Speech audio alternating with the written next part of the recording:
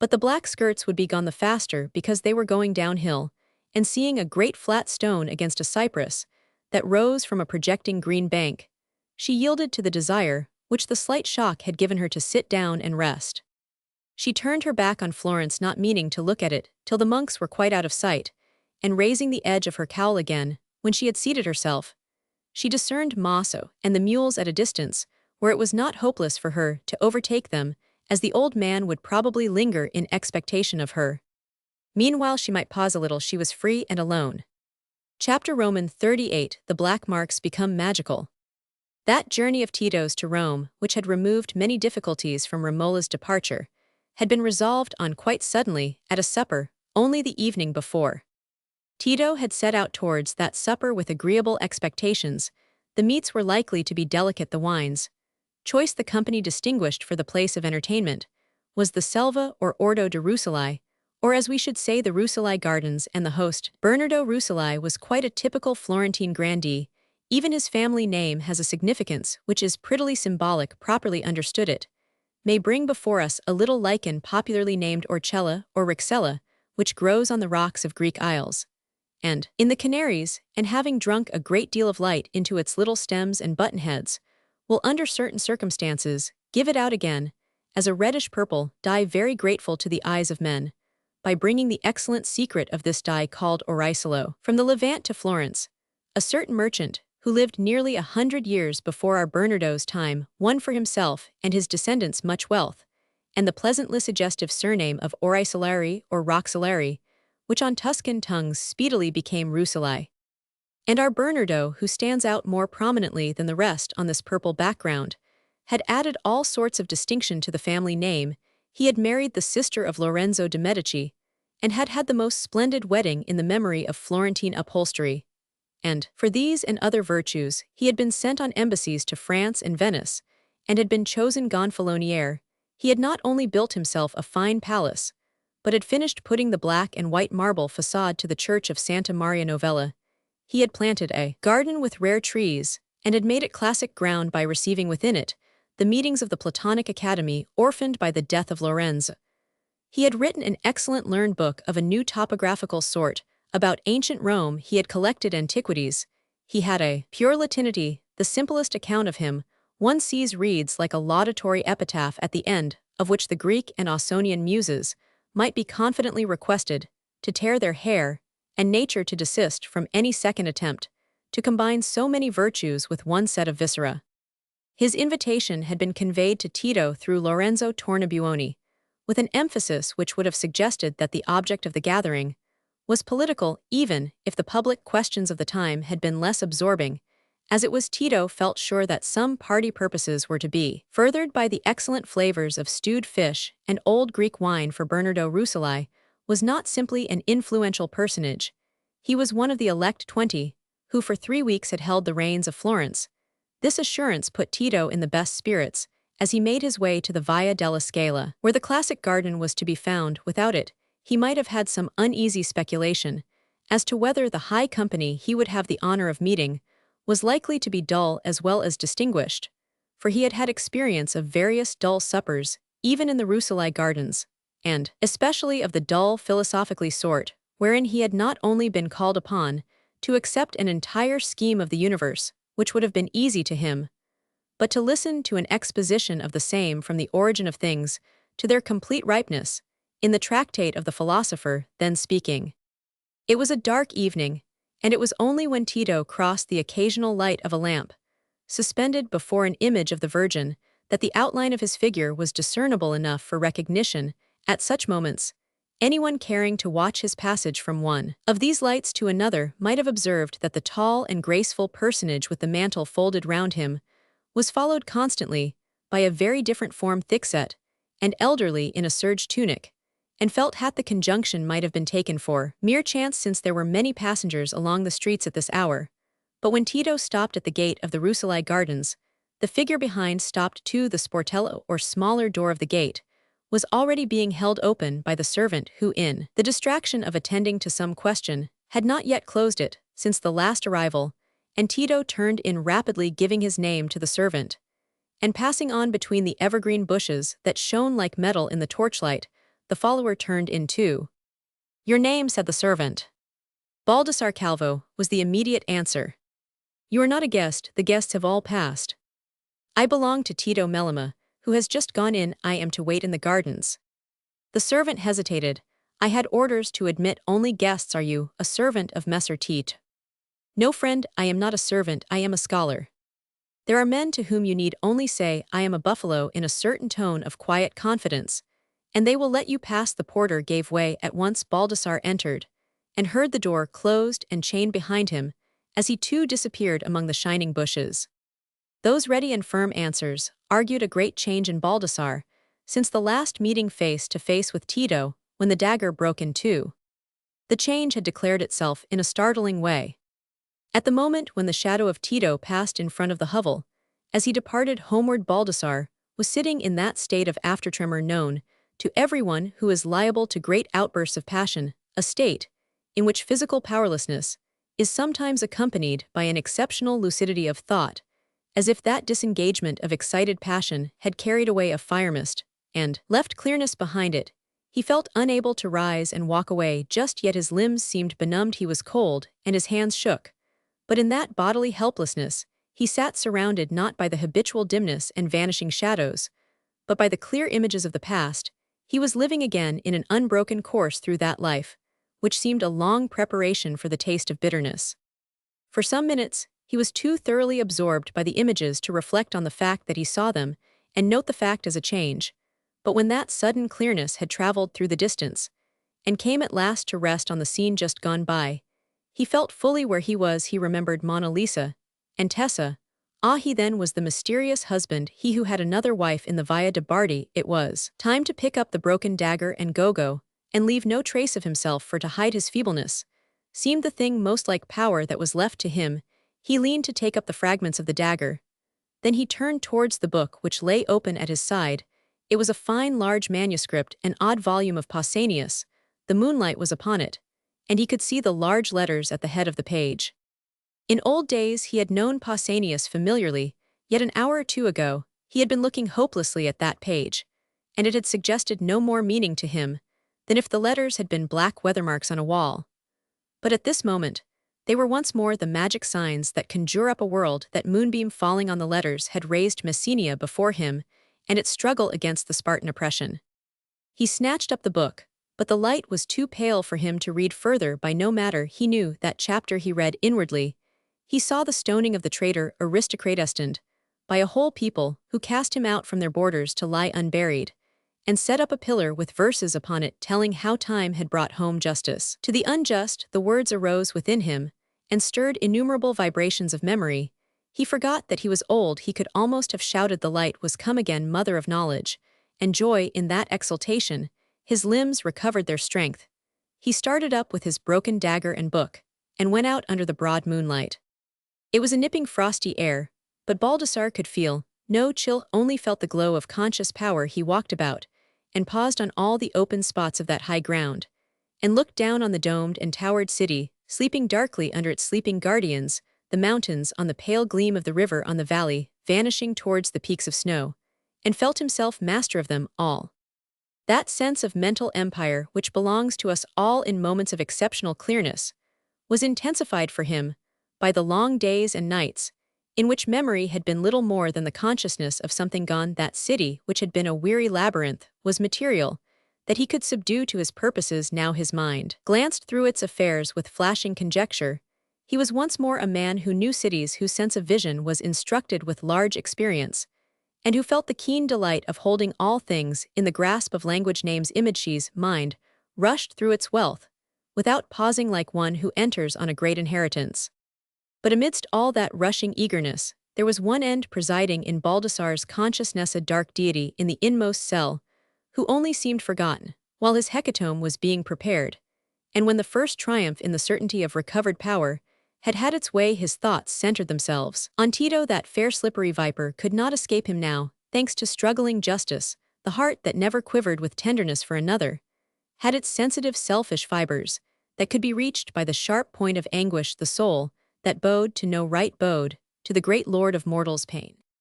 He could search into every secret of Tito's life now. He knew some of the secrets already, and the failure of the broken dagger, which seemed like frustration, had been the beginning of achievement doubtless. That sudden rage had shaken away the obstruction which stifled his soul twice before when his memory had partially returned.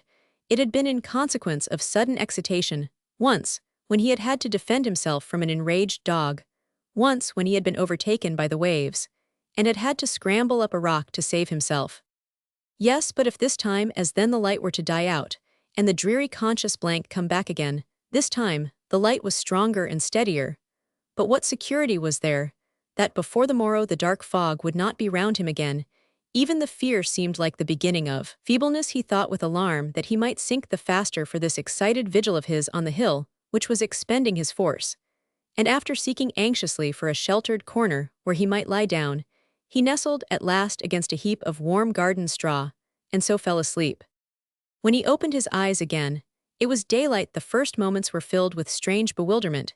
He was a man with a double identity, to which had he awaked to the life of dim-sighted sensibilities, like the sad airship of some fallen greatness, or to the life of recovered power. Surely the last, for the events of the night all came back to him, the recognition of the page, in Pausanias, the crowding resurgence of facts and names, the sudden wide prospect, which had given him such a moment, as that of the Maenad in the glorious amaze of her morning, waking on the mountain top. He took up the book again, he read, he remembered. Without reading he saw a name, and the images of deeds rose with it. He saw the mention of a deed, and he linked it with a name. There were stories of inexpiable crimes, but stories also of guilt that seemed successful. There were sanctuaries for swift-footed miscreants. Baseness had its armor, and the weapons of justice sometimes broke against it. What then if baseness triumphed everywhere else, if it could heap to itself all the goods of the world, and even hold the keys of hell? It would never triumph over the hatred which it had itself awakened.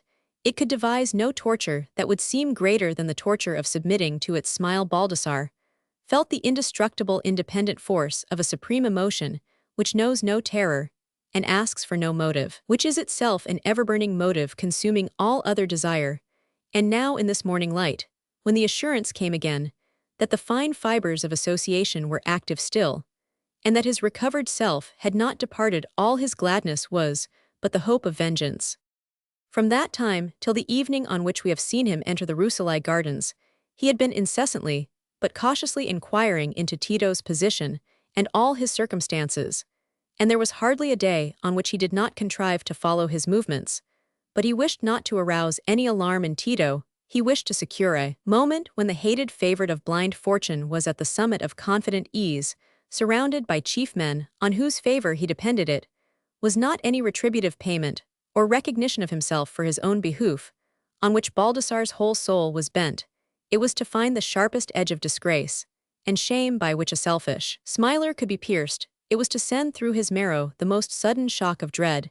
He was content to lie hard and live stintedly, had spent the greater part of his remaining money in buying another poniard. His hunger and his thirst were after nothing exquisite, but an exquisite vengeance. He had avoided addressing himself to any one whom he suspected of intimacy with Tito, lest an alarm raised in Tito's mind should urge him either to flight or to some other counteracting measure, which hard-pressed ingenuity might devise. For this reason, he had never entered Nello's shop, which he observed that Tito frequented, and he had turned aside to avoid meeting Piero di Cosimo.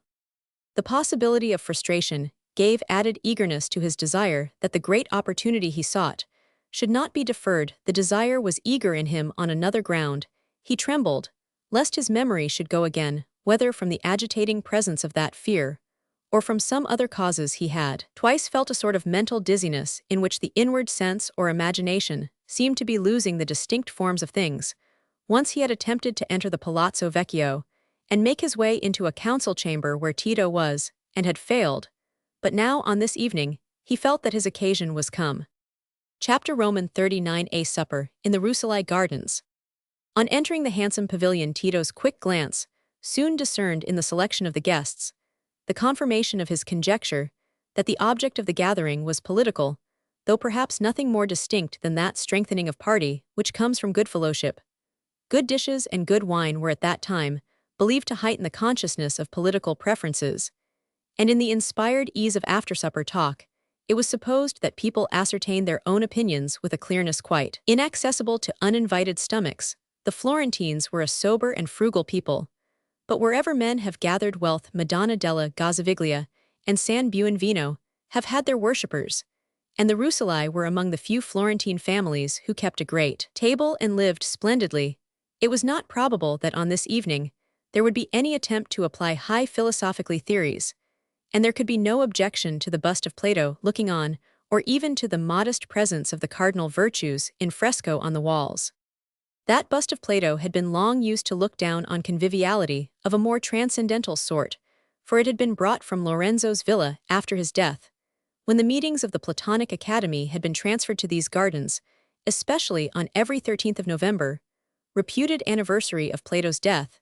It had looked down from under laurel leaves on a picked company of scholars and philosophers who met to eat and drink with moderation, and to discuss and admire perhaps with less moderation the doctrines of the great master Pico della Mirandola, once a quixotic young genius with long curls, astonished at his own powers, and astonishing Rome with heterodox theses, afterwards a more humble student, with a consuming passion for inward perfection, having come to find the universe more astonishing than his own cleverness. An innocent, laborious Marsilio Ficino, picked out young to be reared as a Platonic philosopher, and fed on Platonism in all its stages, till his mind was perhaps a little pulpy, from that too exclusive diet. Angelo Poliziano, chief literary genius of that age, a born poet, and a scholar without dullness whose phrases had blood in them, and are alive stiller further back on Leon Battista Alberti, Reverend Senior, when those three were young, and of a much grander type than they, a robust universal mind, at once practical and theoretic, artist, man of science, inventor, poet, and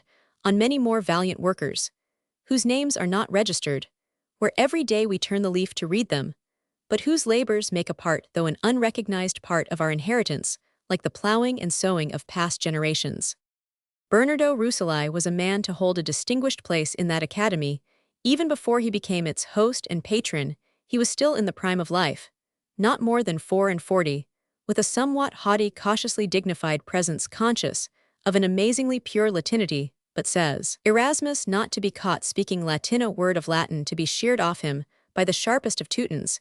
He welcomed Tito with more marked favor than usual, and gave him a place between Lorenzo Tornabuoni and Gennaro Pucci, both of them accomplished young members of the Medician party. Of course the talk was the lightest in the world, while the brass bowl filled with scented water was passing round, that the company might wash their hands, and rings flashed on white fingers under the waxlights, and there was the pleasant fragrance of fresh white damask, newly come from France. The tone of remark was a very common one in those times. Some one asked what Dante's pattern old Florentine would think if the life could come into him again under his leathern belt and bone clasp, and he could see silver forks on the table, and it was agreed on all hands that the habits of posterity would be very surprising to ancestors, if ancestors could only know them. And while the silver forks were just dallying with the appetizing delicacies that introduced the more serious business of the supper, such as morsels of liver, cooked to that exquisite point that they would melt in the mouth, there was time to admire the designs on the enameled silver centers of the brass service, and to say something as usual about the silver dish for confetti, a masterpiece of Antonio Pollajuolo, whom patronizing popes had seduced from his native Florence to more gorgeous.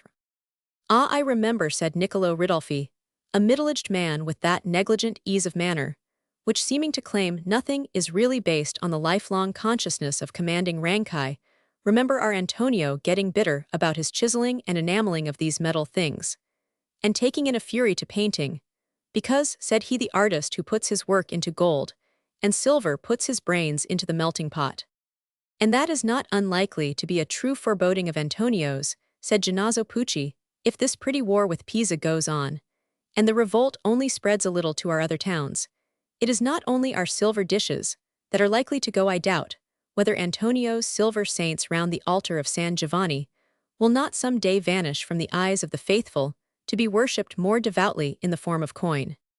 The freight is preparing us for that already," said Tornabuoni. "He is telling the people that God will not have silver crucifixes and starving stomachs, and that the church is best adorned with the gems of holiness and the fine gold of brotherly love. A very useful doctrine of war finance, as many a condottieri has found," said Bernardo Rucellai dryly. "But politics come on after the confetti, Lorenzo, When we can drink wine enough to wash them down, they are too solid to be taken with roast and boiled. Yes, indeed, said Niccolo Ridolfi.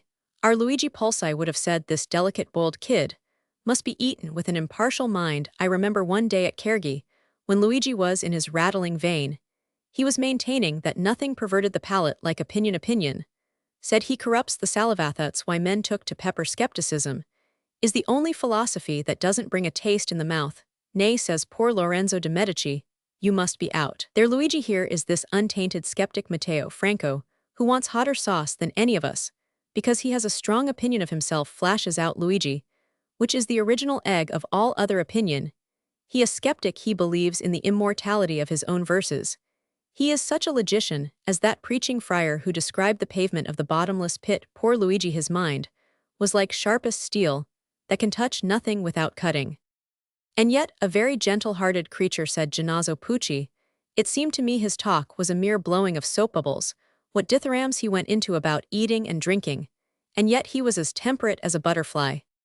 The light talk and the solid eatables were not soon at an end, for after the roast and boiled meats came the indispensable capon and game, and crowning glory of a well-spread table, a peacock cooked according to the receipt of Apicius for cooking partridges, namely with the feathers on, but not plucked afterwards, as that great authority ordered concerning his partridges. On the contrary, so disposed on the dish that it might look as much as possible like a live peacock taking its unboiled repose. Great was the skill required in that confidential servant, who was the official carver, respectfully to turn the classical, though insipid bird on its back, and expose the plucked breast from which he was to dispense a delicate slice to each of the honorable company, unless anyone should be of so independent a mind as to decline that expensive toughness and prefer the vulgar digestibility of capon.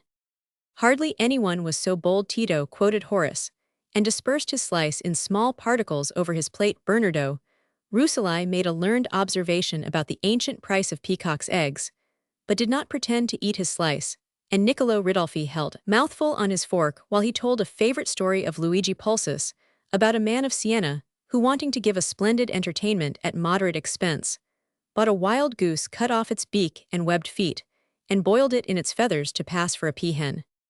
In fact, very little peacock was eaten, but there was the satisfaction of sitting at a table where peacock was served up in a remarkable manner, and of knowing that such caprices were not within reach of any but those who supped with the very wealthiest men, and it would have been rashness to speak slightingly of peacock's flesh, or any other venerable institution, at a time when Fra Girolamo was teaching the disturbing doctrine that it was not the duty of the rich to be luxurious for the sake of the poor.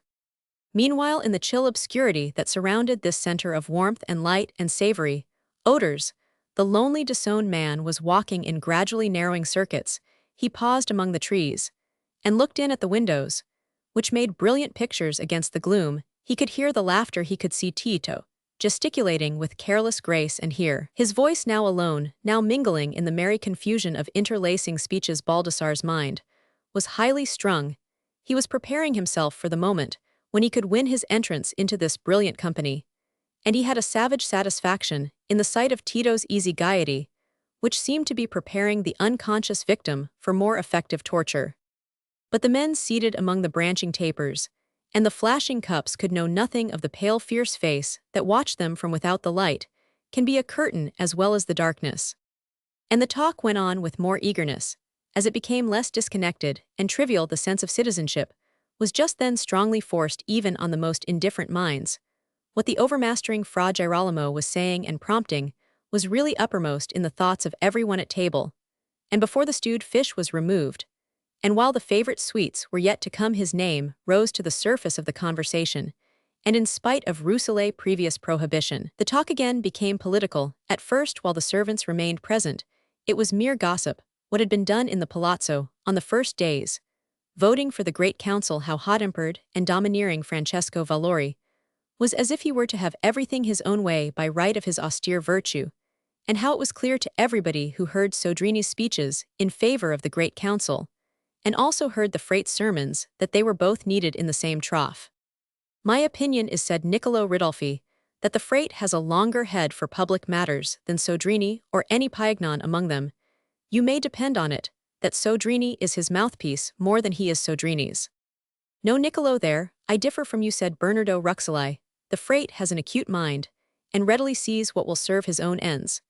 But it is not likely that Pagolantonio Sodrini, who has had long experience of affairs, and has specially studied the Venetian council, should be much indebted to a monk for ideas on that subject. No, Sodrini loads the cannon, though I grant you Fra Girolamo brings the powder, and lights the match. He is master of the people, and the people are getting master of us. Well, said Lorenzo Tornabuoni. Presently, when the room was clear of servants, and nothing but wine was passing round, whether Sodrini is indebted or not, we are indebted to the Frate for the general amnesty which has gone along with the scheme of the council. We might have done without the fear of God, and the reform of morals being passed by a majority of black beans. But that excellent proposition that our Medicean heads should be allowed to remain comfortably on our shoulders, and that we should not be obliged to hand over our property in fines, has my warm approval. And it is my belief that nothing but the Frate's predominance could have procured that for us, and you may rely on it, that Fra Girolamo is as firm as a rock on that point of promoting peace. I have had an interview with him. There was a murmur of surprise and curiosity at the farther end of the table, but Bernardo Rucellai simply nodded, as if he knew what Tornabuoni had to say, and wished him to go on. Yes, proceeded Tornabuoni, I have been favored with an interview in the Frate's own cell, which let me tell you is not a common favor, for I have reason to believe that even Francesco Valori very seldom sees him in private. However, I think he saw me the more willingly, because I was not a ready-made follower, but had to be converted, and for my part, I see clearly enough that the only safe and wise policy for us Mediceans to pursue is to throw our strength into the scale of the Frate's party. We are not strong enough to make head on our own behalf, and if the Frate and the popular party were upset, everyone who hears me knows perfectly well what other party would be uppermost. Just now Nerli Alberti Pazzi, and the rest arrabbiati as somebody christened them, the other day, who, instead of giving us an amnesty, would be inclined to fly at our throats like mad dogs, and not be satisfied till they had banished half of us. There were strong interjections of assent to this last sentence of Tornabuoni's, as he paused and looked round a moment. A wise dissimulation, he went on, is the only course for moderate rational men in times of violent party feeling. I need hardly tell this company what are my real political attachments. I am not the only man here who has strong personal ties to the banished family. But apart from any such ties, I agree with my more experienced friends, who are allowing me to speak for them in their presence, that the only lasting and peaceful state of things for Florence is the predominance of some single family interest. This theory of the Frates that we are to have a popular government, in which every man is to strive only for the general good, and no party names, is a theory that may do for some Isle of Cristoforo Colombo's finding, but will never do for our fine old quarrelsome Florence. A change must come before long, and with patience and caution, we have every chance of determining the change in our favor. Meanwhile, the best thing we can do will be to keep the Frate's flag flying, for if any other were to be hoisted, just now it would be a black flag for us. It's true, said Niccolo Ridolfi, in a curt, decisive way. What you say is true, Lorenz. For my own part, I am too old for anybody to believe that I've changed my feathers, and there are certain of you's old Bernardo del Nero, for one whom you would never persuade to borrow another man's shield. But we can lie still like sleepy old dogs, and it's clear enough that barking would be of no use just now. As for this psalm-singing party who vote for nothing but the glory of God, and want to make believe we can all love each other, and talk as if vice could be swept out with a besom by the magnificent eight, their day will not be a long one after all the talk of scholars. There are but two sorts of government, one where men show their teeth at each other, and one where men show their tongues, and lick the feet of the strongest. They'll get their great council finally voted tomorrow, that's certain enough, and they'll think they've found out a new plan of government. But as sure as there's a human skin under every luco in the council, their new plan will end like every other in snarling, or in licking. That's my view of things as a plain man, not that I consider it becoming in men of family and following who have got others depending on their constancy, and on their sticking to their colors, to go a-hunting with a fine net to catch reasons in the air like doctors of law. I say frankly, that as the head of my family, I shall be true to my old alliances, and I have never yet seen any chalkmark on political reasons to tell me which is true and which is false. My friend Bernardo Rucellai here is a man of reasons, I know, and I have no objection to anybody's finding fine-spun reasons for me, so that they don't interfere with my actions as a man of family who has faith to keep with his connections.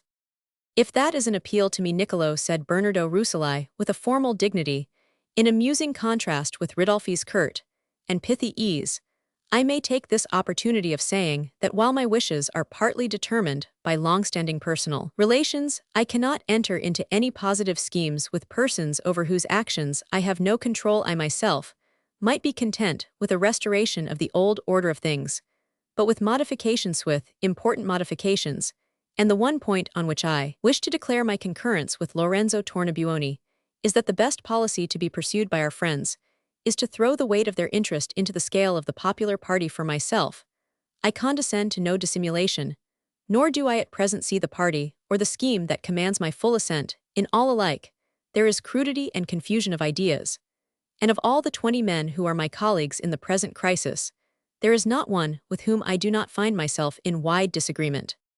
Niccolo Ridolfi shrugged his shoulders and left it to someone else to take up the ball. As the wine went round, the talk became more and more frank and lively, and the desire of several at once to be the chief speaker, as usual, caused the company to break up into small knots of 2 and 3. It was a result which had been foreseen by Lorenzo Tornabuoni and Gennaro Pucci, and they were among the first to turn aside from the highroad of general talk and enter into a special conversation with Tito, who sat between them, gradually pushing away their seats and turning their backs on the table and wine. In truth, Melema Tornabuoni was saying at this stage, laying one host-clad leg across the knee of the other, and caressing his ankle, I know of no man in Florence who can serve our party better than you. You see, what most of our friends are men who can no more hide their prejudices than a dog can hide the natural tone of his bark, or else men whose political ties are so notorious that they must always be objects of suspicion. Gennaro here and I flatter myself, are able to overcome that suspicion. We have that power of concealment and finesse, without which a rational cultivated man, instead of having any prerogative, is really at a disadvantage, compared with a wild bull or a savage. But except yourself, I know of no one else on whom we could rely for the necessary discretion. Yes, said Gennaro Pucci, laying his hand on Tito's shoulder. The fact is, Tito mio, you can help us better than if you were Ulysses himself, for I am convinced that Ulysses often made himself disagreeable to manage men. One ought to have a sharp mind in a velvet sheath, and there is not a soul in Florence who could undertake a business like this journey to Rome, for example, with the same safety that you can. There is your scholarship, which may always be a pretext for such journeys, and what is better, there is your talent, which it would be harder to match than your scholarship. Niccolo Machiavelli might have done for us if he had been on our side, but hardly so well. He is too much bitten with notions, and has not your power of fascination. All the worse for him, he has lost a great chance in life, and you have got it. Yes, said Tornabuoni, lowering his voice in a significant manner, you have only to play your game well, Melema, and the future belongs to you, for the Medici, you may rely upon it, will keep a foot in Rome as well as in Florence, and the time may not be far off when they will be able to make a finer career for their adherents, even than they did in old days. Why shouldn't you take orders some day? There's a cardinal's hat at the end of that road, and you would not be the first Greek who has worn that ornament. Tito laughed gaily. He was too acute not to measure Tornabuoni's exaggerated flattery, but still, the flattery had a pleasant flavor. My joints are not so stiff, yet he said that I can't be induced to run without such a high prize, as that I think the income of an abbey or two held in commendam, without the trouble of getting my head shaved, would satisfy me at present. I was not joking, said Tornabuoni with grave suavity. I think a scholar would always be the better off for taking orders, but we'll talk of that another time. One of the objects to be first borne in mind is that you should win the confidence of the men who hang about San Marco. That is what Gennaro and I shall do, but you may carry it farther than we can because you are less observed. In that way you can get a thorough knowledge of their doings, and you will make a broader screen for your agency on our side. Nothing, of course, can be done before you start for Rome, because this bit of business between Piero de' Medici and the French nobles must be effected at once. I mean, when you come back, of course, I need say no more. I believe you could make yourself the pet votary of San Marco, if you liked, but you are wise enough to know that effective dissimulation is never immoderate. If it were not that an adhesion to the popular side is necessary to your safety, as an agent of our party, Tito mio, said Gennaro Pucci, who was more fraternal and less patronizing in his manner than Tornabuoni, I could have wished your skill to have been employed in another way for which it is still better fitted. But now, we must look out for some other man among us who will manage to get into the confidence of our sworn enemies, the arrabbiati. We need to know their movements more than those of the Frate's party, who are strong enough to play above board. Still, it would have been a difficult thing for you from your known relations with the Medici a little while back, and that sort of kinship your wife has with Bernardo del Nero. We must find a man who has no distinguished connections, and who has not yet taken any side. Tito was pushing his hair backward automatically, as his manner was, and looking straight at Pucci with a scarcely perceptible smile on his lip. No need to look out for anyone else, he said promptly. I can manage the whole business with perfect ease. I will engage to make myself the special confidant of that thick-headed Dolfo Spini, and know his projects before he knows them himself. Tito seldom spoke so confidently of his own powers, but he was in a state of exaltation at the sudden opening of a new path before him, where fortune seemed to have hung higher prizes than any he had thought of hitherto. He had seen success only in the form of favor. It now flashed on him in the shape of power, such power as is possible to talent without traditional ties, and without beliefs. Each party that thought of him as a tool might become dependent on him. His position as an alien, his indifference to the ideas or prejudices of the men amongst whom he moved were suddenly transformed into advantages. He became newly conscious of his own adroitness in the presence of a game that he was called on to play, and all the motives which might have made Tito shrink from the triple deceit that came before him as a tempting game had been slowly strangled in him by the successive falsities of his life.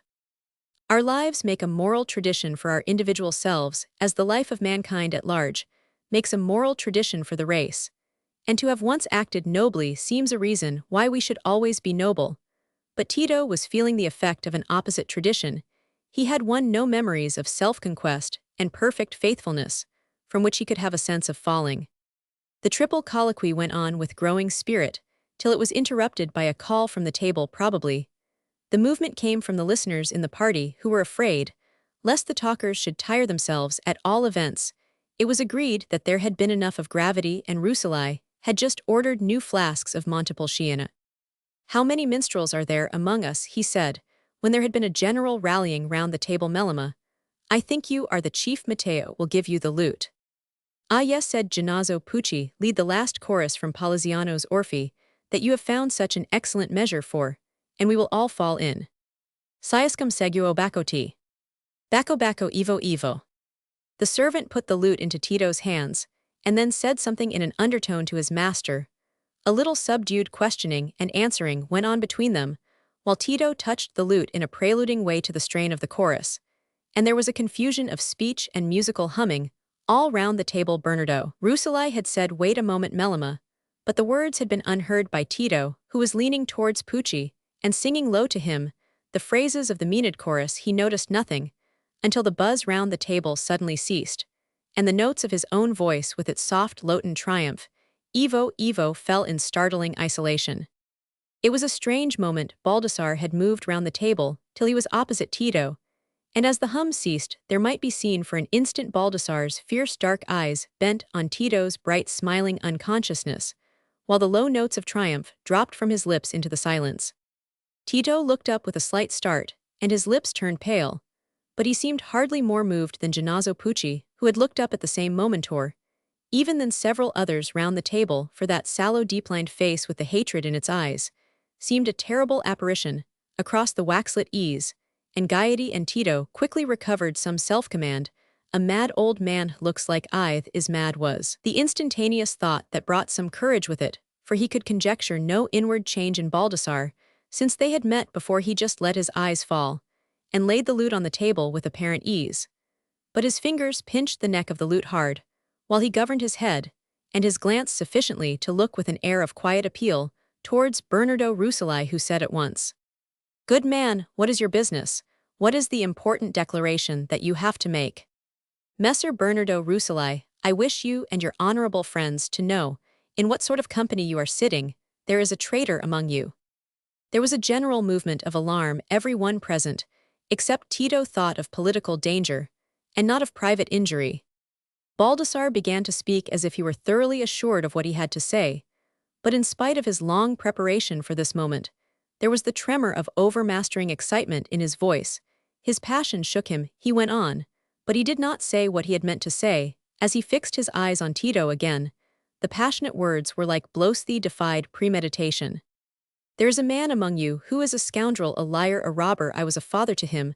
I took him from beggary when he was a child. I reared him. I cherished him. I taught him. I made him a scholar. My head has lain hard that his might have a pillow, and he left me in slavery. He sold the gems that were mine, and when I came again he denied me." The last words had been uttered with almost convulsed agitation, and Baldassarre paused trembling. All glances were turned on Tito, who was now looking straight at Baldassarre.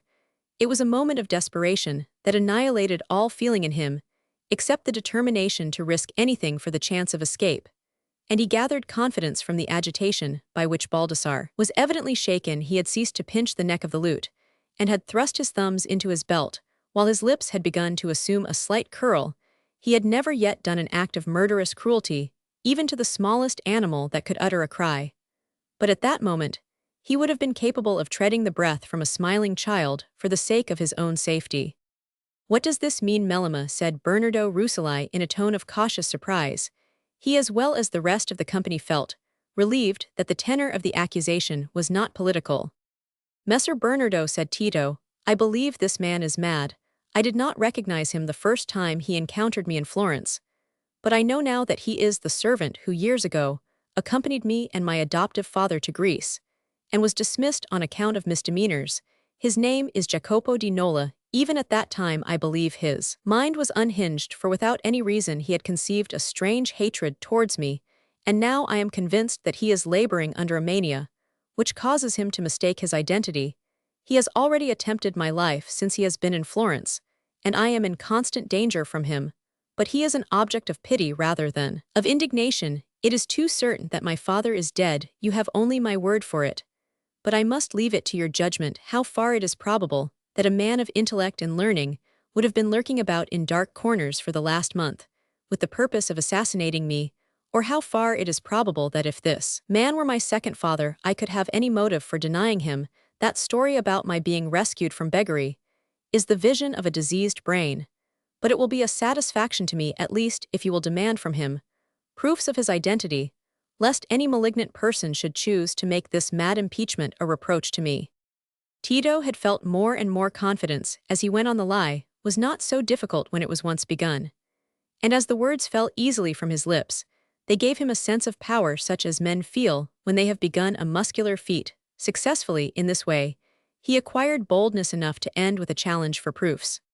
Baldassarre, while he had been walking in the gardens and afterwards waiting in an outer room of the pavilion, with the servants, had been making anew the digest of the evidence he would bring to prove his identity and Tito's baseness, recalling the description and history of his gems, and assuring himself by rapid mental glances that he could attest his learning and his travels. It might be partly owing to this nervous strain that the new shock of rage he felt as Tito's lie fell on his ears brought a strange bodily effect with it. A cold stream seemed to rush over him, and the last words of the speech seemed to be drowned by ringing chimes. Thought gave way to a dizzy horror, as if the earth were slipping away from under him. Everyone in the room was looking at him as Tito ended, and saw that the eyes which had had such fierce intensity only a few minutes before had now a vague fear in them. He clutched the back of a seat and was silent. Hardly any evidence could have been more in favor of Tito's assertion. "Surely I have seen this man before somewhere," said Tornabuoni. "Certainly you have," said Tito readily in a low tone. "He is the escaped prisoner who clutched me on the steps of the Duomo. I did not recognize him. Then he looks now more as he used to do, except that he has a more unmistakable air of mad imbecility." "I cast no doubt on your word, Melema," said Bernardo Rucellai with cautious gravity, "but you are right to desire some positive test of the fact." Then turning to Baldassarre, he said, "If you are the person you claim to be, you can doubtless give some description of the gems, which were your property. I myself was the purchaser of more than one gem from Messer Tito Chief Rings. I believe in his collection one of them is a fine sard engraved with a subject from Homer. If, as you allege, you are a scholar, and the rightful owner of that ring, you can doubtless turn to the noted passage in Homer, from which that subject is taken. Do you accept this test, Melema? Or have you anything to allege against its validity? The Jacopo you speak of, was he a scholar?" It was a fearful crisis for Tito. If he said yes, his quick mind told him that he would shake the credibility of his story. If he said no, He risked everything on the uncertain extent of Baldassarre's imbecility, but there was no noticeable pause before he said no, I accept the test. There was a dead silence, while Rousselet moved towards the recess where the books were, and came back with the fine Florentine Homer in his hand. Baldassarre, when he was addressed, had turned his head towards the speaker, and Rousselet believed that he had understood him, but he chose to repeat what he had said that there might be no mistake as to the test. The ring I possess, he said, is a fine sard engraved with a subject from Homer. There was no other at all resembling it in Messer Tito's collection. Will you turn to the passage in Homer from which that subject is taken? Seat yourself here, he added, laying the book on the table, and pointing to his own seat while he stood beside it.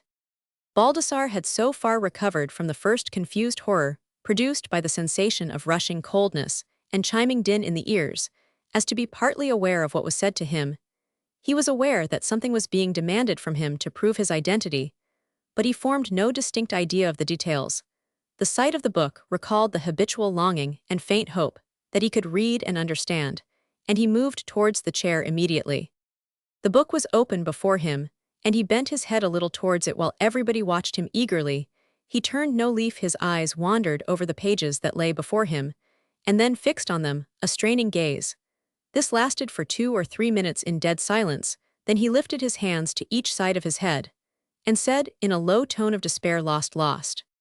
There was something so piteous in the wandering look, and the low cry, that while they confirmed the belief in his madness, they raised compassion, nay, so distinct sometimes, is the working of a double consciousness within us, that Tito himself, while he triumphed in the apparent verification of his lie, wished that he had never made the lie necessary to himself, wished he had recognized his father on the steps, wished he had gone to seek him, wished everything had been different, but he had borrowed from the terrible usurer falsehood, and the loan had mounted and mounted with the years, till he belonged to the usurer body and soul.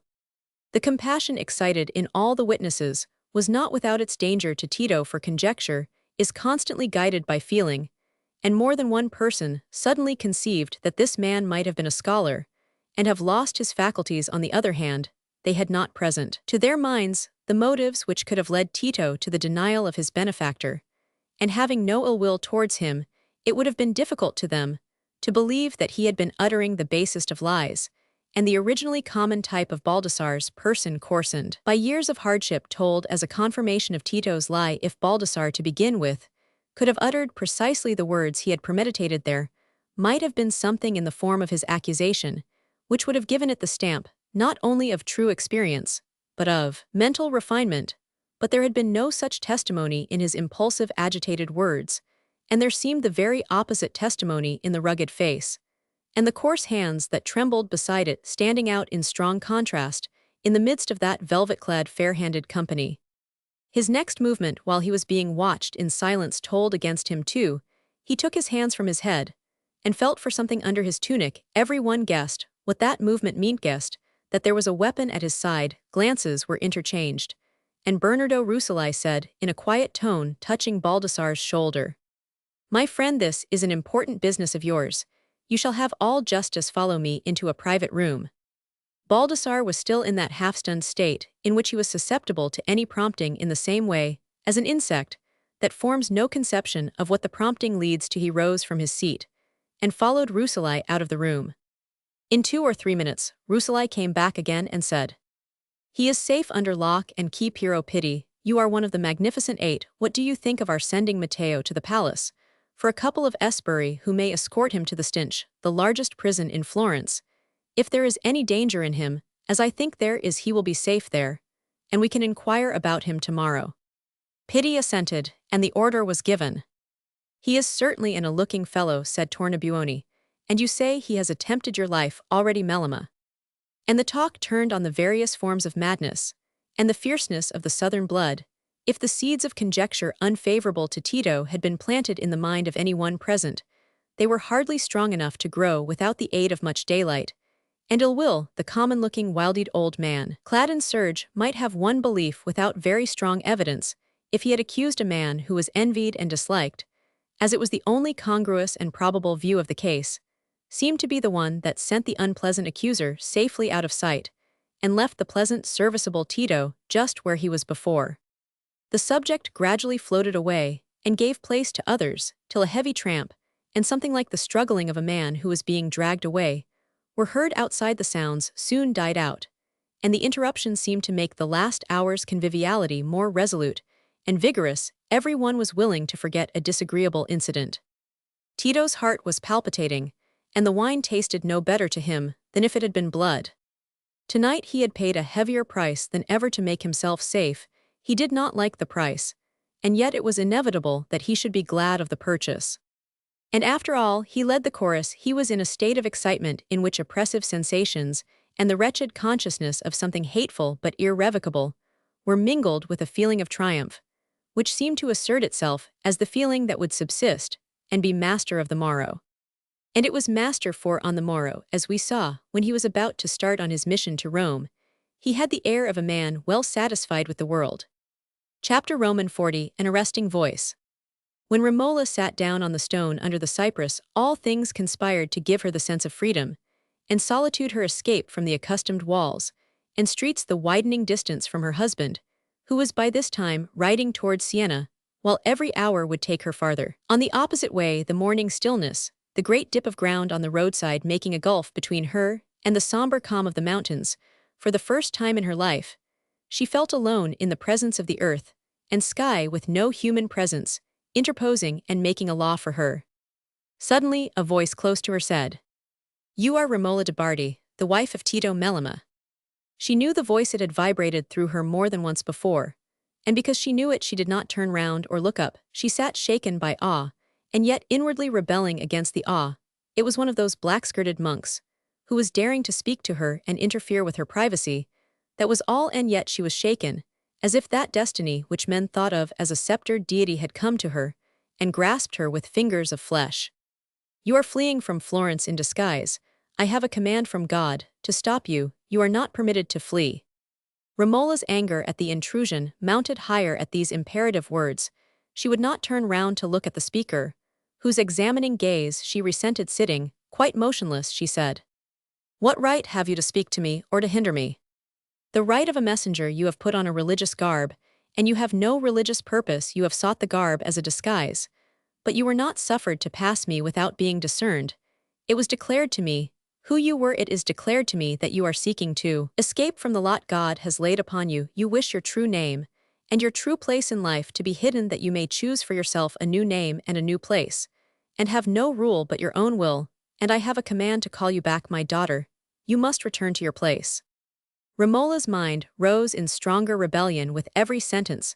She was the more determined not to show any sign of submission, because the consciousness of being inwardly shaken made her dread lest she should fall into irresolution. She spoke with more irritation than before.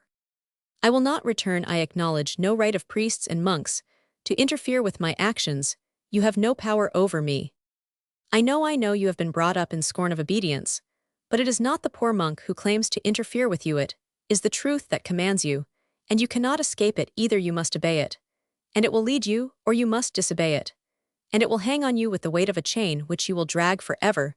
But you will obey it, my daughter. Your old servant will return to you with the mules. My companion is gone to fetch him, and you will go back to Florence."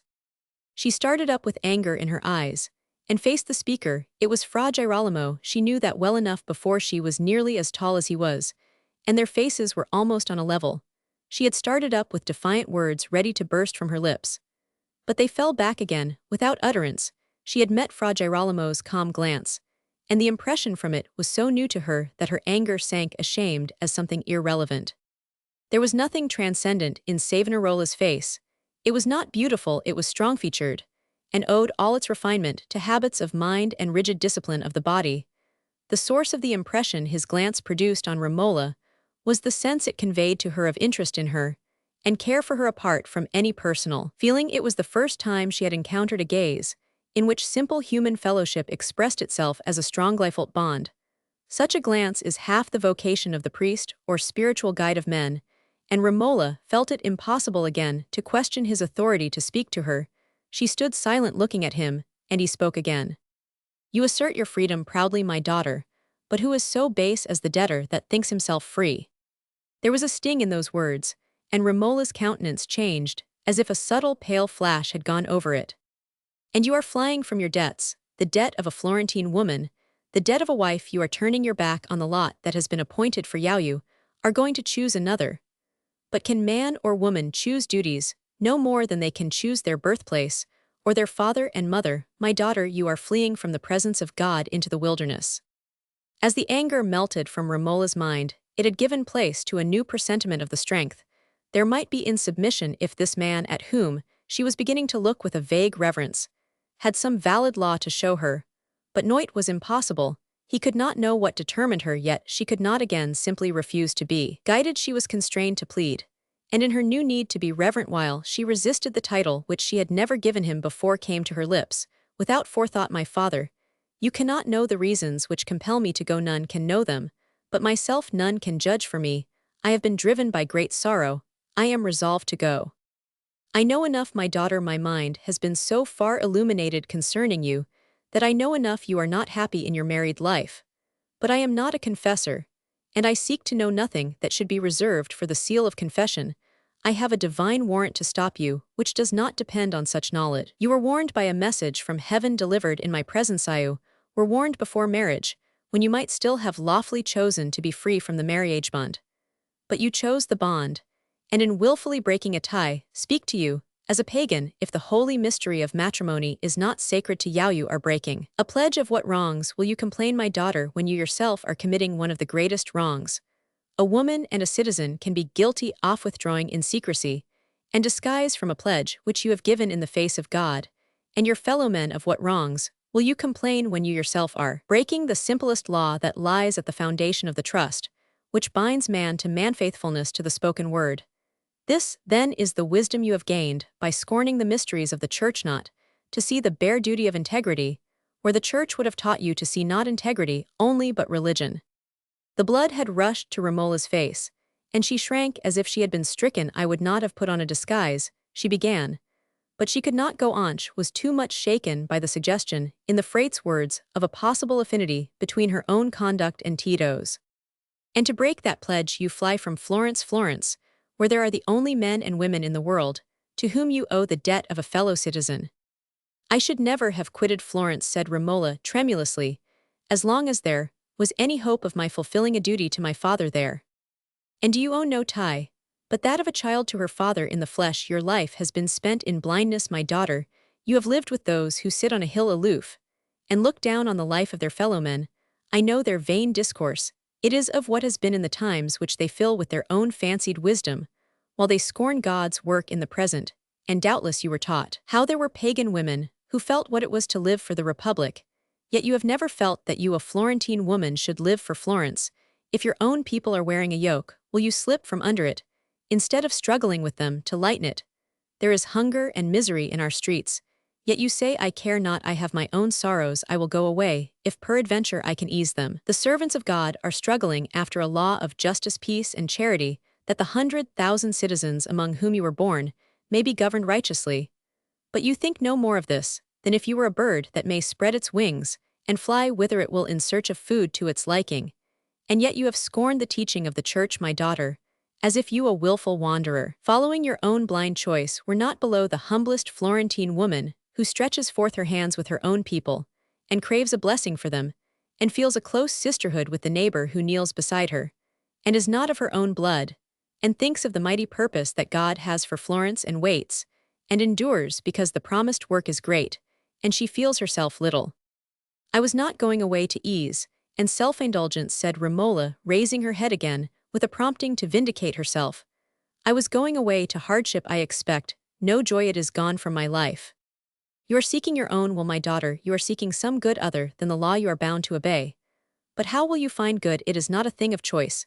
It is a river that flows from the foot of the invisible throne, and flows by the path of obedience. I say again, man cannot choose his duties. You may choose to forsake your duties, and choose not to have the sorrow they bring, but you will go forth. And what will you find, my daughter? Sorrow without due to bitter herbs, and no bread with them. But if you knew, said Romola, clasping her hands and pressing them tight, as she looked pleadingly at Fra Girolamo, if you knew what it was to me, how impossible it seemed to me to bear it. My daughter, he said, pointing to the cord round Romola's neck, you carry something within your mantle, draw it forth and look at it.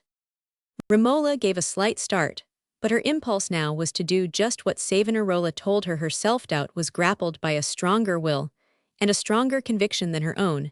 She drew forth the crucifix, still pointing towards it. He said, "There, my daughter, is the image of a supreme offering made by supreme love, because the need of man was great."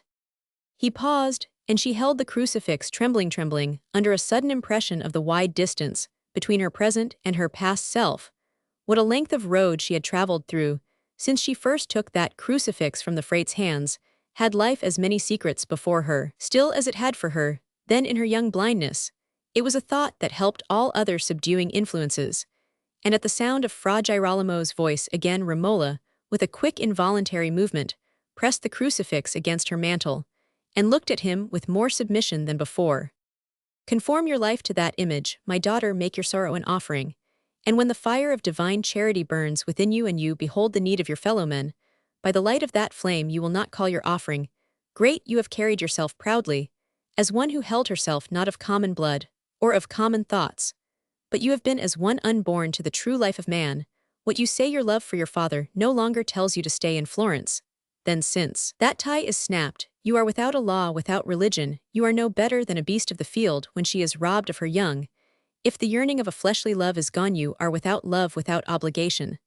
See, then, my daughter, how you are below the life of the believer, who worships that image of the supreme offering and feels the glow of a common life, with the lost multitude for whom that offering was made, and beholds the history of the world as the history of a great redemption in which he is himself a fellow worker in his own place, and among his own people. If you held that faith, my beloved daughter, you would not be a wanderer flying from suffering and blindly seeking the good of a freedom which is lawlessness.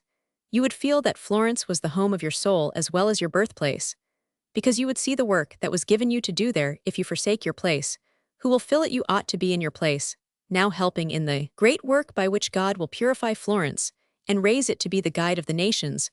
What the earth is full of, iniquitiful of gross light, is still struggling with a mighty darkness. And you say, I cannot bear my bonds, I will burst them asunder. I will go where no man claims me. My daughter, every bond of your life is a debt.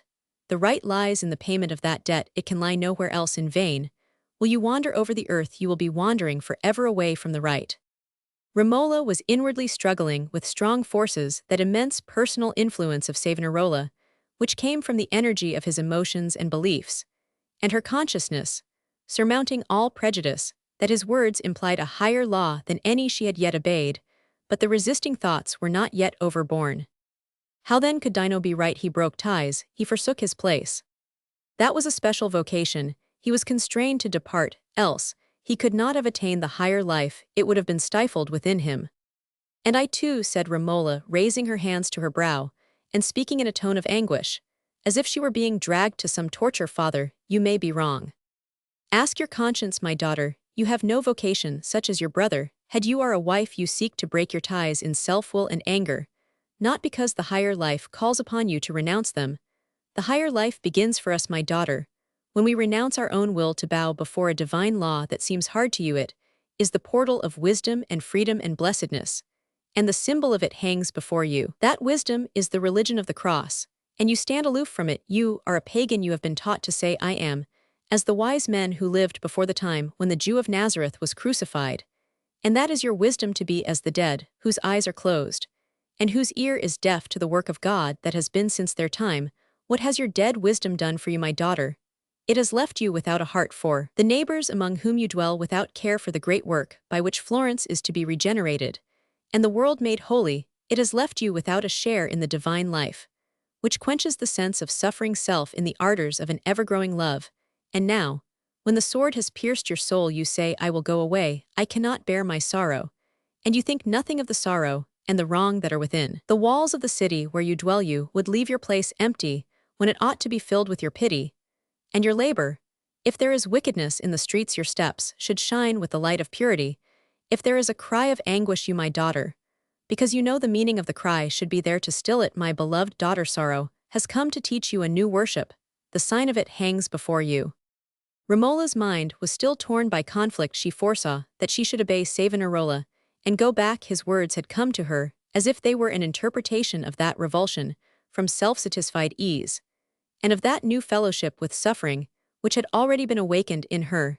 His arresting voice had brought a new condition into her life, which made it seem impossible to her that she could go on her way as if she had not heard it, yet she shrank as one who sees the path she must take, but sees too that the hot lava lies there, and the instinctive shrinking from a return to her husband brought doubts. She turned away her eyes from Fra Girolamo, and stood for a minute or two with her hands hanging clasped before her like a statue. At last she spoke, as if the words were being wrung from her, still looking on the ground. "My husband he is not, my love is gone. My daughter, there is the bond of a higher love. Marriage is not carnal, only made for selfish delight. See what that thought leads you to. It leads you to wander away in a false garb from all the obligations of your place and name, that would not have been if you had learned that it is a sacramental vow from which none but God can release you. My daughter, your life is not as a grain of sand to be blown by the winds. It is a thing of flesh and blood, that dies if it be sundered. Your husband is not a malefactor." Romola started. "Heaven forbid, no, I accuse him of nothing. I did not suppose he was a malefactor. I meant that if he were a malefactor your place would be in the prison beside him. My daughter, if the cross comes to you, as a wife you must carry it. As a wife you may say, I will forsake my husband, but you cannot cease to be a wife." Yet Ifo, how could I bear? Romola had involuntarily begun to say something which she sought to banish from her mind again. "Make your marriage sorrows an offering too, my daughter, an offering to the great work, by which sin and sorrow are being made to cease. The end is sure, and is already beginning here in Florence. It is beginning, and the eyes of faith behold it, and it may be our blessedness to die for it, to die daily, by the crucifixion of our selfish will, to die at last, by laying our bodies on the altar. My daughter, you are a child of Florence. Fulfill the duties of that great inheritance. Live for Florence. For your own people whom God is preparing to bless. The earth bear the anguish, and the smart. The iron is sharp, I know it rends the tender flesh. The draught is bitterness on the lips, but there is rapture in the cup. There is the vision which makes all life below it dross forever. Come, my daughter, come back to your place." While Savonarola spoke with growing intensity, his arms tightly folded before him, still as they had been from the first, but his face alight as from an inward flame, Romola felt herself surrounded and possessed by the glow of his passionate faith. The chill doubts all melted away. She was subdued by the sense of something unspeakably great, to which she was being called by a strong being, who roused a new strength within herself. In a voice that was like a low, prayerful cry, she said, "Father, I will be guided. Teach me, I will go back." Almost unconsciously, she sank on her knees. Savonarola stretched out his hands over her, but feeling would no longer pass through the channel of speech, and he was silent. Chapter Roman 41. Coming back. "Rise, my daughter," said Fra Girolamo at last. "Your servant is waiting not far off with the mules. It is time that I should go onward to Florence."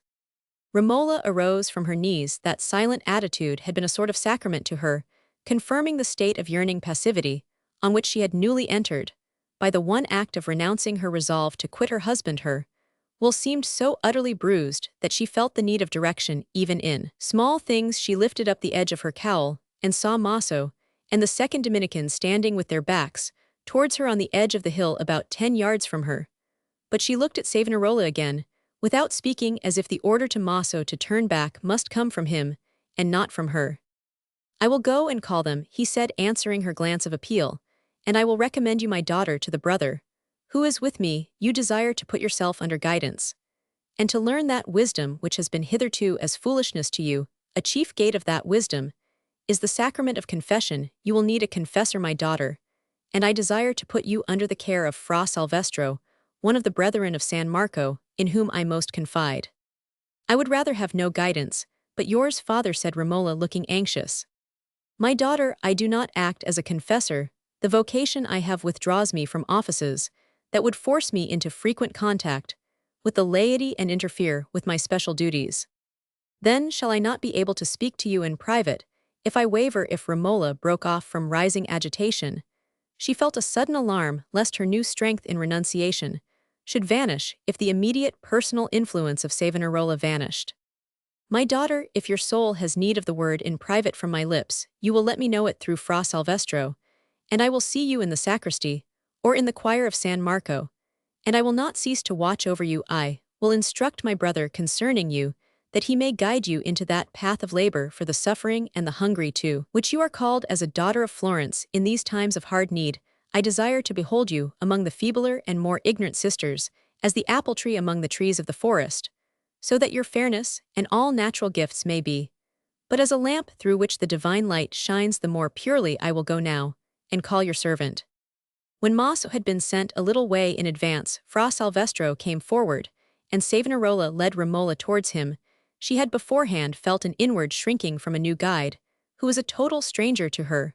But to have resisted Savonarola's advice would have been to assume an attitude of independence. At a moment when all her strength must be drawn from the renunciation of independence, and the whole bent of her mind now was towards doing what was painful, rather than what was easy, she bowed reverently to Fra Salvestro before looking directly at him, but when she raised her head and saw him fully, her reluctance became a palpitating doubt. There are men whose presence infuses trust and reverence. There are others to whom we have need to carry our trust and reverence ready-made. And that difference flashed on Romola, as she ceased to have Savonarola before her and saw in his stead Fra Salvestro. Marafi, it was not that there was anything manifestly repulsive in Fra Salvestro's face and manner, any air of hypocrisy, any tinge of coarseness. His face was handsomer than Fra Girolamo's, his person a little taller.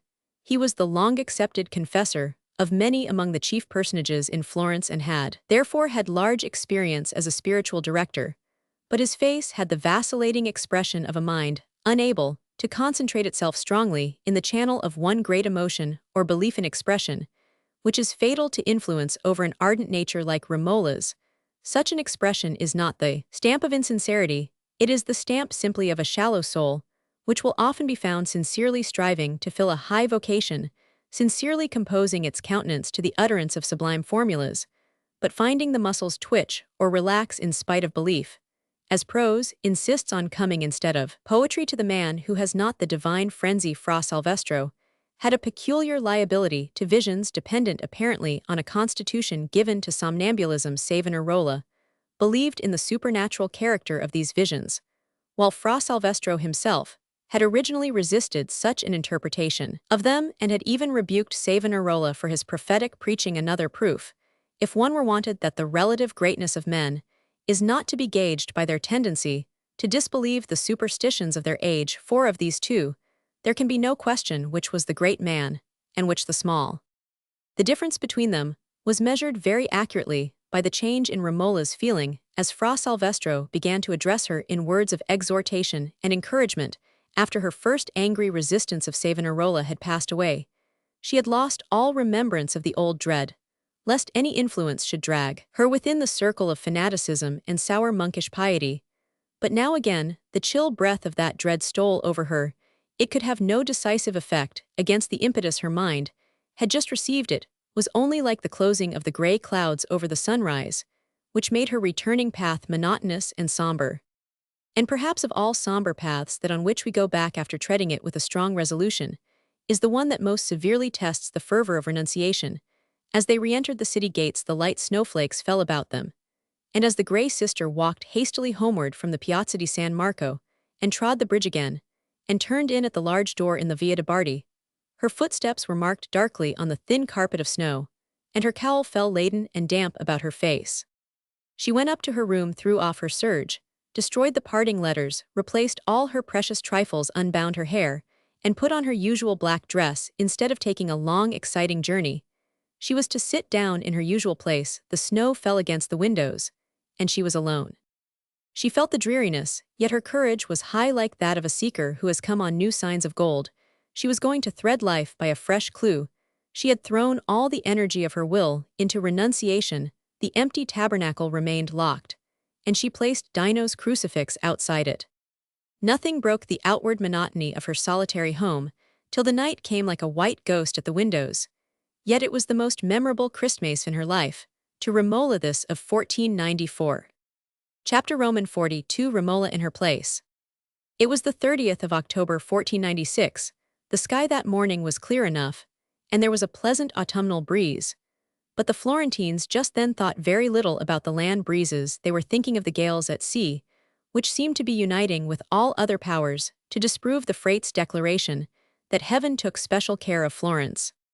For those terrible gales had driven away from the coast of Leghorn certain ships from Marseille, freighted with soldiery, and corn and Florence was in the direst need first of food, and secondly of fighting men. Pale famine was in her streets, and her territory was threatened on all its borders. For the French king that knew Charlemagne, who had entered Italy in anticipatory triumph, and had conquered Naples, without the least trouble had gone away again 15 months ago, and it was feared in his grief for the loss of a newborn son, losing the languid intention of coming back again to redress grievances, and set the church in order. A league had been formed against him, a holy league, with Pope Borgia at its head to drive out the barbarians who still garrisoned the fortress of Naples. That had a patriotic sound, but looked at more closely, the Holy League seemed very much like an agreement among certain wolves to drive away all other wolves, and then to see which among themselves could snatch the largest share of the prey. And there was a general disposition to regard Florence not as a fellow wolf, but rather as a desirable carcass. Florence, therefore, of all the chief Italian states, had alone declined to join the League, adhering still to the French alliance. She had declined at her peril. At this moment Pisa, still fighting savagely for liberty, was being encouraged not only by strong forces from Venice and Milan, but by the presence of the German Emperor Maximilian, who had been invited by the League, and was joining the Pisans with such troops as he had in the attempt to get possession of Leghorn, while the coast was invested by Venetian and Genoese ships. And if Leghorn should fall into the hands of the enemy, woe to Florence, for if that one outlet towards the sea were closed, hedged in, as she was on the land, by the bitter ill will of the Pope, and the jealousy of smaller states, how could succors reach her? The government of Florence had shown a great heart in this urgent need, meeting losses and defeats with vigorous effort, raising fresh money, raising fresh soldiers, but not neglecting the good old method of Italian defense-conciliatory embassies. And while the scarcity of food was every day becoming greater, they had resolved, in opposition to old precedent, not to shut out the starving country people, and the mendicants driven from the gates of other cities, who came flocking to Florence like birds from a land of snow. These acts of a government, in which the disciples of Savonarola made the strongest element, were not allowed to pass without criticism. The disaffected were plentiful, and they saw clearly that the government took the worst course for the public welfare. Florence ought to join the League, and make common cause with the other great Italian states, instead of drawing down their hostility by a futile adherence to a foreign ally. Florence ought to take care of her own citizens, instead of opening her gates to famine and pestilence, in the shape of starving contadini and alien mendicants. Every day the distress became sharper, every day the murmurs became louder, and to crown the difficulties of the government, for a month and more, in obedience to a mandate from Rome, Fra Girolamo had ceased to preach. But on the arrival of the terrible news that the ships from Marseille had been driven back, and that no corn was coming, the need for the voice that could infuse faith and patience into the people became too imperative to be resisted. In defiance of the papal mandate, the Signoria requested Savonarola to preach, and 2 days ago he had mounted again the pulpit of the Duomo, and had told the people only to wait and be steadfast, and the divine help would certainly come. It was a bold sermon. He consented to have his frock stripped off him, if when Florence persevered in fulfilling the duties of piety and citizenship, God did not come to her rescue. Yet at present, on this morning of the 30th, there were no signs of rescue. Perhaps, if the precious tabernacle of the Madonna dell'Impruneta were brought into Florence, and carried in devout procession to the Duomo, that mother rich in sorrows, and therefore in mercy, would plead for the suffering city for a century and a half, there were records how the Florentines, suffering from drought or flood or famine or pestilence, or the threat of wars, had fetched the potent image within their walls, and had found deliverance, and grateful honor had been done to her, and her ancient church of El Impruneta, the high house of Buondelmonte, patrons of the church, had to guard her hidden image with bare sword. Wealth had been poured out for prayers at her shrine, for chantings and chapels, and ever-burning lights and lands had been added, till there was much quarreling for the privilege of serving her. The Florentines were deeply convinced of her graciousness to them, so that the sight of her tabernacle within their walls was like the parting of the cloud, and the proverb ran that the Florentines had a Madonna who would do what they pleased. When were they in more need of her pleading pity than now? And already the evening before, the tabernacle containing the miraculous hidden image had been brought with high and reverend escort from El Impruneta, the privileged spot 6 miles beyond the gate of San Piero that looks towards Rome, and had been deposited in the church of San Gaggio outside the gate, whence it was to be fetched in solemn procession by all the fraternities, trades, and authorities of Florence. But the pitying mother had not yet entered within the walls, and the morning arose on unchanged misery and despondency. Pestilence was hovering in the track of famine. Not only the hospitals were full, but the courtyards of private houses had been turned into refuges and infirmaries, and still there was unsheltered want. And early this morning, as usual, members of the various fraternities, who made it part of their duty to bury the unfriended dead, were bearing away the corpses that had sunk by the wayside, as usual, sweet womanly forms, with the refined air and carriage of the well-born, but in the plainest garb, were moving about the streets on their daily errands of tending the sick and relieving the hungry. One of these forms was easily distinguishable, as Romola de Bardi, clad in the simplest garment of black serge, with a plain piece of black drapery drawn over her head, so as to hide all her hair, except the bands of gold that rippled apart on her brow. She was advancing from the Ponte Vecchio towards the poor Santa Maria Street, in a direct line with the bridge when she found her way obstructed by the pausing of a bier, which was being carried by members of the company of San Jacopo del Popolo, in search for the unburied dead. The brethren at the head of the bier were stooping to examine something, while a group of idle workmen with features paled and sharpened by hunger were clustering around, and all talking at once. "He's dead, I tell you, Messer Domnetio has loved him well enough to take him. Ah, and it would be well for us all if we could have our legs stretched out, and go, with our heads, 2 or 3, bracci foremost. It's ill standing upright with hunger to prop you. Well, well, he's an old fellow. Death has got a poor bargain. Life's had the best of him. And no Florentine 10 to 1. A beggar turned out of Siena. San Giovanni defend us. They've no need of soldiers to fight us. They send us an army of starving men. No, no, this man is one of the prisoners turned out of the Stinch. I know by the grey patch where the prison badge was. Keep quiet, lend a hand. Don't you see the brethren are going to lift him on the bier? It's likely he's alive enough if he could only look it. The soul may be inside him, if it had only a drop of vernaccia to warm it. In truth, I think he is not dead, said one of the brethren, when they had lifted him on the bier. He has perhaps only sunk down for want of food. Let me try to give him some wine, said Romola, coming forward.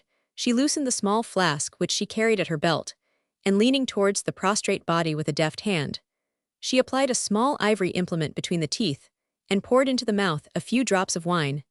The stimulus acted. The wine was evidently swallowed. She poured more, till the head was moved a little towards her, and the eyes of the old man opened full upon her, with the vague look of returning consciousness. Then for the first time, a sense of complete recognition came over Romola, those wild dark eyes opening in the sallow deep-lined face, with the white beard, which was now long again, were like an unmistakable signature to a remembered handwriting. The light of 2 summers had not made that image any fainter in Romola's memory, the image of the escaped prisoner, whom she had seen in the Duomo the day when Tito first wore the armor, at whose grasp Tito was paled with terror in the strange sketch. She had seen in Piero's studio a wretched tremor, and palpitations seized her now at last. Perhaps she was going to know some secret which might be more bitter than all that had gone, before she felt an impulse to dart away, as from a sight of horror, and again, a more imperious need to keep close by the side of this old man, whom the divination of keen feeling told her her husband had injured in the very instant of this conflict. She still leaned towards him, and kept her right hand ready to administer more wine, while her left was passed under his neck. Her hands trembled, but their habit of soothing helpfulness would have served to guide them without the direction of her thought. Baldassarre was looking at her for the first time. The close seclusion in which Romola's trouble had kept her in the weeks preceding her flight, and his arrest had denied him the opportunity he had sought of seeing the wife who lived in the Via de' Bardi. And at this moment, the descriptions he had heard of the fair golden-haired woman were all gone like yesterday's waves. Will it not be well to carry him to the steps of San Stefano, said Romola. We shall cease then to stop up the street, and you can go on your way with your beer.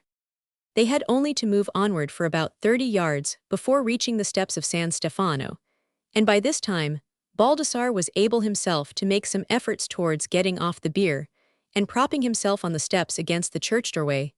The charitable brethren passed on, but the group of interested spectators who had nothing to do, and much to say, had considerably increased. The feeling towards the old man was not so entirely friendly now.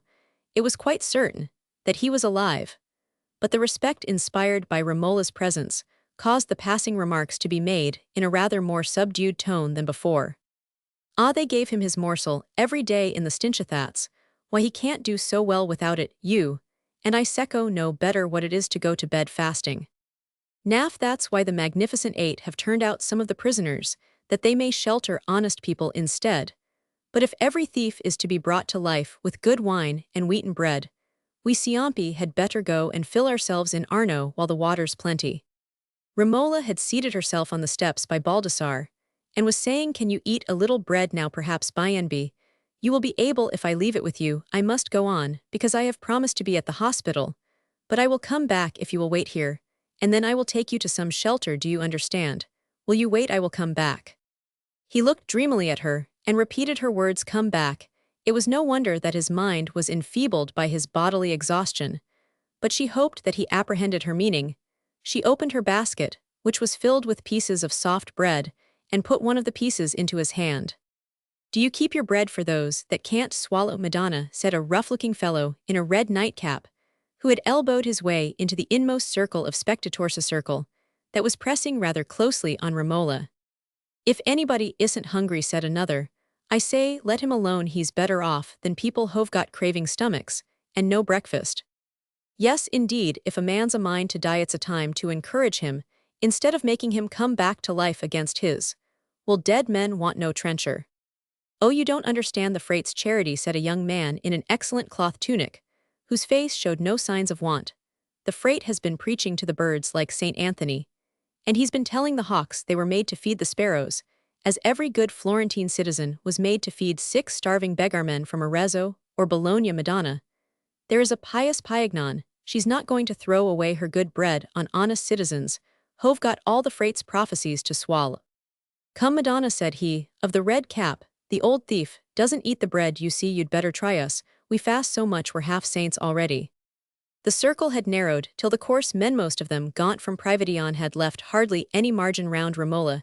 She had been taking from her basket a small horn cup, into which she put the piece of bread, and just moistened it with wine, and hitherto she had not appeared to heed them, but now she rose to her feet, and looked round at them instinctively. The men who were nearest to her pushed backward a little, as if their rude nearness were the fault of those behind. Romola held out the basket of bread to the man in the nightcap, looking at him without any reproach in her glance, as she said, "Hunger is hard to bear, I know, and you have the power to take this bread. If you will, it was saved for sick women and children. You are strong men.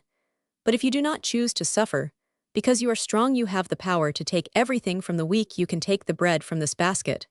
But I shall watch by this old man. I shall resist your taking the bread from him."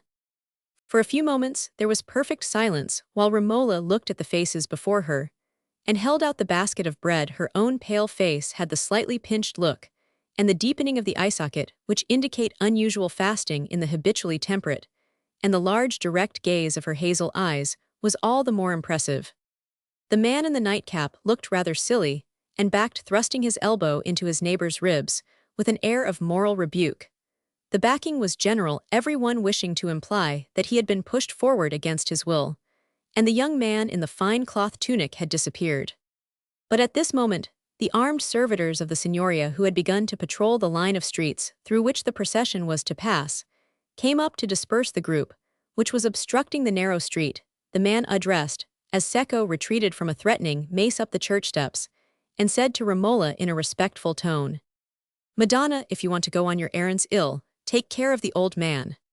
Secco was a wild-looking figure, a very ragged tunic made shaggy, and variegated by cloth dust and clinging fragments of wool, gave relief to a pair of bare bony arms, and a long sinewy neck. His square jaw, shaded by a bristly black beard, his bridgeless nose, and low forehead made his face look as if it had been crushed down for purposes of packing, and a narrow piece of red rag tied over his ears seemed to assist in the compression. Romola looked at him with some hesitation. "Don't distrust me, Madonna," said Secco, who understood her look perfectly. "I am not so pretty as you, but I've got an old mother who eats my porridge for me. What, there's a heart inside me, and I've bought a candle for the most holy Virgin before now. Besides, see there, the old fellow is eating his sop. He's hale enough, hell be on his legs, as well as the best of us Bienbi."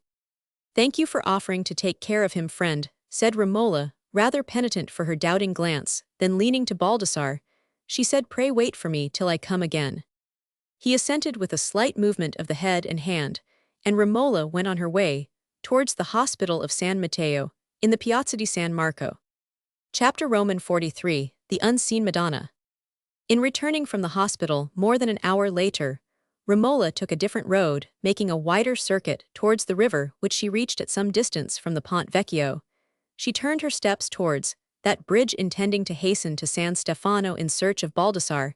She dreaded to know more about him, yet she felt as if in forsaking him, she would be forsaking some near claim upon her. But when she approached the meeting of the roads, where the poor Santa Maria would be on her right hand, and the Ponte Vecchio on her left, she found herself involved in a crowd who suddenly fell on their knees, and she immediately knelt with them.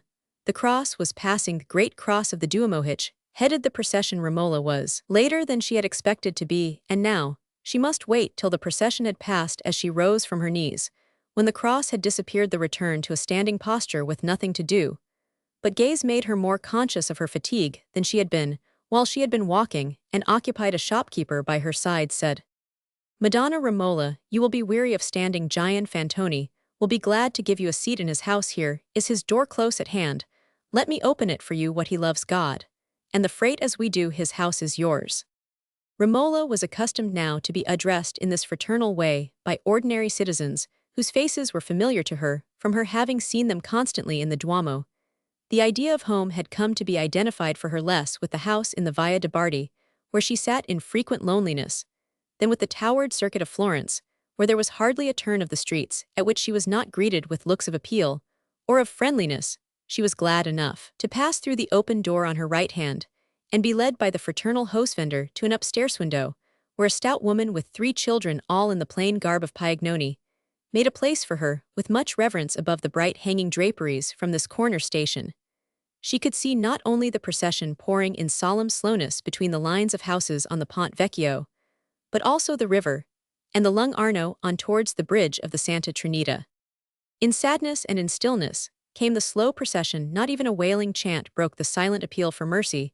There was only the tramp of footsteps, and the faint sweep of woolen garments. They were young footsteps that were passing. When Romola first looked from the window, a long train of the Florentine youth bearing high in the midst of them the white image of the youthful Jesus, with a golden glory above his head, standing by the tall cross where the thorns and the nails lay ready. After that train of fresh, beardless faces came the mysterious-looking companies of discipline, bound by secret rules to self-chastisement and devout praise and special acts of piety, all wearing a garb which concealed the whole head and face, except the eyes. Everyone knew that these mysterious forms were Florentine citizens of various ranks who might be seen at ordinary times going about the business of the shop, the counting-house, or the state, but no member now was discernible as son, husband, or father.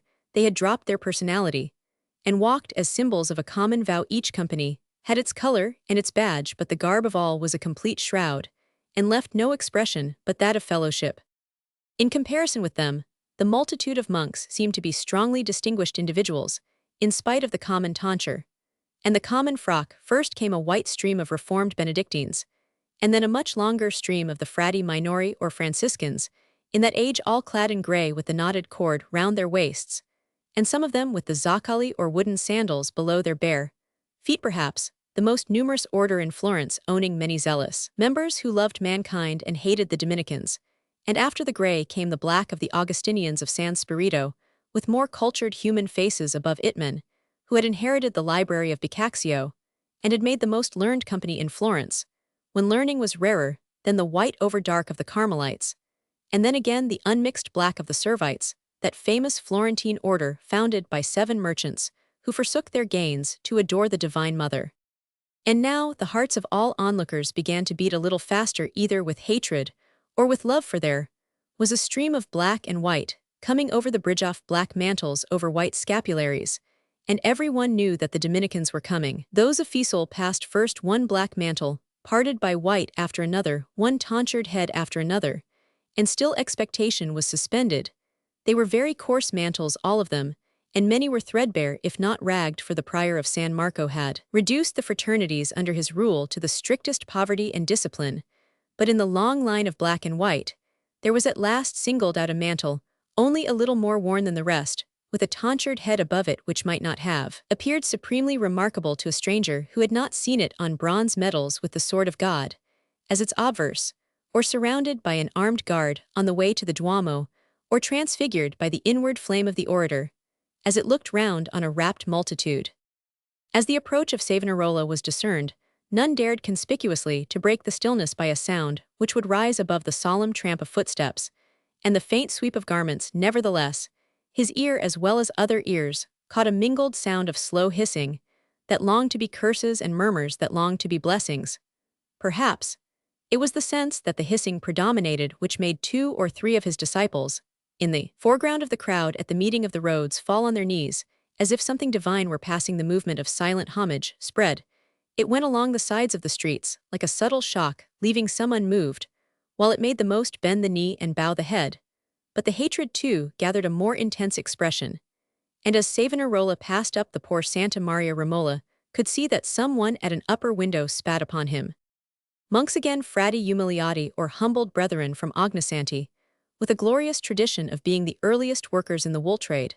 And again, more monks Valumbrasan, and other varieties of Benedictines, reminding the instructed eye by niceties of form and color that in ages of abuse long ago reformers had arisen who had marked a change of spirit by a change of garb, till at last the shaven crowns were at an end, and there came the train of untonsured secular priests.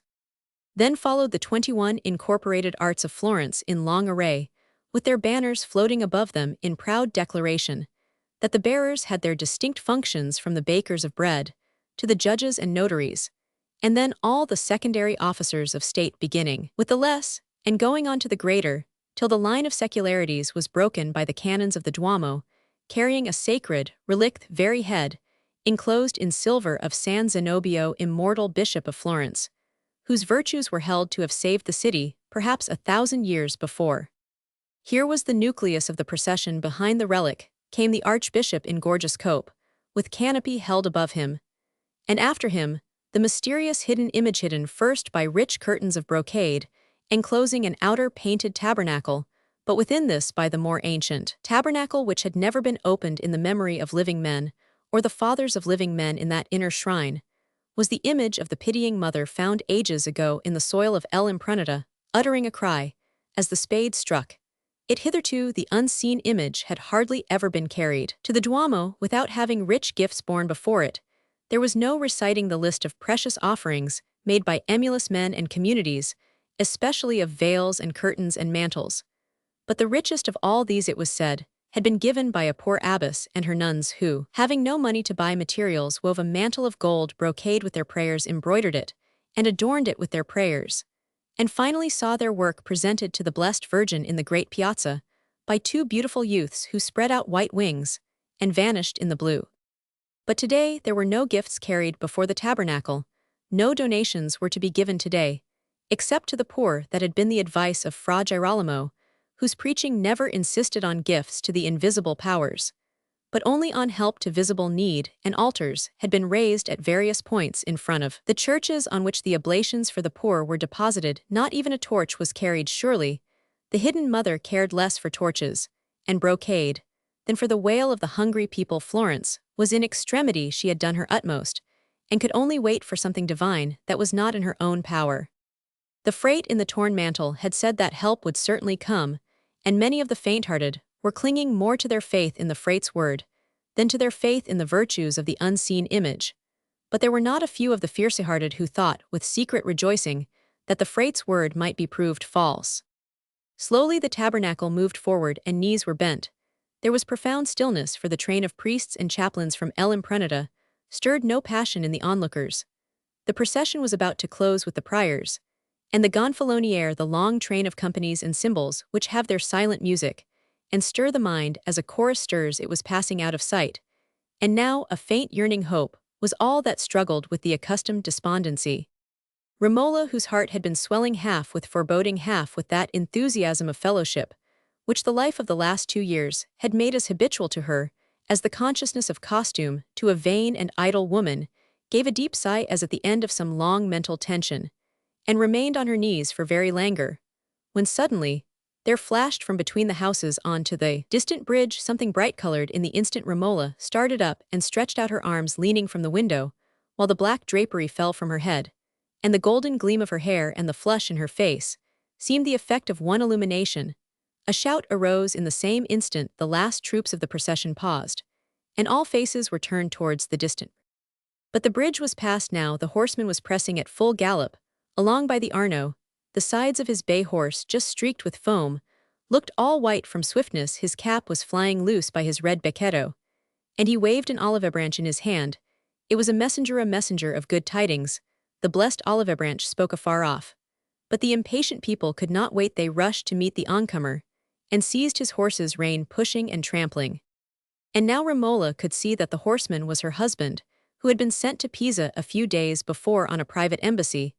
The recognition brought no new flash of joy into her eyes. She had checked her first impulsive attitude of expectation, but her governing anxiety was still to know what news of relief had come for Florence.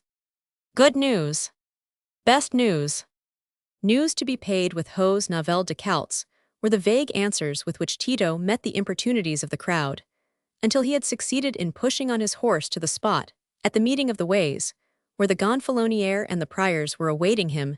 There he paused and, bowing low, said, "Magnificent signori, I have to deliver to you the joyful news that the galleys from France laden with corn and men have arrived safely in the port of Leghorn by favor of a strong wind, which kept the enemy's fleet at a distance." The words had no sooner left Tito's lips than they seemed to vibrate up the streets. A great shout rang through the air and rushed along the river, and then another and another, and the shouts were heard spreading along the line of the procession towards the Duomo, and then there were fainter answering shouts like the intermediate plash of distant waves in a great lake, whose waters obey one impulse. For some minutes there was no attempt to speak further. The signoria themselves lifted up their caps and stood bareheaded in the presence of a rescue which had come from outside the limit of their own power, from that region of trust and resignation which has been in all ages called divine. At last, as the signal was given to move forward, Tito said with a smile, "I ought to say that any hose to be bestowed by the magnificent signoria in reward of these tidings are due not to me, but to another man who had ridden hard to bring them, and would have been here in my place if his horse had not broken down just before he reached Signa Mio di Sasso, will doubtless be here in an hour or two, and may all the more justly claim the glory of the messenger, because he has had the chief labor, and has lost the chief delight." It was a graceful way of putting a necessary statement, and after a word of reply from the proposto or spokesman of the signoria, this dignified extremity of the procession passed on, and Tito turned his horse's head to follow in its train, while the great bell of the Palazzo Vecchio was already beginning to swing and give a louder voice to the people's joy. In that moment, when Tito's attention had ceased to be imperatively directed, it might have been expected that he would look round and recognize Romola, but he was apparently engaged with his cap, which now the eager people were leading his horse. He was able to seize and place on his head, while his right hand was still encumbered by the olive branch. He had a becoming air of lassitude after his exertions, and Romola, instead of making any effort to be recognized by him, threw her black drapery over her head again, and remained perfectly quiet. Yet she felt almost sure that Tito had seen her. He had the power of seeing everything without seeming to see it. Chapter Roman 40, 4. The Visible Madonna. The crowd had no sooner passed onward than Romola descended to the street, and hastened to the steps of San Stefano Secco, had been attracted with the rest towards the piazza, and she found Baldassarre standing alone against the church door, with the horncup in his hand, waiting for her. There was a striking change in him. The blank, dreamy glance of a half-returned consciousness had given place to a fierceness, which, as she advanced and spoke to him, flashed upon her, as if she had been its object. It was the glance of caged fury that sees its prey passing safe beyond the bars. Romola started as the glance was turned on her, but her immediate thought was that he had seen Tito, and as she felt the look of hatred grating on her, something like a hope arose that this man might be the criminal, and that her husband might not have been guilty towards him. If she could learn that now by bringing Tito face to face with him, and have her mind set at rest. "If you will come with me," she said, "I can give you shelter and food, until you are quite rested and strong. Will you come?" "Yes," said Baldassarre, "I shall be glad to get my strength. I want to get my strength," he repeated, as if he were muttering to himself rather than speaking to her. Come, she said, inviting him to walk by her side, and taking the way by the Arno, towards the Pont Rubicont as the more private road. I think you are not a Florentine, she said presently, as they turned on to the bridge.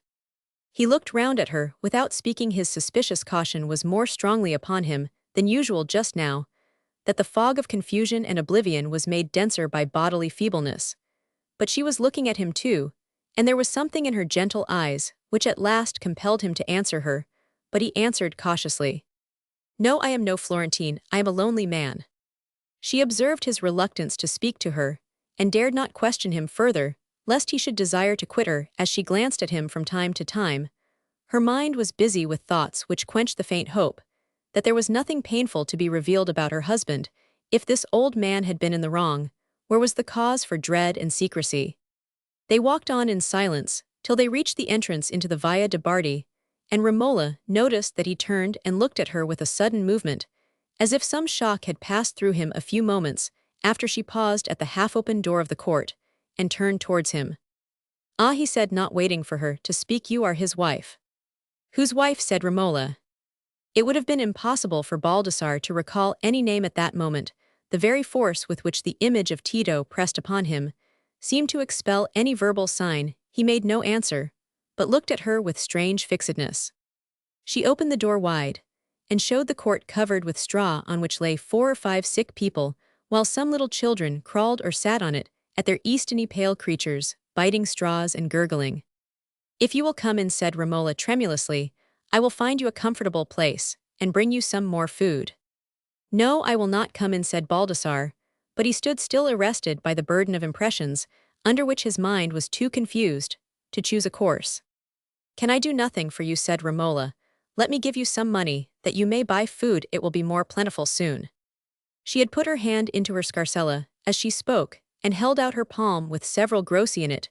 She purposely offered him more than she would have given to any other man in the same circumstances. He looked at the coins a little while, and then said, Yes, I will take them. She poured the coins into his palm, and he grasped them tightly. Tell me, said Romola, almost beseechingly, what shall you? But Baldassarre had turned away from her, and was walking again towards the bridge, passing from it, straight on up the Via del Fosso. He came upon the shop of Niccolò Capera, and turned towards it without a pause, as if it had been the very object of his search. Niccolò was, at that moment, in procession with the armorers of Florence, and there was only one apprentice in the shop, but there were all sorts of weapons in abundance hanging there, and Baldassarre's eyes discerned what he was more hungry for than for bread. Niccolò himself would probably have refused to sell anything that might serve as a weapon to this man, with signs of the prison on him. But the apprentice, less observant and scrupulous, took 3 grossi for a sharp hunting knife, without any hesitation. It was a conveniently small weapon, which Baldassarre could easily thrust within the breast of his tunic, and he walked on, feeling stronger that sharp edge might give deadliness to the thrust of an aged arm. At least, it was a companion, it was a power in league with him. Even if it failed, it would break against armor. But was the armor sure to be always there in those long months, while vengeance had lain in prison? Baseness had perhaps become forgetful, and secure. The knife had been bought with the trader's own money. That was just before he took the money he had felt what he should do with it. Buy a weapon, yes. And if possible, food to nourish the arm that would grasp the weapon, food to nourish the body, which was the temple of vengeance. When he had had enough bread, he should be able to think and think first how he could hide himself, lest Tito should have him dragged away again. With that idea of hiding in his mind, Baldassarre turned up the narrowest streets, bought himself some meat and bread, and sat down under the first loggia to eat the bells that swung out louder and louder, peals of joy laying hold of him, and making him vibrate, along with all the air seemed to him simply part of that strong world which was against him. Romola had watched Baldassarre until he had disappeared round the turning into the Piazza de' Mozzi, half feeling that his departure was a relief, half reproaching herself for not seeking with more decision to know the truth about him, for not assuring herself whether there were any guiltless misery in his lot, which she was not helpless to relieve. Yet what could she have done if the truth had proved to be the burden of some painful secret about her husband? In addition to the anxieties that already weighed upon her, surely a wife was permitted to desire ignorance of a husband's wrongdoing, since she alone must not protest and warn men against him. But that thought stirred too many intricate fibers of feeling to be pursued now in her weariness. It was a time to rejoice since help had come to Florence, and she turned into the court to tell the good news to her patients on their straw beds. She closed the door after her lest the bells should drown her voice, and then throwing the black drapery from her head that the women might see her better, she stood in the midst, and told them that corn was coming, and that the bells were ringing for gladness at the news. They all sat up to listen, while the children trotted or crawled towards her and pulled her black skirts, as if they were impatient at being all that long way off her face. She yielded to them, weary as she was, and sat down on the straw, while the little pale things peeped into her basket and pulled her hair down, and the feeble voices around her said, "The Holy Virgin be praised." It was the procession. "The Mother of God has had pity on us." At last Romola rose from the heap of straw, too tired to try and smile any longer, saying, as she turned up the stone steps, "I will come by and be to bring you your dinner." "Bless you, Madonna, bless you," said the faint chorus in much the same tone as that in which they had a few minutes before praised and thanked the unseen Madonna. Romola cared a great deal for that music. She had no innate taste for tending the sick and clothing the ragged, like some women to whom the details of such work are welcome in themselves. Simply, as an occupation, her early training had kept her aloof from such womanly labors, and if she had not brought to them the inspiration of her deepest feelings, they would have been irksome to her, but they had come to be the one unshaken resting place of her mind, the one narrow pathway on which the light fell clear if the gulf between herself and Tito, which only gathered a more perceptible wideness from her attempts to bridge it, by submission brought a doubt, whether after all the bond to which she had labored to be true might not itself be falsafe. She came away from her confessor Fra Salvestro, or from some contact with the disciples of Savonarola, amongst whom she worshipped, with a sickening sense that these people were miserably narrow, and with an almost impetuous reaction towards her old contempt for their superstitions, found herself recovering a firm footing in her works of womanly sympathy. Whatever else made her doubt, the help she gave to her fellow citizens made her sure that Fra Girolamo had been right to call her back.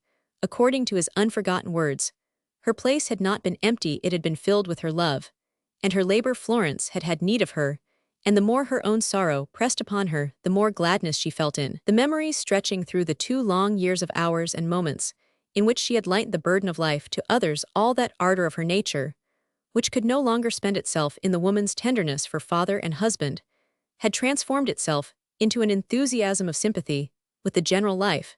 She had ceased to think that her own lot could be happy, had ceased to think of happiness at all. The one end of her life seemed to her to be the diminishing of sorrow. Her enthusiasm was continually stirred to fresh vigor by the influence of Savonarola, in spite of the wearisome visions and allegories from which she recoiled in disgust, when they came as stale repetitions from other lips, than is her strong affinity for his passionate sympathy. And the splendor of his aims had lost none of its power. His burning indignation against the abuses and oppression that made the daily story of the Church and of states had kindled the ready fire. In her, too, his special care for liberty and purity of government, in Florence with his constant reference of this immediate object to the wider end of a universal regeneration, had created in her a new consciousness of the great drama of human existence in which her life was a part, and through her daily helpful contact with the less fortunate of her fellow citizens, this new consciousness became something stronger than a vague sentiment. It grew into a more and more definite motive of self-denying practice. She thought little about dogmas, and shrank from reflecting closely on the Frate's prophecies of the immediate scourge, and closely following regeneration, she had submitted her mind to his, and had entered into communion with the Church, because in this way she had found an immediate satisfaction for moral needs, which all the previous culture and experience of her life had left hungering. Fra Girolamo's voice had waked in her mind a reason for living, apart from personal enjoyment and personal affection, but it was a reason that seemed to need feeding with greater forces than she possessed within herself, and her submissive use of all offices of the Church was simply a watching and waiting, if by any means fresh strength might come. The pressing problem for Romola, just then, was not to settle questions of controversy, but to keep alive that flame of unselfish emotion, by which a life of sadness might still be a life of active love. Her trust in Savonarola's nature as greater than her own made a large part of the strength she had found, and the trust was not to be lightly shaken. It is not force of intellect, which causes ready repulsion from the aberration and eccentricities of greatness, any more than it is force of vision that causes the eye to explore the warts on a face bright with human expression. It is simply the negation of high sensibilities. Romola was so deeply moved by the grand energies of Savonarola's nature that she found herself listening patiently to all dogmas and prophecies when they came in the vehicle of his ardent faith, and believing utterance one. No soul is desolate as long as there is a human being for whom it can feel trust and reverence. Romola's trust in Savonarola was something like a rope, suspended securely by her path, making her step elastic. While she grasped it, if it were suddenly removed, no firmness of the ground she trod could save her from staggering or perhaps from falling. Chapter Roman 45, at the barber's shop. After that welcome appearance as the messenger with the olive branch, which was an unpromised favor of fortune, Tito had other commissions to fulfill of a more premeditated character. He paused at the Palazzo Vecchio, and awaited there the return of the 10, who managed external and war affairs, that he might duly deliver to them the results of his private mission to Pisa, intended as a preliminary to an avowed embassy of which Bernardo Rucellai was to be the head, with the object of coming if possible to a pacific understanding with the Emperor Maximilian and the League.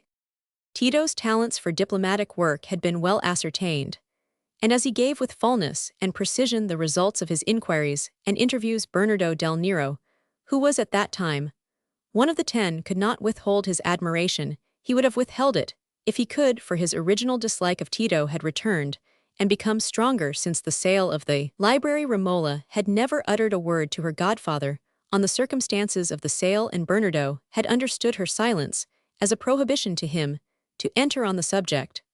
But he felt sure that the breach of her father's wish had been a blighting grief to her, and the old man's observant eyes discerned other indications that her married life was not happy. "Ah," he said inwardly, "that doubtless is the reason she has taken to listening to Fra Girolamo, and going amongst the Piagnoni, which I never expected from her. These women, if they are not happy, and have no children, must either take to folly, or to some overstrained religion, that makes them think they've got all heaven's work on their shoulders. And as for my poor child Romola, it is, as I always said, the cramming with Latin and Greek has left her as much a woman as if she had done nothing all day but prick her fingers with the needle, and this husband of hers who gets employed everywhere, because he's a tool with a smooth handle. I wish Tornabuoni, and the rest may not find their fingers cut. Well, salco tordo sacco drittimini. A full sack comes from a crooked furrow, and he who will be captain of none but honest men will have small hire to pay." With this long-established conviction that there could be no moral sifting of political agents, the old Florentine abstained from all interference in Tito's disfavor, apart from what must be kept sacred and private. For Romola's sake, Bernardo had nothing direct to allege against the useful Greek, except that he was a Greek, and that he, Bernardo, did not like him for the doubleness of feigning attachment to the popular government, while at heart a Medician was common to Tito with more than half the Medician party. He only feigned with more skill than the rest. That was also Bernardo was simply cold to Tito, who returned the coldness with a scrupulous, distant respect. And it was still the notion in Florence that the old tie between Bernardo and Bardo made any service done to Romola's husband an acceptable homage to her godfather.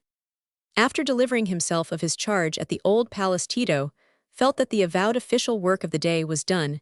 He was tired and adust with long riding, but he did not go home. There were certain things in his scarsella and on his mind from which he wished to free himself as soon as possible, but the opportunities must be found so skillfully that they must not seem to be sought. He walked from the palazzo in a sauntering fashion towards the Piazza del Duomo.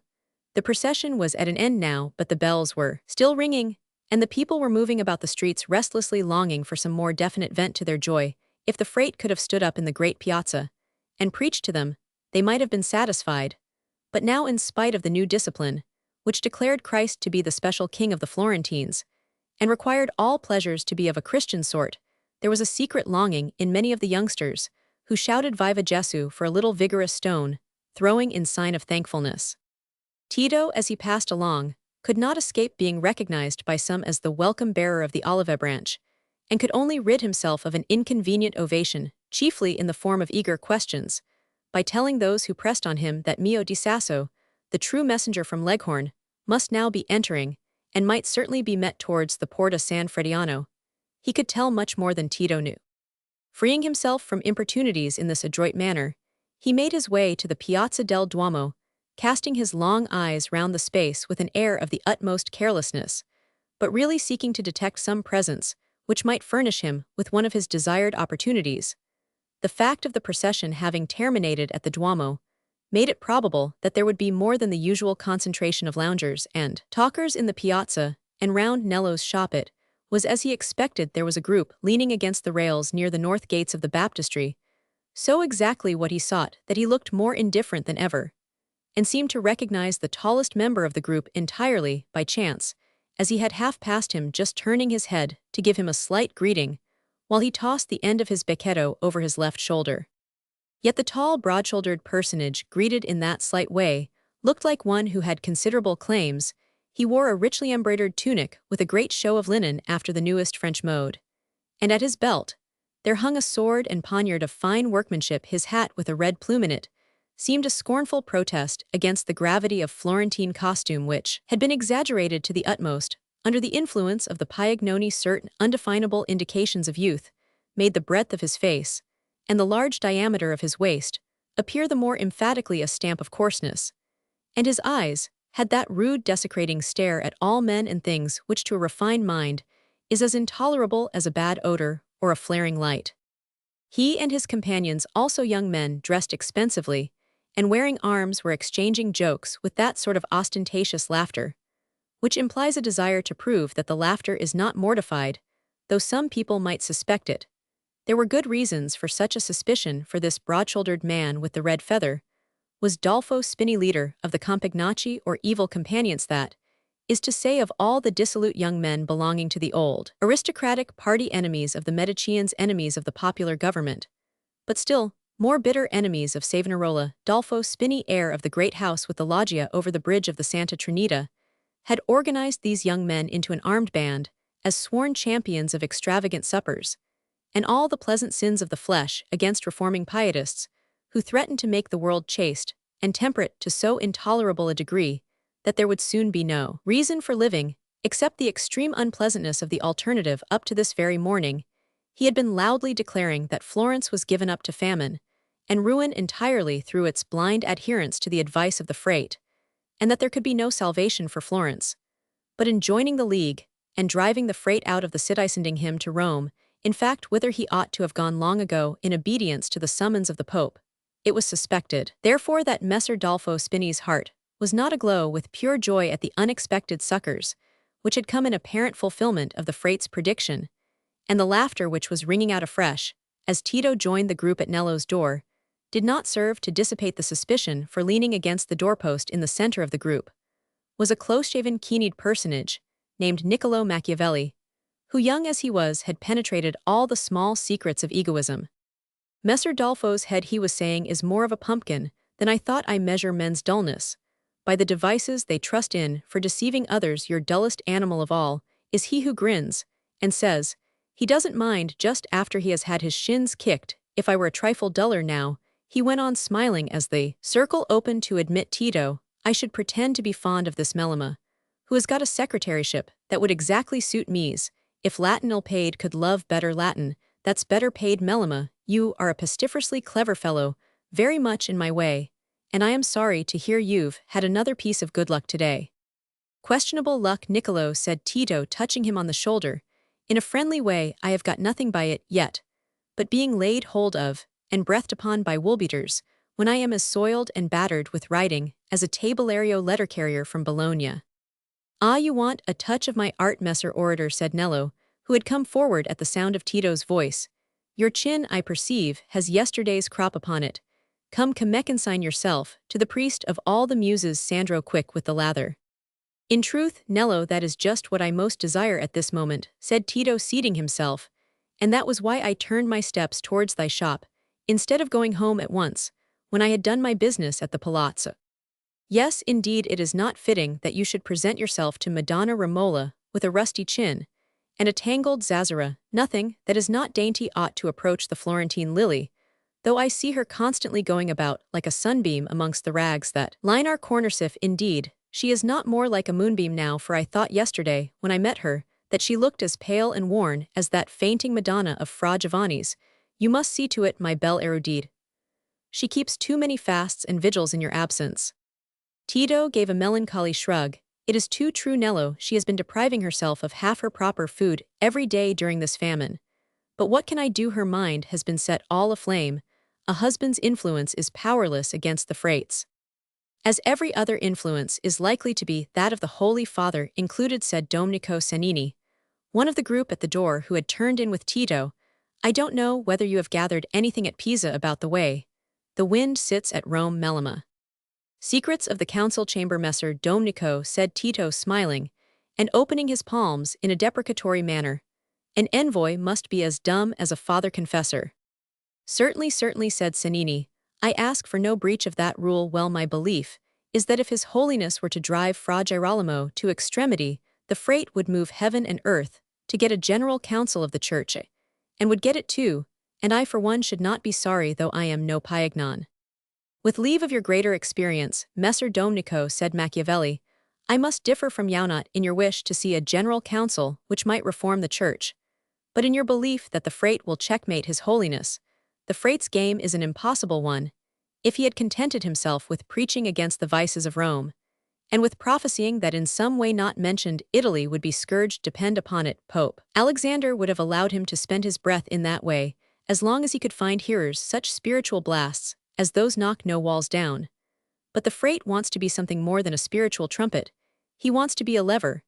And what is more, he is a lever. He wants to spread the doctrine of Christ by maintaining a popular government in Florence. And the Pope, as I know on the best authority, has private views to the contrary. Then Florence will stand by the Frate. Cennini broke in, with some fervor. I myself should prefer that he would let his prophesying alone. But if our freedom to choose our own government is to be attacked, I am an obedient son of the Church. But I would vote for resisting Pope Alexander VI, as our forefathers resisted Pope Gregory XI. But pardon me, Messer Domenico, said Machiavelli, sticking his thumbs into his belt, and speaking with that cool enjoyment of exposition, which surmounts every other force in discussion, have you correctly seized the Frate's position? How is it that he has become a lever, and made himself worth attacking by an acute man like His Holiness? Because he has got the ear of the people, because he gives them threats and promises which they believe come straight from God, not only about hell, purgatory, and paradise, but about Pisa and our great council. But let events go against him so as to shake the people's faith, and the cause of his power will be the cause of his fall. He is accumulating three sorts of hatred on his head: the hatred of average mankind against everyone who wants to lay on them a strict yoke of virtue, the hatred of the stronger powers in Italy who want to farm Florence for their own purposes, and the hatred of the people to whom he has ventured to promise good in this world, instead of confining his promises to the next. If a prophet is to keep his power, he must be a prophet like Mahomet, with an army at his back, that when the people's faith is fainting, it may be frightened into life again. Rather sum up the three sorts of hatred in one, said Francesco C. impetuously, and say he has won the hatred of all men who have sense and honesty by inventing hypocritical lies. His proper place is among the false prophets in the inferno who walk with their heads turned hindforemost. You are too angry, my Francesco, said Machiavelli, smiling. You poets are apt to cut the clouds in your wrath. I am no votary of the Frates, and would not lay down my little finger for his veracity. But veracity is a plant of paradise, and the seeds have never flourished beyond the walls. You yourself, my Francesco, tell poetical lies only partly compelled by the poet's fervor, partly to please your audience. But you object to lies in prose. Well, the Frate differs from you as to the boundary of poetry. That's all. When he gets into the pulpit of the Duomo, he has the fervor within him, and without him, he has the audience to please. Echo. You are somewhat lax there, Niccolo, said Cennini gravely. I myself believe in the Frate's integrity, though I don't believe in his prophecies, and as long as his integrity is not disproved, we have a popular party strong enough to protect him and resist foreign interference. A party that seems strong enough, said Machiavelli, with a shrug, and an almost imperceptible glance towards Tito, who was abandoning himself with much enjoyment to Nello's combing and scenting. But how many Mediceans are there among you? How many who will not be turned round by a private grudge? As to the Mediceans, said Cennini, I believe there is very little genuine feeling left on behalf of the Medici, who would risk much for Piero de' Medici.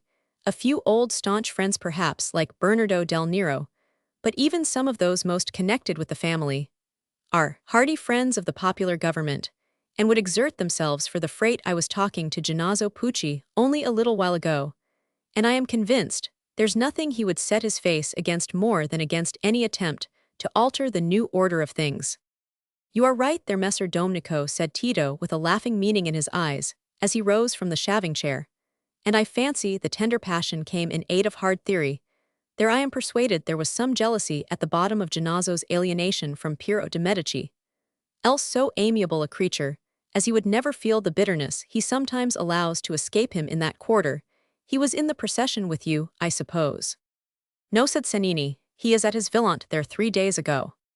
Tito was settling his cap, and glancing down at his splashed hose, as if he hardly heeded the answer in reality.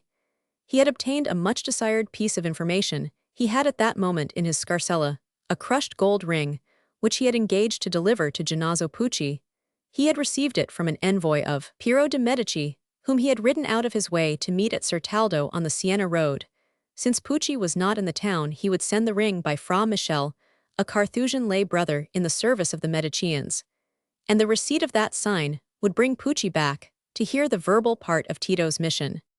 Behold him, said Nello, flourishing his comb, and pointing it at Tito, the handsomest scholar in the world, or in the Wold's del Mondo o di Maremma now. He has passed through my hands a trifle thinner in the face, though, than when he came in his first bloom to Florence. And, I vow there are some lines just faintly hinting themselves about your mouth. Messer Orator, mind, is an enemy to beauty. I myself was thought beautiful by the women at one time when I was in my swaddling bands, but no, I carry my unwritten poems in cipher on my face. Tito, laughing with the rest, as Nello looked at himself tragically in the hand mirror, made a sign of farewell to the company generally, and took his departure. I am of our old Piero di Cosimo's mind, said Francesco. See, I don't half like Melema, that trick of smiling. Gets stronger than ever, no wonder he has lines about the mouth. He's too successful, said Machiavelli playfully. I am sure there's something wrong about him, else he wouldn't have that secretaryship.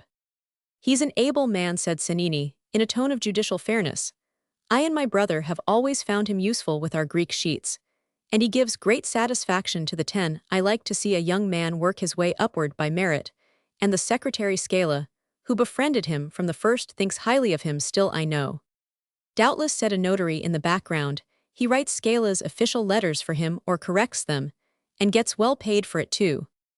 I wish Messer Bartolomeo would pay me to doctor his gouty Latin, said Machiavelli with a shrug. Did he tell you about the pay, Sir Secon, or was it Melema himself? He added, looking at the notary with a face ironically innocent.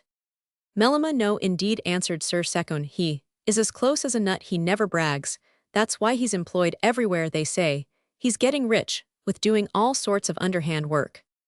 It is a little too bad, said Machiavelli, and so many able notaries out of employment. Well, I must say, I thought that was a nasty story a year or two ago about the man who said he had stolen jewels, said C. It got hushed up somehow. But I remember Piero di Cosimo said at the time he believed there was something in it, for he saw Melema's face when the man laid hold of him, and he never saw a visage so painted with fear, as our sour old Dante says. Come, spit no more of that venom, Francesco, said Nello, getting indignant, else I shall consider it a public duty to cut your hair awry the next time I get you under my scissors. That story of the stolen jewels was a lie, Bernardo Rucellai, and the Magnificent Eight knew all about it. The man was a dangerous madman, and he was very properly kept out of mischief in prison. As for our Piero di Cosimo, his wits are running after the wind of Mongibolo. He has such an extravagant fancy that he would take a lizard for a crocodile. No, that story has been dead, and buried too longer noses object to it. It is true, said Machiavelli. You forget the danger of the precedent, Francesco. The next mad beggarman may accuse you of stealing his verses, or me, God help me, of stealing his coppers. Ah, he went on, turning towards the door. Dolfo Spini has carried his red feather out of the piazza. That captain of swaggerers would like the Republic to lose Pisa, just for the chance of seeing the people tear the frock off the freight's back. With your pardon, Francesco, I know he is a friend of yours. There are few things I should like better than to see him play the part of Capo d'Oca, who went out to the tournament blowing his trumpets, and returned with them in a bag. Chapter Roman 46. By a street lamp. That evening, when it was dark and threatening rain, Romola, returning with Maso and the lantern, by her side from the hospital of San Matteo, which she had visited after Vespers, encountered her husband, just issuing from the monastery of San Marco Tito, who had gone out again, shortly after his arrival in the Via de' Bardi, and had seen little of Romola during the day. Immediately proposed to accompany her home, dismissing Maso, whose short steps annoyed him. It was only usual for him to pay her such an official attention when it was obviously demanded from him. Tito and Romola never jarred, never remonstrated with each other. They were too hopelessly alienated in their inner life ever to have that contest which is an effort towards agreement. They talked of all affairs, public and private, with careful adherence to an adopted course. If Tito wanted a supper prepared in the old library, now pleasantly furnished as a banqueting room, Romola assented, and saw that everything needful was done, and Tito, on his side, left her entirely uncontrolled in her daily habits, accepting the help she offered him in transcribing or making digests, and in return meeting her conjectured want of supplies for her charities. Yet he constantly, as on this very morning, avoided exchanging glances with her, affected to believe that she was out of the house in order to avoid seeking her in her own room, and playfully attributed to her a perpetual preference of solitude to his society. In the first ardor of her self-conquest, after she had renounced her resolution of flight, Romola had made many timid efforts towards the return of a frank relation between them. But to her such a relation could only come by open speech about their differences, and the attempt to arrive at a moral understanding, while Tito could only be saved from alienation from her by such a recovery of her effusive tenderness as would have presupposed oblivion of their differences. He cared for no explanation between them. He felt any thorough explanation impossible. He would have cared to have Romola fond again, and to her fondness was impossible. She could be submissive and gentle, she could repress any sign of repulsion. But tenderness was not to be feigned. She was helplessly conscious of the result. Her husband was alienated from her. It was an additional reason why she should be carefully kept outside of secrets, which he would in no case have chosen to communicate to her. With regard to his political action, he sought to convince her that he considered the cause of the Medici hopeless, and that on that practical ground as well as in theory he heartily served the popular government, in which she had now a warm interest. But impressions subtle as odors made her uneasy about his relations with San Marco. She was painfully divided between the dread of seeing any evidence to arouse her suspicions, and the impulse to watch lest any harm should come that she might have arrested. As they walked together this evening, Tito said, "The business of the day is not yet quite ended. For me, I shall conduct you to our door, my Romola, and then I must fulfill another commission, which will take me an hour perhaps, before I can return and rest, as I very much need to do." And then he talked amusingly of what he had seen at Pisa, until they were close upon a loggia near which there hung a lamp before a picture of the Virgin. The street was a quiet one, and hitherto they had passed few people, but now there was a sound of many approaching footsteps and confused voices. "We shall not get home without a wedding, unless we take shelter under this convenient loggia," Tito said, hastily hurrying Romola, with a slightly startled movement, up the step of the loggia. "Surely it is useless to wait for this small drizzling rain," said Romola in surprise. "No, I felt it becoming heavier. Let us wait a little with that wakefulness to the faintest indication, which belongs to a mind habitually in a state of caution."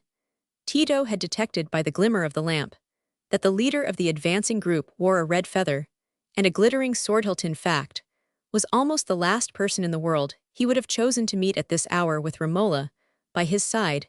He had already during the day had one momentous interview with Dolfo Spini, and the business he had spoken of to Romola as yet to be done was a second interview with that personage. A sequence of the visit he had paid at San Marco. Tito, by a long preconcerted plan, had been the bearer of letters to Savonarola, carefully forged letters, one of them by a stratagem bearing the very signature and seal of the Cardinal of Naples, who of all the Sacred College had most exerted his influence at Rome in favor of the freight. The purport of the letters was to state that the cardinal was on his progress from Pisa, and unwilling for strong reasons to enter Florence, yet desirous of taking counsel with Savonarola at this difficult juncture, intended to pause this very day at San Cassiano, about 10 miles from the city, whence he would ride out the next morning in the plain garb of a priest, and meet Savonarola, as if casually 5 miles on the Florence road 2 hours after sunrise. The plot of which these forged letters were the initial step was that Dolfo Spini, with a band of his compagnacci,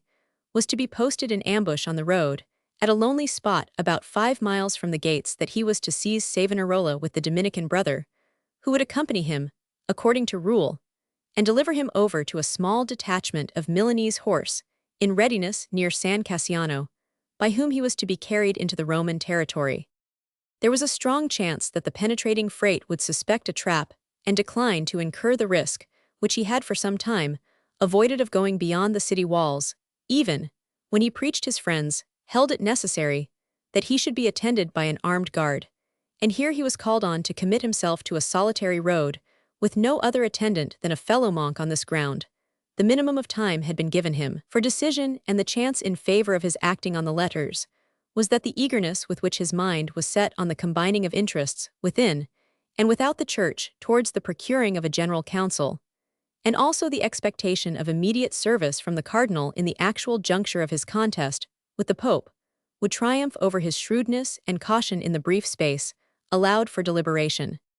Tito had had an audience of Savonarola, having declined to put the letters into any hands but his, and with consummate art had admitted that incidentally and by inference he was able so far to conjecture their purport as to believe they referred to a rendezvous outside the gates, in which case he urged that the freight should seek an armed guard from the Signoria, and offered his services in carrying the request with the utmost privacy. Savonarola had replied briefly that this was impossible, an armed guard was incompatible with privacy. He spoke with a flashing eye, and Tito felt convinced that he meant to incur the risk. Tito himself did not much care for the result. He managed his affairs so cleverly that all results he considered must turn to his advantage, whichever party came uppermost. He was secure of favor and money. That is an indecorously naked statement. The fact, clothed as Tito habitually clothed it, was that his acute mind, discerning the equal hollowness of all parties, took the only rational course in making them subservient to his own interest. If Savonarola fell into the snare, there were diamonds in question and papal patronage. If not, Tito's adroit agency had strengthened his position with Savonarola, and with Spini, while any confidences he obtained from them made him the more valuable as an agent of the Mediceans.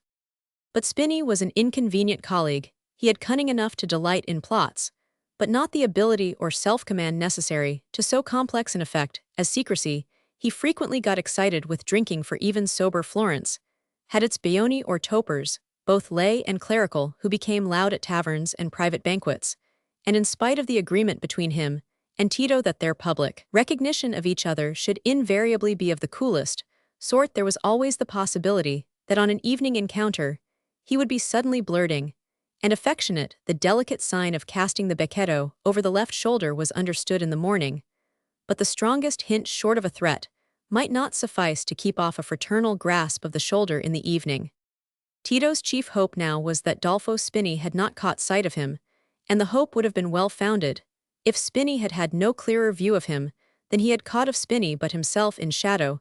He had seen Tito illuminated for an instant by the direct rays of the lamp, and Tito in his way was as strongly marked a personage as the captain of the Campagnacci. Romola's black-shrouded figure had escaped notice, and she now stood behind her husband's shoulder in the corner of the loggia. Tito was not left to hope long.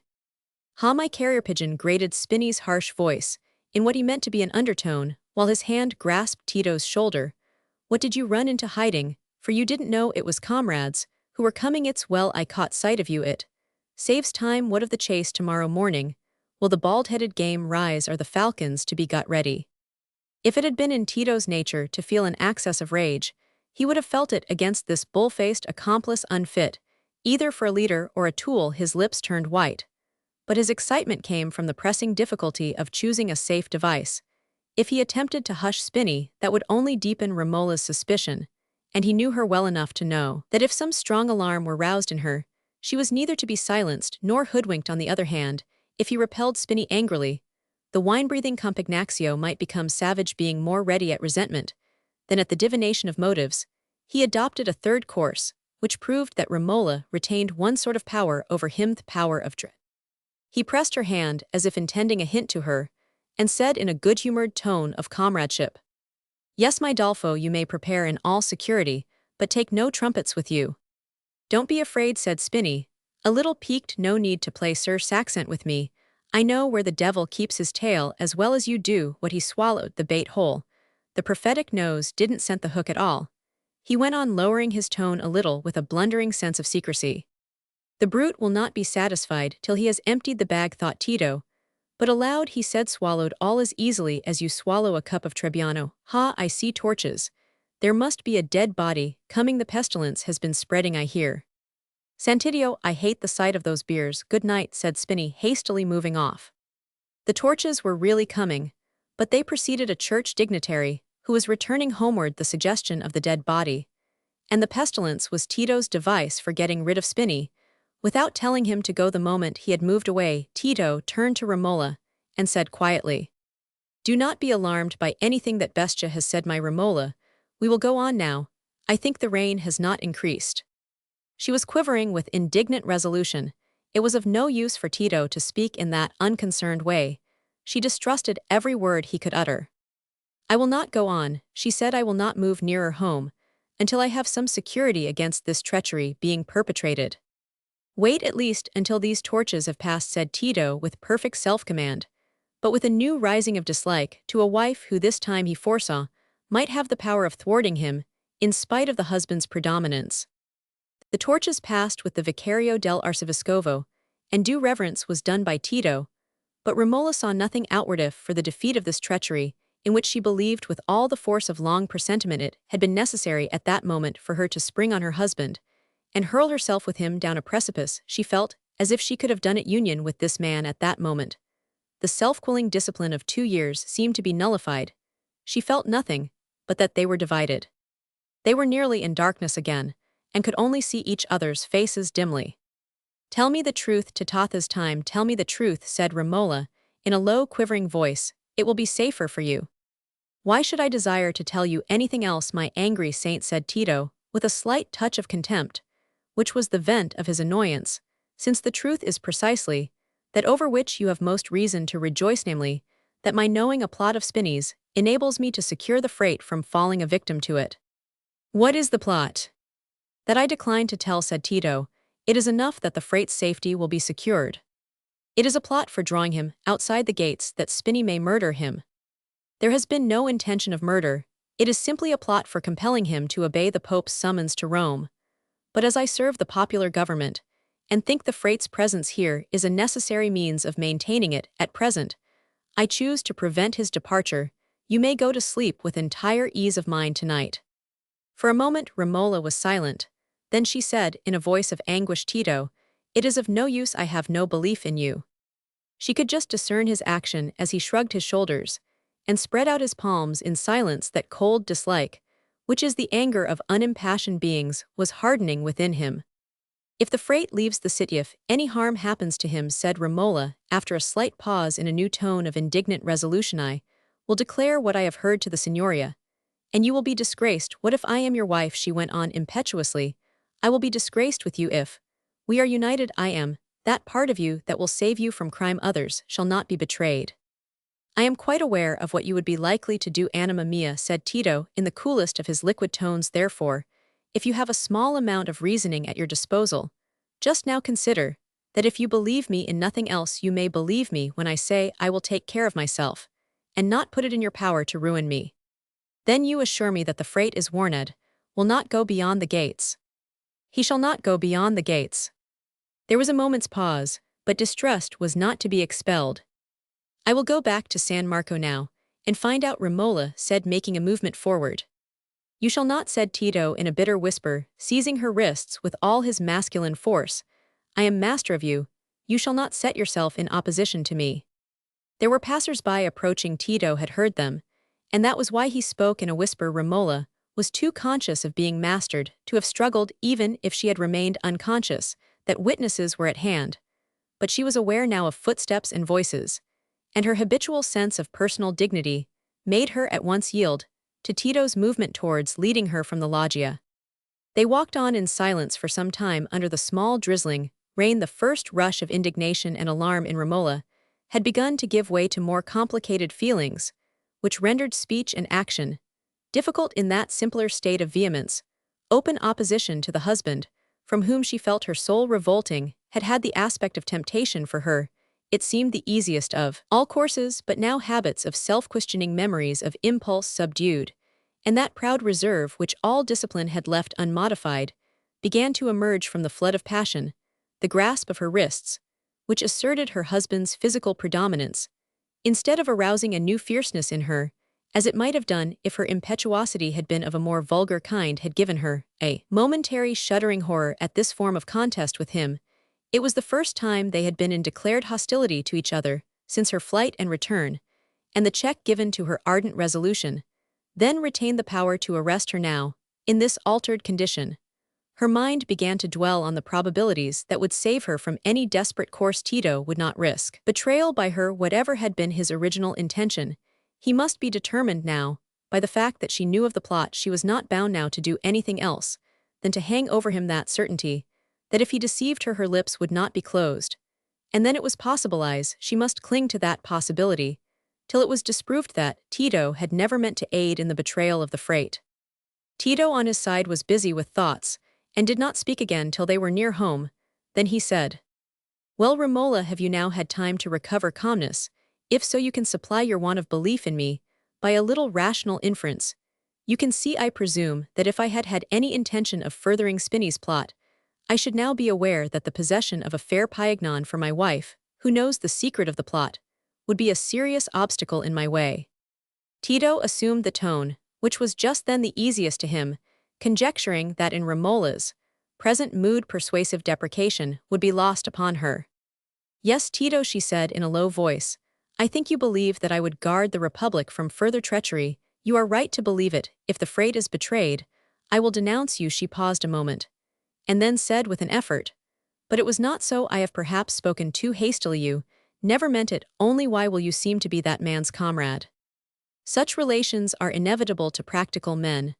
"My Romola," said Tito, gratified by discerning the struggle within her, "you fair creatures live in the clouds. Pray go to rest with an easy heart," he added, opening the door for her. Chapter Roman 47 check. Tito's clever arrangements had been unpleasantly frustrated by trivial incidents, which could not enter into a clever man's calculations. It was very seldom that he walked with Romola in the evening, yet he had happened to be walking with her precisely on this evening, when her presence was supremely inconvenient. Life was so complicated a game that the devices of skill were liable to be defeated at every turn by air-blown chances, incalculable as the descent of thistledown.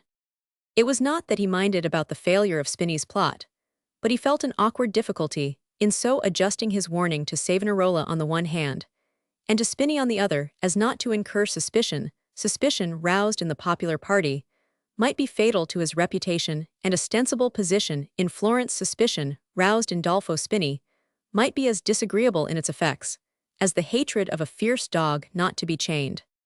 If Tito went forthwith to the monastery to warn Savonarola before the monks went to rest, his warning would follow so closely on his delivery of the forged letters that he could not escape unfavorable surmises. He could not warn Spinny at once, without telling him the true reason, since he could not immediately allege the discovery that Savonarola had changed his purpose, and he knew Spinny well enough to know that his understanding would discern nothing. But that Tito had turned round and frustrated the plot on the other hand, by deferring his warning to Savonarola until the morning, he would be almost sure to lose the opportunity of warning Spinny that the freight had changed his mind, and the band of Compagnacci would come back in all the rage of disappointment. This last, however, was the risk he chose, trusting to his power of soothing Spinny by assuring him that the failure was due only to the freight's caution. Tito was annoyed. If he had had to smile, it would have been an unusual effort to him. He was determined not to encounter Romola again, and he did not go home that night. She watched through the night and never took off her clothes. She heard the rain become heavier, and heavier. She liked to hear the rain. The stormy heavens seemed a safeguard against men's devices, compelling them to inaction, and Romola's mind was again assailed not only by the utmost doubt of her husband, but by doubt as to her own conduct. What lie might he not have told her? What project might he not have of which she was still ignorant? Every one who trusted Tito was in danger. It was useless to try and persuade herself of the contrary, and was not she selfishly listening to the promptings of her own pride when she shrank from warning men against him? If her husband was a malefactor, her place was in the prison by his side. That Might be she was contented to fulfill that claim, but was she a wife to allow a husband to inflict the injuries that would make him a malefactor when it might be in her power to prevent them? Prayer seemed impossible to her. The activity of her thought excluded a mental state, of which the essence is expectant passivity. The excitement became stronger and stronger. Her imagination, in a state of morbid activity, conjured up possible schemes by which after all Tito would have eluded her threat, and towards daybreak the rain became less violent, till at last it ceased. The breeze rose again, and dispersed the clouds, and the morning fell clear on all objects around her. It made her uneasiness all the less endurable. She wrapped her mantle round her, and ran up to the loggia, as if there could be anything in the wide landscape that might determine her action, as if there could be anything but roofs hiding the line of street, along which Savonarola might be walking towards betrayal. If she went to her godfather, might she not induce him, without any specific revelation, to take measures for preventing Fra Girolamo from passing the gates? But that might be too late. Romola thought with new distress that she had failed to learn any guiding details from Tito, and it was already long past 7. She must go to San Marco. There was nothing else to be done. She hurried down the stairs. She went out into the street without looking at her sick people, and walked at a swift pace along the Via de' Bardi towards the Ponte Vecchio.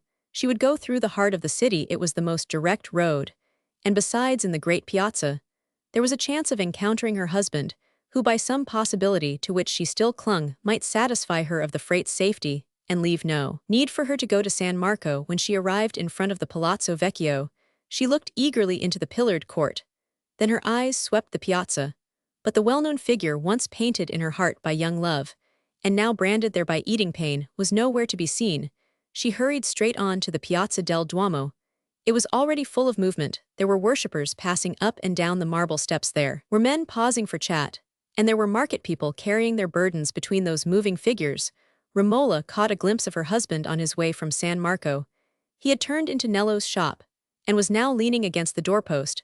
As Romola approached, she could see that he was standing and talking with the easiest air in the world, holding his cap in his hand, and shaking back his freshly combed hair. The contrast of this ease with the bitter anxieties he had created convulsed her with indignation. The new vision of his hardness heightened her dread. She recognized Cronaca and 2 other frequenters of San Marco standing near her husband. It flashed through her mind, "I will compel him to speak before those men," and her light step brought her close upon him before he had time to move, while Cronaca was saying, "Here comes Madonna Romola." A slight shock passed through Tito's frame as he felt himself face to face with his wife. She was haggard with her anxious watching, but there was a flash of something else than anxiety in her eyes as she said, "Is the freight gone beyond the gates?" "No," said Tito, feeling completely helpless before this woman, and needing all the self-command he possessed to preserve a countenance in which there should seem to be nothing stronger than surprise. "And you are certain that he is not going?" she insisted. "I am certain that he is not going." "That is enough," said Romola, and she turned up the steps to take refuge in the Duomo till she could recover from her agitation. Tito never had a feeling so near hatred as that with which his eyes followed Romola, retreating up the steps. There were present not only genuine followers of the freight, but Ser Secon the notary, who at that time, like Tito himself, was secretly an agent of the Medicians. Ser Francesco di Ser Baron, more briefly known to infamy, as Ser Secon, was not learned, not handsome, not successful, and the reverse of generous. He was a traitor without charm. It followed that he was not fond of Tito Melema. Chapter Roman 48 Counter-check. It was late in the afternoon when Tito returned home.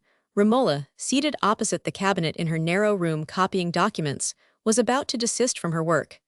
Because the light was getting dim, when her husband entered, he had come straight to this room to seek her with a thoroughly defined intention, and there was something new to Romola in his manner and expression as he looked at her silently on entering, and without taking off his cap and mantle leaned one elbow on the cabinet and stood directly in front of her.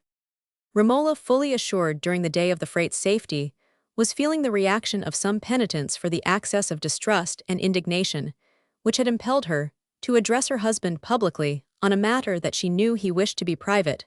She told herself that she had probably been wrong. The scheming duplicity, which she had heard even her godfather allude to as inseparable from party tactics, might be sufficient to account for the connection with Spini, without the supposition that Tito had ever meant to further the plot. She wanted to atone for her impetuosity by confessing that she had been too hasty, and for some hours her mind had been dwelling on the possibility that this confession of hers might lead to other frank words, breaking the 2 years' silence of their hearts. The silence had been so complete that Tito was ignorant of her having fled from him and come back again. They had never approached an avowal of that past which both in its young love and in the shock that shattered the love lay locked away from them, like a banquet room where death had once broken the feast. She looked up at him with that submission in her glance, which belonged to her state of self-reproof, but the subtle change in his face and manner arrested her speech for a few moments. They remained silent, looking at each other. Tito himself felt that a crisis was come in his married life. The husband's determination to mastery, which lay deep below all blandness and beseechingness, had risen permanently to the surface now, and seemed to alter his face, as a face is altered by a hidden muscular tension, with which a man is secretly throttling or stamping out the life from something feeble yet dangerous. Romola, he began in the cool, liquid tone that made her shiver. It is time that we should understand each other. He paused. That is what I most desire, Tito, she said faintly, her sweet pale face with all its anger gone, and nothing but the timidity of self-doubt in it seemed to give a marked predominance to her husband's dark strength. You took a step this morning, Tito, went on which you must now yourself perceive to have been useless, which exposed you to remark, and may involve me in serious practical difficulties. I acknowledge that I was too hasty. I am sorry for any injustice I may have done you. Romola spoke these words in a fuller and firmer tone. Tito, she hoped, would look less hard when she had expressed her regret, and then she could say other things. I wish you once for all to understand, he said, without any change of voice, that such collisions are incompatible with our position as husband and wife.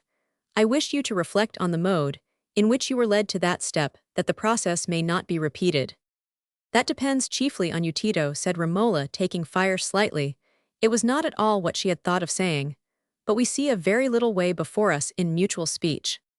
You would say, I suppose, answered Tito, that nothing is to occur in future which can excite your unreasonable suspicions. You were frank enough to say last night that you have no belief in me.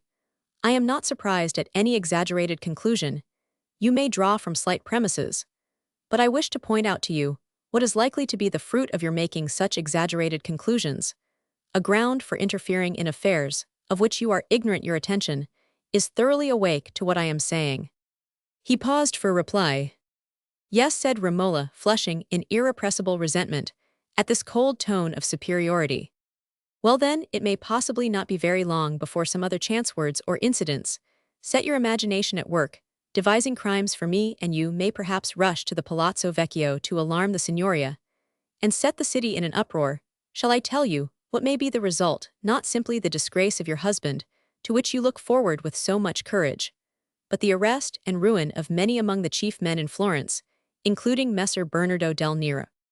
Tito had meditated a decisive move, and he had made it. The flush died out of Romola's face, and her very lips were pale, an unusual effect with her, for she was little subject to fear.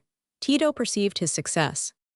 You would perhaps flatter yourself, he went on, that you were performing a heroic deed of deliverance. You might as well try to turn locks with fine words as apply such notions to the politics of Florence. The question now is not whether you can have any belief in me, but whether now you have been warned you will dare to rush like a blind man with a torch in his hand amongst intricate affairs of which you know nothing.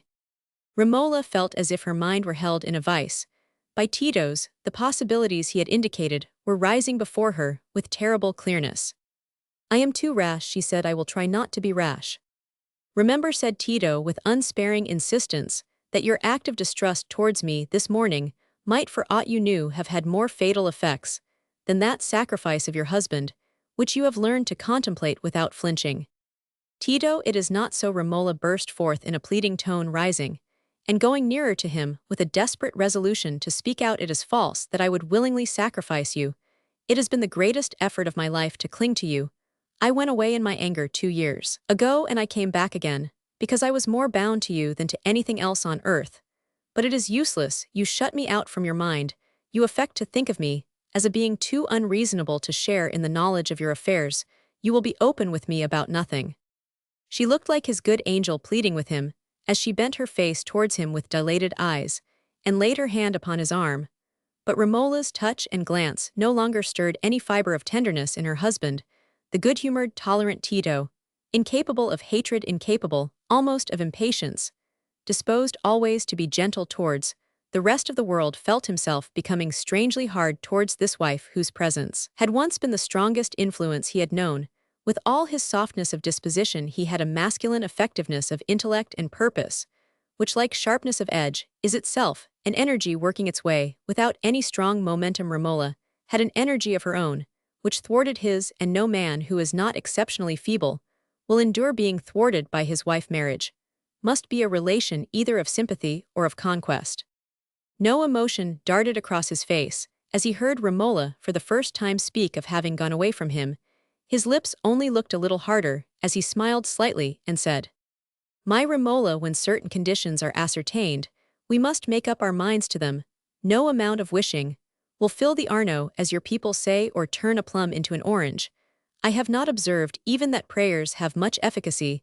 That way you are so constituted as to have certain strong impressions inaccessible to reason. I cannot share those impressions, and you have withdrawn all trust from me. In consequence, you have changed towards me. It has followed that I have changed towards you. It is useless to take any retrospect. We have simply to adapt ourselves to altered conditions." "Tito, it would not be useless for us to speak openly," said Romola, with the sort of exasperation that comes from using living muscle against some lifeless, insurmountable resistance. "It was the sense of deception in you that changed me, and that has kept us apart. And it is not true that I changed first. You changed towards me the night you first wore that chain armor. You had some secret from mate. Was about that old man, and I saw him again yesterday." "Tito," she went on in a tone of agonized entreaty, "if you would once tell me everything, let it be what it may, I would not mind pain that there might be no wall between us. Is it not possible that we could begin a new life?" This time there was a flash of emotion across Tito's face. He stood perfectly still, but the flash seemed to have whitened him. He took no notice of Romola's appeal, but after a moment's pause said quietly, "Your impetuosity about trifles, Romola, has a freezing influence that would cool the baths of Nero." At these cutting words, Romola shrank and drew herself up into her usual self-sustained attitude. "Tito went on, if by that old man you mean the mad Jacopo di Nola, who attempted my life, and made a strange accusation against me of which I told you nothing, because it would have alarmed you to no purpose. He, poor wretch, has died in prison. I saw his name in the list of dead." "I know nothing about his accusation," said Romola, "but I know he is the man whom I saw with the rope round his neck in the Duomo, man whose portrait Piero di Cosimo painted grasping your arm, as he saw him grasp it the day the French entered, the day you first wore the armor." "And where is he now, pray?" said Tito, still pale, but governing himself. "He was lying lifeless in the street from starvation," said Romola. "I revived him with bread and wine. I brought him to our door, but he refused to come in. Then I gave him some money, and he went away without telling me anything. But he had found out that I was your wife." "Who is he?" "A man half mad, half imbecile, who was once my father's servant in Greece, and who has a rancorous hatred towards me, because I got him dismissed for theft. Now you have the whole mystery, and the further satisfaction of knowing that I am again in danger of assassination. The fact of my wearing the armor, about which you seem to have thought so much, must have led you to infer that I was in danger from this man. Was that the reason you chose to cultivate his acquaintance and invite him into the house?" Romola was mute to speak, was only like rushing with bare breast against a shield. Tito moved from his leaning posture, slowly took off his cap and mantle, and pushed back his hair. He was collecting himself for some final words, and Romola stood upright looking at him, as she might have looked at some oncoming deadly force, to be met only by silent endurance. "We need not refer to these matters again, Romola," he said precisely in the same tone as that in which he had spoken at first. "It is enough if you will remember that the next time your generous ardor leads you to interfere in political affairs, you are likely not to save any one from danger, but to be raising scaffolds and setting houses on fire. You are not yet a sufficiently ardent paignon to believe that Messer Bernardo del Nero is the Prince of Darkness, and Messer Francesco Valori the Archangel Michael. I think I need demand no promise from you. I have understood you too well. T. It is enough," he said, leaving the room. Romola turned round with despair in her face, and sank into her seat. "Oh God, I have tried, I cannot help it. We shall always be divided. Those words passed silently through her mind, unless she said aloud, as if some sudden vision had startled her into speech, unless misery should come and join us. Tito, too, had a new thought in his mind after he had closed the door behind him, with the project of leaving Florence as soon as his life there had become a high enough stepping stone to a life elsewhere, perhaps at Rome or Milan. There was now, for the first time, associated a desire to be free from Romola, and to leave her behind him.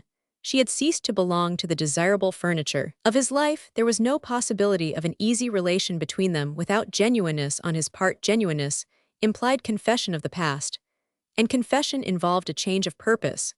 But Tito had as little bent that way as a leopard has to lap milk, when its teeth are grown from all relations that were not easy and agreeable. We know that Tito shrank. Why should he cling to them? And Romola had made his relations difficult with others besides herself. He had had a troublesome interview with Dolfo Spini, who had come back in a rage after an ineffectual soaking with rain and long waiting in ambush, and that scene between Romola and himself at Nello's door, once reported in Spini's ear, might be a seed of something more unmanageable than suspicion. But now, at least, he believed that he had mastered Romola by a terror which appealed to the strongest forces of her nature. He had alarmed her affection and her conscience by the shadowy image of consequences. He had arrested her intellect by hanging before it the idea of a hopeless complexity in affairs, which defied any moral judgment. Yet Tito was not at ease. The world was not yet quite cushioned with velvet, and if it had been, he could not have abandoned himself to that softness with thorough enjoyment, for before he went out again this evening, he put on his coat of chain armor. Chapter Roman 49, The Pyramid of Vanities. The wintry days passed for Romola, as the white ships pass one who is standing lonely on the shore, passing in silence and sameness, yet each bearing a hidden burden of coming change. Tito's hint had mingled so much dread with her interest in the progress of public affairs that she had begun to court ignorance rather than knowledge. The threatening German emperor was gone again, and in other ways besides the position of Florence was alleviated, but so much distress remained that Romola's active duties were hardly diminished, and in these, as usual, her mind found a refuge from its doubt. She dared not rejoice that the relief which had come in extremity, and had appeared to justify the policy of the Frate's party, was making that party so triumphant that Francesco Valori, hot-tempered chieftain of the Piagnoni, had been elected gonfaloniere at the beginning of the year, and was making haste to have as much of his own liberal way as possible during his 2 months of power. That seemed for the moment like a strengthening of the party most attached to freedom, and a reinforcement of protection to Savonarola.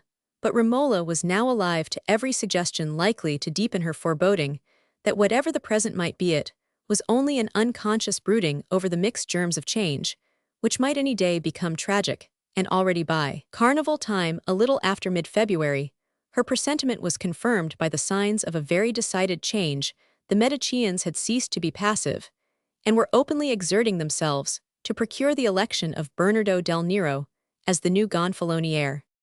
On the last day of the carnival, between 10 and 11 in the morning, Romola walked out according to promise towards the Corso degli Albizzi to fetch her cousin Brigida, that they might both be ready to start from the Via de' Bardi early in the afternoon, and take their places at a window which Tito had reserved for them in the Piazza della Signoria, where there was to be scene of so new and striking a sort that all Florentine eyes must desire to see it. For the Piagnoni were having their own way thoroughly about the mode of keeping the carnival. In vain Dolfo Spini and his companions had struggled to get up the dear old masks and practical jokes, well spiced with indecency. Such things were not to be in a city where Christ had been declared king. Romola set out in that languid state of mind with which everyone enters on a long day of sightseeing purely for the sake of gratifying a child or some dear childish friend. The day was certainly an epoch in carnival keeping, but this phase of reform had not touched her enthusiasm, and she did not know that it was an epoch in her own life, when another lot would begin to be no longer secretly, but visibly entwined with her own. She chose to go through the great piazza that she might take a first survey of the unparalleled sight there. While she was still alone entering it from the south, she saw something monstrous and many-colored in the shape of a pyramid, or rather like a huge fir tree 60 feet high, with shelves on the branches widening and widening towards the base, till they reached a circumference of 80 yards. The piazza was full of life-slight young figures in white garments with olive wreaths on their heads were moving to and fro about the base of the pyramidal tree, carrying baskets full of bright-colored things and maturer forms, some in the monastic frock, some in the loose tunics, and dark-red caps of artists were helping and examining, or else retreating to various points, in the distance to survey the wondrous whole, while a considerable group, amongst whom Romola recognized Piero di Cosimo standing on the marble steps of Orgagna's loggia, seemed to be keeping aloof in discontent and scorn. Approaching nearer, she paused to look at the multifarious objects ranged in gradation from the base to the summit of the pyramid. There were tapestries and brocades of immodest design pictures, and sculptures held too likely to incite to vice. There were boards and tables for all sorts of games, playing cards along with the blocks for printing them, dice, and other apparatus for gambling. There were worldly music books and musical instruments in all the pretty varieties of lute, drum, cymbal, and trumpet. There were masks and masquerading dresses used in the old carnival shows. There were handsome copies of Ovid, Boccaccio, Petrarca, Pulci, and other books of a vain or impure sort. There were all the implements of feminine vanity, rouge pots, false hair mirrors, perfumes, powders, and transparent veils, intended to provoke inquisitive glances. Lastly, at the very summit, there was the unflattering effigy of a probably mythical Venetian merchant, who was understood to have offered a heavy sum for this collection of marketable abominations, and soaring above him, in surpassing ugliness, the symbolic figure of the old debauched carnival. This was the preparation for a new sort of bonfire. The burning of vanities hidden in the interior of the pyramid was a plentiful store of dry fuel and gunpowder. And on this last day of the festival at evening, the pile of vanities was to be set ablaze to the sound of trumpets, and the ugly old carnival was to tumble into the flames amid the songs of reforming triumph. This crowning act of the new festivities could hardly have been prepared, but for a peculiar organization, which had been started by Savonarola 2 years before the mass of the Florentine boyhood and youth was no longer left to its own genial promptings, towards street mischief and crude dissoluteness, under the training of Fra Domenico, a sort of lieutenant to Savonarola lads and striplings. The hope of Florence were to have none but pure words on their lips, were to have a zeal for unseen good that should put to shame the lukewarmness of their elders, and were to know no pleasures save of an angelic sort, singing divine praises and walking in white robes. It was for them that the ranges of seats had been raised high against the walls of the Duomo, and they had been used to hear Savonarola appeal to them as the future glory of a city specially appointed to do the work of God. These fresh-cheeked troops were the chief agents in the regenerated merriment of the new carnival, which was a sort of sacred parody of the old. Had there been bonfires in the old time, there was to be a bonfire now, consuming impurity from off the earth. Had there been symbolic processions, there were to be processions now, but the symbols were to be white robes and red crosses, and olive wreaths, emblems of peace and innocent gladness, and the banners and images held aloft were to tell the triumphs of goodness.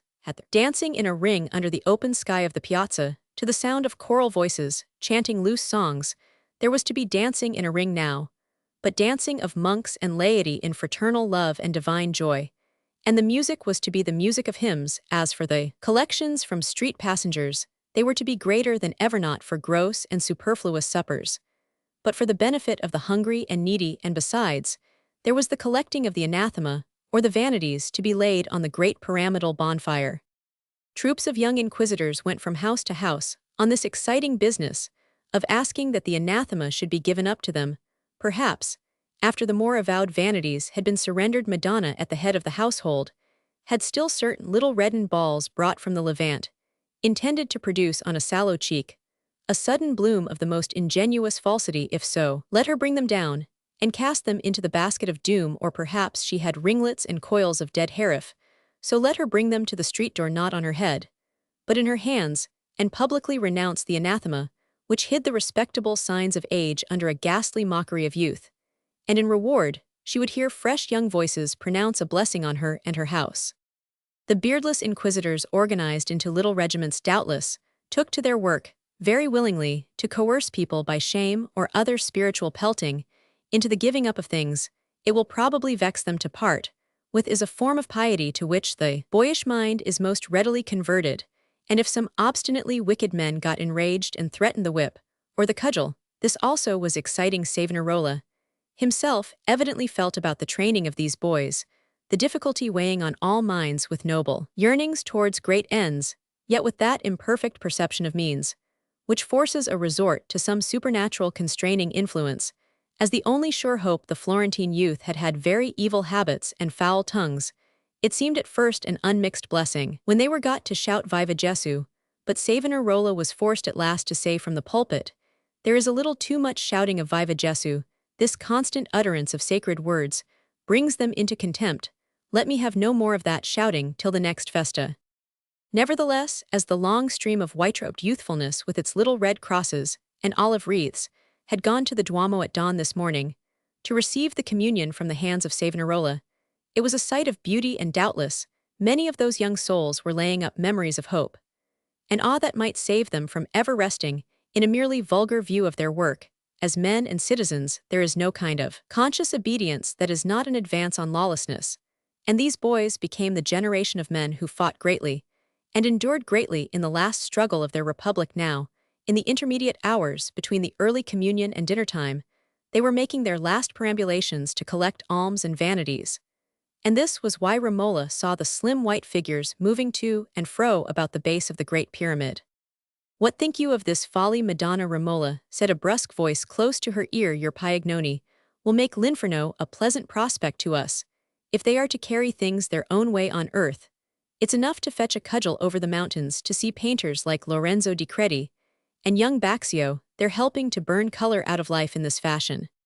"My good Piero," said Romola, looking up and smiling at the grim man, "even you must be glad to see some of these things burnt. Look at those gewgaws and wigs and rouge-pots. I have heard you talk as indignantly against those things as Fra Girolamo himself."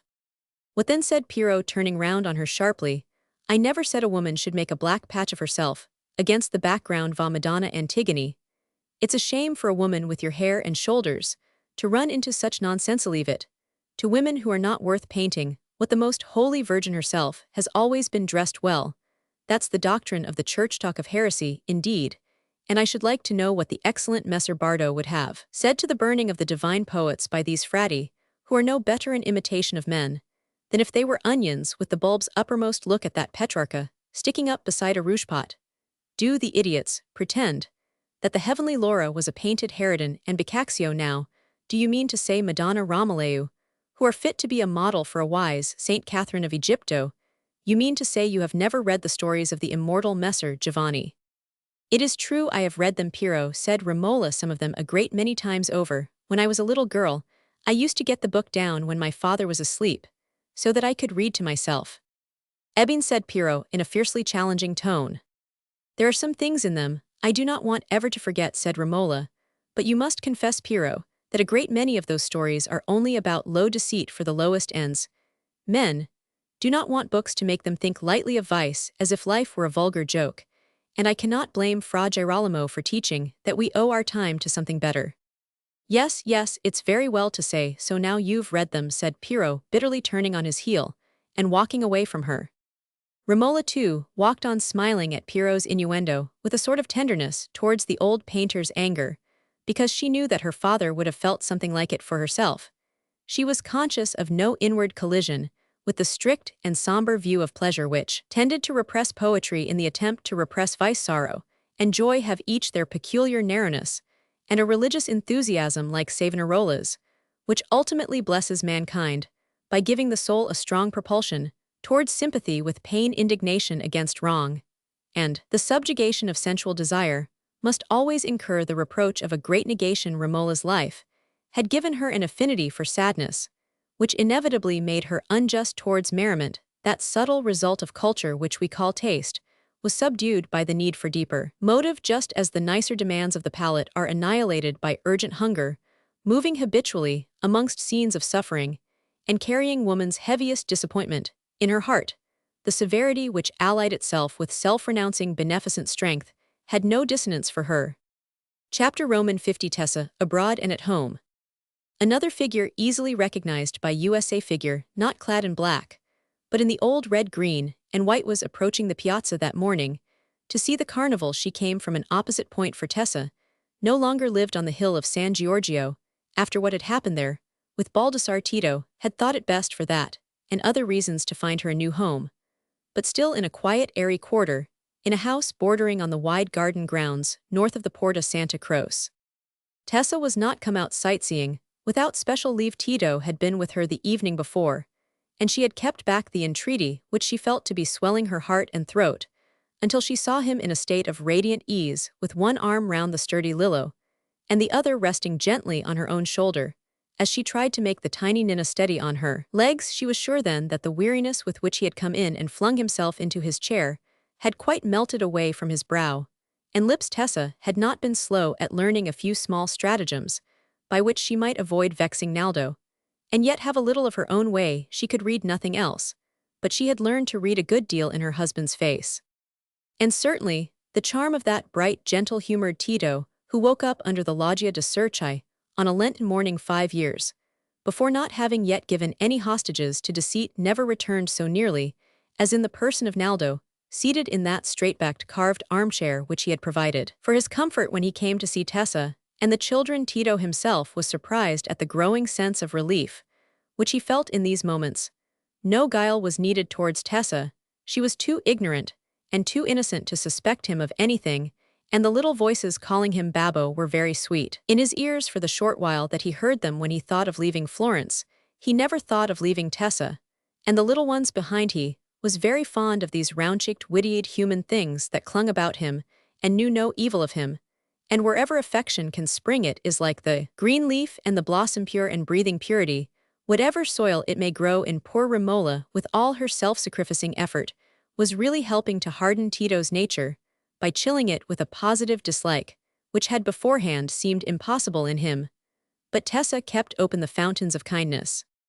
"Nina is very good without me now," began Tessa, feeling her request rising very high in her throat, and letting Nina seat herself on the floor. "I can leave her with Monna Lisa any time, and if she is in the cradle and cries, Lillo is as sensible as can be." He goes and thumps Monna Lisa. Lillo, whose great dark eyes looked all the darker because his curls were of a light brown like his mother's, jumped off Babbo's knee and went forthwith to attest his intelligence by thumping Monna Lisa, who was shaking her head slowly over her spinning at the other end of the room. "A wonderful boy," said Tito, laughing. "Isn't he?" said Tessa, eagerly getting a little closer to him. "And I might go and see the carnival tomorrow, just for an hour or two, mightn't I?" "Oh, you wicked pigeons," said Tito, pinching her cheek. "Those are your longings, are they? What have you to do with carnivals now? You are an old woman with 2 children." "But old women like to see things," said Tessa, her lower lip hanging a little. "Monna Lisa said she should like to go, only she's so deaf she can't hear what is behind her, and she thinks we couldn't take care of both the children." "No, indeed, Tessa," said Tito, looking rather grave. "You must not think of taking the children into the crowded streets, else I shall be angry." "But I have never been into the piazza without leave," said Tessa in a frightened, pleading tone, "since the Holy Saturday, and I think Nofri is dead, for you know the poor mater died. And I shall never forget the carnival I saw once. It was so pretty, all roses, and a king and queen under Themen singing. I liked it better than the San Giovanni. But there's nothing like that now, my Tessa. They are going to make a bonfire in the Piazzathats. All, but I cannot let you go out by yourself in the evening." "Oh, no, no, I don't want to go in the evening. I only want to go and see the procession by daylight. There will be a procession, is it not true?" "Yes, after a sort," said Tito, as lively as a flight of cranes.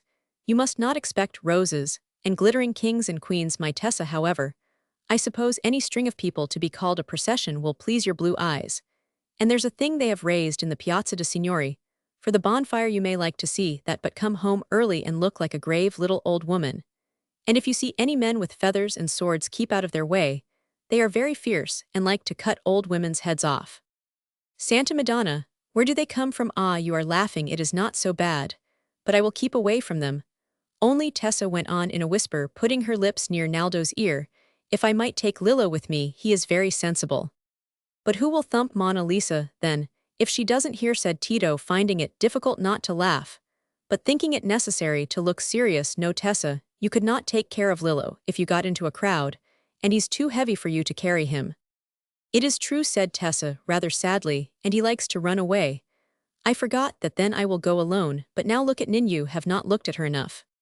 Nina was a blue-eyed thing at the tottering, tumbling Agia, fair solid, which like a loaded die, found its base with a constancy that warranted prediction. Tessa went to snatch her up, And when Babbo was paying due attention to the recent teeth and other marvels, she said in a whisper, "And shall I buy some confetti for the children?" Tito drew some small coins from his scarsella and poured them into her palm. "That will buy no end," said Tessa, delighted at this abundance. "I shall not mind going without Lillo so much if I bring him something." So Tessa set out in the morning towards the great piazza, where the bonfire was to be. She did not think the February breeze cold enough to demand further covering than her green woolen dress. A mantle would have been oppressive, for it would have hidden a new necklace, and a new clasp mounted with silver, the only ornamental presents Tito had ever made her. Tessa did not think at all of showing her figure, for no one had ever told her it was pretty, but she was quite sure that her necklace and clasp were of the prettiest sort ever worn by the richest contadina, and she arranged her white hood over her head, so that the front of her necklace might be well displayed. These ornaments, she considered, must inspire respect for her, as the wife of someone who could afford to buy them. She tripped along very cheerily in the February sunshine, thinking much of the purchases for the little ones with which she was to fill her small basket, and not thinking at all of anyone who might be observing her. Yet her descent from her upper story into the street had been watched, and she was being kept in sight as she walked by a person who had often waited in vain to see if it were not Tessa who lived in that house, to which he had more than once dogged. Tito Baldassarre was carrying a package of yarn. He was constantly employed in that way, as a means of earning his scanty bread and keeping the sacred fire of vengeance alive, and he had come out of his way this morning, as he had often done before, that he might pass by the house to which he had followed Tito in the evening. His long imprisonment had so intensified his timid suspicion and his belief in some diabolic fortune favoring Tito that he had not dared to pursue him except under cover of a crowd or of the darkness. He felt with instinctive horror that if Tito's eyes fell upon him, he should again be held up to obloquy, again be dragged away, his weapon would be taken from him, and he should be cast helpless into a prison cell. His fierce purpose had become as stealthy as a serpent's, which depends for its prey on one dart of the fang. Justice was weak and unfriended, and he could not hear again the voice that pealed the promise of vengeance in the Duomo. He had been there again and again, but that voice too had apparently been stifled by cunning, strong-armed wickedness. For a long while Baldassarre's ruling thought was to ascertain whether Tito still wore the armor, for now at last his fainting hope would have been contented with a successful stab on this side the grave, but he would never risk his precious knife again. It was a weary time he had had to wait for the chance of answering this question by touching Tito's back in the press of the street.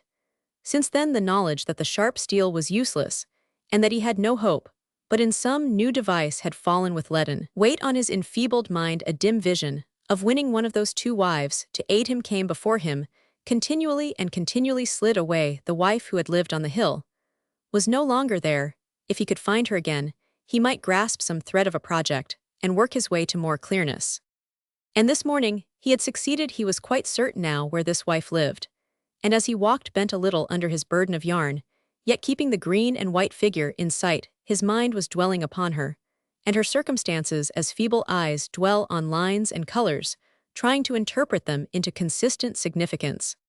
Tessa had to pass through various long streets without seeing any other sign of the carnival than unusual groups of the country people in their best garments, and that disposition in everybody to chat and loiter, which marks the early hours of a holiday before the spectacle has begun. Presently, in her disappointed search for remarkable objects, her eyes fell on a man with a peddler's basket before him, who seemed to be selling nothing but little red crosses. To all the passengers, a little red cross would be pretty to hang up over her bed. It would also help to keep off harm, and would perhaps make Nina stronger. Tessa went to the other side the street that she might ask the peddler the price of the crosses, fearing that they would cost a little too much for her to spare from her purchase of sweets. The peddler's back had been turned towards her hitherto, but when she came near him, she recognized an old acquaintance of the Mercato Bradi Ferravchi, and accustomed to feel that she was to avoid old acquaintances, she turned away again and passed to the other side of the street. But Brady's eye was too well practiced in looking out at the corner after possible customers for her movement to have escaped him, and she was presently arrested by a tap on the arm from one of the red crosses. "Young woman," said Brady, as she unwillingly turned her head, "you come from some castello, a good way off, it seems to me, else you'd never think of walking about this blessed carnival without a red cross in your hand. Santa Madonna, 4 white quattrini, is a small price to pay for your soul. Prices rise in purgatory, let me tell you. Oh, I should like one, said Tessa hastily, but I couldn't spare 4 white quattrini. Bratty had at first regarded Tessa too abstractedly as a mere customer to look at her with any scrutiny, but when she began to speak he exclaimed, by the head of San Giovanni, it must be the little Tessa, and looking as fresh as a ripe apple, what you've done none the worse then for running away from Father Nofri. You were in the right of it, for he goes on crutches now, and a crabbed fellow with crutches is dangerous. He can reach across the house and beat a woman as he sits. I am married, said Tessa, rather demurely, remembering Naldo's command that she should behave with gravity, and my husband takes great care of me. Ah, then you've fallen on your feet. Nofri said you were good-for-nothing vermin, but what then? An ass may bray a good while before he shakes the stars down.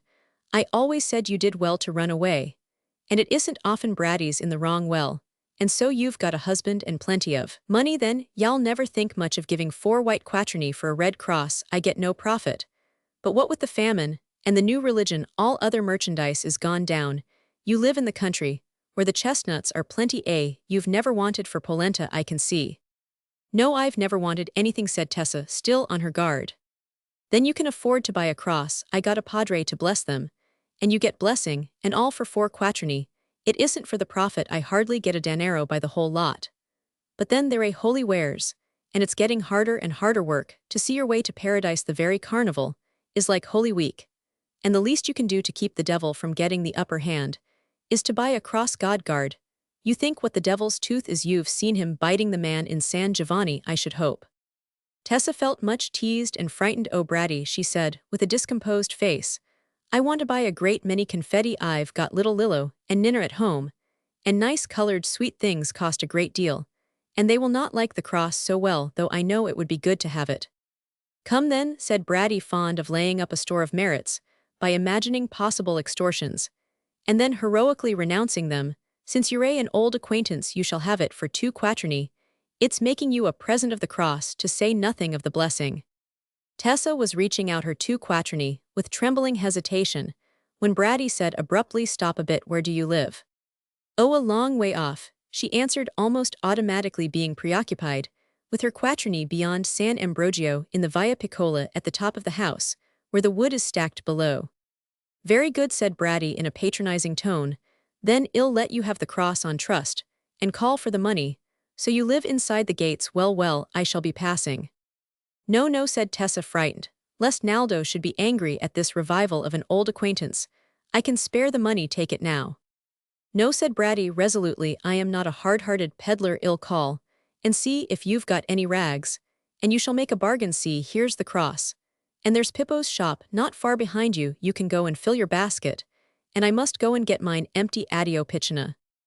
Bratty went on his way, and Tessa, stimulated to change her money into confetti, before further accident went into Pippo's shop, a little fluttered by the thought that she had let Bratty know more about her than her husband would approve. There were certainly more dangers in coming to see the carnival than in staying at home, and she would have felt this more strongly if she had known that the wicked old man who had wanted to kill her husband on the hill was still keeping her in sight, but she had not noticed the man with the burden on his back. The consciousness of having a small basketful of things to make the children glad dispersed her anxiety, and as she entered the Via de Librage, her face had its visual expression of childlike content, and now she thought there was really a procession coming, for she saw white robes and a banner, and her heart began to palpitate with expectation.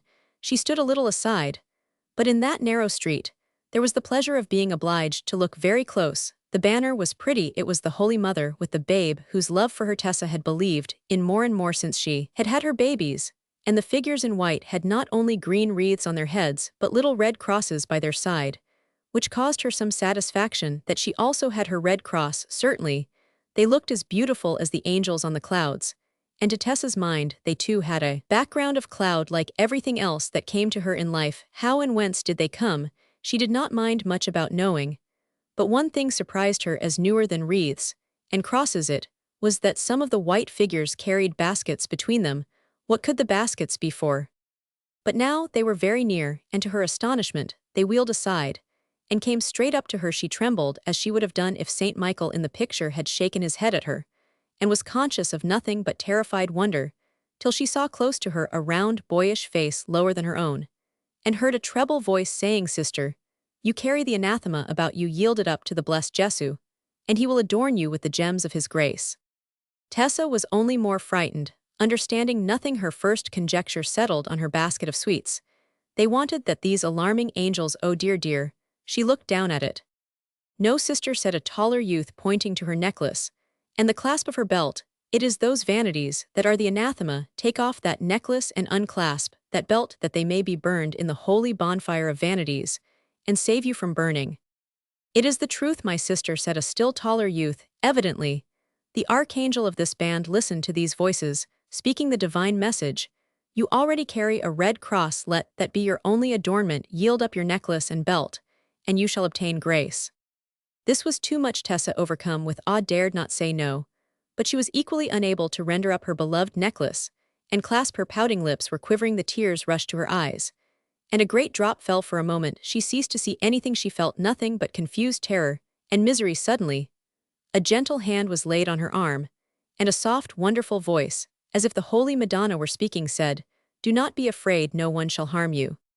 Tessa looked up and saw a lady in black, with a young heavenly face and loving hazel eyes.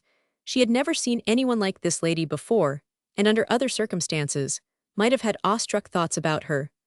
But now everything else was overcome by the sense that loving protection was near her. The tears only fell the faster, relieving her swelling heart, as she looked up at the heavenly face, and putting her hand to her necklace said sobbingly, "I can't give them to be burnt. My husband bought them for me, and they are so pretty and ninya, I wish it'd never come." "Do not ask her for them," said Romola, speaking to the white-robed boys in a tone of mild authority. "It answers no good end for people to give up such things against their well, that is not what Fra Girolamo approves. He would have such things given up freely." Madonna Romola's word was not to be resisted, and the white train moved on. They even moved with haste, as if some new object had caught their eyes, and Tessa felt with bliss that they were gone, and that her necklace and clasp were still with her. "Oh, I will go back to the house," she said, still agitated. "I will go nowhere else. But if I should meet them again, and you not be there," she added, expecting everything from this heavenly lady. "Stay a little," said Romola. "Come with me under this doorway, and we will hide the necklace and clasp, and then you will be in no danger." She led Tessa under the archway, and said, "Now, can we find room for your necklace and belt in your basket? Ah, your basket is full of crisp things that will break. Let us be careful, and lay the heavy necklace under them." It was like a change in a dream to Tessa's escape from nightmare into floating safety, and joy to find herself taken care of by this lady so lovely and powerful and gentle. She let Romola unfasten her necklace and clasp, while she herself did nothing but look up at the face that bent over her. "They are sweets for Lillo and Nina," she said, as Romola carefully lifted up the light parcels in the basket and placed the ornaments below them. "Those are your children," said Romola, smiling, "and you would rather go home to them than see any more of the carnival, else you have not far to go to the Piazza de' Signori, and there you would see the pile for the great bonfire." "No, oh no," said Tessa eagerly, "I shall never like bonfires again. I will go back." "You live at some castello, doubtless," said Romola, not waiting for an answer. "Towards which gate do you go?" "Towards poor Santa Croce." "Come then," said Romola, taking her by the hand, and leading her to the corner of a street, nearly opposite. "If you go down there," she said, pausing, "you will soon be in a straight road. And I must leave you now, because someone else expects me. You will not be frightened. Your pretty things are quite safe now. Addio." "Addio, Madonna," said Tessa, almost in a whisper, not knowing what else it would be right to say. And in an instant, the heavenly lady was gone. Tessa turned to catch a last glimpse, but she only saw the tall, gliding figure vanish round the projecting stonework. So she went on her way in wonder, longing to be once more safely housed with Mona Lisa, undesirous of carnivals for evermore. Baldassarre had kept Tessa in sight till the moment of her parting with Romola. Then he went away with his bundle of yarn. It seemed to him that he had discerned a clue which might guide him, if he could only grasp the necessary details firmly enough. He had seen the two wives together, and the sight had brought to his conceptions that vividness which had been wanting before. His power of imagining facts needed to be reinforced continually by the senses. The tall wife was the noble and rightful wife. She had the blood in her that would be readily kindled to resentment. She would know what scholarship was, and how it might lie locked in by the obstructions of the stricken body like a treasure buried by earthquake. She could believe him. She would be inclined to believe him if he proved to her that her husband was unfaithful women. Cared about that they would take vengeance for that. If this wife of Tito's loved him, she would have a sense of injury, which Baldassarre's mind dwelt on with keen longing, as if it would be the strength of another will added to his own the strength of another mind, to form devices. Both these wives had been kind to Baldassarre, and their acts towards him being bound up with the very image of them had not vanished from his memory, yet the thought of their pain could not present itself to him as a check to him. It seemed that pain was the order of the world for all, except the hard and base if any were innocent, if any were noble. Where could the utmost gladness lie for them, where it lay for him in unconquerable hatred and triumphant vengeance? But he must be cautious. He must watch this wife in the Via de Bardi, and learn more of her, for even here frustration was possible. There was no power for him now but in patience. Chapter Roman 51, Monna Brigida's Conversion. When Romola said that someone else expected her, she meant her cousin Brigida, but she was far from suspecting how much that good kinswoman was in need of her. Returning together towards the piazza, they had descried the company of youths coming to a stand before Tessa, and when Romola, having approached near enough to see the simple little contadina's distress, said, "Wait for me a moment," cousin Monna Brigida said hastily, "Ah, I will not go on. Come for me to Bonna's shop. I shall go back there." The truth was, Monna Brigida had a consciousness on the one hand of certain vanities carried on her person, and on the other of a growing alarm, lest the Piagnoni should be right in holding that rouge and false hair and pearl embroidery, and damaged the soul. Their serious view of things filled the air like an odor. Nothing seemed to have exactly the same flavor as it used to have, and there was the dear child, Romola, in her youth and beauty, leading a life that was uncomfortably suggestive of rigorous demands on woman, a widow at 55, whose satisfaction has been largely drawn from what she thinks of her own person, and what she believes others think of it, requires a great fund of imagination to keep her spirits buoyant, and Monna Brigida had begun to have frequent struggles at her toilet if her soul would prosper. Better without them. Was it really worth while to put on the rouge and the braids? But when she lifted up the hand mirror and saw a sallow face with baggy cheeks and crow's feet that were not to be dissimulated by any simpering of the lips, she parted her gray hair and let it lie in simple Piagnon fashion round her face. Her courage failed. Monna Berta would certainly burst out laughing at her and call her an old hag, and as Monna Berta was really only 52, she had a superiority which would make the observation cutting. Every woman who was not a Piagnon would give a shrug at the sight of her, and the men would accost her as if she were their grandmother, whereas at 55, a woman was not so very old, only required making up a little. So the rouge and the braids and the embroidered beretta went on again, and Monna Brigida was satisfied with the accustomed effect.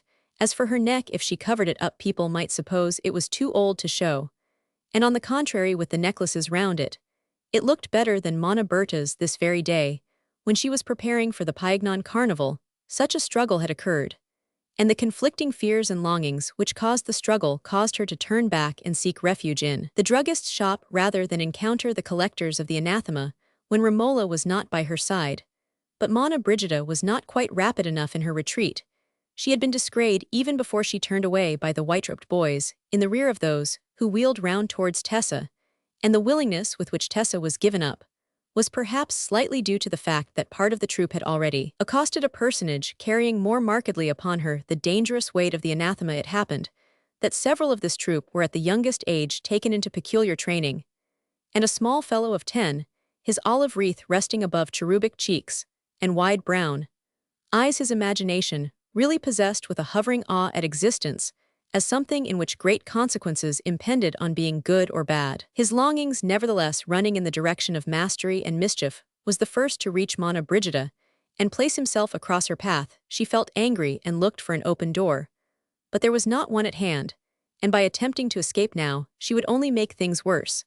But it was not the cherubic-faced young one who first addressed her. It was a youth of 15 who held one handle of a wide basket.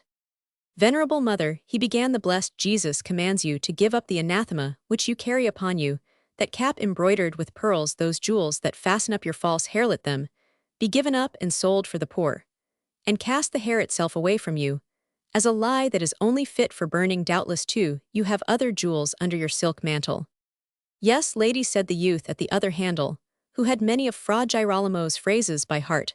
They are too heavy for you, they are heavier than a millstone, and are weighting you for perdition. Will you adorn yourself with the hunger of the poor, and be proud to carry God's curse upon your head? In truth, you are old Buona Mater, said the cherubic boy in a sweet soprano. You look very ugly with the red on your cheeks, and that black glistening hair, and those fine things. It is only Satan, who can like to see you your angel, is sorry he wants you to rub away the red. The little fellow snatched a soft silk scarf from the basket, and held it towards Monna Brigida, that she might use it as her guardian angel desired. Her anger and mortification were fast giving way to spiritual alarm. Monna Berta, and that cloud of witnesses, highly dressed society in general, were not looking at her, and she was surrounded by young monitors, whose white robes and wreaths, and red crosses, and dreadful candor had something awful in their unusualness. Her Franciscan confessor, Fra Cristoforo of Santa Croce, was not at hand to reinforce her distrust of Dominican teaching, and she was helplessly possessed and shaken by a vague sense that a supreme warning was come to her unvisited by the least suggestion of any other course that was open to her. She took the scarf that was held out and rubbed her cheeks with trembling submissiveness. It is well, Madonna, said the second youth, it is a holy beginning, and when you have taken those vanities from your head, the dew of heavenly grace will descend on it. The infusion of mischief was getting stronger, and putting his hand to one of the jeweled pins that fastened her braids to the beretta, he drew it out. The heavy black plate fell down over Monna Brigida's face and dragged the rest of the headgear forward. It was a new reason for not hesitating. She put up her hands hastily, undid the other fastenings, and flung down into the basket of doom her beloved crimson velvet beretta, with all its unsurpassed embroidery of seed pearls, and stood an unrouged woman with gray hair pushed backward from a face where certain deep lines of age had triumphed over embonpoint. But the beretta was not allowed to lie in the basket with impish zeal. The youngsters lifted it, and held it up pitilessly with the false hair dangling. See, venerable mother, said the taller youth, what ugly lies you have delivered yourself from, and now, you look like the blessed Saint Anna, the mother of the Holy Virgin. Thoughts of going into a convent forthwith, and never showing herself in the world again, were rushing through Monna Brigida's mind. There was nothing possible for her but to take care of her soul. Of course there were spectators laughing. She had no need to look round to assure herself of that. Well, it would perhaps be better to be forced to think more of paradise. But at the thought that the dear accustomed world was no longer in her choice, there gathered some of those hard tears which just moisten elderly eyes, and she could see, but dimly, a large rough hand holding a red cross, which was suddenly thrust before her over the shoulders of the boys, while a strong guttural voice said, Only 4 quattrini, Madonna blessing, and all by it, y'all find a comfort in it. Now your wig's gone day, what are we sinners doing all our lives, making soup in a basket, and getting nothing but the scum for our stomachs? Better by a blessing, Madonna, only 4 quattrini. The profit is not so much as the smell of a danaro, and it goes to the poor. Monna Brigida, in dymied confusion, was proceeding to the further submission of reaching money from her embroidered scarsella, at present hidden by her silk mantle, when the group round her, which she had not yet entertained the idea of escaping, opened before a figure as welcome as an angel loosing prison bolts. Romola, look at me, said Monna Brigida in a piteous tone, putting out both her hands. The white troop was already moving away, with a slight consciousness that its zeal about the headgear had been superabundant enough to afford a dispensation from any further demand for penitential offerings. Dear cousin, don't be distressed, said Romola, smitten with pity, yet hardly able to help smiling at the sudden apparition of her kinswoman, in a genuine natural guise strangely contrasted with all memories of her. She took the black drapery from her own head, and threw it over Monna Brigida's.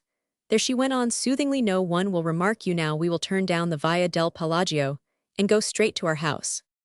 They hastened away, Monna Brigida grasping Romola's hand tightly, as if to get a stronger assurance of her being actually there. Ah, my Romola, my dear child, said the short fat woman, hurrying with frequent steps to keep pace with the majestic young figure beside her, what an old scarecrow I am.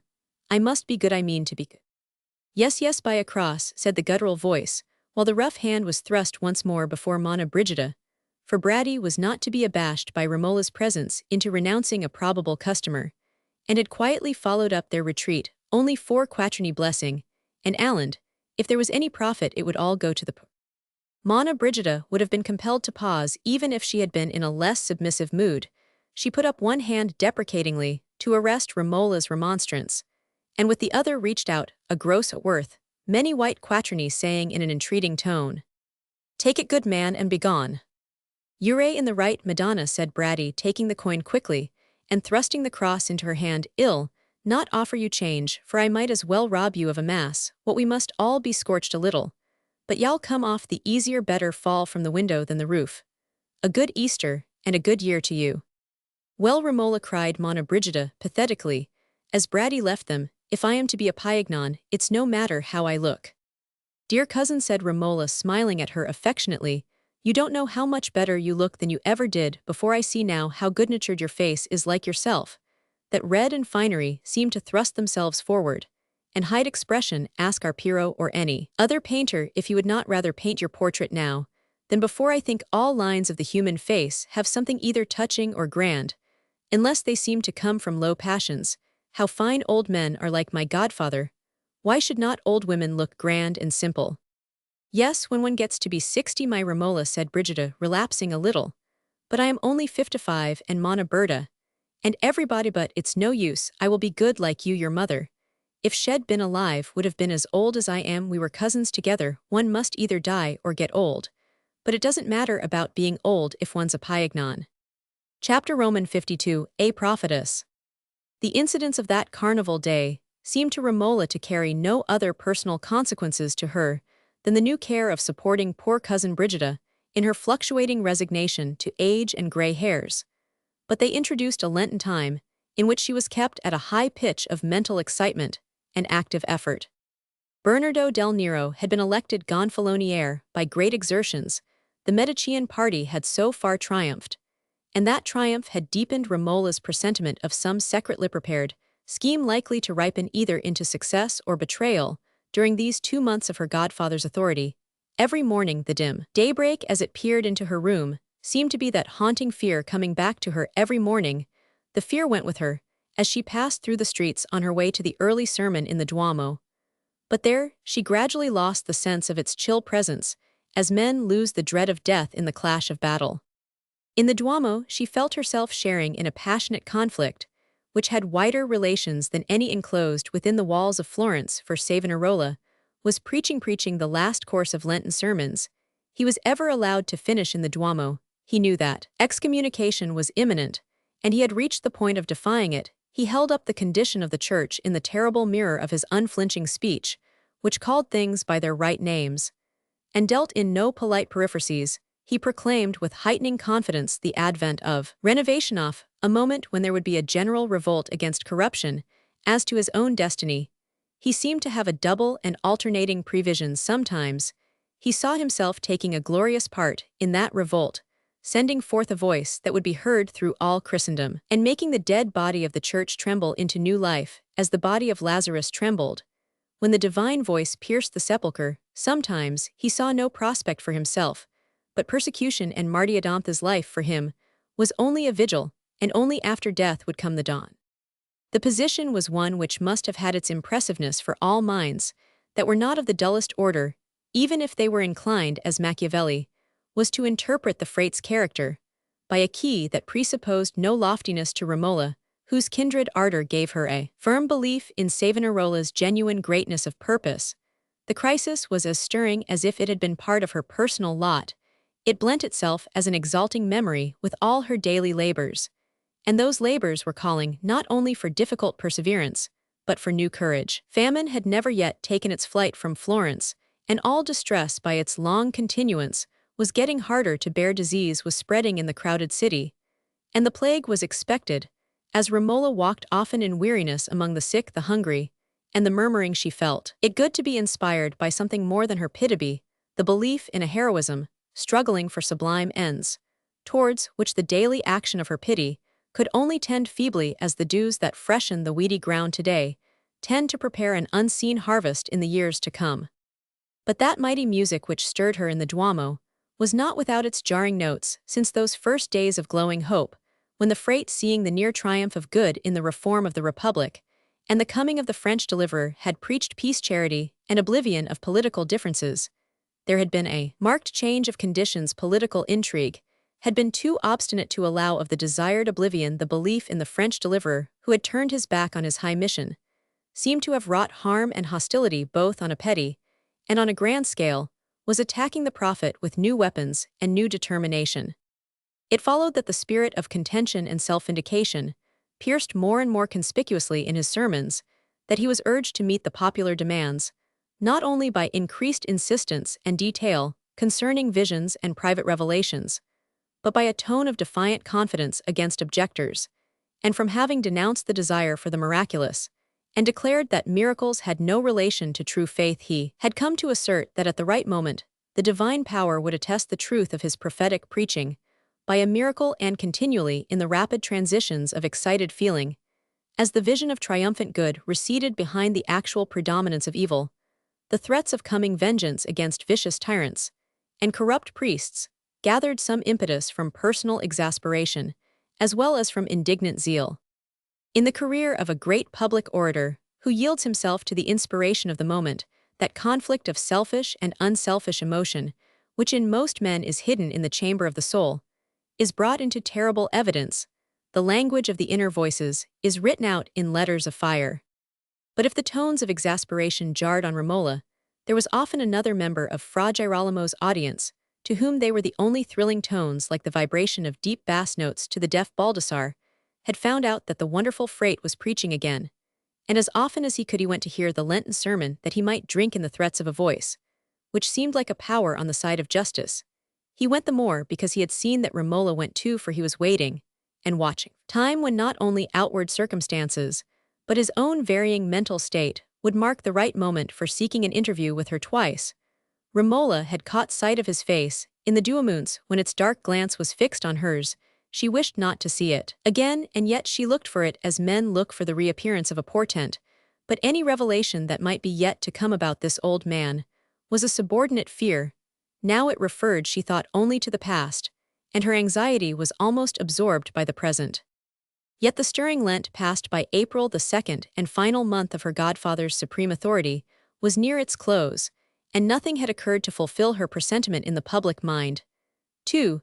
There had been fears and rumors had spread from Rome of a menacing activity on the part of Piero de' Medici, but in a few days, the suspected Bernardo would go out of power.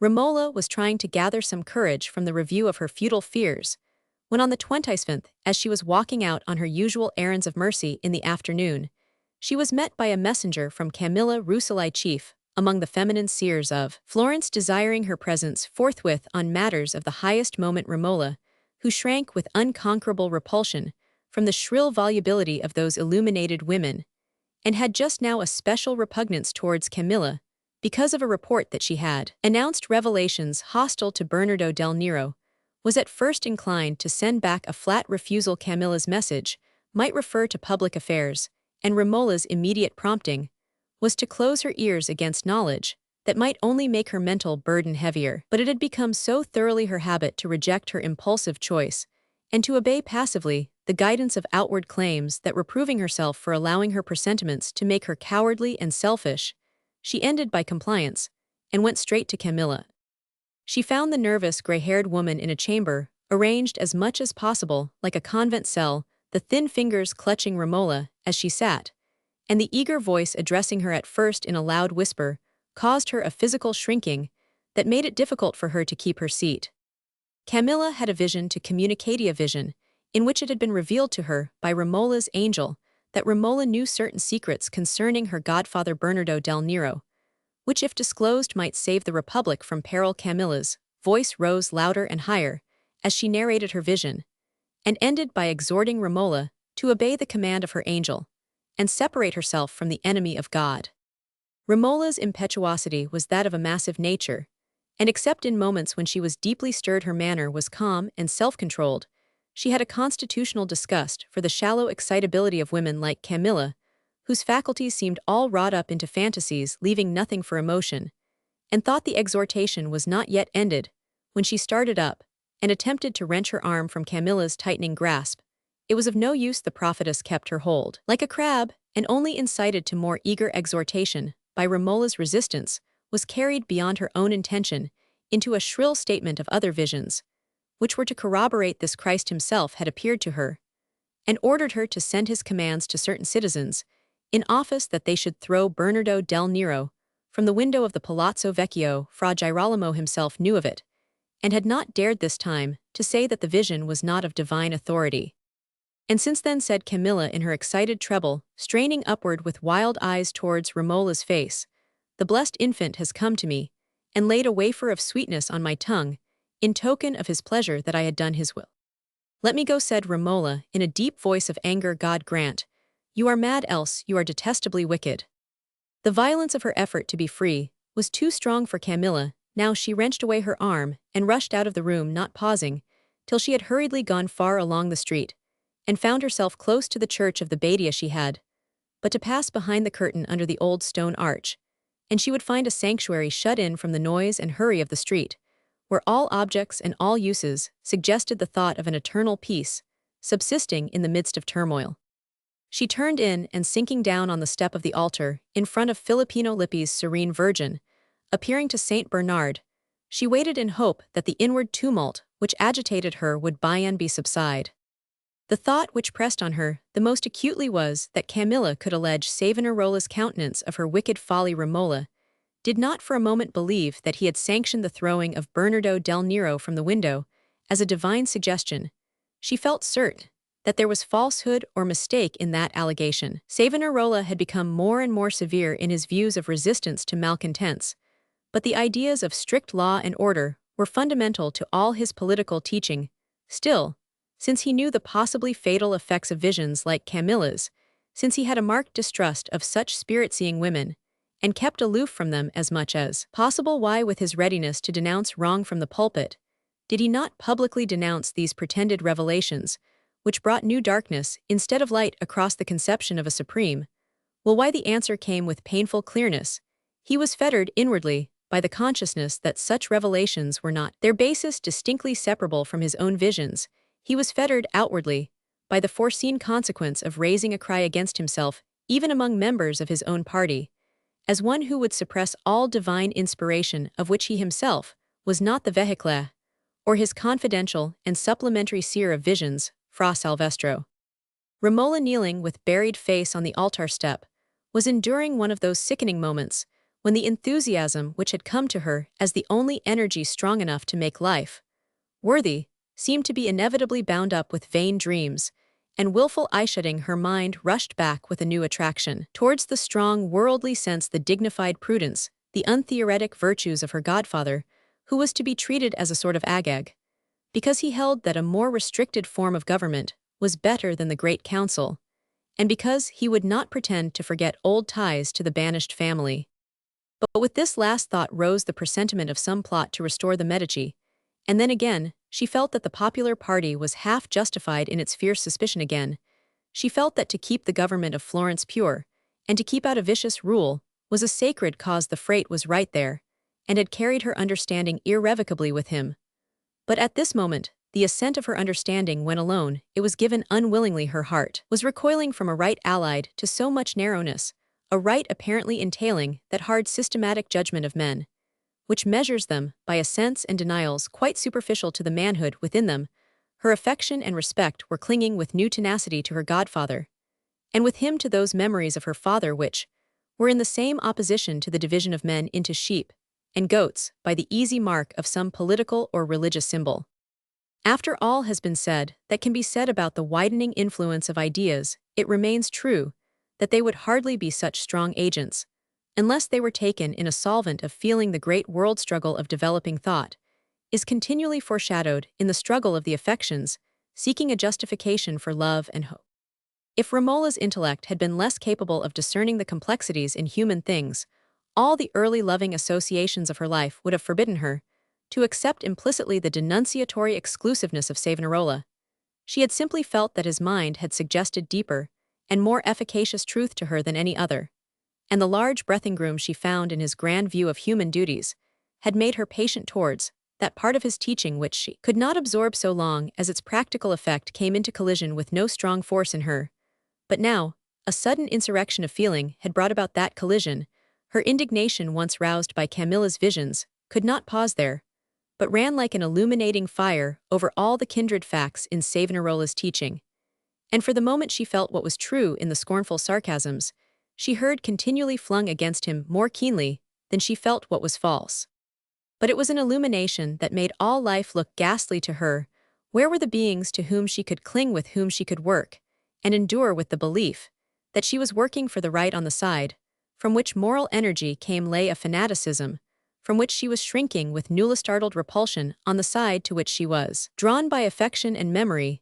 There was the presentiment of some secret plotting, which her judgment told her would not be unfairly called crime, and still surmounting every other thought was the dread inspired by Tito's hints, lest that presentiment should be converted into knowledge in such a way that she would be torn by irreconcilable claims.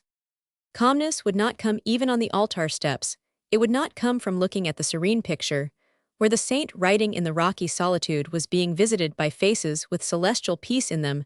Romola was in the hard press of human difficulties, and that rocky solitude was too far off. She rose from her knees that she might hasten to her sick people in the courtyard, and by some immediate beneficent action, revive that sense of worth in life which at this moment was unfed by any wider faith.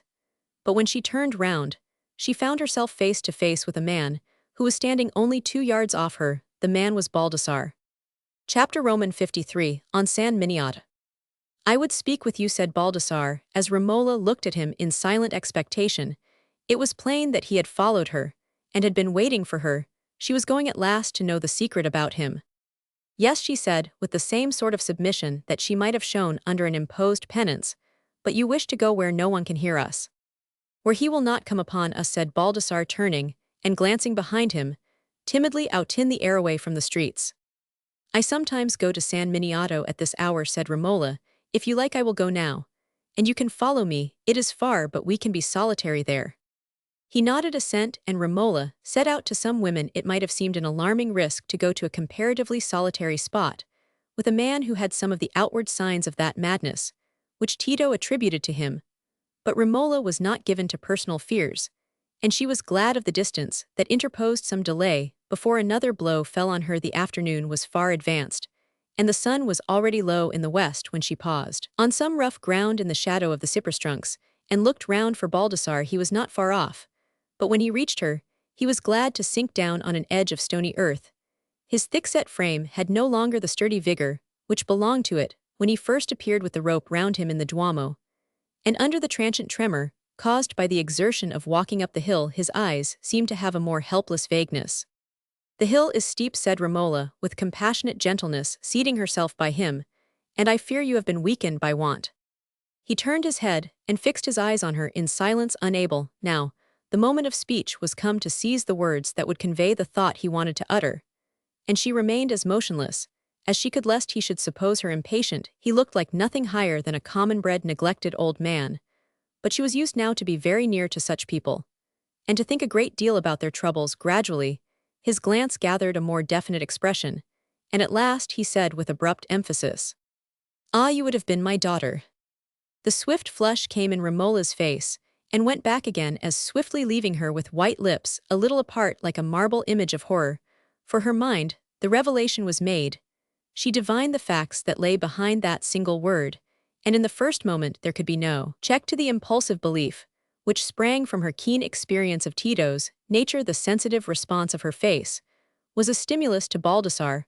For the first time, his words had wrought their right effect. He went on with gathering eagerness and firmness, laying his hand on her arm. "You are a woman of proud bloodies. It not true you go to hear the preacher you hate baseness, that smiles and triumphs you hate your husband." "O God, were you really his father?" said Romola, in a low voice, too entirely possessed by the images of the past to take any note of Baldassarre's question. "Or was it as he said? Did you take him when he was little?" "Ah, you believe may you know what he is," said Baldassarre, exultingly tightening the pressure on her arm, as if the contact gave him power. "You will help me." "Yes," said Romola, not interpreting the words as he meant them. She laid her palm gently on the rough hand that grasped her arm, and the tears came to her eyes as she looked at him. "Oh, it is piteous. Tell me, you were a great scholar, you taught him. How is it?" She broke off. Tito's allegation of this man's madness had come across her, and where were the signs even of past refinement? but she had the self-command not to move her hand. She sat perfectly still waiting to listen with new caution. "It is gone, it is all gone," said Baldassarre, and they would not believe me because he lied, and said I was mad, and they had me dragged to prison, and I am old, me mind will not come back, and the world is against me. He paused a moment, and his eyes sank as if he were under a wave of despondency. Then he looked up at her again, and said with renewed eagerness, "But you are not against me. He made you love him, and he has been false to you, and you hate him. Yes, he made me love him. He was beautiful and gentle, and I was a lonely man. I took him when they were beating him. He slept in my bosom when he was little, and I watched him as he grew, and gave him all my knowledge, and everything that was mine I meant to be his. I had many things, money and books and gems. He had my gems, sold them, and he left me in slavery. He never came to seek me, and when I came back poor and in misery he denied me. He said I was a madman.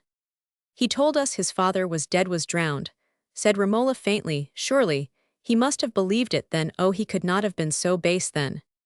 A vision had risen of what Tito was to her in those first days, when she thought no more of wrong in him than a child thinks of poison in flowers.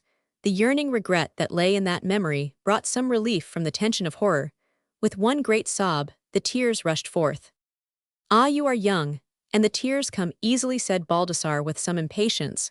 "But tears are no good, they only put out the fire within, and it is the fire that works. Tears will hinder us. Listen to me."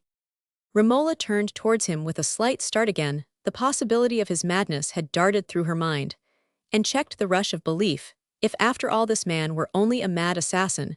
But her deep belief in this story still lay behind, and it was more in sympathy than in fear that she avoided the risk of painting him by any show of doubt. "Tell me," she said, as gently as she could, "how did you lose your memory or scholarship?" "I was Roman 99. I can't tell how long it was a blank. I remember nothing, only at last I was sitting in the sun among the stones, and everything else was darkness, and slowly, and by degrees, I felt something besides that, a longing for something I did not know what, that never came, and when I was in the ship on the waters, I began to know what I longed for. It was for the boy to come back. It was to find all my thoughts again, for I was locked away, outside them all, and I am outside now. I feel nothing but a wall and darkness." Baldassarre had become dreamy again, and sank into silence, resting his head between his hands, and again Romola's belief in him had submerged all cautioning doubts. The pity with which she dwelt on his words seemed like the revival of an old pang. Had she not daily seen how her father missed Dino, and the future he had dreamed of in that son? It all came back once. Baldassarre went on presently. "I was master of everything. I saw all the world again, and my gems and my books, and I thought I had him in my power, and I went to expose him where the lights were, and the trees, and he lied again, and said I was mad, and they dragged me away to prison. Wickedness is strong, and he wears armor." The fierceness had flamed up again. He spoke with his former intensity, and again he grasped Romola's arm. "But you will help me. He has been false to you too. He has another wife, and she has children. He makes her believe he is her husband, and she is a foolish, helpless thing. I will show you where she lives." The first shock that passed through Romola was visibly one of anger. The woman's sense of indignity was inevitably foremost. Baldassarre instinctively felt her in sympathy with him. "You hate him," he went on. "Is it not true? There is no love between you. I know that. I know women can hate, and you have proud blood. You hate falseness, and you can love revenge." Romola sat paralyzed by the shock of conflicting feelings. She was not conscious of the grasp that was bruising her tender arm. "You shall contrive it," said Baldassarre presently, in an eager whisper. "I have learned by heart that you are his rightful wife. You are a noble woman. You go to hear the preacher of vengeance. You will help justice. But you will think for me. My mind goes, everything goes. Sometimes all, but the fire is God. It is justice. It will not die. You believe that. Is it not true? If they will not hang him for robbing me, you will take away his armor. You will make him go without it, and I will stab him. I have a knife, and my arm is still strong enough." He put his hand under his tunic, and reached out the hidden knife, feeling the edge abstractedly, as if he needed the sensation to keep alive his ideas. It seemed to Romola as if every fresh hour of her life were to become more difficult than the last. Her judgment was too vigorous and rapid for her to fall into the mistake of using futile deprecatory words to a man in Baldassarre's state of mind. She chose not to answer his last speech. She would win time for his excitement to allay itself by asking something else that she cared to know. She spoke rather tremulously. You say she is foolish and helpless, that other wife, and believes him to be her real husband. Perhaps he is, perhaps he married her before he married me. I cannot tell, said Baldassarre, pausing in that action of feeling the knife and looking bewildered. I can remember no more. I only know where she lives. You shall see her. I will take you. But not now, he added hurriedly. He may be there. The night is coming on. It is true, said Romola, starting up with a sudden consciousness that the sun had set, and the hills were darkening, but you will come and take Muhin. In the morning, said Baldassarre, dreaming that she too wanted to hurry to her vengeance. Come to me then, where you came to me today in the church. I will be there at 10, and if you are not there, I will go again towards midday. Can you remember? Midday, said Baldassarianly, midday, the same place and midday. And after that he added, rising and grasping her arm again with his left hand, while he held the knife in his right, we will have our revenge. He shall feel the sharp edge of justice. The world is against me, but you will help me. I would help you in other ways, said Romola, making a first timid effort to dispel his illusion about her. I fear you are in want. You have to labor and get little. I should like to bring you comforts and make you feel again that there is someone who cares for you. Talk no more about that, said Baldassarre fiercely. I will have nothing else help me to wring one drop of vengeance on this side of the grave. I have nothing but my knife. It is sharp. But there is a moment after the thrust, when men see the face of death hand. It shall be my face that he will see. He loosed his hold and sank down again in a sitting posture. Romola felt helpless. She must defer all intentions till the morrow. Midday then, she said in a distinct voice. Yes, he answered with an air of exhaustion. Go, I will rest here. She hastened away, turning at the last spot, whence he was likely to be in sight. She saw him seated still. Chapter Roman 54, The Evening and the Morning. Romola had a purpose in her mind, as she was hastening away, a purpose which had been growing through the afternoon hours like a side stream rising higher and higher. Along with the main current, it was less a resolve than a necessity of her feeling heedless of the darkening streets, and not caring to call for Masso's slow escort. She hurried across the bridge, where the river showed itself black before the distant dying red, and took the most direct way to the old palace. She might encounter her husband there, no matter. She could not weigh probabilities. She must discharge her heart. She did not know what she passed in the pillared court, or up the wide stairs. She only knew that she asked an usher for the gonfaloniere, giving her name, and begging to be shown into a private room.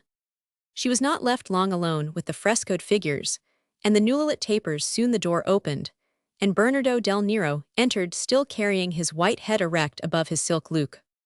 Romola, my child, what is this? He said in a tone of anxious surprise, as he closed the door.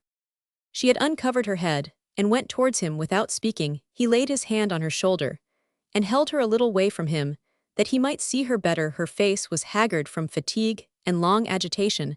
Her hair had rolled down in disorder, but there was an excitement in her eyes that seemed to have triumphed over the bodily consciousness. What has he done? Said Bernardo, abruptly. Tell me everything, child. Throw away pride. I am your father. It is not about myself. Nothing about myself, said Romola hastily. Dearest godfather, it is about you. I have heard things some I cannot tell you, but you are in danger in the palace. You are in danger.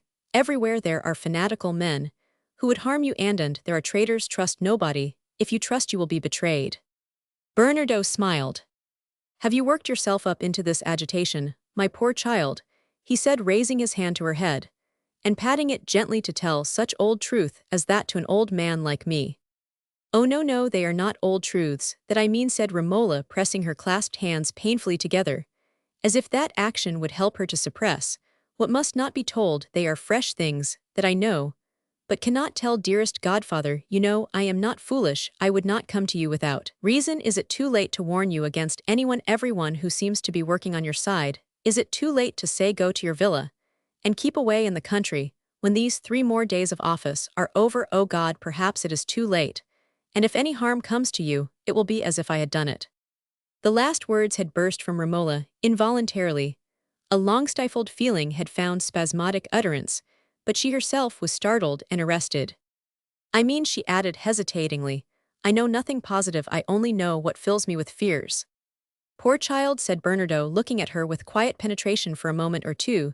Then he said, go, Romola, go home, and rest. These fears may be only big ugly shadows of something very little and harmless. Even traitors must see their interest in betraying. The rats will run where they smell the cheese, and there is no knowing yet which way the scent will come." He paused and turned away his eyes from her, with an air of abstraction, till with a slow shrug he added, "As for warnings, they are of no use to me, child. I enter into no plots. But I never forsake my colors, if I march abreast with obstinate men, who will rush on guns and pikes. I must share the consequences. Let us say no more about that. I have not many years left at the bottom of my sack for them, to rob me of. Go, child, go home and rest." He put his hand on her head again caressingly, and she could not help clinging to his arm, and pressing her brow against his shoulder. Her godfather's caress seemed the last thing that was left to her out of that young filial life, which now looked so happy to her, even in its troubles, for they were troubles untainted by anything hateful. "Is silence best, my Romola?" said the old man. "Yes, now, but I cannot tell whether it always will be," she answered, hesitatingly, raising her head with an appealing look. "Well, you have a father's ear, while I am above ground," lifted the black drapery, and folded it round her head, adding, "And a father's home, remember," that then, opening the door, he said, "There, hasten away, you are like a black ghost, you will be safe enough." When Romola fell asleep that night, she slept deep. Agitation had reached its limits. She must gather strength before she could suffer more. And in spite of rigid habit, she slept on far beyond sunrise. When she awoke, it was to the sound of guns. Piero de' Medici, with 1,300 men at his back, was before the gate that looks towards Rome. So much Romola learned from Massa, with many circumstantial additions of dubious quality. A countryman had come in, and alarmed the Signoria, before it was light, else the city would have been taken by surprise. His master was not in the house, having been summoned to the palazzo long ago.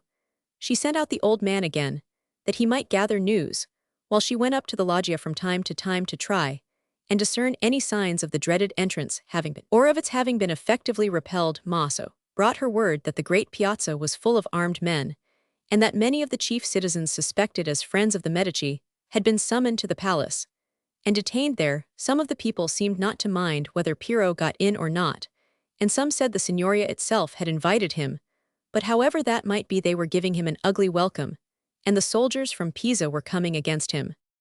In her memory of those morning hours, there were not many things that Romola could distinguish as actual external experiences, standing markedly out above the tumultuous waves of retrospect and anticipation.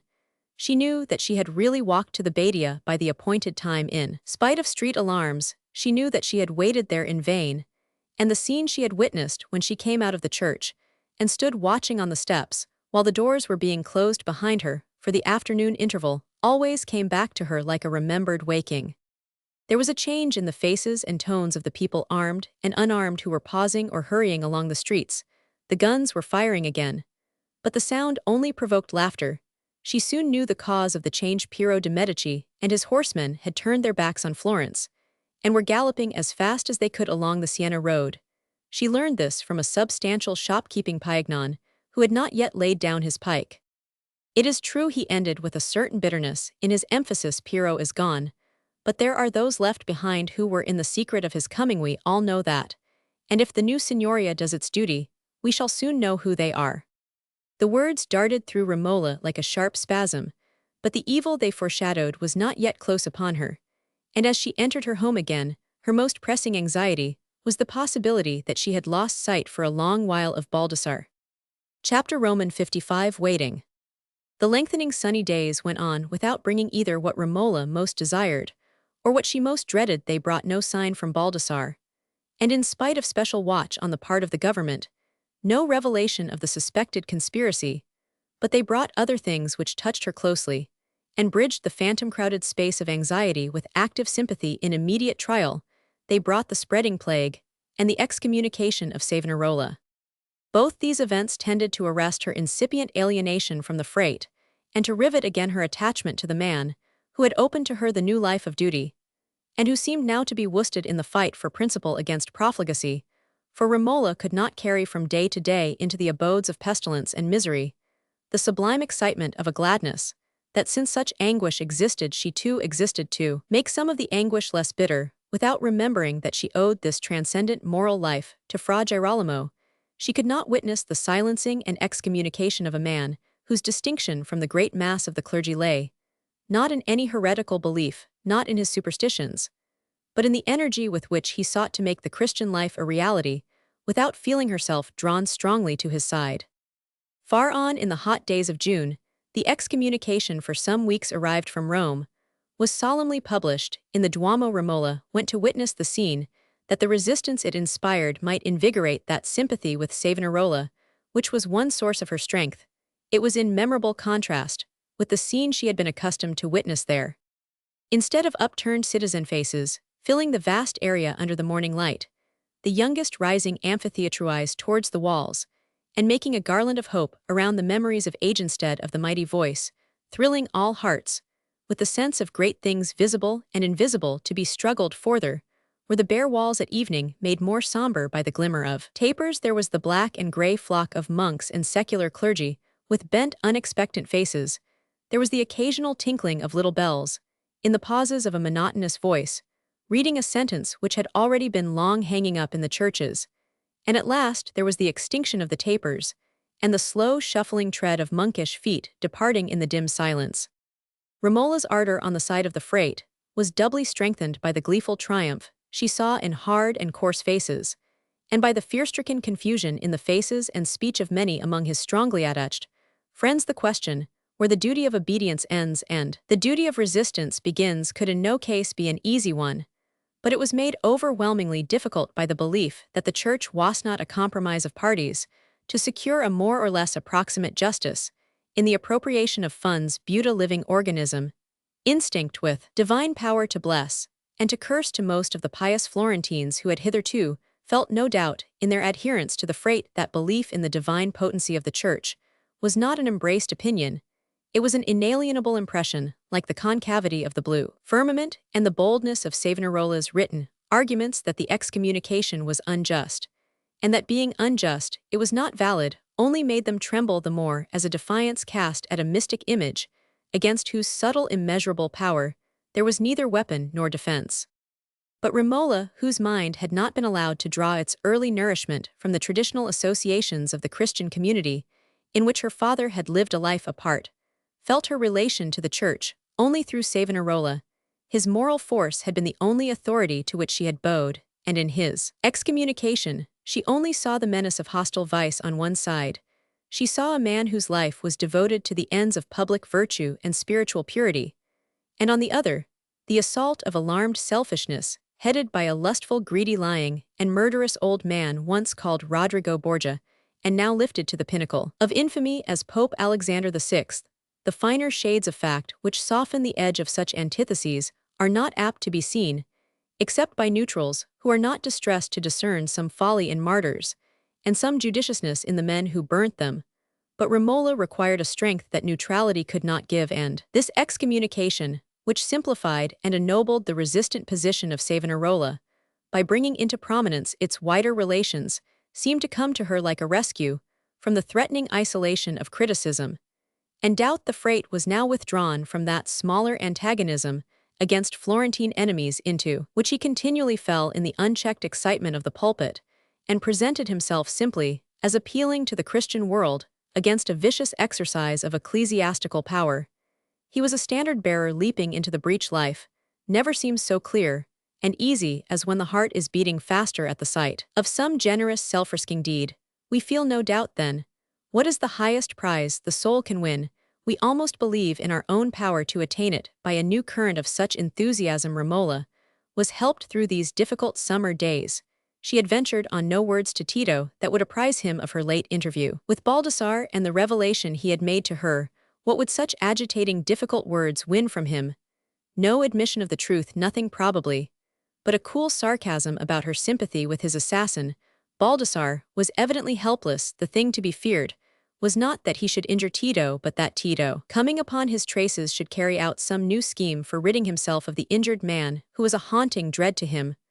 Romola felt that she could do nothing decisive until she had seen Baldassarre again and learned the full truth about that other wife, learned whether she were the wife to whom Tito was first bound.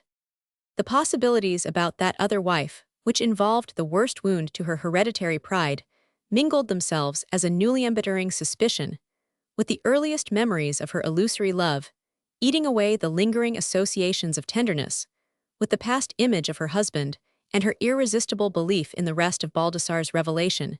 made her shrink from Tito with a horror which would perhaps have urged some passionate speech in spite of herself, if he had not been more than usually absent from home, like many of the wealthier citizens in that time of pestilence. He spent the intervals of business, chiefly in the country. The agreeable Melema was welcome at many villas, and since Romola had refused to leave the city, he had no need to provide a country residence of his own. But at last, in the later days of July, the alleviation of those public troubles which had absorbed her activity, and much of her thought, left Romola to a less counteracted sense of her personal lot. The plague had almost disappeared, and the position of Savonarola was made more hopeful by a favorable magistracy, who were writing urgent vindicatory letters to Rome on his behalf, entreating the withdrawal of the excommunication. Romola's healthy and vigorous frame was undergoing the reaction of languor inevitable after continuous excitement and overexertion, but her mental restlessness would not allow her to remain at home without peremptory occupation, except during the sultry hours in the cool of the morning and evening. She walked out, constantly varying her direction as much as possible, with the vague hope that if Baldassarre were still alive, she might encounter him. Perhaps some illness had brought a new paralysis of memory, and he had forgotten where she lived, forgotten even her existence. That was her most sanguine explanation of his non-appearance. The explanation she felt to be most probable was that he had died of the plague. Chapter Roman 56. The Other Wife. The morning warmth was already beginning to be rather oppressive to Romola, when after a walk along by the walls on her way from San Marco, she turned towards the intersecting streets again at the gate of Santa Croce.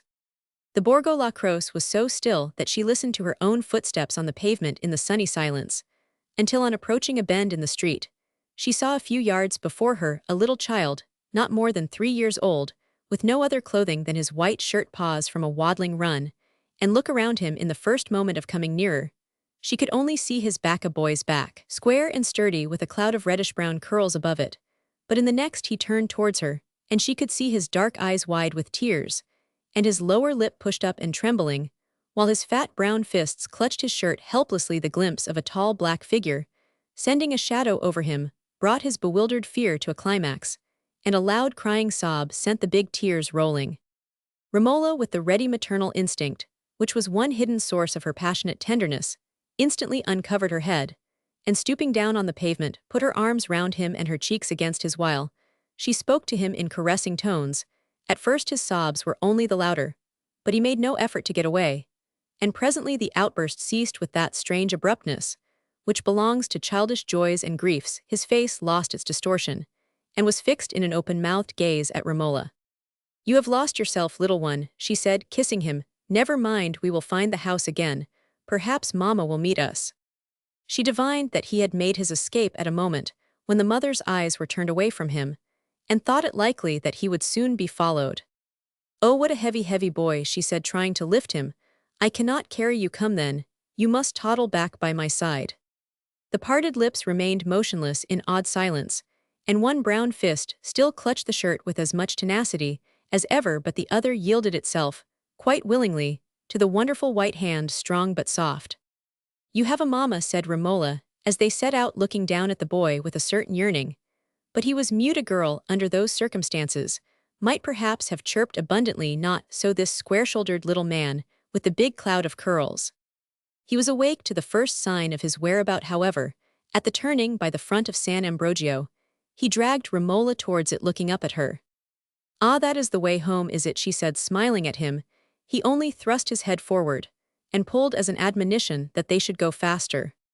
There was still another turning that he had a decided opinion about, and then Romola found herself in a short street, leading to open garden ground. It was in front of a house at the end of this street that the little fellow paused, pulling her towards some stone stairs. He had evidently no wish for her to loose his hand, and she would not have been willing to leave him without being sure that she was delivering him to his friends. They mounted the stairs, seeing but dimly in that sudden withdrawal from the sunlight, till at the final landing place, an extra stream of light came from an open doorway. Passing through a small lobby, they came to another open door, and there Romola paused. Her approach had not been heard. On a low chair at the farther end of the room, opposite the light, sat Tessa, with one hand on the edge of the cradle, and her head hanging a little on one side, fast asleep. Near one of the windows, with her back turned towards the door, sat Mona Lisa, at her work of preparing salad in deaf unconsciousness. There was only an instant for Romola's eyes to take in that still scene, for Lillo snatched his hand away from her and ran up to his mother's side, not making any direct effort to wake her, but only leaning his head back against her arm and surveying Romola seriously from that distance. As Lillo pushed against her, Tessa opened her eyes and looked up in bewilderment, but her glance had no sooner rested on the figure at the opposite doorway than she started up, blushed deeply, and began to tremble a little, neither speaking nor moving forward. "Ah, we have seen each other before," said Romola, smiling, and coming forward. "I am glad. It was your little boy. He was crying in the street. I suppose he had run away, so we walked together a little way, and then he knew where he was and brought me here, but you had not missed him. That is well, else you would have been frightened." The shock of finding that Lillo had run away overcame every other feeling in Tessa. For the moment her color went again, and seizing Lillo's arm, she ran with him to Mona Lisa, saying with a half-sob loud in the old woman's ear, "Oh, Lisa, you are wicked. Why will you stand with your back to the door?" Lillo ran away ever so far into the street. "Holy Mother," said Mona Lisa in her meek, thick tone, letting the spoon fall from her hands, "where were you then? I thought you were there, and had your eye on him." "But you know I go to sleep when I am rocking," said Tessa in pettish remonstrance. "Well, well, we must keep the outer door shut or else tie him up," said Mona Lisa, "for he'll be as cunning as Satan before long. And that's the holy truth. But how came he back then?" This question recalled Tessa to the consciousness of Romola's presence. Without answering, she turned towards her, blushing and timid again, and Mona Lisa's eyes followed her movement. The old woman made a low reverence and said, "Doubtless the most noble lady brought him back." Then advancing a little nearer to Romola, she added, "It's my shame for him to have been found with only his shirt on, but he kicked and wouldn't have his other clothes on this morning. And the mother, poor thing, will never hear of his being beaten. But what's an old woman to do without a stick? When the lad's legs get so strong, let your nobleness look at his legs." Lillo, conscious that his legs were in question, pulled his shirt up a little higher and looked down at their olive roundness with a dispassionate and curious air. Romola laughed and stooped to give him a caressing shake and a kiss, and this action helped the reassurance that Tessa had already gathered from Mona Lisa's address to Romola. For when Naldo had been told about the adventure at the carnival, and Tessa had asked him who the heavenly lady that had come just when she was wanted, and had vanished so soon, was likely to be, whether she could be the Holy Madonna herself, had answered, "Not exactly, my Tessa, only one of the saints," and had not chosen to say more, so that in the dreamlike combination of small experience, which made up Tessa's thought, Romola had remained confusedly associated with the pictures in the churches, and when she reappeared, the grateful remembrance of her protection was slightly tinctured with religious awe. Not deeply, for Tessa's dread was chiefly of ugly and evil beings. It seemed unlikely that good beings would be angry and punish her, as it was the nature of Nofri and the devil to do. And now that Mona Lisa had spoken freely about Lillo's legs, and Romola had laughed, Tessa was more at her ease. "Nina's in the cradle," she said. "She's pretty too." Romola went to look at the sleeping Nina, and Mona Lisa, one of the exceptionally meek deaf, who never expect to be spoken to, returned to her salad. "Ah, she is waking. She has opened her blue eyes," said Romola. "You must take her up, and I will sit down in this chair. May Ian nurse Lillo come, Lillo." She sat down in Tito's chair and put out her arms towards the lad whose eyes had followed her. He hesitated, and pointing his small fingers at her, with a half-puzzled, half-angry feeling, said, "That's Babbo's chair," not seeing his way out of the difficulty if Babbo came and found Romola in his place. "But Babbo is not here, and I shall go soon. Come, let me nurse you, as he does," said Romola, wondering to herself, for the first time, what sort of Babbo he was, whose wife was dressed in contadina fashion, but had a certain daintiness about her person that indicated idleness and plenty. Lillo consented to be lifted up, and finding the lap exceedingly comfortable, began to explore her dress and hands to see if there were any ornaments beside the rosary. Tessa, who had hitherto been occupied in coaxing Nina out of her waking peevishness, now sat down in her low chair near Romola's knee, arranging Nina's tiny person, to advantage, jealous that the strange lady too seemed to notice the boy most, as Naldo. Roman 999 Lillo was going to be angry with me because I sat in Babbo's chair, said Romola, as she bent forward to kiss Nina's little foot. "Will he come soon and want it?" "Ah, no," said Tessa, "you can sit in it a long while. I shall be sorry when you go. When you first came to take care of me at the carnival, I thought it was wonderful you came, and went away again so fast, and Naldo said perhaps you were a saint. And that made me tremble a little, though the saints are very good I know. And you were good too. Me, and now you have taken care of Lillo, perhaps you will always come and take care of me. That was how Naldo did a long while ago. He came and took care of me. When I was frightened one San Giovanni, I couldn't think where he came from. He was so beautiful and good. And so are you, ended Tessa, looking up at Romola with devout admiration. Naldo is your husband. His eyes are like Lillo's, said Romola, looking at the boy's darkly penciled eyebrows, unusual at his age. She did not speak interrogatively, but with a quiet certainty of inference which was necessarily mysterious to Tessa. Ah, you know him, she said, pausing a little in wonder. Perhaps you know Nofri and Peretola, and our house on the hill, and everything. Yes, like Lillo's, but not his hair. His hair is dark and long, she went on, getting rather excited. Ah, if you know it, Echo. She had put her hand to a thin red silk cord that hung round her neck, and drew from her bosom the tiny old parchment, breathed the horn of red coral, and a long dark curl, carefully tied at one end, and suspended with those mystic treasures. She held them towards Romola, away from Nina's snatching hand. It is a fresh one. I cut it lately. See how bright it is, she said, laying it against the white background of Romola's fingers. They get dim. And then he lets me cut another when his hair is grown. And I put it with the breve because sometimes he is away a long while, and then I think it helps to take care of me. A slight shiver passed through Romola as the curl was laid across her fingers. At Tessa's first mention of her husband as having come mysteriously, she knew not whence a possibility had risen before Romola that made her heart beat faster, for to one who is anxiously in search of a certain object the faintest suggestions have a peculiar significance, and when the curl was held towards her it seemed for an instant like a mocking phantasm of the lock she herself had cut to wind with one of her own 5 years ago. But she preserved her outward calmness, bent not only on knowing the truth, but also on coming to that knowledge, in a way that would not pain this poor trusting ignorant thing, with the child's mind in the woman's body, foolish and helpless. Yes. So far she corresponded to Baldassarre's account. It is a beautiful curl, she said, resisting the impulse to withdraw her hand. Lillo's curls will be like it perhaps, for his cheek too is dark, and you never know where your husband goes to when he leaves you. No, said Tessa, putting back her treasures out of the children's way, but I know Messer San Michele takes care of him, for he gave him a beautiful coat all made of little chains, and if he puts that on nobody can kill him, and perhaps if— Tessa hesitated a little under a recurrence of that original dreamy wonder about Romola, which had been expelled by chatting contactive. You were a saint, you would take care of him too, because you have taken care of me, and an agitated flush came over Romola's face in the first moment of certainty, but she had bent her cheek against Lillo's head. The feeling that leaped out in that flush was something like exultation, at the thought that the wife's burden might be about to slip from her overladen shoulders, that this little ignorant creature might prove to be Tito's lawful wife, a strange exultation for a proud and highborn woman to have been brought to. But it seemed to Romola as if that were the only issue that would make duty anything else for her than an insoluble problem. Yet she was not deaf to Tessa's last appealing words. She raised her head and said in her clearest tones, I will always take care of you if I see you need me, but that beautiful coat, your husband did not wear it when you were first married. Perhaps he used not to be so long away from you then. Ah yes, he was much longer, so long, I thought he would never come back. I used to cry, oh me, I was beaten.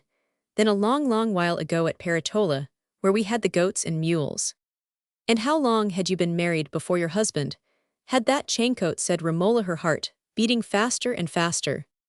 Tessa looked meditative and began to count on her fingers, and Romola watched the fingers, as if they would tell the secret of her destiny. The chestnuts were ripe when we were married, said Tessa, marking off her thumb and fingers again, as she spoke, and then again they were ripe at Peretola before he came back, and then again after that on the hill. And soon the soldiers came, and we heard the trumpets, and then Naldo had the coat. You had been married more than 2 years. In which church were you married? Said Romola, too entirely absorbed by one thought to put any question that was less direct. Perhaps, before the next morning, she might go to her godfather and say that she was not Tito Melema's lawful wife, that the vows which had bound her to strive after an impossible union had been made void beforehand. Tessa gave a slight start at Romola's new tone of inquiry and looked up at her with a hesitating expression. Hitherto, she had prattled on without consciousness that she was making revelations any more than when she said old things over and over again to Mona Lisa. Naldo said, "I was never to tell about that," she said doubtfully. "Do you think he would not be angry if I told you?" "It is right that you should tell me everything," said Romola, looking at her with mild authority. If the impression from Naldo's command had been much more recent, then it was the constraining effect of Romola's mysterious authority would have overcome it. But the sense that she was telling what she had never told before made her begin with a lowered voice. "It was not in a church, it was at the Nativita when there was a fair, and all the people went overnight to see the Madonna in the Nunziata, and my mother was ill and couldn't go. And I took the bunch of cocoons for her, and then he came to me in the church, and I heard him say Tessa, I knew him, because he had taken care of me at the San Giovanni, and then we went into the piazza where the fair was, and I had some berlingazzi for I was hungry, and he was very good to me. And at the end of the piazza there was a Holy Father, and an altar like what they have at the processions outside the churches.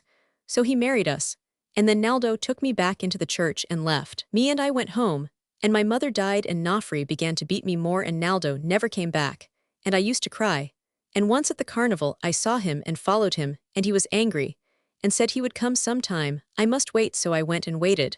But oh, it was a long while before he came, but he would have come if he could, for he was good, and then he took me away because I cried, and said I could not bear to stay with Nofri, and oh, I was so glad. And since then I have been always happy, for I don't mind about the goats and mules, because I have Lillo and Nina now, and Naldo is never angry, only I think he doesn't love Nina so well as Lillo, and she is pretty."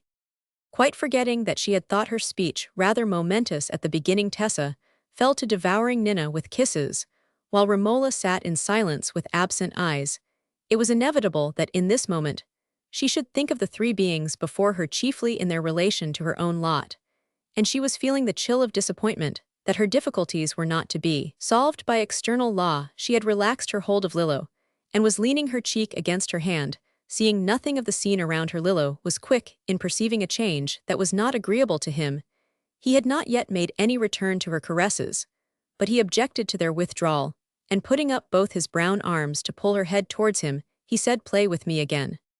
Romola, roused from her self-absorption, clasped the lad anew, and looked from him to Tessa, who had now paused from her shower of kisses, and seemed to have returned to the more placid delight of contemplating the heavenly lady's face. That face was undergoing a subtle change, like the gradual oncoming of a warmer, softer light. Presently, Romola took her scissors from her scarsella, and cut off one of her long wavy locks, while the three pair of wide eyes followed her movements with kitten-like observation. "I must go away from you now," she said, "but I will leave this lock of hair that it may remind you of me, because if you are ever in trouble you can think that perhaps God will send me to take care of you again. I cannot tell you where to find me, but if I ever know that you want me, I will come to you. Addio." She had set down Lillo hurriedly, and held out her hand to Tessa, who kissed it with a mixture of awe and sorrow at this parting. Romola's mind was oppressed with thoughts she needed to be alone as soon as possible, but with her habitual care for the least fortunate, she turned aside to put her hand in a friendly way on Mona Lisa's shoulder, and make her a farewell sign. Before the old woman had finished her deep reverence, Romola had disappeared. Mona Lisa and Tessa moved towards each other by simultaneous impulses, while the two children stood clinging to their mother's skirts, as if they too felt the atmosphere of awe. "Do you think she was a saint?" said Tessa in Lisa's ear, showing her the lock. Lisa rejected that notion very decidedly, by a backward movement of her fingers, and then stroking the rippled gold said, "She's a great and noble lady, I saw such in my youth." Romola went home, and sat alone through the sultry hours of that day, with the heavy certainty that her lot was unchanged. She was thrown back again on the conflict between the demands of an outward law, which she recognized as a widely ramifying obligation, and the demands of inner moral facts, which were becoming more and more peremptory. She had drunk in deeply the spirit of that teaching by which Savonarola had urged her to return to her place. She felt that the sanctity attached to all close relations, and therefore preeminently to the closest, was but the expression in outward law of that result towards which all human goodness and nobleness must spontaneously tend, that the light abandonment of ties, whether inherited or voluntary, because they had ceased to be pleasant, was the uprooting of social and personal virtue. What else had Tito's crime towards Baldassarre been, but that abandonment working itself out to the most hideous extreme of falsity and ingratitude? and the inspiring consciousness, breathed into her by Savonarola's influence, that her lot was vitally united, with the general lot had exalted even the minor details of obligation into religion. She was marching with a great army, she was feeling the stress of a common life if victims were needed, and it was uncertain on whom the lot might fall. She would stand ready to answer to her name. She had stood long, she had striven hard to fulfill the bond. But she had seen all the conditions which made the fulfillment possible gradually forsaking her. The one effect of her mariagity seemed to be the stifling predominance over her of a nature that she despised. All her efforts at union had only made its impossibility more palpable, and the relation had become for her simply a degrading servitude. The law was sacred, yes, but rebellion might be sacred too. It flashed upon her mind that the problem before her was essentially the same as that which had lain before Savonarola's problem, where the sacredness of obedience ended, and where the sacredness of rebellion began. To her as to him, there had come one of those moments in life when the soul must dare to act on its own warrant, not only without external law to appeal to, but in the face of a law which is not unarmed with divine lightnings that may yet fall if the warrant has been false. Before the sun had gone down, she had adopted a resolve she would ask no counsel of her godfather or of Savonarola, until she had made one determined effort to speak freely with Tito and obtain his consent that she should live apart from him. She desired not to leave him clandestinely again, or to forsake Florence. She would tell him that if he ever felt a real need of her she would come back to him. Was not that the utmost faithfulness to her bond that could be required of her? A shuddering anticipation came over her that he would clothe a refusal in a sneering suggestion, that she should enter a convent as the only mode of quitting him. That would not be scandalous. He knew well that her mind revolted from that means of escape, not only because of her own repugnance to a narrow rule, but because all the cherished memories of her father forbade that she should adopt a mode of life which was associated with his deepest griefs and his bitterest dislike. Tito had announced his intention of coming home this evening. She would wait for him and say what she had to say at once, for it was difficult to get his ear during the day. If he had the slightest suspicion that personal words were coming, he slipped away with an appearance of unpremeditated ease when she sent for Massa to tell him that she would wait for his master. She observed that the old man looked at her and lingered with a mixture of hesitation and wondering anxiety, but finding that she asked him no question, he slowly turned away. Why should she ask questions? Perhaps Massa only knew or guessed something of what she knew already. It was late before Tito came. Romola had been pacing up and down the long room which had once been the library with the windows open, and a loose white linen robe on instead of her usual black garment. She was glad of that change after the long hours of heat and motionless meditation, but the coolness and exercise made her more intensely wakeful, and as she went with the lamp in her hand to open the door for Tito, he might well have been startled by the vividness of her eyes and the expression of painful resolution, which was in contrast with her usual self-restrained quiescence before him. But it seemed that this excitement was just what he expected. "Ah, it is you, Romola. Maso is gone to bed," he said in a grave, quiet tone, interposing to close the door for her, then turning round. He said, looking at her more fully than he was wont, "You have heard it all, I see." Romola quivered. He then was inclined to take the initiative. He had been to Tessa. She led the way through the nearest door, set down her lamp, and turned towards him again.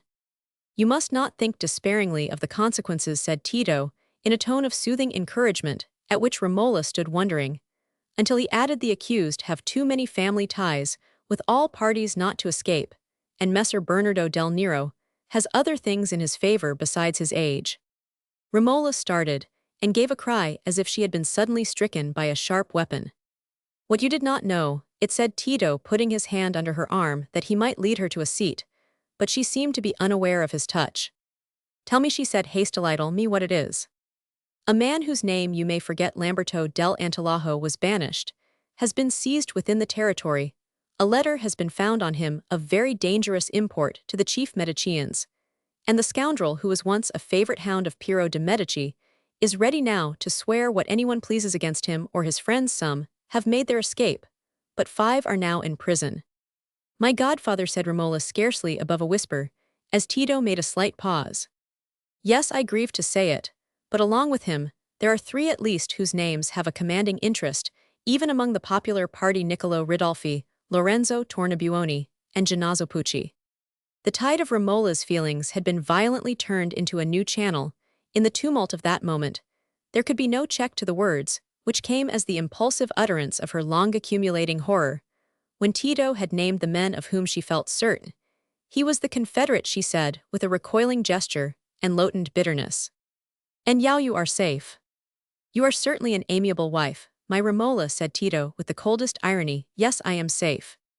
They turned away from each other in silence. Chapter Roman 57, Why Tito was safe. Tito had good reasons for saying that he was safe in the last 3 months, during which he had foreseen the discovery of the Medicean conspirators as a probable event. He had had plenty of time to provide himself with resources. He had been strengthening his influence at Rome and at Milan by being the medium of secret information and indirect measures against the Frate and the popular party. He had cultivated more assiduously than ever the regard of this party by showing subtle evidence that his political convictions were entirely on their side, and all the while, instead of withdrawing his agency from the Mediceans, he had sought to be more actively employed and exclusively trusted by them.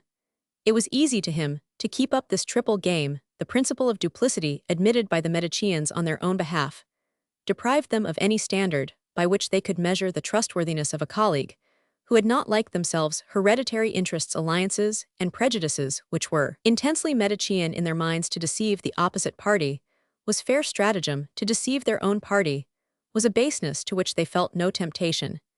And in using Tito's facile ability, they were not keenly awake to the fact that the absence of traditional attachments, which made him a convenient agent, was also the absence of what among themselves was the chief guarantee of mutual honor. Again, the Roman and Milanese friends of the aristocratic party, or arrabbiati, who were the bitterest enemies of Savonarola, carried on a system of underhand correspondence and espionage in which the deepest hypocrisy was the best service, and demanded the heaviest pay, so that to suspect an agent, because he played a part strongly, would have been an absurd want of logic. On the other hand, the Paignoni of the popular party, who had the directness that belongs to energetic conviction, were the more inclined to credit Tito with sincerity in his political adhesion to them, because he affected no religious sympathies. By virtue of these conditions, the last 3 months had been a time of flattering success. To Tito, the result he most cared for was the securing of a future position for himself at Rome or at Milan, for he had a growing determination, when the favorable moment should come, to quit Florence for one of those great capitals where life was easier and the rewards of talent and learning were more splendid. At present the scale dipped in favor of Milan, and if within the year he could render certain services to Duke Ludovico Sforza, he had the prospect of a place at the Milanese court, which outweighed the advantages of Rome. The revelation of the Medicean conspiracy then had been a subject of forethought to Tito, but he had not been able to foresee the mode in which it would be brought about. The arrest of Lamberto del Antilla, with a telltale letter on his person, and a bitter rancor against the Medici in his heart, was an incalculable event. It was not possible, in spite of the careful pretexts with which his agency had been guarded, that Tito should escape implication. He had never expected this, in case of any wide discovery concerning the Medicean plots, but his quick mind had soon traced out the course that would secure his own safety with the fewest unpleasant concomitants. It is agreeable to keep a whole skin, but the skin still remains an organ sensitive to the atmosphere. His reckoning had not deceived him that night before he returned home. He had secured the 3 results for which he most cared. He was to be freed from all proceedings against him. On account of complicity with the Mediceans, he was to retain his secretaryship for another year, unless he previously resigned it. And lastly, the price by which he had obtained these guarantees was to be kept as a state secret. The price would have been thought heavy by most men, and Tito himself would rather not have paid it. He had applied himself first to win the mind of Francesco Valori, who was not only one of the 10 under whom he immediately held his secretaryship, but one of the special council appointed to investigate the evidence of the plot. Francesco Valori, as we have seen, was the head of the Paignoni, a man with certain fine qualities that were not incompatible with violent partisanship, with an arrogant temper that alienated his friends, nor with bitter personal animosity of the bitterest being directed against Bernardo del Nero. To him, in a brief private interview, after obtaining a pledge of secrecy, Tito avowed his own agency for the Medicean, an agency induced by motives about which he was very frank, declaring at the same time that he had always believed their efforts futile, and that he sincerely preferred the maintenance of the popular government, affected to confide to Valori as a secret his own personal dislike for Bernardo del Nero. And after this preparation came to the important statement that there was another Medician plot of which, if he obtained certain conditions from the government, he could, by a journey to Siena and into Romagna, where Piero de' Medici was again trying to gather forces, obtain documentary evidence to lay before the council to this end. It was essential that his character as a Medician agent should be unshaken for all Medicians, and hence the fact that he had been a source of information to the authorities must be wrapped in profound secrecy. Still, some odor of the facts might escape in spite of precaution, and before Tito could incur the unpleasant consequences of acting against his friends, he must be assured of immunity from any prosecution as a Medician, and from deprivation of office for a year to come. These propositions did not sound in the ear of Francesco Valori, precisely, as they sound to us. Valorous mind was not intensely bent on the estimation of Tito's conduct, and it was intensely bent on procuring an extreme sentence against the 5 prisoners. There were sure to be immense efforts to save them, and it was to be wished on public grounds that the evidence against them should be of the strongest, so as to alarm all well-affected men at the dangers of clemency. The character of legal proceedings at that time implied that evidence was one of those desirable things which could only be come at by foul means. To catch a few people and torture them into confessing everybody's guilt was one step towards justice, and it was not always easy to see the next unless a traitor turned up. Lamberto del Antilla had been tortured in aid of his previous willingness to tell more than he knew. Nevertheless, additional and stronger facts were desirable, especially against Bernardo del Nero, who so far as appeared hitherto had simply refrained from betraying the late plot after having tried in vain to discourage it for the welfare of Florence, demanded that the guilt of Bernardo del Nero should be put in the strongest light. So Francesco Valori zealously believed, and perhaps he was not himself aware that the strength of his zeal was determined by his hatred. He decided that Tito's proposition ought to be accepted, laid it before his colleagues, without disclosing Tito's name, and won them over to his opinion. Late in the day, Tito was admitted to an audience of the Special Council and produced a deep sensation among them by revealing another plot for ensuring the mastery of Florence to Piero de' Medici, which was to have been carried into execution in the middle of this very month of August. Documentary evidence on this subject would do more than anything else to make the right course clear. He received a commission to start for Siena by break of day. And besides this, he carried away with him from the council chamber a written guarantee of his immunity and of his retention of office. Among the 20 Florentines who bent their grave eyes on Tito as he stood gracefully before them, speaking of startling things with easy periphrasis, and with that apparently unaffected admission of being actuated by motives short of the highest, which is often the intensest affectation, there were several whose minds were not too entirely preoccupied to pass a new judgment on him in these new circumstances. They silently concluded that this ingenious and serviceable Greek was in future rather to be used for public needs than for private intimacy.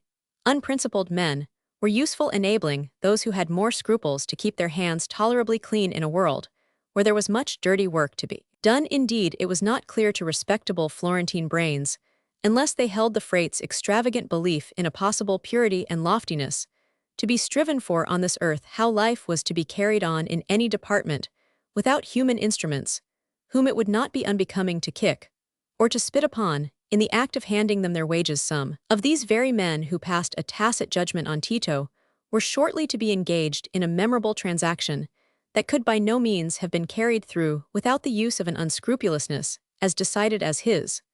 But as their own bright poet Pulci had said for them, it is one thing to love the fruits of treachery, and another thing to love traitors. Il tradimento, a molti pius assai. Ma il traditore ganun non piac mal. The same society has had a gibbet for the murderer and a gibbet for the martyr, an execrating hiss for a dastardly act, and as loud a hiss for many a word of generous truthfulness, or just insight, a mixed condition of things, which is the sign not of hopeless confusion, but of struggling order. For Tito himself, he was not unaware that he had sunk a little in the estimate of the men who had accepted his services. He had that degree of self-contemplation, which necessarily accompanies the habit of acting on well-considered reasons of whatever quality, and if he could have chosen, he would have declined to see himself disapproved by men of the world. He had never meant to be disapproved. He had meant always to conduct himself so ably that if he acted in opposition to the standard of other men, they should not be aware of it, and the barrier between himself and Romola had been raised by the impossibility of such concealment with her.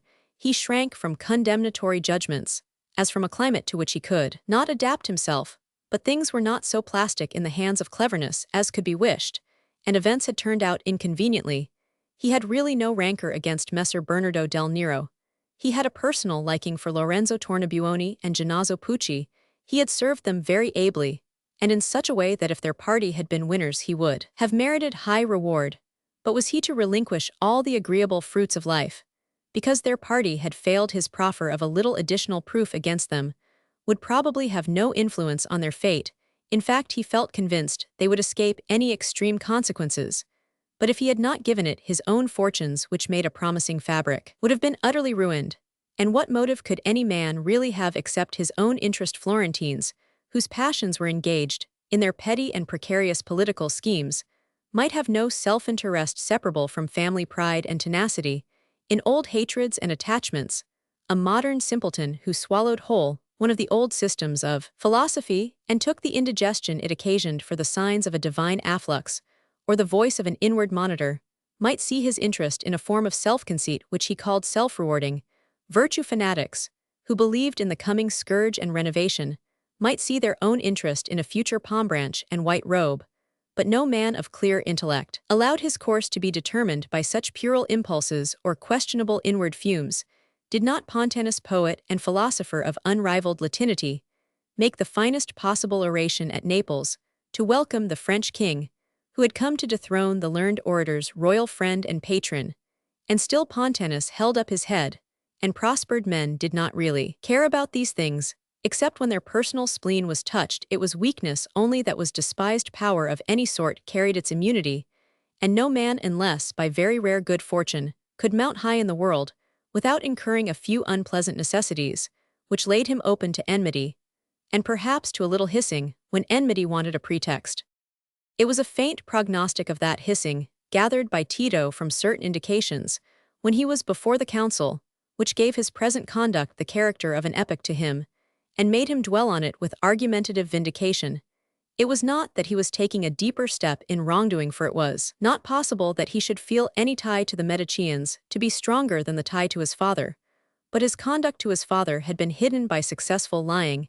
His present act did not admit of total concealment. In its very nature it was a revelation, and Tito winced under his new liability to disesteem.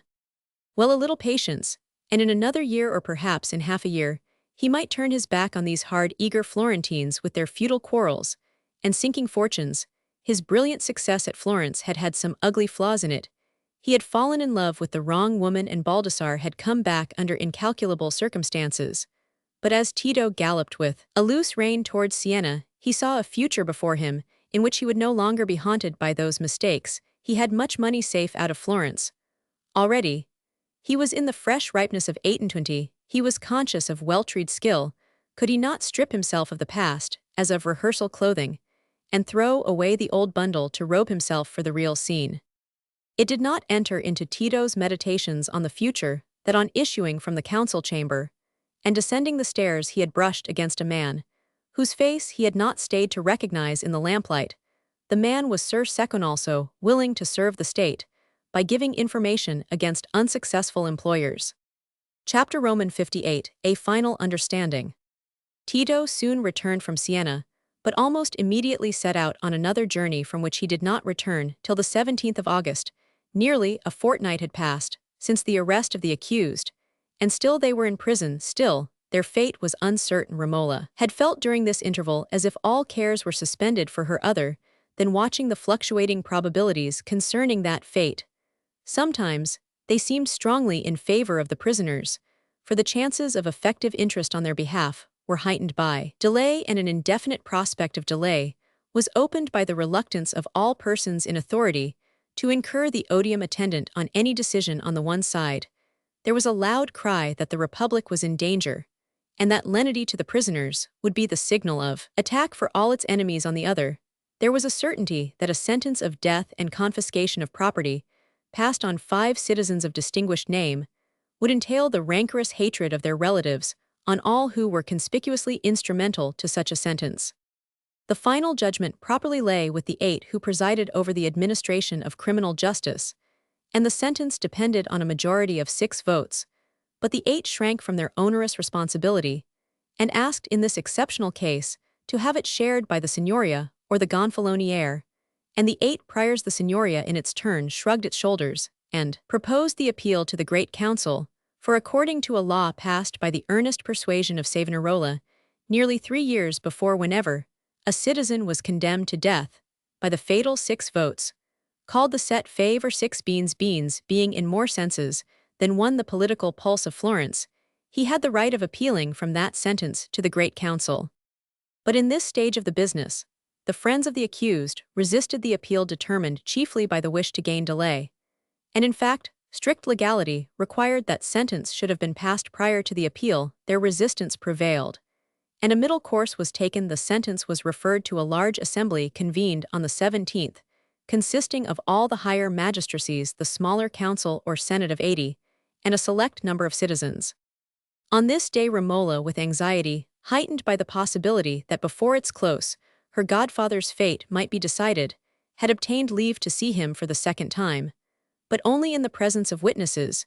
She had returned to the Via de' Bardi in company with her cousin Brigida, still ignorant whether the council had come to any decisive issue, and Monna Brigida had gone out again to await the momentous news at the house of a friend, belonging to one of the magistracies, that she might bring back authentic tidings as soon as they were to be had. Romola had sunk on the first seat in the bright saloon, too much agitated, too sick at heart to care about her place, or be conscious of discordance in the objects that surrounded her. She sat with her back to the door, resting her head on her hands. It seemed a long while since Monna Brigida had gone, and Romola was expecting her return. But when the door opened, she knew it was not Monna Brigida who entered. Since she had parted from Tito on that memorable night, she had had no external proof to warrant her belief that he had won his safety by treachery. On the contrary, she had had evidence that he was still trusted by the Mediceans, and was believed by them to be accomplishing certain errands of theirs in Romagna, under cover of fulfilling a commission of the government, for the obscurity in which the evidence concerning the conspirators was shrouded allowed it to be understood that Tito had escaped any implication.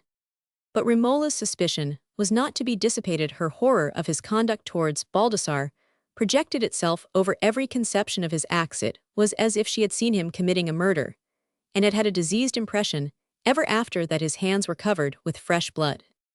As she heard his step on the stone floor, a chill shudder passed through her. She could not turn round, she could not rise to give any greeting. He did not speak, but after an instant's pause took a seat on the other side of the table, just opposite to her.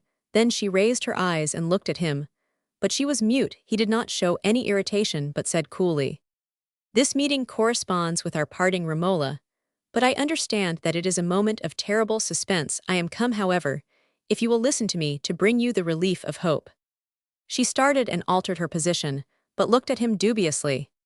"It will not be unwelcome to you to hear, even though it is I who tell it, that the council is prorogued till the 21st. The 8 have been frightened at last into passing a sentence of condemnation, but the demand has now been made on behalf of the condemned for the appeal to the Great Council." Romola's face lost its dubious expression. She asked eagerly, "And when is it to be made?" "It has not yet been granted, but it may be granted. The special council is to meet again on the 21st to deliberate whether the appeal shall be allowed or not. In the meantime, there is an interval of 3 days, in which chances may occur in favor of the prisoners, in which interest may be used on their behalf." Romola started from her seat. The color had risen to her face like a visible thought, and her hands trembled in that moment. Her feeling towards Tito was forgotten. "Possibly," said Tito, also rising, "your own intention may have anticipated what I was going to say. You are thinking of the freight." "I am," said Romola, looking at him with surprise. "Has he done anything? Is there anything to tell me?" "Only this: it was Messer Francesco Valorous bitterness and violence which chiefly determined the course of things in the council. Today half the men who gave in their opinion against the prisoners were frightened into it, and there are numerous friends of Fra Girolamo both in this special council and out of it, who are strongly opposed to the sentence of death. Piero Guicciardini, for example, who is one member of the Signoria that made the stoutest resistance, and there is Giovan Battista Ridolfi, who Paignan as he is will not lightly forgive the death of his brother Niccolo. But how can the appeal be denied, said Romola, indignantly, when it is the law, when it was one of the chief glories of the popular government to have passed the law. They call this an exceptional case, of course, there are ingenious arguments, but there is much more of loud bluster about the danger of the Republic. But you see, no opposition could prevent the Assembly from being prorogued, and a certain powerful influence, rightly applied during the next 3 days, might determine the wavering courage of those who desire that the appeal should be granted, and might even give a check to the headlong enmity of Francesco Valori. It happens to have come to my knowledge that the Frate has so far interfered as to send a message to him in favor of Lorenzo Tornabuoni. I know you can sometimes have access to the Frate, it might at all events be worth while to use your privilege now. It is true, said Romola, with an air of abstraction. I cannot believe that the Frate would approve denying the appeal. I heard it said by more than one person in the court of the Palazzo, before I came away, that it would be to the everlasting discredit of Fra Girolamo if he allowed a government, which is almost entirely made up of his party, to deny the appeal without entering his protest, when he has been boasting in his books and sermons that it was he who got the law passed. One, but between ourselves, with all respect for your Frate's ability, my Romola, he has got into the practice of preaching that form of human sacrifices called killing tyrants and wicked malcontents, which some of his followers are likely to think inconsistent with lenity in the present case. I know, said Romola with a look and tone of pain, but he is driven into those excesses of speech. It used to be different. I will ask for an interview. I cannot rest without it. I trust in the greatness of his heart. She was not looking at Tito, her eyes were bent with a vague gaze towards the ground, and she had no distinct consciousness that the words she heard came from her husband. Better lose no time, then, said Tito with unmixed suavity, moving his cap round in his hands, as if he were about to put it on and depart. And now, Romola, you will perhaps be able to see, in spite of prejudice, that my wishes go with yours in this matter. You will not regard the misfortune of my safety as an offense. Something like an electric shock passed through Romola. It was the full consciousness of her husband's presence returning to her. She looked at him without speaking. At least, he added in a slightly harder tone, you will endeavor to base our intercourse on some other reasonings than that because an evil deed is possible. I have done it. Am I alone to be beyond the pale of your extensive charity?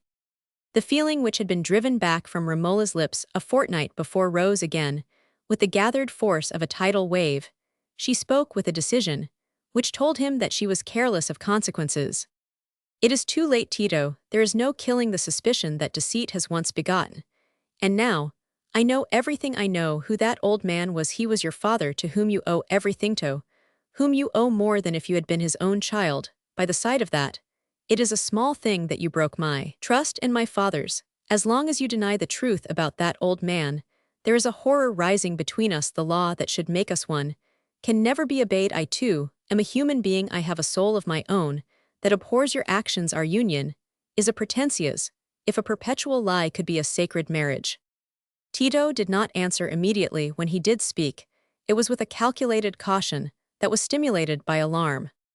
And you mean to carry out that independence by quitting me, I presume? I desire to quit you, said Romola impetuously. And supposing I do not submit to part with what the law gives me some security for retaining, you will then of course proclaim your reasons in the ear of all Florence. You will bring forward your mad assassin, who is doubtless ready to obey your call, and you will tell the world that you believe his testimony, because he is so rational as to desire to assassinate me. You will first inform Signoria that I am a Medician conspirator, and then you will inform the Medicians that I have betrayed them, and in both cases you will offer the excellent proof that you believe me capable in general of everything bad. It will certainly be a striking position for a wife to adopt, and if on such evidence you succeed in holding me up to infamy, you will have surpassed all the heroines of the Greek drama. He paused a moment, but she stood mute. He went on with a sense of mastery. I believe you have no other grievance against me except that I have failed in fulfilling some lofty indefinite conditions on which you gave me your wifely affection, so that by withdrawing it, you have gradually reduced me to the careful supply of your wants, as a fair paignon of high condition and liberal charities, I think your success in gibbeting me is not certain, but doubtless you would begin by winning the ear of Messer Bernardo del Nero. Why do I speak of anything? Cried Romola, in anguish, sinking on her chair again. It is hateful in me to be thinking of myself. She did not notice when Tito left the room, or know how long it was before the door opened to admit Monna Brigida, but in that instant she started up and said, "Cousin, we must go to San Marco directly. I must see my confessor, Fra Salvestro." Chapter Roman 59 Pleading. The morning was in its early brightness when Romola was again on her way to San Marco, having obtained through Fra Salvestro the evening, before the promise of an interview with Fra Girolamo, in the chapter house of the convent. The rigidity with which Savonarola guarded his life from all the pretexts of calumny made such interviews very rare, and whenever they were granted, they were kept free from any appearance of mystery. For this reason, the hour chosen was one at which there were likely to be other visitors in the outer cloisters of San Marco.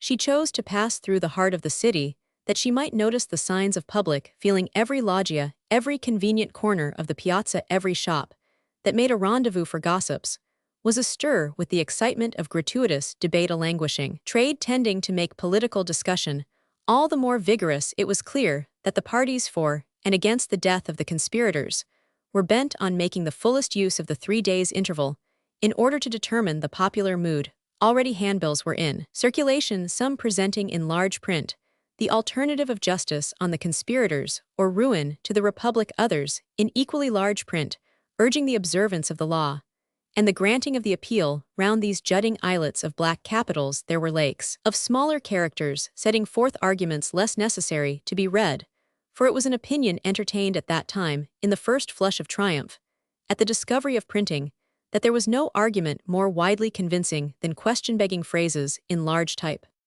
Romola, however, cared especially to become acquainted with the arguments in smaller type, and though obliged to hasten forward, she looked round anxiously, as she went, that she might miss no opportunity of securing copies. For a long way she saw none, but such as were in the hands of eager readers, or else fixed on the walls, from which in some places the Esperi were tearing them down.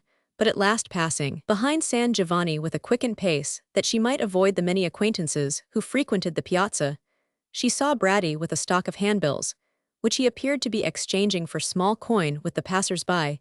She was too familiar with the humble life of Florence for Bratti to be any stranger to her, and turning towards him, she said, "Have you 2 sorts of handbills, Bratti? Let me have them quickly." "2 sorts," said Bratti, separating the wet sheets, with a slowness that tried Romola's patience. "There's law and there's justice." "Which sort do you sell most of?" "Justice. Justice goes the quickest, so I raised the price and made it 2 denarii, but then I bethought me the law was good where too, and had as good a right to be charged for as justice, for people set no store by cheap things. And if I sold the law at 1 denaro, I should be doing it a wrong, and I am a fair trader, law or justice. It's all one to me, they're a good wares, I got 'em both for nothing, and I sell 'em at a fair profit. But y'all want more than one of a sort." "No, no, here's a white quattrino for the 2, said Romola, folding up the bills and hurrying away. She was soon in the outer cloisters of San Marco, where Fra Salvestro was awaiting her under the cloister, but did not notice the approach of her light step. He was chatting, according to his habit, with lay visitors, for under the auspices of a government friendly to the freight, the timidity about frequenting San Marco, which had followed on the first shock of the excommunication, had been gradually giving way in one of these lay visitors. She recognized a well-known satellite of Francesco Valori, named Andrea Cambini, who was narrating or expounding with emphatic gesticulation, while Fra Salvestro was listening with that air of trivial curiosity, which tells that the listener cares very much about news and very little about its quality. This characteristic of her confessor, which was always repulsive to Romola, was made exasperating to her at this moment by the certainty she gathered from the disjointed words, which reached her ear, that Cambini was narrating something relative to the fate of the conspirators. She chose not to approach the group, but as soon as she saw that she had arrested Fra Salvestro's attention, she turned towards the door of the chapter house, while he, making a sign of approval, disappeared within the inner cloister. A lay brother stood ready to open the door of the chapter house for her, and closed it behind her as she entered. Once more looked at by those sad frescoed figures, which had seemed to be mourning with her at the death of her brother Dino, It was inevitable that something of that scene should come back to her, but the intense occupation of her mind with the present made the remembrance less a retrospect than an indistinct recurrence of impressions, which blended themselves with her agitating fears, as if her actual anxiety were a revival of the strong yearning she had once before brought to this spot be repelled by marble rigidity. She gave no space for the remembrance to become more definite, for she at once opened the handbills thinking she should perhaps be able to read them in the interval before Fra Girolamo appeared. But by the time she had read to the end of the one that recommended the observance of the law, the door was opening, and doubling up the papers, she stood expectant. When the frate had entered, she knelt according to the usual practice of those who saw him in private, but as soon as he had uttered a benedictory greeting, she rose and stood opposite to him at a few yards' distance, owing to his seclusion, since he had been excommunicated. It had been an unusually long while since she had seen him, and the late months had visibly deepened in his face the marks of overtaxed mental activity and bodily severities. And yet Romola was not so conscious of this change as of another which was less definable. Was it that the expression of serene elevation and pure human fellowship which had once moved her was no longer present in the same force, or was it that the sense of his being divided from her, in her feeling about her godfather, roused the slumbering sources of alienation and marred her own vision? Perhaps both causes were at work. Our relations with our fellow-men are most often determined by coincident currents of that sort. The inexcusable word or deed seldom comes until after affection or reverence has been already enfeebled by the strain of repeated excuses. It was true that Savonarola's glance at Romola had some of that hardness which is caused by an egotistic prepossession. He divined that the interview she had sought was to turn on the fate of the conspirators, a subject on which he had already had to quell inner voices that might become loud again, when encouraged from without, seated in his cell, correcting the sheets of his Triumph of the Cross. It was easier to repose on a resolution of neutrality. "It is a question of moment doubtless, on which you wish to see me, my daughter," he began in a tone which was gentle rather from self-control than from immediate inclination. "I know you are not wont to lay stress on small matters." "Father, you know what it is before I tell you," said Romola, forgetting everything else as soon as she began to pour forth her plea. "You know what I am caring for. It is for the life of the old man I love best in the world.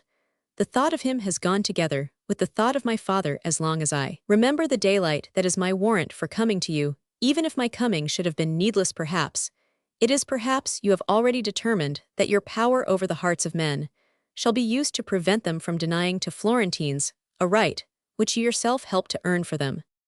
"I meddle not with the functions of the state, my daughter," said Fra Girolamo, strongly disinclined to reopen externally a debate which he had already gone through inwardly. "I have preached and labored that Florence should have a good government, for a good government is needful to the perfecting of the Christian life. But I keep away my hands from particular affairs, which it is the office of experienced citizens to administer." Surely Father, Romola broke off. She had uttered this first word almost impetuously, but she was checked by the counter-agitation of feeling herself in an attitude of remonstrance towards the man who had been the source of guidance and strength to her. In the act of rebelling, she was bruising her own reverence.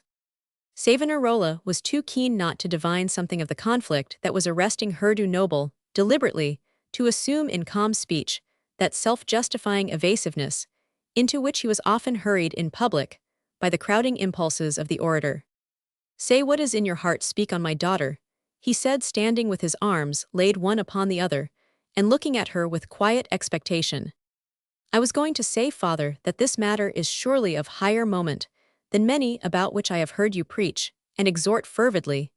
If it belonged to you to urge that men condemned for offenses against the state should have the right to appeal to the Great Council, if Romola was getting eager again, if you count it a glory to have won that right for them, can it less belong to you to declare yourself against the right being denied to almost the first men who need it? Surely that touches the Christian life more closely than whether you knew beforehand that the Dauphin would die or whether Pisa will be conquered." There was a subtle movement, like a subdued sign of pain, in Savonarola's strong lips before he began to speak. "My daughter, I speak as it is given me to speak. I am not master of the times when I may become the vehicle of knowledge beyond the common lights of men. In this case, I have no illumination beyond what wisdom may give to those who are charged with the safety of the state. As to the law of appeal against the 6 votes, I labored to have it passed in order that no Florentine should be subject to loss of life and goods through the private hatred of a few who might happen to be in power. But these 5 men who have desired to overthrow a free government and restore a corrupt tyrant have been condemned with the assent of a large assembly of their fellow citizens. They refused at first to have their cause brought before the Great Council. They have lost the right to the appeal. How can they have lost it, said Romola. It is the right to appeal against condemnation, and they have never been condemned, till now, and forgive me, Father, it is private hatred that would deny them the appeal. It is the violence of the few that frightens others else.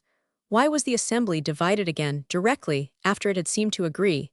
And if anything weighs against the observance of the law, let this weigh for it thys, that you used to preach more earnestly than all else, that there should be no place given to hatred and bloodshed, because of these party strifes, so that private ill will should not find its opportunities in public acts. Father, you know that there is private hatred concerned here. Will it not dishonor you not to have interposed on the side of mercy, when there are many who hold that it is also the side of law and justice? My daughter, said Fra Girolamo with more visible emotion than before, there is a mercy which is weakness, and even treason against the common good, the safety of Florence, which means even more than the welfare of Florentines, now demands severity, as it once demanded mercy. It is not only for a past plot that these men are condemned, but also for a plot which has not yet been executed, and the devices that were leading to its execution are not put an end to. The tyrant is still gathering his forces in Romagna, and the enemies of Florence who sit in the highest places of Italy are ready to hurl any stone that will crush her. What plot, said Romola, reddening and trembling with alarmed surprise. You carry papers in your hand, I see, said Fra Girolamo, pointing to the handbills. One of them will perhaps tell you that the government has had new information.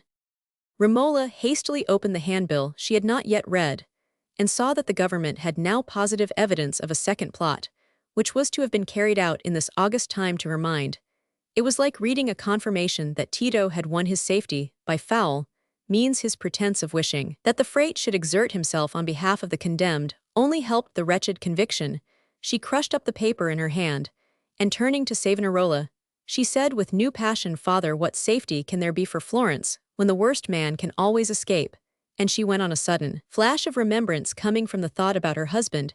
Have not you yourself encouraged this deception, which corrupts the life of Florence, by wanting more favor to be shown to Lorenzo Tornabuoni, who has worn 2 faces, and flattered you with a show of affection when my godfather has always been honest? Ask all Florence who of those 5 men has the truest heart, and there will not be many who will name any other name than Bernardo del Nero. You did interpose with Francesco Valori. For the sake of one prisoner you have not then been neutral, and you know that your word will be powerful. I do not desire the death of Bernardo, said Savonarola, coloring deeply. It would be enough if he were sent out of the city. Then why do you not speak to save an old man of 75 from dying a death of ignominito? Give him at least the fair chances of the law, burst out Romola, the impetuosity of her nature so roused that she forgot everything but her indignation. It is not that you feel bound to be neutral, else why did you speak for Lorenzo Tornabuoni? You spoke for him because he is more friendly to San Marco. My godfather feigns no friendship. It is not then as a Medicean that my godfather is to die, it is as a man you have no love for. When Romola paused with cheeks glowing and with quivering lips, there was dead silence as she saw Fra Girolamo standing motionless before her. She seemed to herself to be hearing her own words over again, words that in this echo of consciousness were in strange painful dissonance with the memories that made part of his presence to her. The moments of silence were expanded by gathering compunction and self-doubt. She had committed sacrilege in her passion, and even the sense that she could retract nothing of her plea, that her mind could not submit itself to Savonarola's negative, made it the more needful to her to satisfy those reverential memories. With a sudden movement towards him, she said, Forgive me, Father, it is pain to me to have spoken those words. See it. I cannot help speaking. I am little and feeble compared with you. You brought me light and strength. But I submitted because I felt the proffered strength, because I saw the light. Now I cannot see it. Father, you yourself declare that there comes a moment when the soul must have no guide, but the voice within it to tell whether the consecrated thing has sacred virtue, and therefore I must speak. Savonarola had that readily roused resentment towards opposition hardly separable from a power-loving and powerful nature, accustomed to seek great ends, that cast a reflected grandeur on the means, by which they are sought. His sermons have much of that red flame in them, and if he had been a meaner man his susceptibility might have shown itself in irritation at Romola's accusatory freedom, which was in strong contrast with the deference he habitually received from his disciples. But at this moment, such feelings were nullified by that hard struggle which made half the tragedy of his life—the struggle of a mind, possessed by a never-silent hunger after purity and simplicity, yet caught in a tangle of egoistic demands, false ideas, and difficult outward conditions, that made simplicity impossible. Keenly alive to all the suggestions of Romola's remonstrating words, he was rapidly surveying, as he had done before, the courses of action that were open to him and their probable results. But it was a question on which arguments could seem decisive only in proportion as they were charged with feeling, and he had received no impulse that could alter his bias. He looked at Romola and said, "You have full pardon for your frankness, my daughter. You speak, I know, out of the fullness of your family affections. But these affections must give way to the needs of the Republic, if those men who have a close acquaintance with the affairs of the state believe, as I understand they do, that the public safety requires the extreme punishment of the law to fall on the 5 conspirators. I cannot control their opinion, seeing that I stand aloof from such affairs." "Then you desire that they should die, you desire that the appeal should be denied them," said Romola, feeling anew repelled by a vindication, which seemed to her to have the nature of a subterfuge. "I have said that I do not desire their death." "Then," said Romola, her indignation rising again, "you can be indifferent that Florentines should inflict death, which you do not desire, when you might have protested against it when you might have helped to hinder it, by urging the observance of a law which you held it good to get past. Father, you used not to stand aloof, you used not to shrink from protesting. Do not say you cannot protest where the lives of men are concerned. Say rather you desire their death, say rather you hold it good for Florence, that there shall be more blood, and more hatred. Will the death of 5 Medicians put an end to parties in Florence? Will the death of a noble old man like Bernardo del Nero save a city that holds such men as Dolfo Spini? My daughter, it is enough the cause of freedom, which is the cause of God's kingdom upon earth, is often most injured by the enemies who carry within them the power of certain human virtues. The wickedest man is often not the most insurmountable obstacle to the triumph of good." "Then why do you say again that you do not desire my godfather's death?" said Romola in mingled anger and despair. "Rather you hold it the more needful he should die, because he is the better man." "I cannot unravel your thoughts, father. I cannot hear the real voice of your judgment and conscience." There was a moment's pause, then Savonarola said with keener emotion than he had yet shown, "Be thankful, my daughter, if your own soul has been spared perplexity, and judge not those to whom a harder lot has been given. You see one ground of action in this matter. I see many. I have to choose that which will further the work entrusted to me. The end I seek is one to which minor respects must be sacrificed. The death of 5 men, were they less guilty than Theses, a light matter weighed against the withstanding of the vicious tyrannies which stifle the life of Italy and foster the corruption of the Church, a light matter weighed against the furthering of God's kingdom upon earth, the end for which I live and am willing myself to die."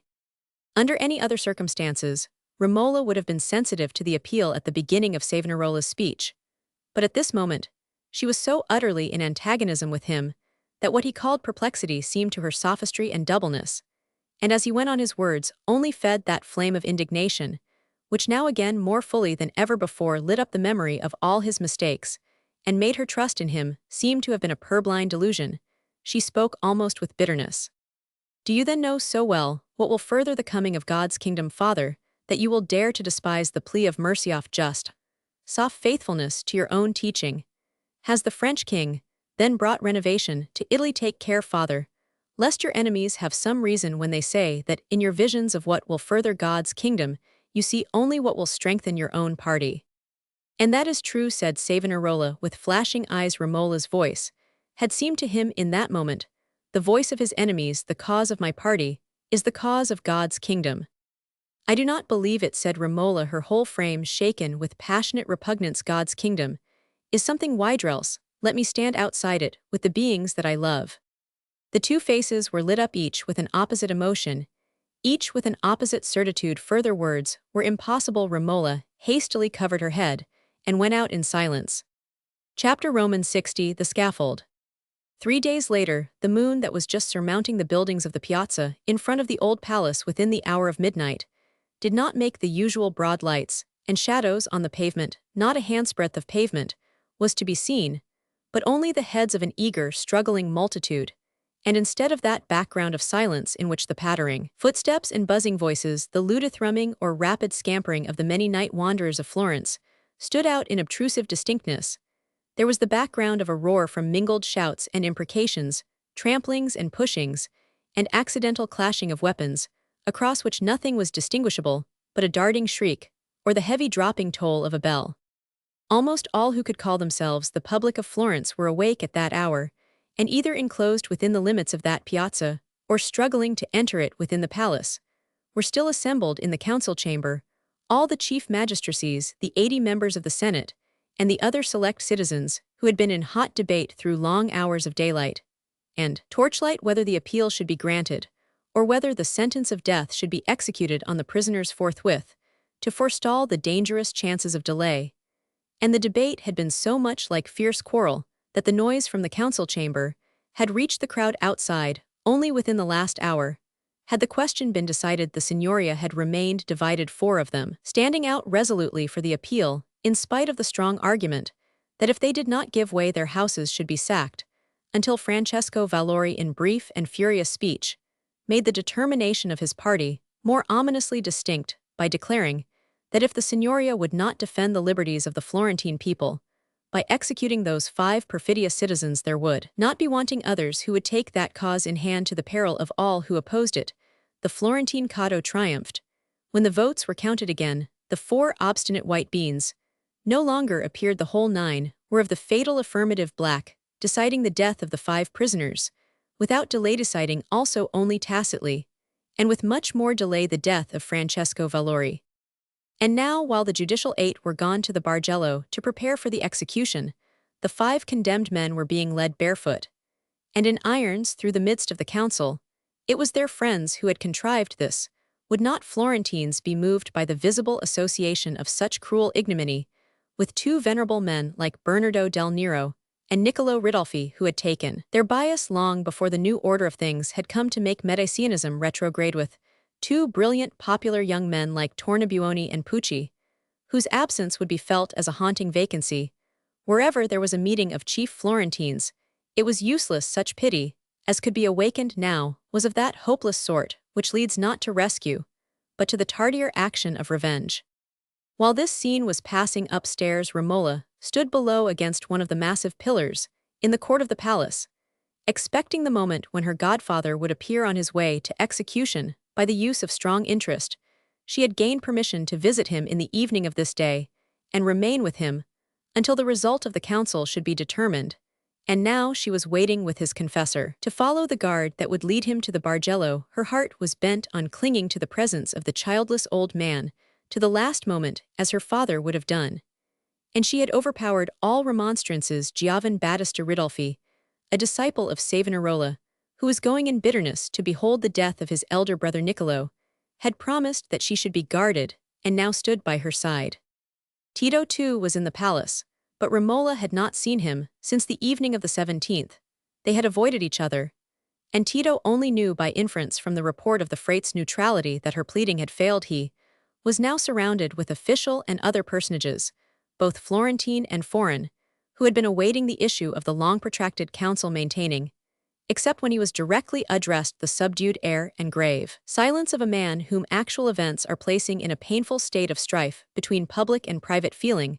When an allusion was made to his wife, in relation to those events, he implied that, owing to the violent excitement of her mind, the mere fact of his continuing to hold office under a government concerned in her godfather's condemnation roused in her a diseased hostility towards him, so that for her sake he felt it best not to approach her. "Ah, the old Bardi blood," said Cennini with a shrug. "I shall not be surprised if this business shakes her loose from the Frate as well as some others I could name. It is excusable in a woman who is doubtless beautiful, since she is the wife of Messer Tito," said a young French envoy, smiling, and bowing to Tito, "to think that her affections must overrule the good of the state, and that nobody is to be beheaded who is anybody's cousin. But such a view is not to be encouraged in the male population. It seems to me your Florentine polity is much weakened by it. That is true, said Niccolò Machiavelli. But where personal ties are strong, the hostilities they raise must be taken due account of many of these halfway severities. Are mere hot-headed blundering the only safe blows to be inflicted on men and parties? Are the blows that are too heavy to be avenged? Niccolò, said Cennini, there is a clever wickedness in thy talk, sometimes, that makes me mistrust thy pleasant young face, as if it were a mask of Satan. Not at all, my good Domenico, said Machiavelli, smiling, and laying his hand on the elder's shoulder. Satan was a blunderer and introducer of Nevita, who made a stupendous failure. If he had succeeded, we should all have been worshipping him, and his portrait would have been more flattered. Well, well, said Cennini, I say not thy doctrine is not too clever for Satan, I only say it is wicked enough for him. I tell you, said Machiavelli, my doctrine is the doctrine of all men who seek an end a little farther off than their own noses. Ask our freight, our prophet, how his universal renovation is to be brought about. He will tell you first by getting a free and pure government. And since it appears that this cannot be done by making all Florentines love each other, it must be done by cutting off every head that happens to be obstinately in the way. Only if a man incurs odium, by sanctioning a severity that is not thorough enough to be final, he commits a blunder.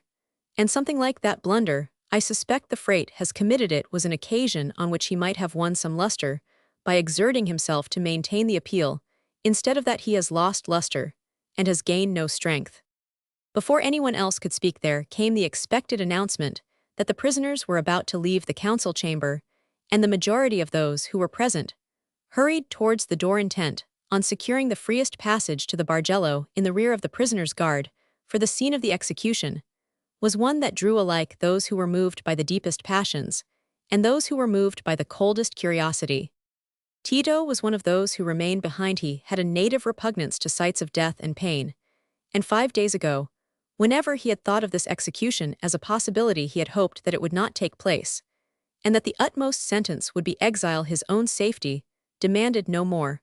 But now he felt that it would be a welcome guarantee of his security when he had learned that Bernardo del Nero's head was off the shoulders. The new knowledge and new attitude towards him, disclosed by Romola on the day of his return, had given him a new dread of the power she possessed to make his position insecure. If any act of hers only succeeded in making him an object of suspicion and odium, he foresaw not only frustration, but frustration under unpleasant circumstances. Her belief in Baldassarre had clearly determined her wavering feelings against further submission, and if her godfather lived, she would win him to share her belief without much trouble. Romola seemed more than ever an unmanageable fact in his destiny, but if Bernardo del Nero were dead, the difficulties that would beset her in placing herself in opposition to her husband would probably be insurmountable to her shrinking pride. Therefore, Tito had felt easier when he knew that the 8 had gone to the bargello to order the instant erection of the scaffold. 4 other men, his intimates and confederates, were to die besides Bernardo del Nero. But a man's own safety is a god that sometimes makes very grim demands. Tito felt them to be grim, even in the pursuit of what was agreeable. This paradoxical life forced upon him the desire for what was disagreeable, but he had had other experience of this sort, and as he heard through the open doorway the shuffle of many feet and the clanking of metal on the stairs, he was able to answer the questions of the young French envoy without showing signs of any other feeling than that of sad resignation to state necessities. Those sounds fell on Romola as if her power of hearing had been exalted along with every other sensibility of her nature. She needed no arm to support her, she shed no tears. She felt that intensity of life, which seems to transcend both grief and joy, in which the mind seems to itself akin to elder forces that wrought out existence before the birth of pleasure and pain. Since her godfather's fate had been decided, the previous struggle of feeling in her had given way to an identification of herself with him in these supreme moments. She was inwardly asserting for him that if he suffered the punishment of treason, he did not deserve the name of traitor. He was the victim to a collision between 2 kinds of faithfulness. It was not given him to die for the noblest cause, and yet he died because of his nobleness. He might have been a meaner man, and found it easier not to incur this guilt. Romola was feeling the full force of that sympathy with the individual lot that is continually opposing itself to the formulae by which actions and parties are judged. She was treading the way with her second father to the scaffold, and nerving herself to defy ignominy by the consciousness that it was not deserved. The way was fenced in by 300 armed men, who had been placed as a guard by the orders of Francesco Valori, for among the apparent contradictions that belonged to this event, not the least striking, was the alleged alarm on the one hand at the popular rage against the conspirators, and the alleged alarm on the other lest there should be an attempt to rescue them in the midst of a hostile crowd. When they had arrived within the court of the Bargello, Romola was allowed to approach Bernardo with his confessor for a moment of farewell. Many eyes were bent on them even in that struggle of an agitated throng, as the aged man, forgetting that his hands were bound with irons, lifted them towards the golden head that was bent towards him, and then checking that movement leaned to kiss her. She seized the fettered hands that were hung down again, and kissed them as if they had been sacred things. "My poor Romola," said Bernardo in a low voice, "I have only to die, but thou hast to live, and I shall not be there to help thee." "Yes," said Romola hurriedly, "you will help me always, because I shall remember you." She was taken away and conducted up the flight of steps that led to the loggia surrounding the grand old court. She took her place there, determined to look till the moment when her godfather laid his head on the block. Now, while the prisoners were allowed a brief interval with their confessor, the spectators were pressing into court, until the crowd became dense around the black scaffold, and the torches fixed in iron rings against the pillars threw a varying startling light, at one moment on passionless stone carvings, at another on some pale face, agitated with suppressed rage or suppressed grief, the face of one among the many near relatives of the condemned who were presently to receive their dead and carry them home. Romola's face looked like a marble image against the dark arch, as she stood watching for the moment when her godfather would appear at the foot of the scaffold. He was to suffer first, and Battista Ridolfi, who was by her side, had promised to take her away through a door behind them when she would have seen the last look of the man who alone in all the world had shared her pitying love for her father. And still in the background of her thought, there was the possibility, striving to be a hope, that some rescue might yet come, something that would keep that scaffold unstained by blood. For a long while there was constant movement, lights flickering, heads swaying to and fro, confused voices within the court, rushing waves of sound through the entrance. From without it seemed to Romola as if she were in the midst of a storm-troubled sea, caring nothing about the storm, caring only to hold out a signal, till the eyes that looked for it could seek it no more. Suddenly there was stillness, and the very tapers seemed to tremble into quiet. The executioner was ready on the scaffold, and Bernardo del Nero was seen ascending it with a slow, firm step. Romola made no visible movement, uttered not even a suppressed sound. She stood more firmly, caring for his firmness. She saw him pause, saw the white head kept erect, while he said in a voice distinctly audible, "It is but a short space of life that my fellow citizens have taken from me." She perceived that he was gazing slowly round him as he spoke. She felt that his eyes were resting on her, and that she was stretching out her arms towards him. Then she saw no more, till a long while after, as it seemed, a voice said, "My daughter, all is peace, now I can conduct you to your house." She uncovered her head, and saw her godfather's confessor standing by her in a room where there were other grave men talking in subdued tones. "I am ready," she said, starting up, "let us lose no time." She thought all clinging was at an end for her, all her strength now should be given to escape from a grasp under which she shuddered. Chapter Romans 61, Drifting Away. On the 8th day from that memorable night, Romola was standing on the brink of the Mediterranean, watching the gentle summer pulse of the sea, just above what was then the little fishing village of Viareggio. Again she had fled from Florence, and this time no arresting voice had called her back again. She wore the grey religious dress, and this time in her heartsickness, she did not care that it was a disguise. A new rebellion had risen within her, a new despair. Why should she care about wearing one badge more than another, or about being called by her own name? She despaired of finding any consistent duty belonging to that name. What force was there to create for her that supremely hallowed motive which men call duty, but which can have no inward constraining existence, save through some form of believing love? The bonds of all strong affection were snapped in her marriage. The highest bond of all, she had ceased to see the mystic union, which is its own guarantee of indissolubleness, had ceased even to see the obligation of a voluntary pledge. Had she not proved that the things to which she had pledged herself were impossible, the impulse to set herself free had risen again with overmastering force. Yet the freedom could only be an exchange of calamity. There is no compensation for the woman who feels that the chief relation of her life has been no more than a mistake. She has lost her crown. The deepest secret of human blessedness has half whispered itself to her, and then forever passed her by. And now Romola's best support under that supreme woman's sorrow had slipped away from her, the vision of any great purpose, any end of existence, which could ennoble endurance and exalt the common deeds of a dusty life with divine ardors, was utterly eclipsed for her now by the sense of a confusion in human things, which made all effort a mere dragging at tangled threads, all fellowship, either for resistance or advocacy, unfairness and exclusiveness. What after all was the man who had represented for her the highest heroism, the heroism not of hard self-contained endurance, but of willing self-offering love? What was the cause he was struggling for? Romola had lost her trust in Savonarola, had lost that fervor of admiration, which had made her unmindful of his aberrations, and attentive only to the grand curve of his orbit. And now that her keen feeling for her godfather had thrown her into antagonism with the freight, she saw all the repulsive and inconsistent details in his teaching with a painful lucidity, which exaggerated their proportions in the bitterness of her disappointment.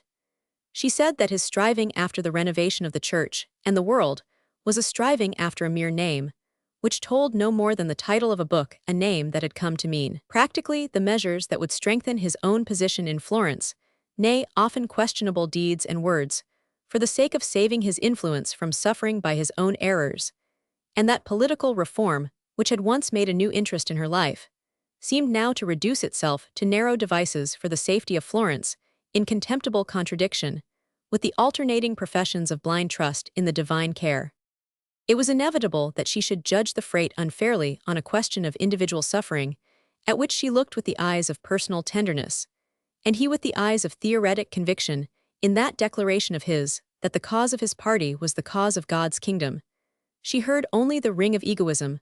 Perhaps such words have rarely been uttered, without that meaner ring in them, yet they are the implicit formula of all energetic belief, and if such energetic belief pursuing a grand and remote end is often in danger of becoming a demon worship, in which the votary lets his son and daughter pass through the fire with a readiness that hardly looks like sacrifice, tender fellow-feeling, for the nearest has its danger too, and is apt to be timid and skeptical towards the larger aims, without which life cannot rise into religion. In this way, poor Romola was being blinded by her tears. No one who has ever known what it is thus to lose faith in a fellowman, whom he has profoundly loved and reverenced, will lightly say that the shock can leave the faith in the invisible goodness unshaken. With the sinking of high human trust, the dignity of life sinks too. We cease to believe in our own better self, since that also is part of the common nature which is degraded in our thought, and all the finer impulses of the soul are dulled. Romola felt even the springs of her once active pity drying up, and leaving her to barren, egoistic complaining. Had not she had her sorrows too, and few had cared for her? While she had cared for many, she had done enough. She had striven after the impossible, and was weary of this stifling, crowded life. She longed for that repose in mere sensation, which she had sometimes dreamed of in the sultry afternoons of her early girlhood, when she had fancied herself floating naiad-like in the waters. The clear waves seemed to invite her. She wished she could lie down to sleep on them, and pass from sleep into death.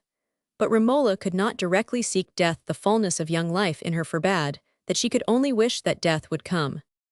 At the spot where she had paused there was a deep bend in the shore, and a small boat with a sail was moored there. In her longing to glide over the waters that were getting golden with the level sun rays, she thought of a story, which had been one of the things she had loved to dwell on in Boccaccio when her father fell asleep, and she glided from her stool to sit on the floor and read the Decameron. It was the story of that fair Costanza, who in her lovelornness desired to live no longer, but not having the courage to attack her young life had put herself into a boat, and pushed off to sea. Then, lying down in the boat, had wrapped her mantle round her head, hoping to be wrecked so that her fear would be helpless to flee from death. The memory had remained a mere thought in Romola's mind, without budding into any distinct wish, but now as she paused again in her walking to and fro, she saw gliding black against the red gold another boat, with one man in it, making towards the bend, where the first and smaller boat was moored. Walking on again, she at length saw the man land, pull his boat ashore, and begin to unload something from it.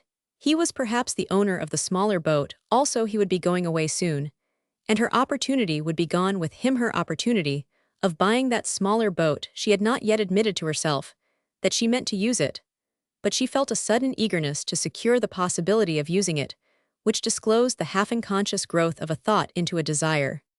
"Is that little boat yours?" also she said to the fisherman, who had looked up a little startled by the tall gray figure, and had made a reverence to this holy sister, wandering thus mysteriously in the evening solitude. It was his boat, an old one hardly seaworthy, yet worth repairing to any man who would buy it by the blessing of San Antonio, whose chapel was in the village yonder. His fishing had prospered, and he had now a better boat which had once been Gianni's, who died, but he had not yet sold the old one. Romola asked him how much it was worth, and then while he was busy thrust the price into a little satchel lying on the ground, and containing the remnant of his dinner. After that she watched him furling his sail, and asked him how he should set it if he wanted to go out to sea, and then pacing up and down again, waited to see him depart.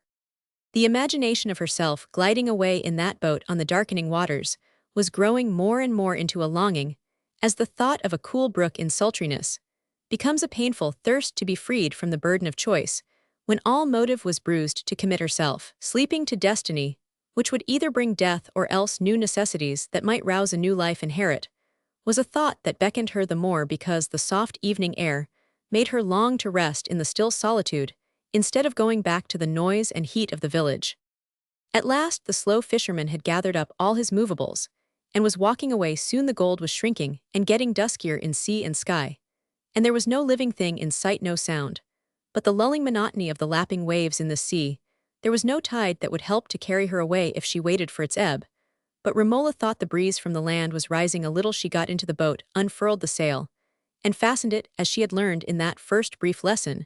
She saw that it caught the light breeze, and this was all she cared for. Then she loosed the boat from its moorings, and tried to urge it with an oar till she was far out from the land, till the sea was dark even to the west, and the stars were disclosing themselves like a palpitating life over the wide heavens. Resting at last, she threw back her cowl, and taking off the kerchief underneath which confined her hair, she doubled them both under her head for a pillow. On one of the boat's ribs the fair head was still very young, and could bear a hard pillow.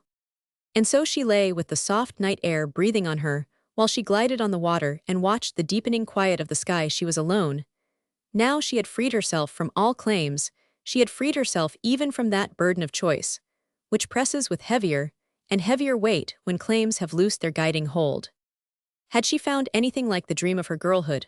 No memories hung upon her like the weight of broken wings that could never be lifted, memories of human sympathy, which even in its pains leaves a thirst that the great mother has no milk to still. Romola felt orphaned in those wide spaces of sea and sky. She read no message of love for her in that far-off symbolic writing of the heavens, and with a great sob, she wished that she might be gliding into death. She drew the cowl over her head again, and covered her face, choosing darkness rather than the light of the stars, which seemed to her like the hard light of eyes that looked at her without seeing her. Presently, she felt that she was in the grave, but not resting there. She was touching the hands of the beloved dead beside her, and trying to wake them. Chapter Romans 62, the Benediction. About 10 o'clock on the morning of the 25th of February, the currents of passengers along the Florentine streets set decidedly towards San Marco. It was the last morning of the carnival, and everyone knew there was a second bonfire of vanities being prepared in front of the old palace. But at this hour it was evident that the center of popular interest lay elsewhere. The Piazza di San Marco was filled by a multitude who showed no other movement than that which proceeded from the pressure of newcomers trying to force their way forward from all the openings. But the front ranks were already close serried, and resisted the pressure. Those ranks were ranged around a semicircular barrier in front of the church, and within this barrier were already assembling the Dominican Brethren of San Marco. But the temporary wooden pulpit erected over the church door was still empty. It was presently to be entered by the man whom the Pope's command had banished from the pulpit of the Duomo, whom the other ecclesiastics of Florence had been forbidden to consort, with whom the citizens had been forbidden to hear on pain of excommunication. This man had said, a wicked, unbelieving pope, who has gained the pontifical chair by bribery, is not Christ's vicar. His curses are broken swords. He grasps a hilt without a blade. His commands are contrary to the Christian life. It is lawful to disobey them, nay, it is not lawful to obey them. And the people still flocked to hear him as he preached in his own church of San Marco, though the Pope was hanging terrible threats over Florence if it did not renounce the pestilential schismatic, and send him to Rome to be converted. Still, as on this very morning, accepted the communion from his excommunicated hands, for how if this freight had really more command over the divine lightnings than that official successor of St. Peter? It was a momentous question, which for the mass of citizens could never be decided by the freight's ultimate test, namely what was, and what was not accordant with the highest spiritual law. No, in such a case as this, if God had chosen the freight as his prophet, to rebuke the high priest who carried the mystic raiment, unworthily, he would attest his choice by some unmistakable sign, as long as the belief in the prophet carried no threat of outward calamity, but rather the confident hope of exceptional safety. No sign was needed. His preaching was a music, to which the people felt themselves marching along the way they wished to go. But now that belief meant an immediate blow to their commerce, the shaking of their position among the Italian states, and an interdict on their city. There inevitably came the question, what miracle showest thou? Slowly at first, then faster and faster. That fatal demand had been swelling in Savonarola's ear, provoking a response outwardly, in the declaration that at the fitting time, the miracle would come inwardly in the faith not unwavering, for what faith is sought that if the need for miracle became urgent, the work he had before him was too great for the divine power to leave it halting. His faith wavered, but not his speech. It is the lot of every man who has to speak for the satisfaction of the crowd, that he must often speak in virtue of yesterday's faith, hoping it will come back tomorrow. It was in preparation for a scene, which was really a response to the popular impatience for some supernatural guarantee of the prophet's mission, that the wooden pulpit had been erected above the church door. But while the ordinary frati in black mantles were entering and arranging themselves, the faces of the multitude were not yet eagerly directed towards the pulpit. It was felt that Savonarola would not appear just yet, and there was some interest in singling out the various monks, some of them belonging to high Florentine families, many of them having fathers, brothers, or cousins among the artisans and shopkeepers, who made the majority of the crowd. It was not till the tale of monks was complete, not till they had fluttered their books, and had begun to chant, that people said to each other, Fra Girolamo must be coming now. That expectation, rather than any spell from the accustomed wail of psalmody, was what made silence and expectation seem to spread like a paling solemn light over the multitude of upturned faces, all now directed towards the empty pulpit. The next instant, the pulpit was no longer empty. A figure covered from head to foot in black cowl and mantle had entered it and was kneeling with bent head, and with face turned away. It seemed a weary time to the eager people, while the black figure knelt and the monks chanted. But the stillness was not broken, for the freight's audiences with heaven were yet charged with electric awe for that mixed multitude, so that those who had already the will to stone him felt their arms unnerved. At last there was a vibration among the multitude, each seeming to give his neighbor a momentary aspen-like touch, as when men who have been watching for something in the heavens see the expected presence silently disclosing itself. The freight had risen, turned towards the people, and partly pushed back his cowl. The monotonous wail of psalmody had ceased, and to those who stood near the pulpit, it was as if the sounds which had just been filling their ears had suddenly merged themselves. The force of Savonarola's flashing glance as he looked round him in the silence, then he stretched out his hands, which in their exquisite delicacy seemed transfigured from an animal organ, for grasping into vehicles of sensibility, too acute to need any gross contact, hands that came like an appealing speech from that part of his soul, which was masked by his strong, passionate face, written on now with deeper lines about the mouth and brow than are made by 4 to 4 years of ordinary life. At the first stretching out of the hands, some of the crowd in the front ranks fell on their knees, and here and there a devout disciple farther off. But the great majority stood firm, some resisting the impulse to kneel before this excommunicated man. Might not a great judgment fall upon him, even in this act of blessing? Gothers, jarred with scorn and hatred of the ambitious deceiver, who was getting up this new comedy, before which nevertheless they felt themselves impotent as before the triumph of a fashion. But then came the voice, clear and low, at first uttering the words of absolution, Miserere vestri, and more fell on their knees. And as it rose higher, and yet clearer, the erect heads became fewer and fewer, till at the words Benedicat vos omnipotens Deus, it rose to a masculine cry, as if protesting its power to bless under the clutch of a demon that wanted to stifle it. It rang like a trumpet to the extremities of the piazza, and under it every head was bowed. After the utterance of that blessing, Savonarola himself fell on his knees and hid his face in temporary exhaustion. Those great jets of emotion were a necessary part of his life, He himself had said to the people long ago, "Without preaching I cannot live." But it was a life that shattered him. In a few minutes more some had risen to their feet, but a larger number remained kneeling, and all faces were intently watching him. He had taken into his hands a crystal vessel containing the consecrated host, and was about to address the people.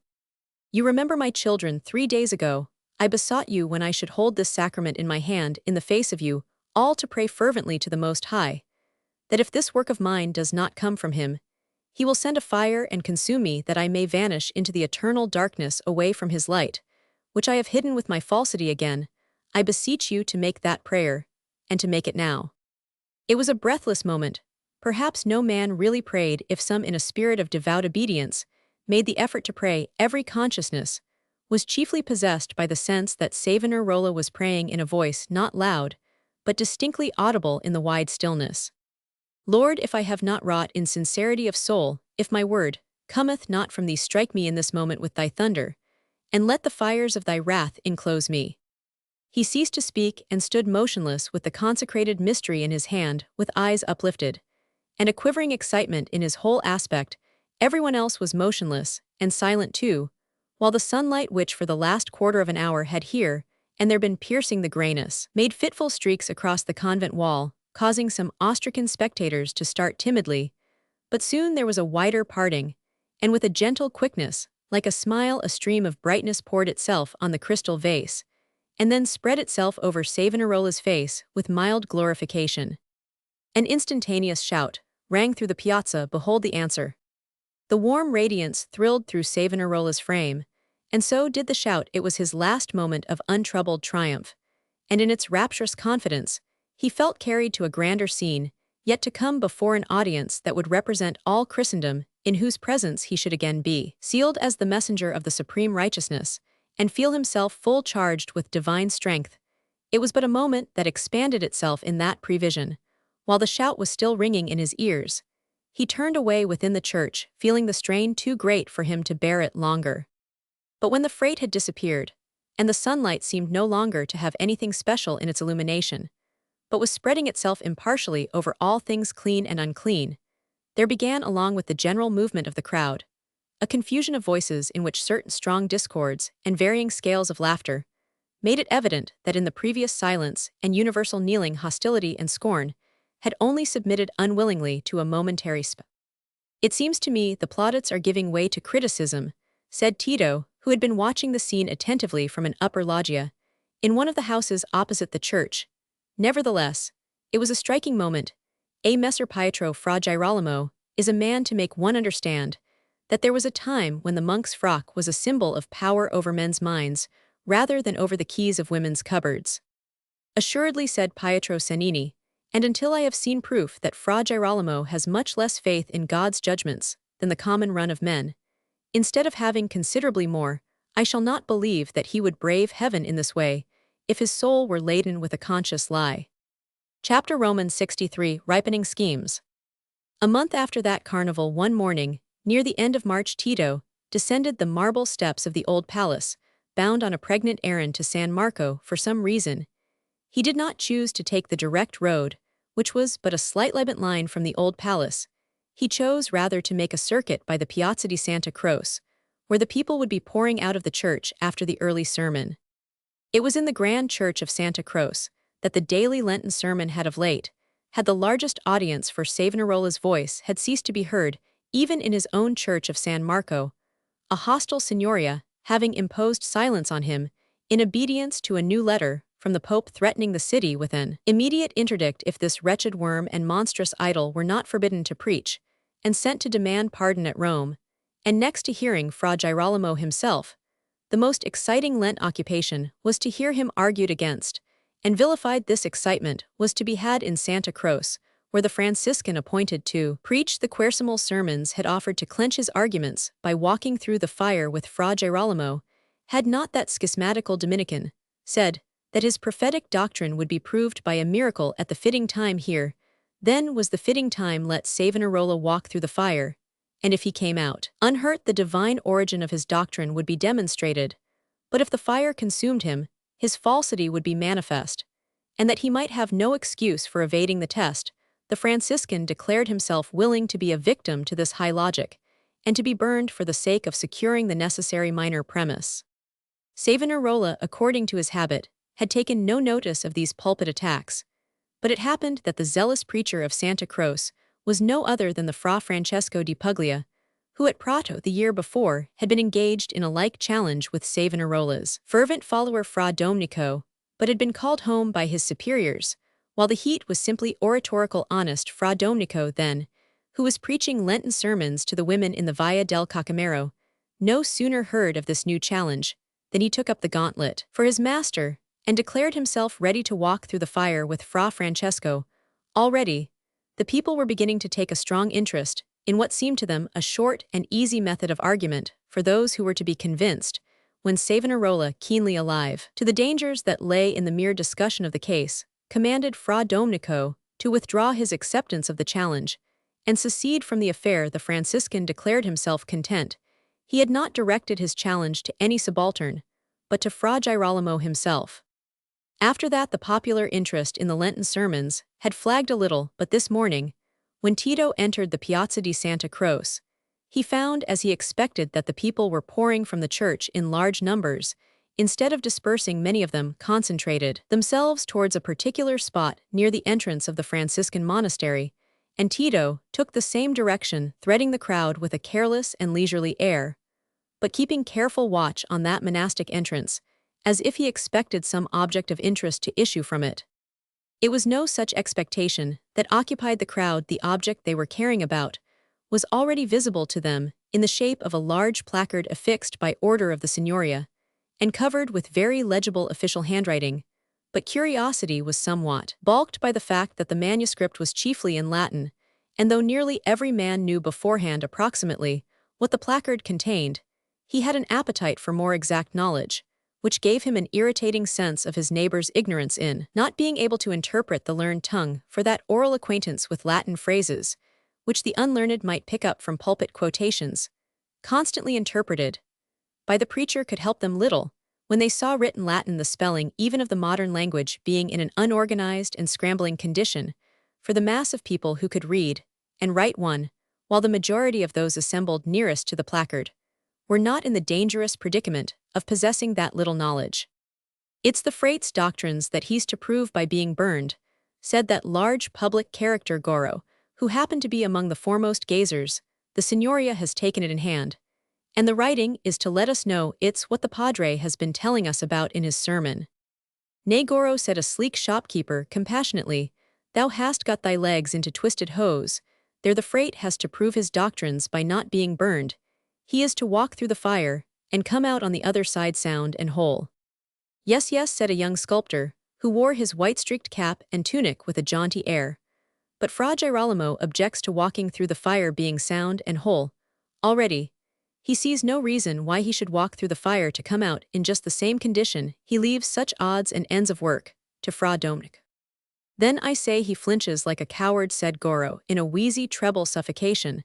"That was what he did at the carnival. He had us all in the piazza to see the lightning strike him, and nothing came of it." "Stop that bleeding," said a tall shoemaker, who had stepped in to hear part of the sermon with bunches of slippers hanging over his shoulders. "It seems to me, friend, that you are about as wise as a calf with water on its brain. The Frate will flinch from nothing. Hell say nothing beforehand perhaps, but when the moment comes hell walk through the fire, without asking any grey frock to keep him company. But I would give a shoestring to know what this Latin all is." "There's so much of it," said the shopkeeper, "else I am pretty good at guessing. Is there no scholar to be seen?" he added with a slight expression of disgust. There was a general turning of heads, which caused the talkers to descry Tito approaching in their rear. "Here is one," said the young sculptor, smiling and raising his cap. "It is the secretary of the 10. He is going to the convent. Doubtless make way for him," said the shopkeeper, also doffing, though that mark of respect was rarely shown by Florentines, except to the highest officials. The exceptional reverence was really exacted by the splendor and grace of Tito's appearance, which made his black mantle with its gold fibula look like a regal robe and his ordinary black velvet cap like an entirely exceptional headdress. The hardening of his cheeks and mouth, which was the chief change in his face since he came to Florence, seemed to a superficial glance only to give his beauty a more masculine character. He raised his own cap immediately and said, "Thanks, my friend, I merely wished, as you did, to see what is at the foot of this placard. It is as I expected. I had been informed that the government permits anyone who will to subscribe his name as a candidate to enter the fire, which is an act of liberality, worthy of the magnificent Signora reserving, of course, the right to make a selection, and doubtless many believers will be eager to subscribe their names, for what is it to enter the fire to one whose faith is firm? A man is afraid of the fire because he believes it will burn him. But if he believes, the contrarier Tito lifted his shoulders and made an oratorical pausefer, which reason I have never been one to disbelieve the freight, when he has said that he would enter the fire to prove his doctrine. For in his place, if you believed the fire would not burn you, which of you, my friends, would not enter it as readily as you would walk along the dry bed of the Mugnon?" As Tito looked round him during this appeal, there was a change in some of his audience, very much like the change in an eager dog when he is invited to smell something pungent. Since the question of burning was becoming practical, it was not everyone who would rashly commit himself to any general view of the relation between faith and fire. The scene might have been too much for a gravity less under command than Tito's. "Then, Messer Segretario," said the young sculptor, "it seems to me Fra Francesco is the greater hero, for he offers to enter the fire for the truth, though he is sure the fire will burn him." "I do not deny it," said Tito blandly, "but if it turns out that Fra Francesco is mistaken, he will have been burned for the wrong side. And the Church has never reckoned such victims to be martyrs. We must suspend our judgment until the trial has really taken place." "It is true, Messer Segretario," said the shopkeeper with subdued impatience, "but will you favor us by interpreting the Latin?" "Assuredly," said Tito, "it does, but express the conclusions or doctrines which the Frate specially teaches, and which the trial by fire is to prove true or false. They are doubtless familiar to you. First, that Florence. Let us have the Latin bit by bit, and then tell us what it means," said the shoemaker, who had been a frequent hearer of Fra Girolamo. "Willingly," said Tito, smiling. "You will then judge if I give you the right meaning." Yes, that's fair," said Goro. "Ecclesia Dei indiget renovation, that is, the Church of God needs purifying or regenerating." "It is true," said several voices at once. "That means the priests ought to lead better lives. There needs no miracle to prove that. That's what the Frate has always been saying," said the shoemaker. "Flagellabitur," Tito went on, "that is, it will be scourged. Renovabitur, it will be purified. Florentia, quoque post flagellam renovabitur, et prosperabitur. Florence, also after the scourging, shall be purified, and shall prosper." "That means we are to get Pisa again," said the shopkeeper. "And get the wool from England, as we used to do, I should hope," said an elderly man in an old-fashioned berretta, who had been silent till now. "There's been scourging enough with the sinking of the trade." At this moment, a tall personage surmounted by a red feather issued from the door of the convent, and exchanged an indifferent glance with Tito, who, tossing his becchetto carelessly over his left shoulder, turned to his reading again, while the bystanders, with more timidity than respect, shrank to make a passage for Messer Dolfo Spini. "Infidels convertenter, ad Christum," Tito went on, "that is, the infidels shall be converted to Christ. Those are the Turks, and the Moors. Well, I've nothing to say against that," said the shopkeeper dispassionately. "Hic autem omnia, erunt temporibus nostris, and all these things shall happen in our times." "Why, what use would they be else?" said Goro. "Excommunicado nuper lauda contra reverendum, patrum nostrum, fratrum hieronymum nulla est."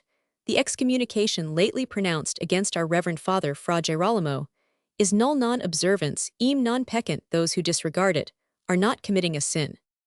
"I shall know better what to say to that when we have had the trial by fire," said the shopkeeper. "Which doubtless will clear up everything," said Tito. "That is all the Latin, all the conclusions that are to be proved true or false by the trial. The rest, you can perceive, is simply a proclamation of the Signoria, in good Tuscan, calling on such as are eager to walk through the fire to come to the palazzo and subscribe their names. Can I serve you further? If not?" Tito, as he turned away, raised his cap and bent slightly with so easy an air that the movement seemed a natural prompting of deference. He quickened his pace as he left the piazza, and after 2 or 3 turnings, he paused in a quiet street before a door at which he gave a light and peculiar knock. It was opened by a young woman whom he chucked under the chin as he asked her if the padrone was within, and he then passed without further ceremony through another door, which stood ajar on his right hand. It admitted him into a handsome but untidy room where Dolfo Spini sat playing with a fine staghound, which alternately snuffed at a basket of pups, and licked his hands with that affectionate disregard of her master's morals, sometimes held to be one of the most agreeable attributes of her sex. He just looked up as Tito entered, but continued his play simply from that disposition to persistence in some irrelevant action, by which slow-witted sensual people seemed to be continually counteracting their own purposes. Tito was patient. A handsome bracca that he said quietly standing with his thumbs in his belt. Presently, he added in that cool liquid tone, which seemed mild, but compelled attention when you have finished such caresses as cannot possibly be deferred, my Dolfo. We will talk of business, if you please. My time, which I could wish to be eternity at your service, is not entirely my own this morning. Down, mischief down, said Spini with sudden roughness. Malediction, he added still more gruffly, pushing the dog aside. Then starting from his seat, he stood close to Tito and put a hand on his shoulder as he spoke. I hope your sharp wits see all the ins and outs of this business, my fine necromancer, for it seems to me no clearer than the bottom of a sack. What is your difficulty, my cavalier? These accursed frati minori at Santa Croce, they are drawing back now. Fra Francesco himself seems afraid of sticking to his challenge. Talks of the prophet being likely to use magic to get up a false miracle. Thinks he himself might be dragged into the fire and burned, and the prophet might come out whole by magic, and the church be none the better.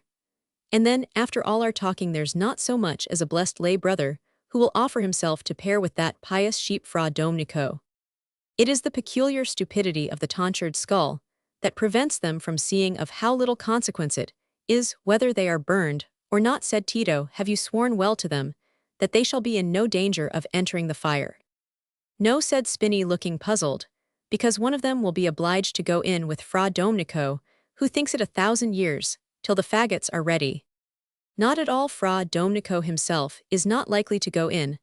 I have told you before, my Dolfo, only your powerful mind is not to be impressed without more repetition than suffices for the vulgar. I have told you that now you have got the Signoria to take up this affair and prevent it from being hushed up by Fra Girolamo. Nothing is necessary, but that on a given day the fuel should be prepared in the piazza, and the people got together with the expectation of seeing something prodigious. If after that the prophet quits the piazza without any appearance of a miracle on his side, he is ruined with the people. They will be ready to pelt him out of the city. The Signoria will find it easy to banish him from the territory, and his holiness may do as he likes with him. Therefore my Alcibiades swear to the Franciscans that their grey frocks shall not come within singeing distance of the fire. Spini rubbed the back of his head with one hand and tapped his sword against his leg with the other to stimulate his power of seeing these intangible combinations. But he said presently, looking up again, unless we fall on him in the piazza when the people are in a rage, and make an end of him and his lies then, and their Valori and the Salviati and the Albizzi will take up arms and raise a fight for him. I know that was talked of when there was the hubbub on Ascension Sunday, and the people may turn round again. There may be a story raised of the French king coming again, or some other cursed chance in the hypocrites' favor. The city will never be safe till he's out of it. He will be out of it before long without your giving yourself any further trouble than this little comedy of the trial. By fire the wine and the sun will make vinegar, without any shouting to help them. As your Florentine sages would say, you will have the satisfaction of delivering your city from an incubus, by an able stratagem, instead of risking blunders with sword thrusts. But suppose he did get magic and the devil to help him, and walk through the fire after all, said Spini with a grimace, intended to hide a certain shyness in trenching on this speculative ground. How do you know? There's nothing in those things. Plenty of scholars believe in them, and this freight is bad enough for anything. Oh, of course, there are such things, said Tito with a shrug. But I have particular reasons for knowing that the freight is not on such terms with the devil as can give him any confidence in this affair. The only magic he relies on is his own ability. Ability, said Spini. Do you call it ability to be setting Florence at loggerheads with the Pope, and all the powers of Italy all to keep beckoning at the French king, who never comes? You may call him able, but I call him a hypocrite who wants to be master of everybody and get himself made Pope. You judge with your usual penetration, my captain, but our opinions do not clash. The freight wanting to be master, and to carry out his projects against the Pope, requires the lever of a foreign power, and requires Florence as a fulcrum. I used to think him a narrow-minded bigot, But now I think him a shrewd, ambitious man who knows what he is aiming at, and directs his aim as skillfully as you direct a ball when you are playing it. Yes, yes, said Spinney cordially, I can aim a ball. It is true, said Tito with bland gravity, and I should not have troubled you with my trivial remark on the frate's ability, but that you may see how this will heighten the credit of your success against him at Rome, and at Milan, which is sure to serve you in good stead, when the city comes to change its policy. Well, thou art a good little demon, and shalt have good pay, said Spinney patronizingly, whereupon he thought it only natural that the useful Greek adventurer should smile with gratification as he said, Of course any advantage to me depends entirely on your— We shall have our supper at my palace tonight, interrupted Spinney with a significant nod and an affectionate pat on Tito's shoulder, and I shall expound the new scheme to them all. Pardon my magnificent patron, said Tito, the scheme has been the same from the first, it has never varied, except in your memory. Are you sure you have fast hold of it now? Spinney rehearsed. One thing more, he said as Tito was hastening away, there is that sharp-nosed notary Sir Secon. He has been handy of late, tell me, you who can see a man wink when you're behind him, do you think I may go on making use of him? Tito dared not say no, he knew his companion too well to trust him with advice, when all Spinney's vanity and self-interest were not engaged in concealing the adviser. Doubtless, he answered promptly, I have nothing to say against Secon. That suggestion of the notary's intimate access to Spinney caused Tito a passing twinge, interrupting his amused satisfaction in the success with which he made a tool of the man who fancied himself a patron, for he had been rather afraid of Sir Secon. Tito's nature made him peculiarly alive to circumstances that might be turned to his disadvantage. His memory was much haunted by such possibilities, stimulating him to contrivances by which he might ward them off, and it was not likely that he should forget that October morning more than a year ago, when Romola had appeared suddenly before him at the door of Nello's shop, and had compelled him to declare his certainty that Fra Girolamo was not going outside the gates. The fact that Sir Secon had been witness of that scene, together with Tito's perception that for some reason or other he was an object of dislike to the notary, had received a new importance from the recent turn of events, for after having been implicated in the Medicean plots, and having found it advisable in consequence to retire into the country for some time, Sir Secon had of late, since his reappearance in the city, attached himself to the Arrabbiati and cultivated the patronage of Dolfo Spinney. Now that captain of the Compagnacci was much given, when in the company of intimates, to confidential narrative about his own doings, and if Sir Secon's powers of combination were sharpened by enmity, he might gather some knowledge which he could use against Tito with very unpleasant results.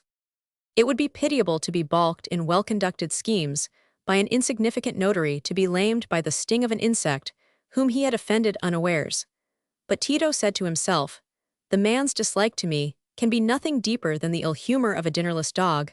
I shall conquer it if I can make him prosperous, and he had been very glad of an opportunity which had presented itself of providing the notary with a temporary post as an extra cancelliere, or registering secretary, under the 10, believing that with this sop, and the expectation of more, the waspish cur must be quite cured of the disposition to bite him.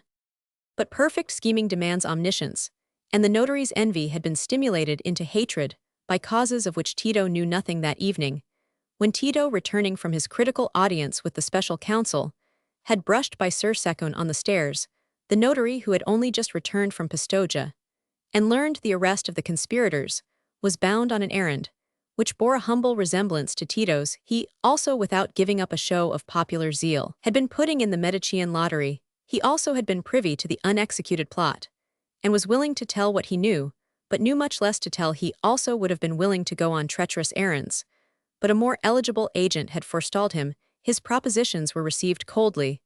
The counsel, he was told, was already in possession of the needed information, and since he had been thus busy in sedition, it would be well for him to retire out of the way of mischief, otherwise the government might be obliged to take note of him. Sir Secon wanted no evidence to make him attribute his failure to Tito, and his spite was the more bitter, because the nature of the case compelled him to hold his peace about it, nor was this the whole of his grudge against the flourishing Melema. On issuing from his hiding place, and attaching himself to the Arrabbiati, he had earned some pay, as one of the spies who reported information on Florentine affairs to the Milanese court, but his pay had been small notwithstanding his pains to write full letters, and he had lately been apprised that his news was seldom more than a late and imperfect edition of what was known already now.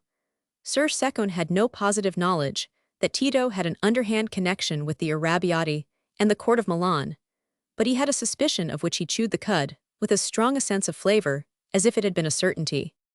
This fine-grown vigorous hatred could swallow the feeble opiate of Tito's favors, and be as lively as ever after it. Why should Sir Secon like Melema any the better for doing him favors? Doubtless the suave secretary had his own ends to serve, and what right had he to the superior position, which made it possible for him to show favor? But since he had tuned his voice to flattery, Sir Secon would pitch his in the same key, and it remained to be seen who would win at the game of outwitting. To have a mind well oiled with that sort of argument, which prevents any claim from grasping, it seems eminently convenient. Sometimes only the oil becomes objectionable when we find it anointing other minds on which we want to establish a hold. Tito, however, not being quite omniscient, felt now no more than a passing twinge of uneasiness at the suggestion of Sir Secon's power to hurt him. It was only for a little while that he cared greatly about keeping clear of suspicions and hostility. He was now playing his final game in Florence, and the skill he was conscious of applying gave him a pleasure in it even apart from the expected winnings. The errand on which he was sent to San Marco was a stroke in which he felt so much confidence that he had already given notice to the 10 of his desire to resign his office at an indefinite period within the next month or two, and had obtained permission to make that resignation suddenly if his affairs needed it, with the understanding that Niccolo Machiavelli was to be his provisional substitute, if not his successor. He was acting on hypothetic grounds. But this was the sort of action that had the keenest interest for his diplomatic mind, from a combination of general knowledge concerning Savonarola's purposes with diligently observed details. He had framed a conjecture which he was about to verify by this visit to San Marco. If he proved to be right, his game would be won, and he might soon turn his back on Florence. He looked eagerly towards that consummation, for many circumstances besides his own weariness of the place told him that it was time for him to be gone. Chapter Roman 64, The Prophet in His Cell. Tito's visit to San Marco had been announced beforehand, and he was at once conducted by Fra Niccolo Savonarola's secretary up the spiral staircase into the long corridors lined with cell corridors, where Fra Angelico's frescoes, delicate as the rainbow on the melting cloud, startled the unaccustomed eye here and there, as if they had been sudden reflections cast from an ethereal world, where the Madonna sat crowned in her radiant glory, and the divine infant looked forth with perpetual promise. It was an hour of relaxation in the monastery, and most of the cells were empty. The light through the narrow windows looked in on nothing but bare walls and the hard pallet and the crucifix, and even behind that door at the end of a long corridor in the inner cell, opening from an antechamber where the prior usually sat at his desk or received private visitors, the high jet of light fell on only one more object that looked quite as common a monastic sight as the bare walls and hard pallet. It was but the back of a figure in the long white Dominican tunic and scapulary, kneeling, with bowed head before a crucifix. It might have been any ordinary Fra Girolamo, who had nothing worse to confess than thinking of wrong things when he was singing in coro, or feeling a spiteful joy when Fra Benedetto dropped the ink over his own miniatures in the breviary he was illuminating, who had no higher thought than that of climbing safely into paradise up the narrow ladder of prayer, fasting, and obedience. But under this particular white tunic, there was a heart beating with a consciousness inconceivable to the average monk, and perhaps hard to be conceived by any man who has not arrived at self-knowledge through a tumultuous inner life, a consciousness in which irrevocable errors and lapses from veracity were so entwined with noble purposes and sincere beliefs, in which self-justifying expediency was so inwoven with the tissue of a great work, which the whole being seemed as unable to abandon, as the body was unable to abandon glowing and trembling before the objects of hope and fear, that it was perhaps impossible, whatever course might be adopted for the conscience, to find perfect repose. Savonarola was not only in the attitude of prayer, there were Latin words of prayer on his lips, and yet he was not praying. He had entered his cell, had fallen on his knees, and burst into words of supplication, seeking in this way for an influx of calmness, which would be a warrant to him that the resolutions urged on him by crowding thoughts and passions were not wresting him away from the divine support. But the previsions and impulses which had been at work within him for the last hour were too imperious, and while he pressed his hands against his face, and while his lips were uttering audibly cor mundum crea in me, his mind was still filled with the images of the snare his enemies had prepared for him, was still busy with the arguments by which he could justify himself against their taunts and accusations. And it was not only against his opponents that Savonarola had to defend himself this morning. He had had new proof that his friends and followers were as much inclined to urge on the trial by fire as his enemies desiring, and tacitly expecting that he himself would at last accept the challenge, and evoke the long-expected miracle which was to dissipate doubt and triumph over malignity, had he not said that God would declare himself at the fitting time.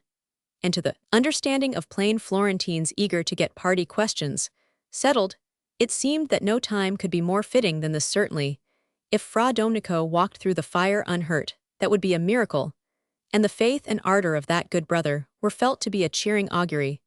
But Savonarola was acutely conscious that the secret longing of his followers to see him accept the challenge had not been dissipated by any reasons he had given for his refusal. Yet it was impossible to him to satisfy them, and with bitter distress, he saw now that it was impossible for him any longer to resist the prosecution of the trial in Fra Domenico's case.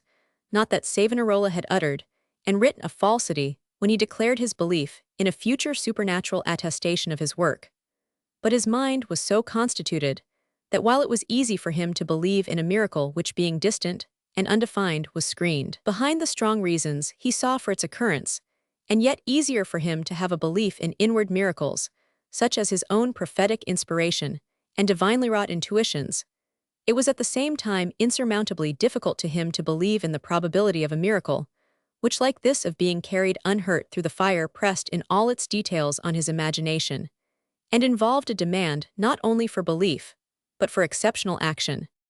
Savonarola's nature was one of those in which opposing tendencies coexist in almost equal strength: the passionate sensibility, which, impatient of definite thought, floods every idea with emotion and tends towards contemplative ecstasy, alternated in him with a keen perception of outward facts and a vigorous, practical judgment of men and things.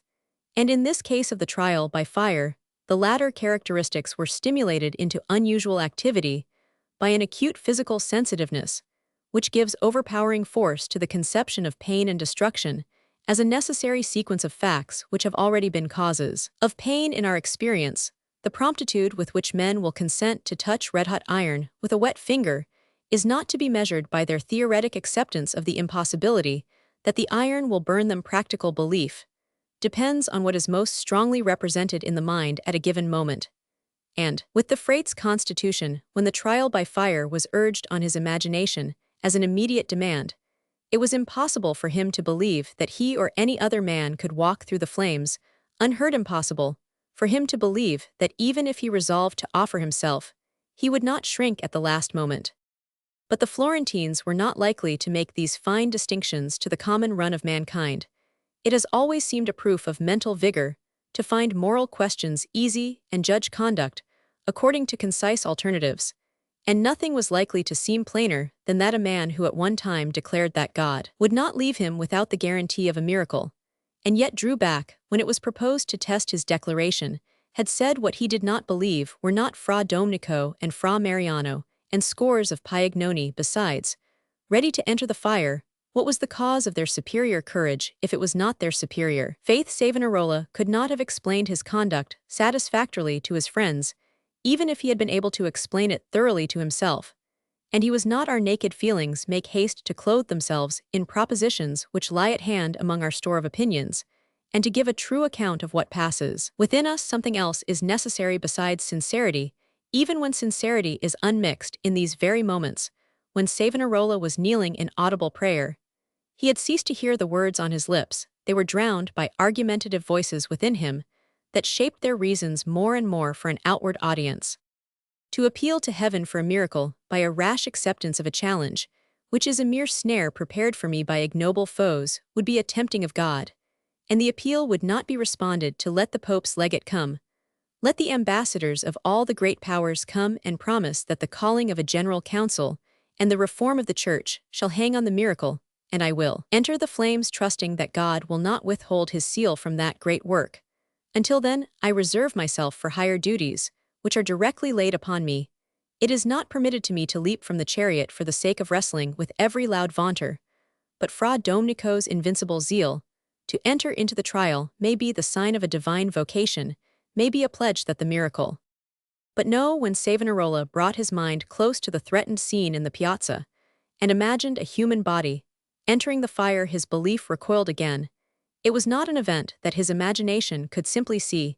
He felt it with shuddering vibrations to the extremities of his sensitive fingers. The miracle could not be, nay, the trial itself was not to happen. He was warranted in doing all in his power to hinder it.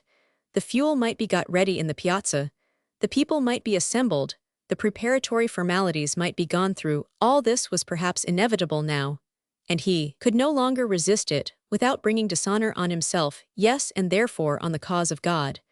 But it was not really intended that the Franciscan should enter the fire, and while he hung back, there would be the means of preventing Fra Domenico's entrance. At the very worst, if Fra Domenico were compelled to enter, he should carry the consecrated host with him, and with that mystery in his hand, there might be a warrant for expecting that the ordinary effects of fire would be stayed, or more probably, this demand would be resisted, and might thus be a final obstacle to the trial.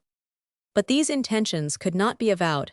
He must appear frankly to await the trial, and to trust in its issue. That dissidence between inward reality and outward seeming was not the Christian simplicity after which he had striven through years of his youth and prime, and which he had preached as a chief fruit of the divine life in the stress and heat of the day, with cheeks burning, with shouts ringing in the ears, who is so blessed as to remember the yearnings he had in the cool and silent morning, and know that he has not belied them.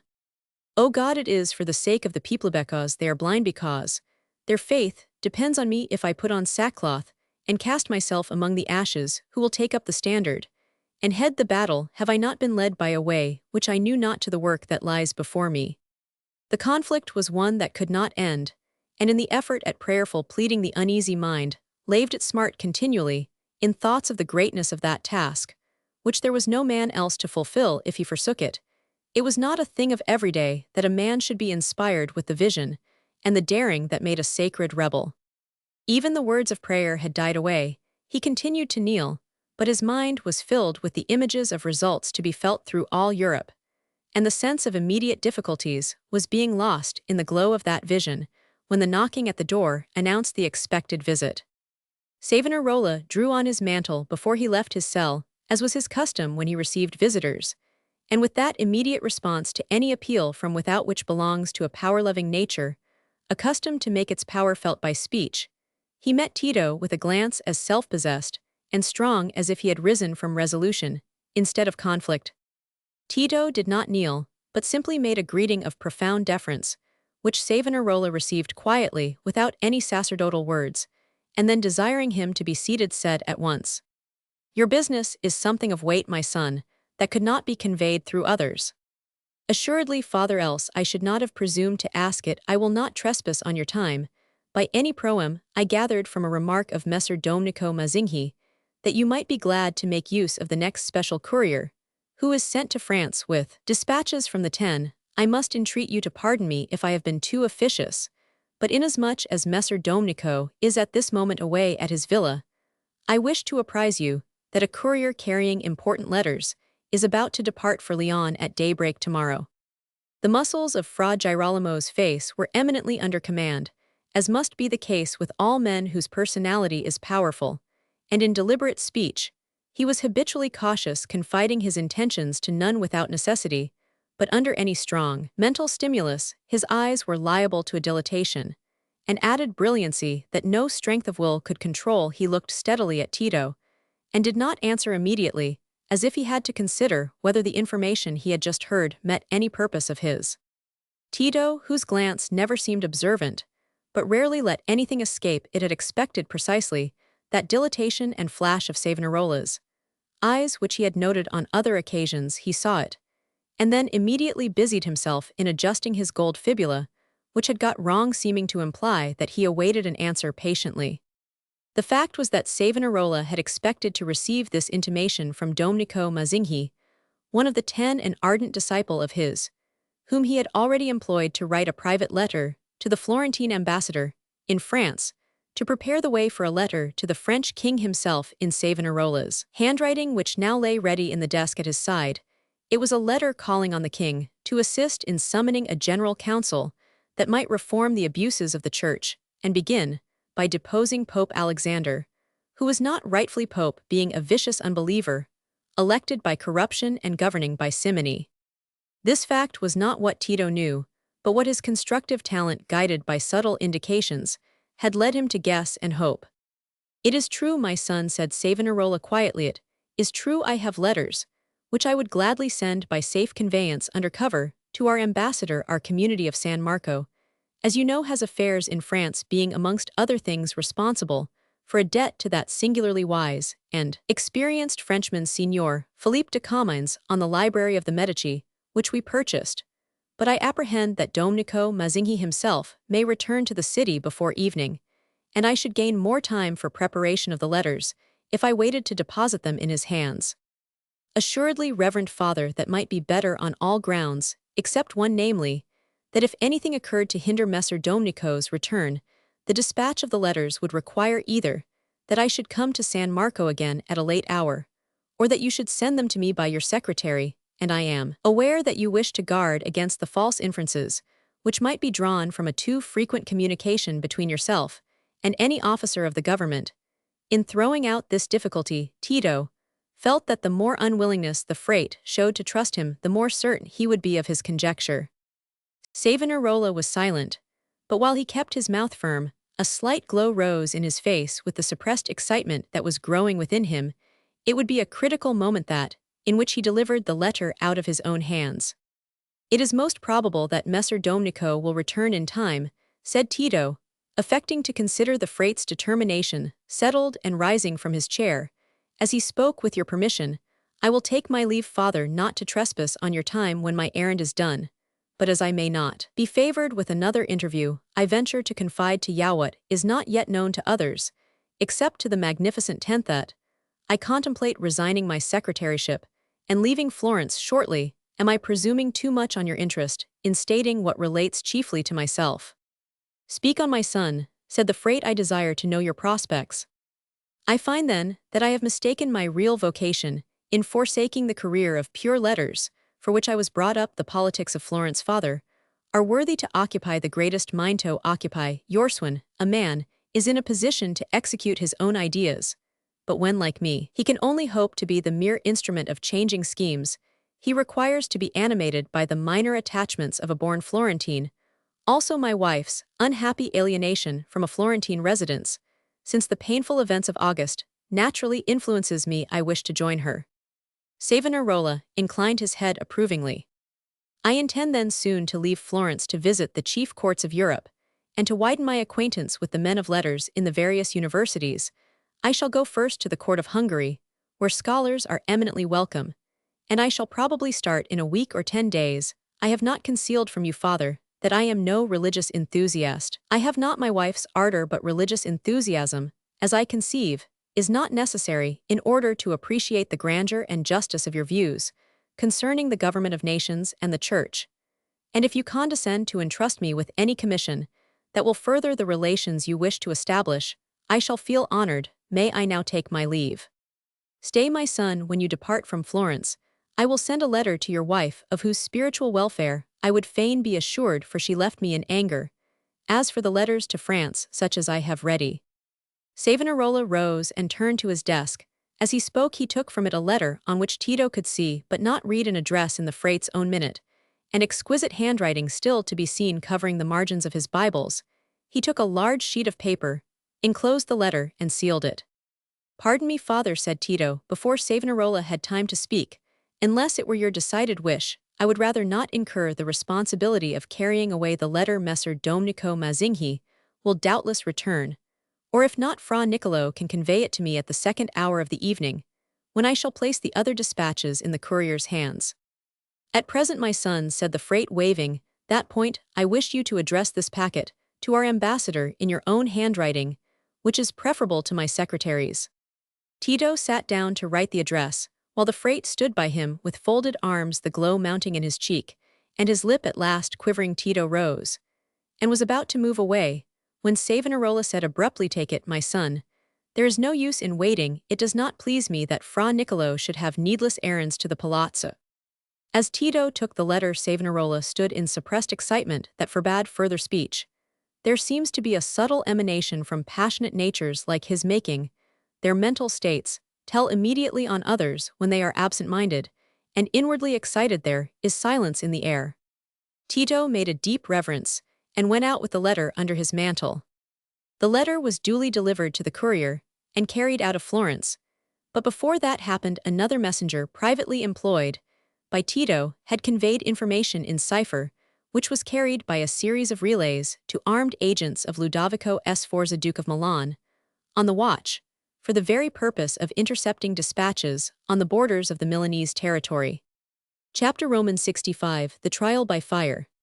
Little more than a week after, on the 7th of April, the great Piazza della Signoria presented a stranger spectacle even than the famous bonfire of vanities, and a greater multitude had assembled to see it than had ever before tried to find place for themselves in the wide piazza, even on the day of San Giovanni.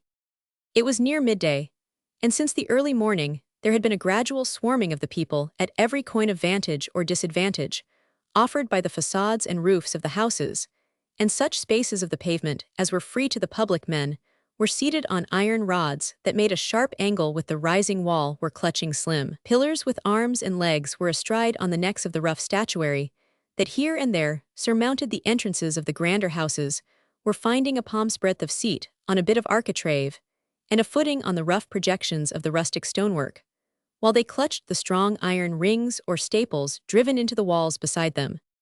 For they were come to see a miracle. Cramped limbs and abraded flesh seemed slight inconveniences with that prospect close at hand. It is the ordinary lot of mankind to hear of miracles, and more or less to believe in them, but now the Florentines were going to see one. At the very least they would see half a miracle, for if the monk did not come whole out of the fire they would see him enter it, and infer that he was burned in the middle. There could be no reasonable doubt. It seemed that the fire would be kindled, and that the monks would enter it, for there, before their eyes, was the long platform 8 feet broad and 20 yards long, with a grove of fuel, heaped up terribly great branches of dry oak, as a foundation crackling thorns above, and well-anointed tow and rags known to make fine flames in Florentine illuminations. The platform began at the corner of the marble terrace, in front of the old palace, close to Marzocco the stone lion, whose aged visage looked frowningly along the grove of fuel that stretched obliquely across the piazza.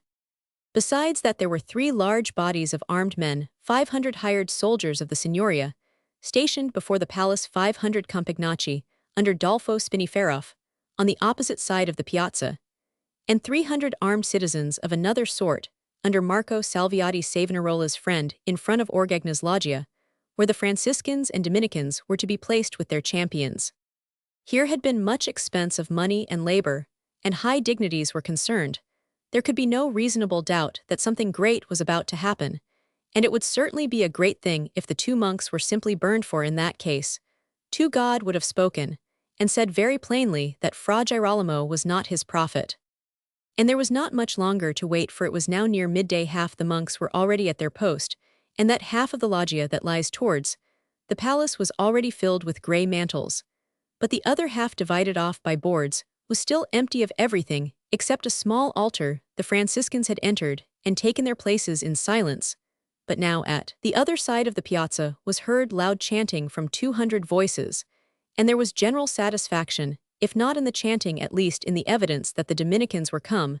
That loud chanting repetition of the prayer, "Let God arise, and let his enemies be scattered," was unpleasantly suggestive to some impartial ears of a desire to vaunt confidence and excite dismay, and so was the flame-colored velvet cope in which Fra Domenico was arrayed, as he headed the procession, cross in hand, his simple mind really exalted with faith, and with the genuine intention to enter the flames for the glory of God. And Fra Girolamo behind him came Savonarola, in the white vestment of a priest, carrying in his hands a vessel containing the consecrated host. He too was chanting loudly. He too looked firm and confident, and as all eyes were turned eagerly on him, either in anxiety, curiosity, or malignity, from the moment when he entered the piazza till he mounted the steps of the loggia and deposited the sacrament on the altar, there was an intensifying flash and energy in his countenance, responding to that scrutiny.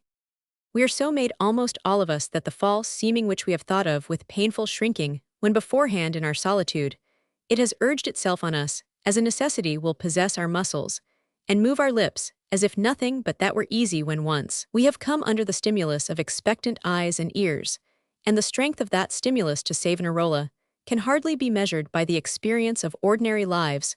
Perhaps no man has ever had a mighty influence over his fellows, without having the innate need to dominate, and this need usually becomes the more imperious in proportion, as the complications of life make self inseparable from a purpose which is not selfish in this way. It came to pass that on the day of the trial, by fire the doubleness which is the pressing temptation in every public career, whether of priest, orator, or statesman, was more strongly defined in Savonarola's consciousness as the acting of a part than at any other period in his life. He was struggling not against impending martyrdom, but against impending ruin. Therefore he looked and acted as if he were thoroughly confident, when all the while foreboding was pressing with leaden weight on his heart, not only because of the probable issues of this trial, but because of another event already past, an event, which was spreading a sunny satisfaction through the mind of a man who was looking down at the passion-worn prophet from a window of the old palace. It was a common turning point towards which those wideless-sundered lives had been converging, that 2 evenings ago the news had come that the Florentine courier of the Ten had been arrested and robbed of all his dispatches, so that Savonarola's letter was already in the hands of the Duke of Milan, and would soon be in the hands of the Pope, not only heightening rage, but giving a new justification to extreme measures. There was no malignity in Tito Melema's satisfaction, it was the mild self-gratulation of a man who has won a game that has employed hypothetic skill, not a game that has stirred the muscles, and heated the blood. Of course, that bundle of desires and contrivances called human nature, when molded into the form of a plain-featured freight predicator, more or less of an impostor, could not be a pathetic object to a brilliant-minded scholar who understood everything. Yet this tonsured Girolamo with the high nose and large underlip was an immensely clever freight, mixing with his absurd superstitions or fabrications very remarkable notions about government. No babbler, but a man who could keep his secrets. Tito had no more spite against him than against Saint Dominic. On the contrary, Fra Girolamo's existence had been highly convenient to Tito Melema, furnishing him with that round of the ladder from which he was about to leap on to a new and smooth footing very much to his heart's content. And everything now was in forward preparation for that leap. Let one more sun rise and set, and Tito hoped to quit Florence. He had been so industrious that he felt at full leisure to amuse himself with today's comedy, which the thick-headed Dolfo Spini could never have brought about but for him. Not yet did the loud chanting cease, but rather swelled to a deafening roar, being taken up in all parts of the piazza by the Piagnoni, who carried their little red crosses as a badge, and most of them chanted the prayer for the confusion of God's enemies, with the expectation of an answer to be given through the medium of a more signal personage than Fra Domenico. This good frate in his flame-colored cope was now kneeling before the little altar on which the sacrament was deposited, awaiting his summons. On the Franciscan side of the loggia there was no chanting and no flame-color, only silence and grayness. But there was this counterbalancing difference, that the Franciscans had 2 champions. A certain Fra Giuliano was to pair with Fra Domenico, while the original champion Fra Francesco confined his challenge to Savonarola. Surely, thought the men perched uneasily on the rods and pillars, all must be ready now. This chanting might stop, and we should see better when the frati are moving towards the platform. But the frati were not to be seen moving, yet pale Franciscan faces were looking uneasily over the boarding at that flame-colored cope. It had an evil look, and might be enchanted, so that a false miracle would be wrought by magic. Your monk may come whole out of the fire, and yet it may be the work of the devil. And now there was passing to and fro between the loggia and the marble terrace of the palazzo, and the roar of chanting became a little quieter, for everyone at a distance was beginning to watch more eagerly. But it soon appeared that the new movement was not a beginning, but an obstacle to beginning. The dignified Florentines appointed to preside over this affair as moderators on each side went in and out of the palace, and there was much debate with the Franciscans. But at last it was clear that Fra Domenico, conspicuous in his flame-color, was being fetched towards the palace. Probably the fire had already been kindled. It was difficult to see at a distance. Seemed the miracle was going to begin. Not at all. The flame-colored cope disappeared within the palace. Then another Dominican was fetched away, and for a long while everything went on as beforeth tiresome chanting, which was not miraculous, and Fra Girolamo in his white vestment standing just in the same place. But at last something happened. Fra Domenico was seen coming out of the palace again, and returning to his brethren. He had changed all his clothes with a brother monk, but he was guarded on each flank by a Franciscan, lest coming into the vicinity of Savonarola, he should be enchanted again. Ah, then thought the distant spectators, a little less conscious of cramped limbs and hunger. Fra Domenico is not going to enter the fire. It is Fra Girolamo who offers himself. After all, we shall see him move presently, and if he comes out of the flames, we shall have a fine view of him. But Fra Girolamo did not move except with the ordinary action accompanying speech. The speech was bold and firm, perhaps somewhat ironically remonstrant, like that of Elijah to the priests of Baal, demanding the cessation of these trivial delays. But speech is the most irritating kind of argument for those who are out of hearing, cramped in the limbs and empty in the stomach. And what need was there for speech, if the miracle did not begin it, could be no one's fault but Fra Girolamo's, who might put an end to all difficulties by offering himself. Now the fire was ready, as he had been forward enough to do when there was no fuel in sight. More movement to and fro, more discussion, and the afternoon seemed to be slipping away all the faster, because the clouds had gathered and changed the light on everything, and sent a chill through the spectators hungry in mind and body. Now it was the crucifix which Fra Domenico wanted to carry into the fire, and must not be allowed to profane in that manner. After some little resistance, Savonarola gave way to this objection, and thus had the advantage of making one more concession, but he immediately placed in Fra Domenico's hands the vessel containing the consecrated host. The idea that the presence of the sacred mystery might in the worst extremity avert the ordinary effects of fire hovered in his mind as a possibility, but the issue on which he counted was of a more positive kind. In taking up the host, he said quietly, as if he were only doing what had been presupposed from the first, "Since they are not willing that you should enter with the crucifix, my brother, enter simply with the sacrament." New horror in the Franciscans, new firmness in Savonarola. It was impious presumption to carry the sacrament into the fire. If it were burned, the scandal would be great in the minds of the weak and ignorant. Not at all. Even if it were burned, the accidents only would be consumed, the substance would remain. Here was a question that might be argued till set of sun, and remain as elastic as ever, and no one could propose settling it by proceeding to the trial, since it was essentially a preliminary question. It was only necessary that both sides should remain firm, that the Franciscans should persist in not permitting the host to be carried into the fire, and that Fra Domenico should persist in refusing to enter without it. Meanwhile the clouds were getting darker, the air chiller, even the chanting was missed now. It had given way to inaudible argument, and the confused sounds of talk from all points of the piazza, showing that expectation was everywhere relaxing, contributed to the irritating presentiment that nothing decisive would be done here. And there a dropping shout was heard, then more frequent shouts in a rising scale of scorn. "Light the fire and drive them in. Let us have a smell of roast, we want our dinner. Come, prophet, let us know whether anything is to happen before the 24 hours are over. Yes, yes, what's your last vision? Oh, he's got a dozen in his inside. They rate the small change for a miracle. Ola freight, where are you? Never mind wasting the fuel." Still the same movement to and fro between the loggia and the palace, still the same debate, slow and unintelligible to the multitude, as the colloquies of insects that touch antennas, to no other apparent effect than that of going and coming. But an interpretation was not long wanting to unheard debates, in which Fra Girolamo was constantly a speaker. It was he who was hindering the trial. Everybody was appealing to him now, and he was hanging back. Soon the shouts ceased to be distinguishable, and were lost in an uproar not simply of voices, but of clashing metal and trampling feet.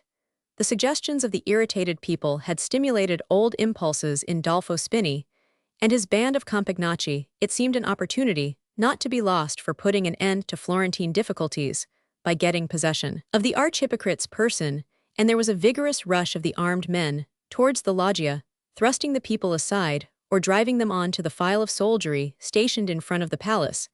At this movement, everything was suspended, both with monks and embarrassed magistrates, except the palpitating watch to see what would come of the struggle. But the loggia was well guarded by the band under the brave Salviati, the soldiers of the Signoria assisted in the repulse, and the trampling and rushing were all backward again towards the Tito de Pisani, when the blackness of the heavens seemed to intensify in this moment of utter confusion, and the rain which had already been felt in scattered drops began to fall with rapidly growing violence, wetting the fuel and running in streams off the platform, wetting the weary, hungry people to the skin, and driving every man's disgust and rage inwards to ferment there in the damp darkness. Everybody knew now that the trial by fire was not to happen. The Signoria was doubtless glad of the rain, as an obvious reason better than any pretext, for declaring that both parties might go home. It was the issue which Savonarola had expected and desired. Yet it would be an ill description of what he felt to say that he was glad as that rain fell and plashed on the edge of the loggia, and sent spray over the altar and all garments and faces. The freight knew that the demand for him to enter the fire was at an end, but he knew too with a certainty as irresistible as the damp chill that had taken possession of his frame, that the design of his enemies was fulfilled, and that his honor was not saved. He knew that he should have to make his way to San Marco again through the enraged crowd, and that the hearts of many friends who would once have defended him with their lives would now be turned against him. When the rain had ceased, he asked for a guard from the Signoria, and it was given him. Had he said that he was willing to die for the work of his life? Yes, and he had not spoken falsely, but to die in dishonor, held up to scorn as a hypocrite and a false prophet. O God, that is not martyrdom, it is the blotting out of a life that has been a protest against wrong. Let me die, because of the worth that is in me, not because of my weakness. The rain had ceased, and the light from the breaking clouds fell on Savonarola as he left the loggia in the midst of his guard, walking as he had come with the sacrament in his hand. But there seemed no glory in the light that fell on him, now no smile of heaven. It was only that light which shines on, patiently and impartially justifying or condemning, by simply showing all things in the slow history of their ripening. He heard no blessing, no tones of pity, but only taunts and threats. He knew this was a foretaste of coming bitterness. Yet his courage mounted under all moral attack, and he showed no sign of dismay. "Well parried, freight," said Tito, as Savonarola descended the steps of the loggia, "but I fear your career at Florence is ended. What say you, my Niccolo?" "It is a pity his falsehoods were not all of a wise sort," said Machiavelli, with a melancholy shrug. "With the times so much on his side, as they are about church affairs, he might have done something great." Chapter Romans 66, A Mask of the Furies. The next day was Palm Sunday, or Olive Sunday, as it was chiefly called in the olive-growing Valdarno, and the morning sun shone with a more delicious clearness for the yesterday's rain. Once more Savonarola mounted the pulpit in San Marco, and saw a flock around him whose faith in him was still unshaken. And, this morning in calm and sad sincerity, he declared himself ready to die, in front of all visions. He saw his own doom once more. He uttered the benediction, and saw the faces of men and women lifted towards him in venerating love. Then he descended the steps of the pulpit, and turned away from that sight forever. For before the sun had set, Florence was in an uproar. The passions which had been roused the day before had been smoldering through that quiet morning, and had now burst out again with a fury not unassisted by design, and not without official connivance. Uproar had begun at the Duomo in an attempt of some Compagnacci to hinder the evening sermon, which the Piagnoni had assembled to hear. But no sooner had men's blood mounted, and the disturbances had become an affray, than the cry arose, "To San Marco, the fire to San Marco!" And long before the daylight had died, both the church and convent were being besieged by an enraged and continually increasing multitude, not without resistance, for the monks, long conscious of growing hostility, without had arms within their walls, and some of them fought as vigorously in their long white tunics, as if they had been Knights Templars. Even the command of Savonarola could not prevail against the impulse to self-defense in arms that were still muscular under the Dominican surge. There were laymen too who had not chosen to depart, and some of them fought fiercely. There was firing from the high altar close by the great crucifix. There was pouring of stones and hot embers from the convent roof. There was close fighting with swords in the cloisters. Notwithstanding the force of the assailants, the attack lasted till deep night. The demonstrations of the government had all been against the convent. Early in the attack, guards had been sent for not to disperse the assailants, but to command all within the convent to lay down their arms, all laymen to depart from it, and Savonarola himself to quit the Florentine territory within 12 hours. Had Savonarola quitted the convent, Then he could hardly have escaped being torn to pieces. He was willing to go, but his friends hindered him. It was felt to be a great risk even for some layman of high name to depart by the garden wall. But among those who had chosen to do so was Francesco Valori, who hoped to raise rescue from without. And now when it was deep nightwind, the struggle could hardly have lasted much longer, and the Compagnacci might soon have carried their swords into the library, where Savonarola was praying with the brethren, who had either not taken up arms, or had laid them down at his command. There came a second body of guards, commissioned by the Signoria, to demand the persons of Fra Girolamo, and his two coadjutors Fra Domenico and Fra Salvestro. Loud was the roar of triumphant hate, when the light of lanterns showed the freight issuing from the door of the convent, with a guard, who promised him no other safety than that of the prison. The struggle now was, who should get first in the stream that rushed up the narrow street to see the prophet carried back in ignominy to the piazza, where he had braved it yesterday, who should be in the best place for reaching his ear with insult, nay, if possible, for smiting him and kicking him. This was not difficult for some of the armed Compagnacci, who were not prevented from mixing themselves with the guards. When Savonarola felt himself dragged and pushed along in the midst of that hooting multitude, when lanterns were lifted to show him deriding faces, when he felt himself spit upon, smitten, and kicked with grossest words of insult, it seemed to him that the worst bitterness of life was past. If men judged him guilty and were bent on having his blood, it was only death that awaited him. But the worst drop of bitterness can never be wrung on to our lips from without the lowest depth of resignation, is not to be found in martyrdom. It is only to be found when we have covered our heads in silence, and felt I am not worthy to be a martyr. The truth shall prosper, but not by me. But that brief imperfect triumph of insulting the freight who had soon disappeared under the doorway of the old palace was only like the taste of blood to the tiger. Were there not the houses of the hypocrites' friends to be sacked, already one half of the armed multitude too much in the rear to share greatly in the siege of the convent had been employed in the more profitable work of attacking rich houses, not with planless desire for plunder, but with that discriminating selection of such as belonged to Chief Piagnoni, which showed that the riot was under guidance, and that the rabble with clubs and staves was well officered by Sergeant Compagnacci. Was there not next criminal after the frateth ambitious Francesco Valori, suspected of wanting with the freight's help to make himself a doge or gonfalonier for life, and the gray-haired man, who 8 months ago had lifted his arm, and his voice in such ferocious demand for justice on 5 of his fellow citizens, only escaped from San Marco to experience what others called justisto, see his house surrounded by an angry, greedy multitude, to see his wife shot dead with an arrow, and to be himself murdered, as he was on his way to answer a summons to the palazzo, by the swords of men named Ridolfi and Tornabuoni. In this way that mask of the Furies called riot was played on in Florence through the hours of night and early morning. But the chief director was not visible. He had his reasons for issuing his orders from a private retreat, being of rather too high a name to let his red feather be seen waving amongst all the work that was to be done before the dawn. The retreat was the same house, and the same room in a quiet street between Santa Croce and San Marco, where we have seen Tito paying a secret visit to Dolfo Spini. Here the captain of the Compagnacci sat, through this memorable night, receiving visitors who came and went, and came some of them in the guise of armed Compagnacci, others dressed obscurely, and without visible arms.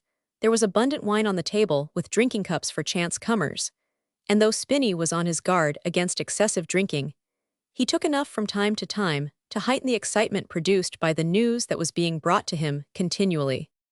Among the obscurely dressed visitors, Sir Secon was one of the most frequent, and as the hours advanced towards the morning twilight, he had remained as Spini's constant companion together with Francesco C., who was then in rather careless hiding in Florence, expecting to have his banishment revoked when the freight's fall had been accomplished.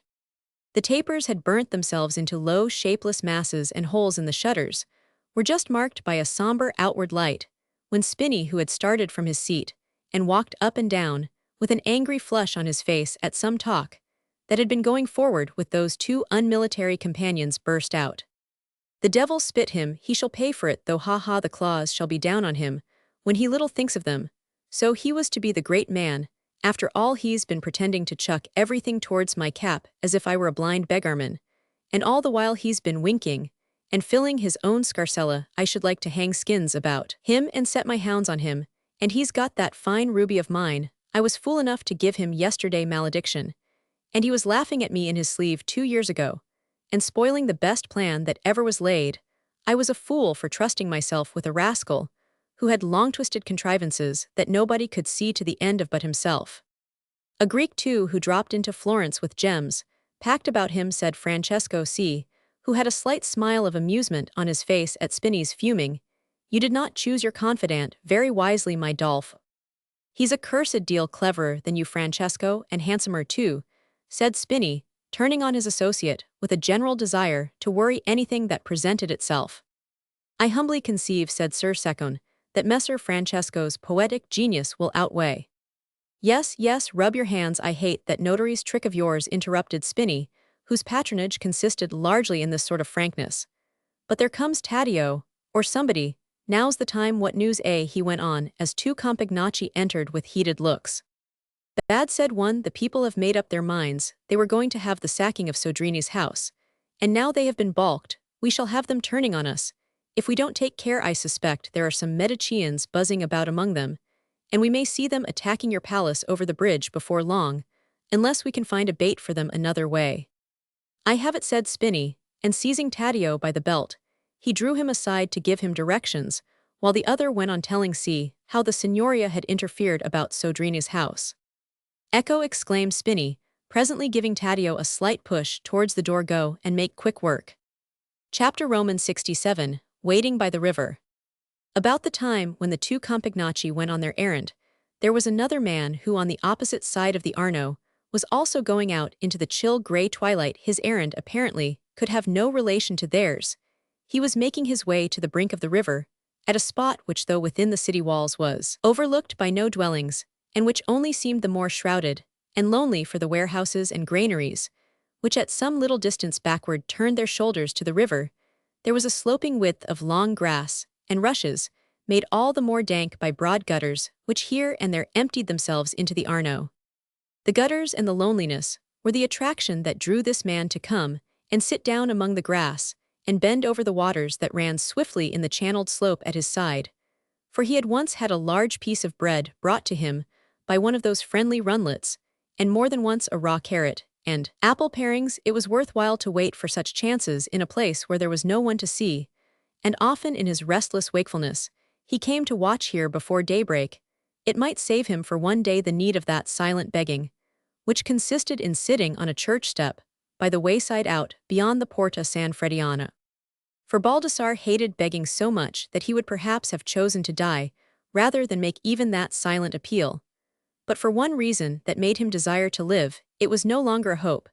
It was only that possibility which clings to every idea that has taken complete possession of the mind, the sort of possibility that makes a woman watch on a headland for the ship which held something dear, though all her neighbors are certain that the ship was a wreck long years ago, after he had come out of the convent hospital, where the monks of San Miniato had taken care of him, as long as he was helpless, after he had watched in vain for the wife who was to help him, and had begun to think that she was dead of the pestilence that seemed to fill all the space since the night he parted from her. He had been unable to conceive any way in which sacred vengeance could satisfy itself through his arm. His knife was gone, and he was too feeble in body to win another by work too feeble in mind. Even if he had had the knife to contrive that it should serve its one purpose, he was a shattered, bewildered, lonely old man. Yet he desired to live. He waited for something of which he had no distinct vision, something dim, formless, that startled him and made strong pulsations within him, like that unknown thing which we look for when we start from sleep, though no voice or touch has waked us. Baldassarre desired to live, and therefore he crept out in the gray light and seated himself in the long grass and watched the waters that had a faint promise in them. Meanwhile the Compagnacci were busy at their work, the formidable bands of armed men left to do their will with very little interference from an embarrassed, if not conniving Signoria, had parted into two masses, but both were soon making their way by different roads towards the Arno. The smaller mass was making for the Pont Rubicont, the larger for the Pont Vecchio, but in both the same words had passed from mouth to mouth as a signal, and almost every man of the multitude knew that he was going to the Via de' Bardi to sack a house there. If he knew no other reason, could he demand a better? The armed Campagnacci knew something more for a brief word of command, flies quickly, and the leaders of the two streams of rabble had a perfect understanding that they would meet before a certain house a little towards the eastern end of the Via de Bardi, where the master would probably be in bed, and be surprised in his morning sleep. But the master of that house was neither sleeping nor in bed. He had not been in bed that night, for Tito's anxiety to quit Florence had been stimulated by the events of the previous day. Investigations would follow in which appeals might be made to him delaying his departure. And in all delay he had an uneasy sense that there was danger. Falsehood had prospered and waxed strong, but it had nourished the twin life fear. He no longer wore his armor, he was no longer afraid of Baldassarre. But from the corpse of that dead fear, a spirit had risen, the undying habit of fear. He felt he should not be safe till he was out of this fierce, turbid Florence, and now he was ready to go. Maso was to deliver up his house to the new tenant. His horses and mules were awaiting him in San Gallo Tessa, and the children had been lodged for the night in the Borgo outside the gate, and would be dressed in readiness to mount the mules and join him. He descended the stone steps into the courtyard. He passed through the great doorway, not the same Tito, but nearly as brilliant as on the day when he had first entered that house, and made the mistake of falling in love with Romola. The mistake was remedied, now the old life was cast off, and was soon to be far behind him. He turned with rapid steps towards the Piazza dei Mozzi, intending to pass over the Pont Rubicont, but as he went along certain sounds came upon his ears that made him turn round and walk, yet more quickly in the opposite direction. Was the mob coming into Oltrarno?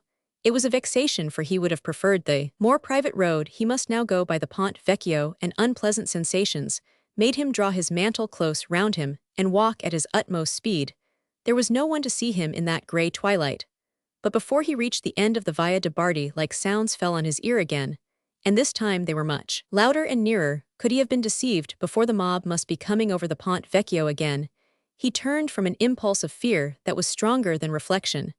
But it was only to be assured that the mob was actually entering the street from the opposite end. He chose not to go back to his house after all. They would not attack him still. He had some valuables about him, and all things except reason and order are possible with a mob. But necessity does the work of courage. He went on towards the Ponte Vecchio, the rush and the trampling, and the confused voices getting so loud before him that he had ceased to hear them behind. For he had reached the end of the street, and the crowd pouring from the bridge met him at the turning, and hemmed in his way. He had not time to wonder at a sudden shout, before he felt himself surrounded not in the first instance by an unarmed rabble, but by armed Campagnacci. The next sensation was that his cap fell off, and that he was thrust violently forward amongst the rabble along the narrow passage of the bridge. Then he distinguished the shouts, "Paignon, Medician, Paignon, throw him over the bridge." His mantle was being torn off him, with strong pulls that would have throttled him if the fibula had not given way. Then his scarsella was snatched, but all the while he was being hustled and dragged, and the snatch led his scarsella still hung at his side. Shouting, yelling, half-motiveless execration rang stunningly in his ears, spreading even amongst those who had not yet seen him and only knew there was a man to be reviled. Tito's horrible dread was that he should be struck down or trampled on before he reached the open arches that surmount the center of the bridge. There was one hope for him, that they might throw him over before they had wounded him or beaten the strength out of him, and his whole soul was absorbed in that one hope, and its adverse terror. Yes, they were at the arches in that moment. Tito, with bloodless face and eyes dilated, had one of the self-preserving inspirations that come in extremity with a sudden desperate effort. He mastered the clasp of his belt and flung belt and scarsella forward, towards a yard of clear space against the parapet, crying in a ringing voice, "There are diamonds, there is gold." In the instant, the hold on him was relaxed, and there was a rush towards the scarsella. He threw himself on the parapet with a desperate leap, and the next moment plunged with a great plash into the dark river far below. It was his chance of salvation, and it was a good chance. His life had been saved once before by his fine swimming, and as he rose to the surface again after his long dive, he had a sense of deliverance. He struck out with all the energy of his strong prime, and the current helped him. If he could only swim beyond the Ponte alla Carrara, he might land in a remote part of the city, and even yet reach San Gallo. Life was still before him, and the idiot mob shouting and bellowing on the bridge there would think he was drowned. They did think so. Peering over the parapet, along the dark stream, they could not see afar off the moving blackness of the floating hair, and the velvet tunic sleeves. It was only from the other way that a pale olive face could be seen looking white above the dark water, a face not easy even for the indifferent to forget, with its square forehead, the long low arch of the eyebrows, and the long lustrous agate-like eyes. Onward. The face went on the dark current with inflated quivering nostrils, with the blue veins distended on the temples. One bridge was passed, the bridge of Santa Trinita. Should he risk landing now rather than trust to his strength? No. He heard, or fancied he heard, yells and cries pursuing him. Terror pressed him most from the side of his fellowmen. He was less afraid of indefinite chances. And he swam on, panting and straining. He was not so fresh as he would have been if he had passed the night in sleep. Yet the next bridge, at last bridge, was passed. He was conscious of it, but in the tumult of his blood, he could only feel vaguely that he was safe and might land. But where the current was having its way with him, he hardly knew where he was. Exhaustion was bringing on the dreamy state that precedes unconsciousness. But now there were eyes that discerned, imaged eyes strong for the distance. Baldassarre, looking up blankly from the search in the runlet that brought him nothing, had seen a white object coming along the broader stream. Could that be any fortunate chance for him? He looked and looked till the object gathered form.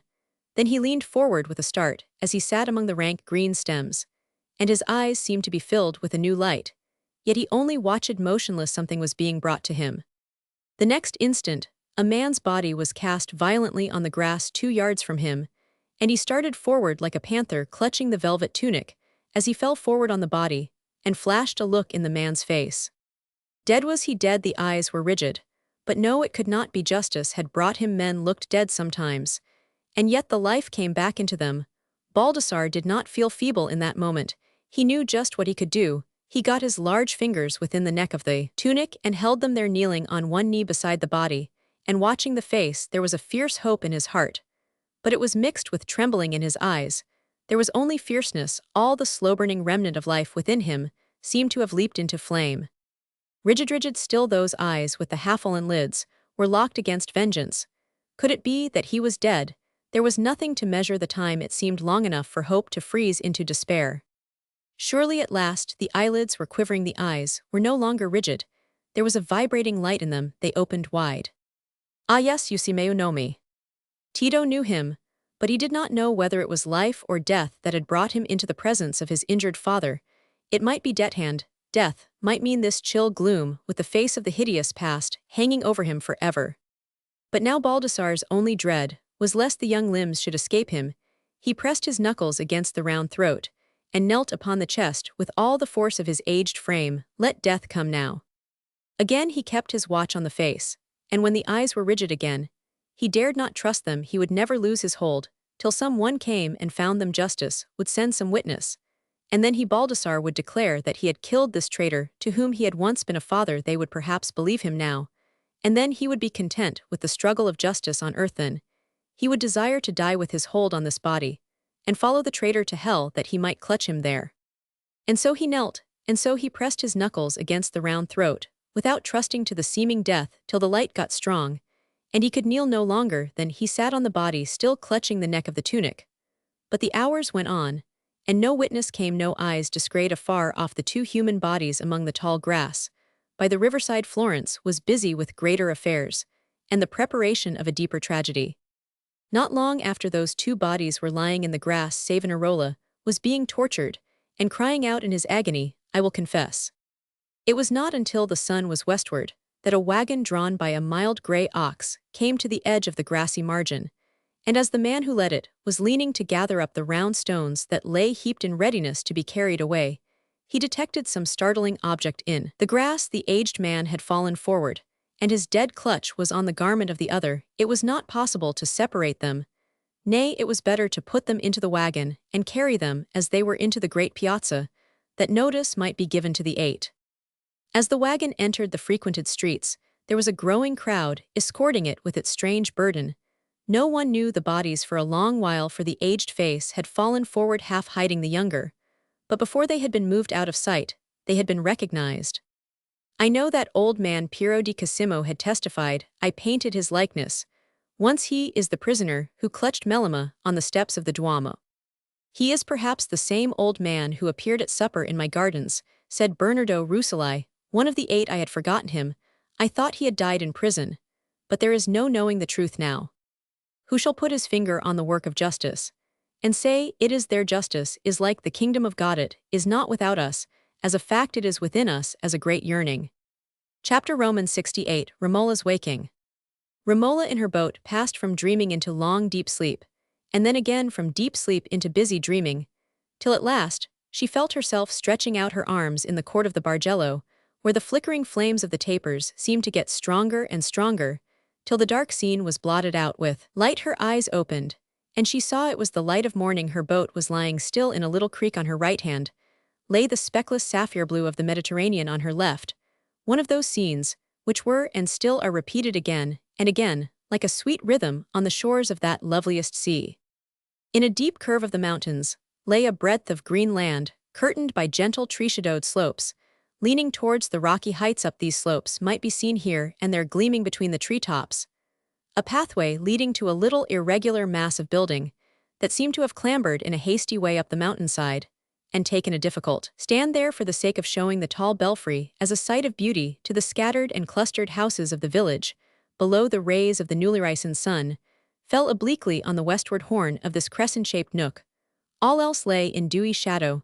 No sound came across the stillness. The very waters seemed to have curved themselves there for rest. The delicious sun rays fell on Romola and thrilled her gently like a caress. She lay motionless, hardly watching the scene, rather feeling simply the presence of peace and beauty. While we are still in our youth, there can always come in our early waking moments, when mere passive existence is itself a lethe, when the exquisiteness of subtle indefinite sensation creates a bliss which is without memory and without desire. As the soft warmth penetrated Romola's young limbs, as her eyes rested on this sequestered luxuriance, it seemed that the agitating past had glided away like that dark scene in the Bargello, and that the afternoon dreams of her girlhood had really come back to her.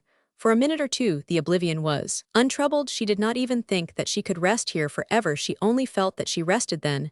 She became distinctly conscious that she was lying in the boat which had been bearing her over the waters all through the night.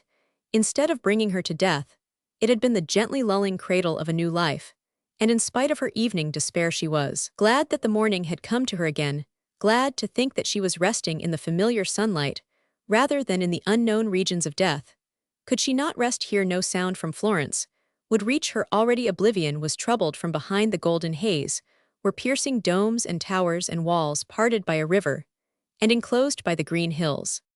She rose from her reclining posture, and sat up in the boat, willing, if she could, to resist the rush of thoughts that urged themselves along with the conjecture.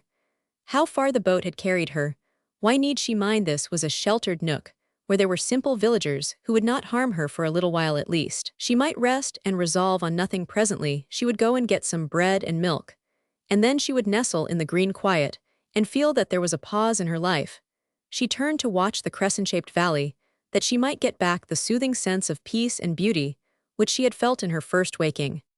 She had not been in this attitude of contemplation more than a few minutes, when across the stillness there came a piercing cry, not a brief cry, but continuous and more intense. Romola felt sure it was the cry of a little child in distress.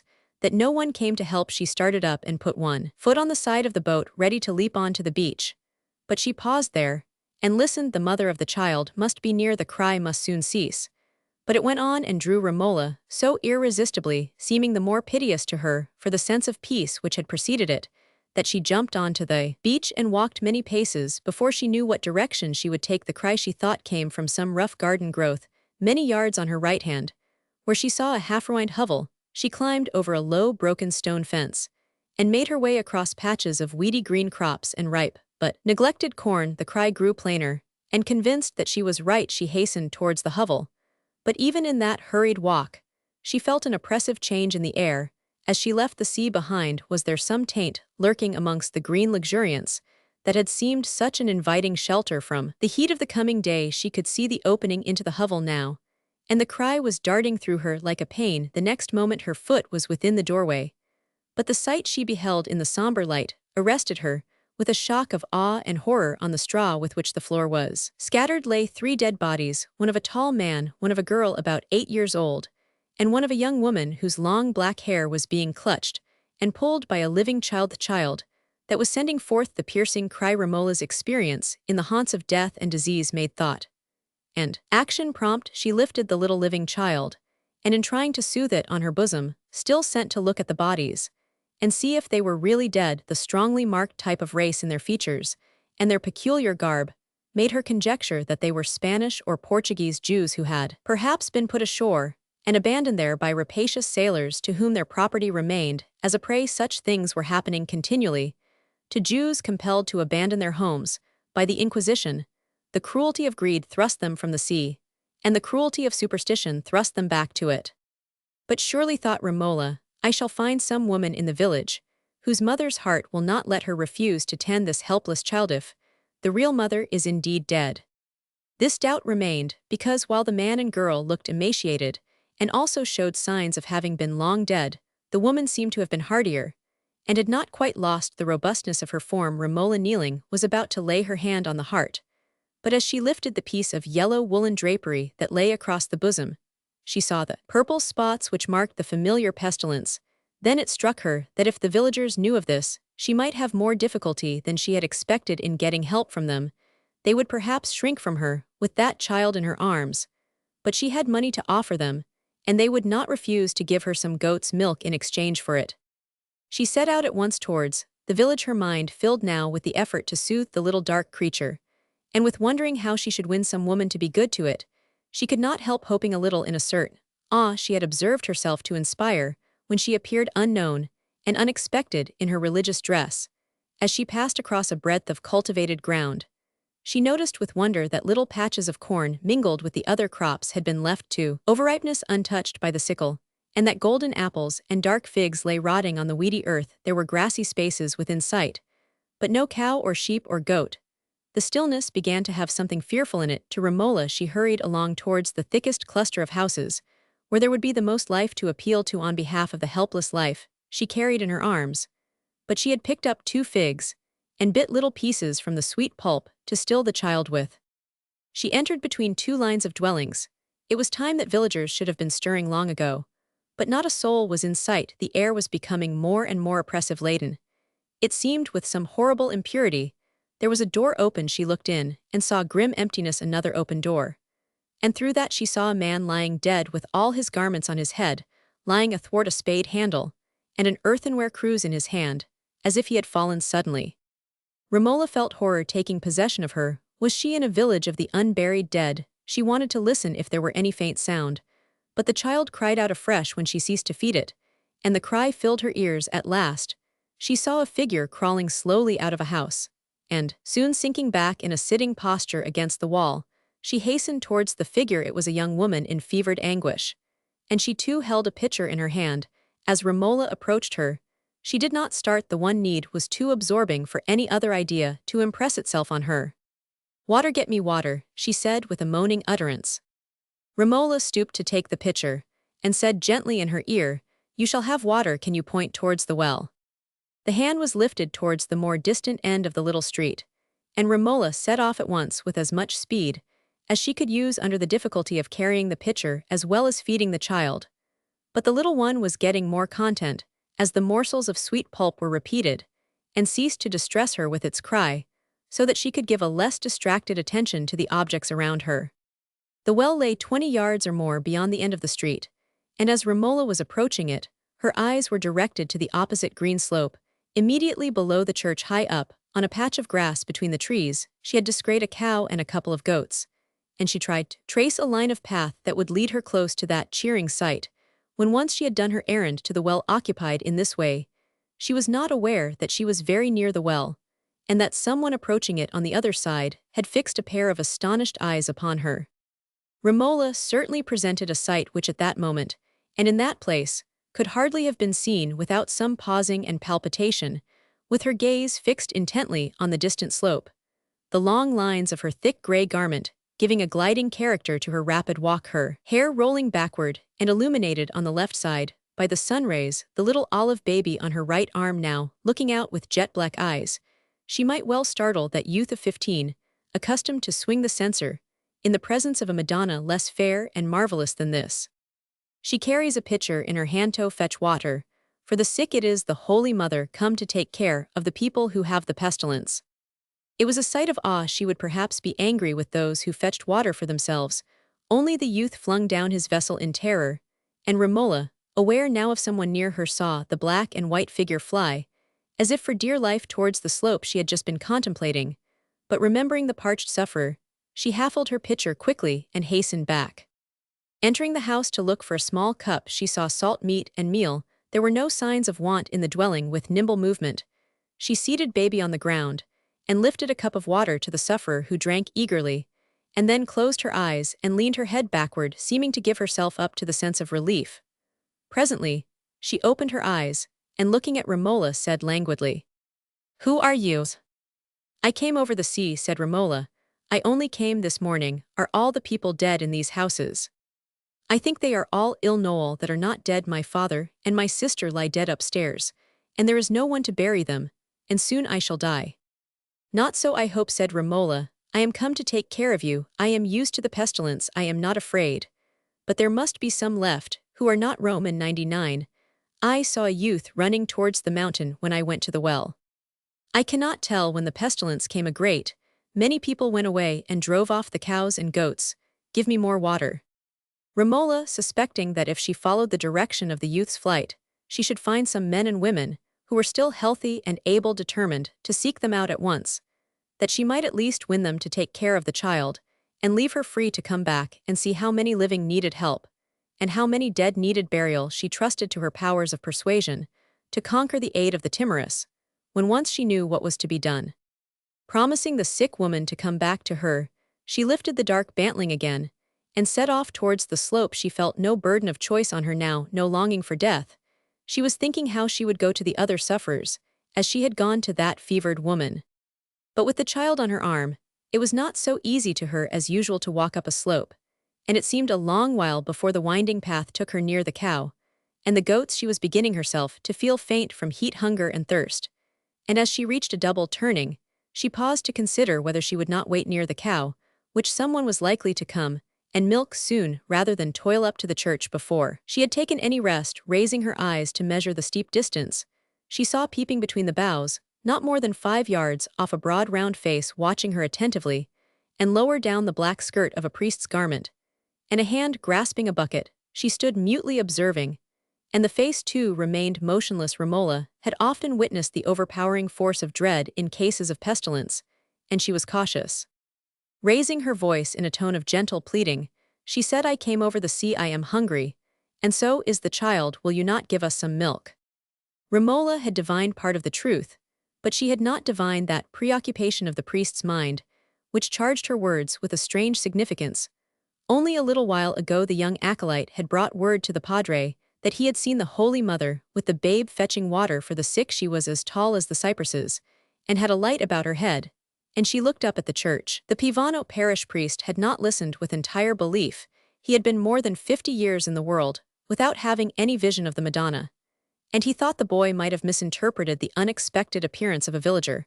But he had been made uneasy, and before venturing to come down and milk his cow, he had repeated many aves. The Pivano's conscience tormented him a little. He trembled at the pestilence, but he also trembled at the thought of the mild-faced mother, conscious that invisible mercy might demand something more of him than prayers and hails. In this state of mindunable, to banish the image the boy had raised of the mother, with the glory about her tending the sick, Pivano had come down to milk his cow, and had suddenly caught sight of Romola pausing at the parted way. Her pleading words, with their strange refinement of tone and accent, instead of being explanatory, had a preternatural sound for him, yet he did not quite believe he saw the Holy Mother. He was in a state of alarmed hesitation.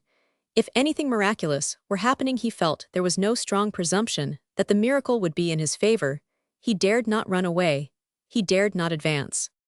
"Come down," said Romola, after a pause. "Do not fear, rather to deny food to the hungry when they ask you." A moment after the boughs were parted, and the complete figure of a thick-set priest with a broad, harmless face, his black frock much worn and soiled, stood bucket in hand, looking at her timidly and still keeping aloof, as he took the path towards the cow in silence. Romola followed him and watched him without speaking again, as he seated himself against the tethered cow, and when he had nervously drawn some milk, gave it to her in a brass cup. he carried with him in the bucket, as Romola put the cup to the lips of the eager child, and afterwards drank some milk herself. The padre observed her from his wooden stool with a timidity that changed its character. A little he recognized the Hebrew baby. He was certain that he had a substantial woman before him, but there was still something strange and unaccountable in Romola's presence in this spot, and the padre had a presentiment that things were going to change with him. Moreover, that Hebrew baby was terribly associated with the dread of pestilence. Nevertheless, when Romola smiled at the little one sucking its own milky lips, and stretched out the brass cup again, saying, "Give us more, good father," he obeyed less nervously than before. Romola on her side was not unobservant, and when the second supply of milk had been drunk, she looked down at the round-headed man, and said with mild decision, "And now tell me, father, how this pestilence came, and why you let your people die without the sacraments, and lie unburied, for I am come over the sea to help those who are left alive, and you too will help them now." He told her the story of the pestilence, and while he was telling it, the youth who had fled before had come peeping and advancing gradually, till at last he stood and watched the scene from behind a neighboring bush. 3 families of Jews, 20 souls in all, had been put ashore many weeks ago, some of them already ill of the pestilence. The villagers said the priest had, of course, refused to give shelter to the miscreants otherwise than in a distant hovel, and under heaps of straw. But when the strangers had died of the plague, and some of the people had thrown the bodies into the sea had brought them back again in a great storm, and everybody was smitten with terror. A grave was dug, and the bodies were buried. But then the pestilence attacked the Christians, and the greater number of the villagers went away over the mountain, driving away their few cattle and carrying provisions.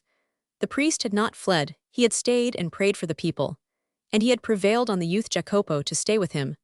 But he confessed that a mortal terror of the plague had taken hold of him, and he had not dared to go down into the valley. "You will fear no longer, father," said Romola, in a tone of encouraging authority. "You will come down with me, and we will see who is living, and we will look for the dead to bury them. I have walked about for months where the pestilence was, and see, I am strong. Jacopo will come with us," she added, motioning to the peeping lad, who came slowly from behind his defensive bush, as if invisible threads were dragging him. "Come, Jacopo," said Romola again, smiling at him. "You will carry the child for me. See, your arms are strong, and I am tired." That was a dreadful proposal to Jacopo, and to the priest also, but they were both under a peculiar influence, forcing them to obey. The suspicion that Romola was a supernatural form was dissipated, but their minds were filled instead with the more effective sense that she was a human being whom God had sent over the sea to command them. "Now we will carry down the milk," said Romola, "and see if anyone wants it." So they went all together down the slope, and that morning the sufferers saw help come to them in their despair. There were hardly more than a score alive in the whole valley, but all of these were comforted, most were saved, and the dead were buried. In this way days, weeks, and months passed with Romola, till the men were digging and sowing again, till the women smiled at her, as they carried their great vases on their heads to the well. And the Hebrew baby was a tottering, tumbling Christian Benedetto, by name, having been baptized in the church on the mountainside. But by that time, she herself was suffering from the fatigue and languor that must come after a continuous strain on mind and body. She had taken for her dwelling one of the houses abandoned by their owners, standing a little aloof from the village street. And here, on a thick heap of clean straw, a delicious bed, for those who do not dream of dounch, felt glad to lie still through most of the daylight hours, taken care of, along with the little Benedetto, by a woman whom the pestilence had widowed. Every day the padre and Jacopo and the small flock of surviving villagers paid their visit to this cottage to see the blessed lady, and to bring her of their best as an offering: honey, fresh cakes, eggs, and polenta.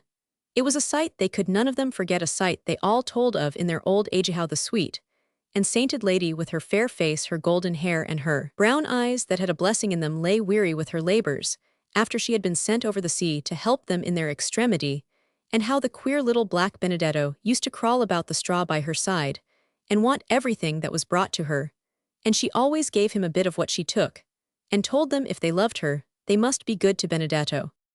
Many legends were afterwards told in that valley about the blessed lady who came over the sea, but they were legends by which all who heard might know that in times gone by a woman had done beautiful loving deeds, there rescuing those who were ready to perish. Chapter Romans 69. Homeward. In those silent wintry hours, when Romola lay resting from her weariness, her mind traveling back over the past, and gazing across the undefined distance of the future, saw all objects from a new position. Her experience, since the moment of her waking in the boat, had come to her with as strong an effect as that of the fresh seal on the dissolving wax. She had felt herself without bonds, without motive sinking, in mere egoistic complaining, that life could bring her no content, feeling a right to say, "I am tired of life, I want to die." That thought had sobbed within her as she fell asleep.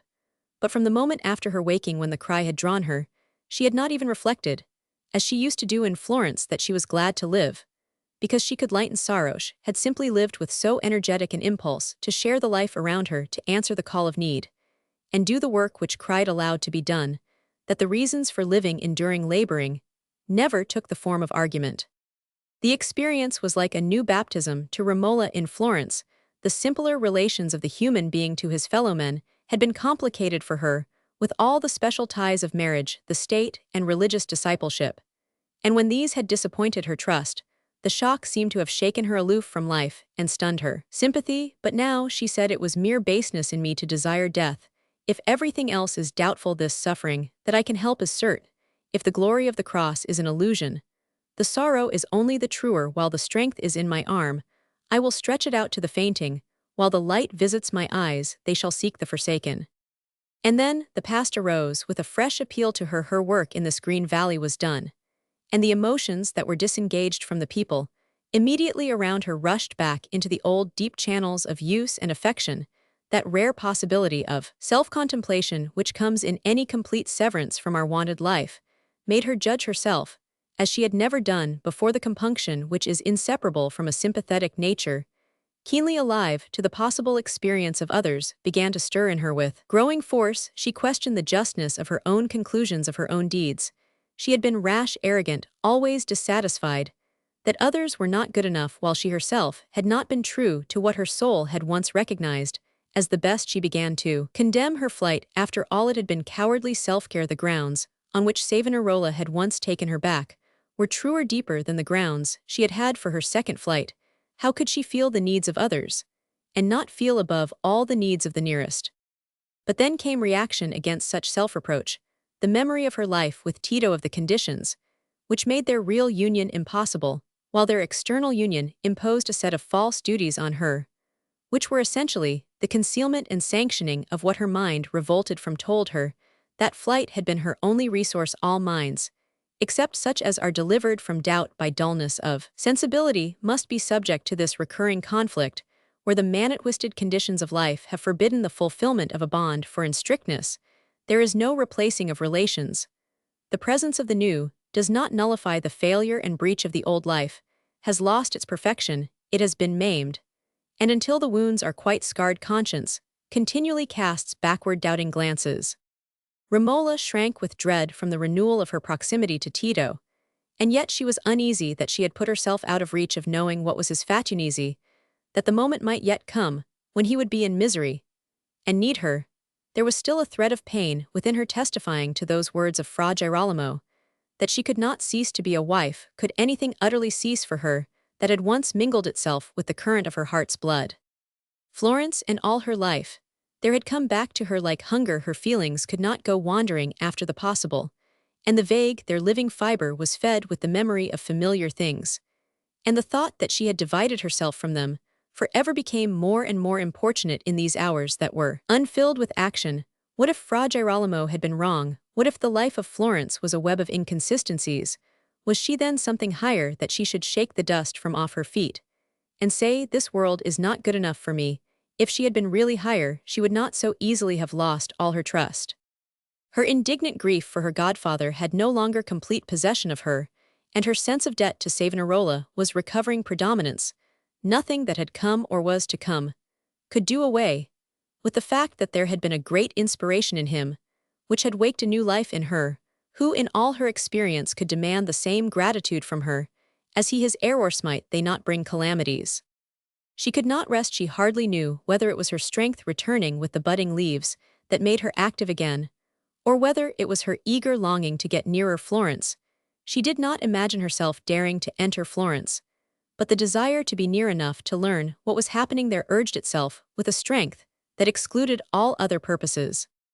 And one March morning, The people in the valley were gathered together to see the blessed lady depart. Jacopo had fetched a mule for her, and was going with her over the mountains. The padre, too, was going with her to the nearest town, that he might help her in learning the safest way by which she might get to Pistoia. Her store of trinkets, and money, untouched in this valley, was abundant for her needs. If Romola had been less drawn by the longing that was taking her away, it would have been a hard moment for her, when she walked along the village street for the last time, while the padre and Jacopo with the mule were awaiting her near the well. Her steps were hindered by the wailing people who knelt, and kissed her hands, then clung to her skirts, and kissed the grey folds, crying, "Ah, why will you go when the good season is beginning, and the crops will be plentiful? Why will you go?" "Do not be sorry," said Romola, "you are well now, and I shall remember you. I must go and see if my own people want me." "Ah yes, if they have the pestilence. Look at us again, Madonna." "Yes, yes, we will be good to the little Benedetta." At last Romola mounted her mule, but a vigorous screaming from Benedetto, as he saw her turn from him in this new position, was an excuse for all the people to follow her, and insist that he must ride on the mule's neck to the foot of the slope. The parting must come at last, but as Romola turned continually, before she passed out of sight, she saw the little flock lingering to catch the last waving of her hand. Chapter Romans 70, Meeting Again. On the 14th of April, Romola was once more within the walls of Florence, unable to rest at Pistoia, where contradictory reports reached her about the trial by fire. She had gone on to Prato, and was beginning to think that she should be drawn on to Florence in spite of dread, when she encountered that monk of San Spirito who had been her godfather's confessor. From him she learned the full story of Savonarola's arrest, and of her husband's death.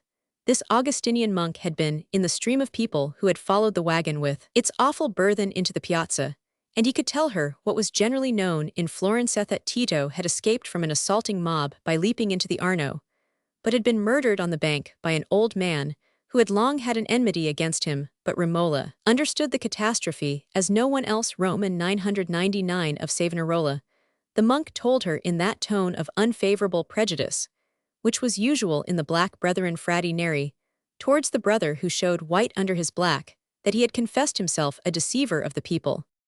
Romola paused no longer that evening. She was in Florence, sitting in agitated silence, under the exclamations of joy and wailing, mingled with exuberant narrative, which were poured into her ears by Monna Brigida, who had backslided into false hair in Romola's absence, but now drew it off again, and declared she would not mind being grey if her dear child would stay with her. Romola was too deeply moved by the main events, which she had known, before coming to Florence, to be wrought upon by the doubtful gossiping details, added in Brigida's narrative. The tragedy of her husband's death, of Fra Girolamo's confession of duplicity, under the coercion of torture, left her hardly any power of apprehending minor circumstances. All the mental activity she could exert under that load of ostracan grief was absorbed by two purposes, which must supersede every other: to try and see Savonarola, and to learn what had become of Tessa and the children. "Tell me, cousin," she said abruptly, when Monna Brigida's tongue had run quite away from troubles into projects of Romola's living with her, "has anything been seen or said since Tito's death of a young woman with two little children?" Brigida started, rounded her eyes, and lifted up her hands. "Christo, no, what was he so bad as that, my poor child?" "Ah, then, that was why you went away, and left me word, only that you went of your own free will. Well, if I'd known, that I shouldn't have thought you so strange and flighty, for I did say to myself, though I didn't tell anybody else, what was she to go away from her husband for leaving him to mischief, only because they cut poor Bernardo's head off? She's got her father's temper. I said, that's what it is. Well, never scold me, child. Bardo was fierce, you can't deny it. But if you had only told me the truth, that there was a young hussy and children, I should have understood it all. Anything seen or said of her, no. And the less the better. They say enough of ill about him, without that.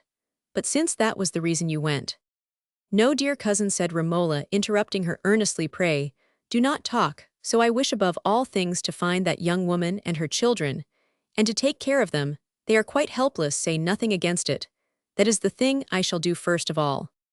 "Well," said Monna Brigida, shrugging her shoulders, and lowering her voice with an air of puzzled discomfiture, "if that's being a Piagnon, I've been taking peas for paternosters. Why, Fra Girolamo said as good as that widows ought not to marry again. Step in at the door. And it's a sin and a shame it seems, but come down the chimney, and you're welcome, two children, Santiddio." Cousin, the poor thing has done no conscious wrong. She is ignorant of everything I will tell, but not now.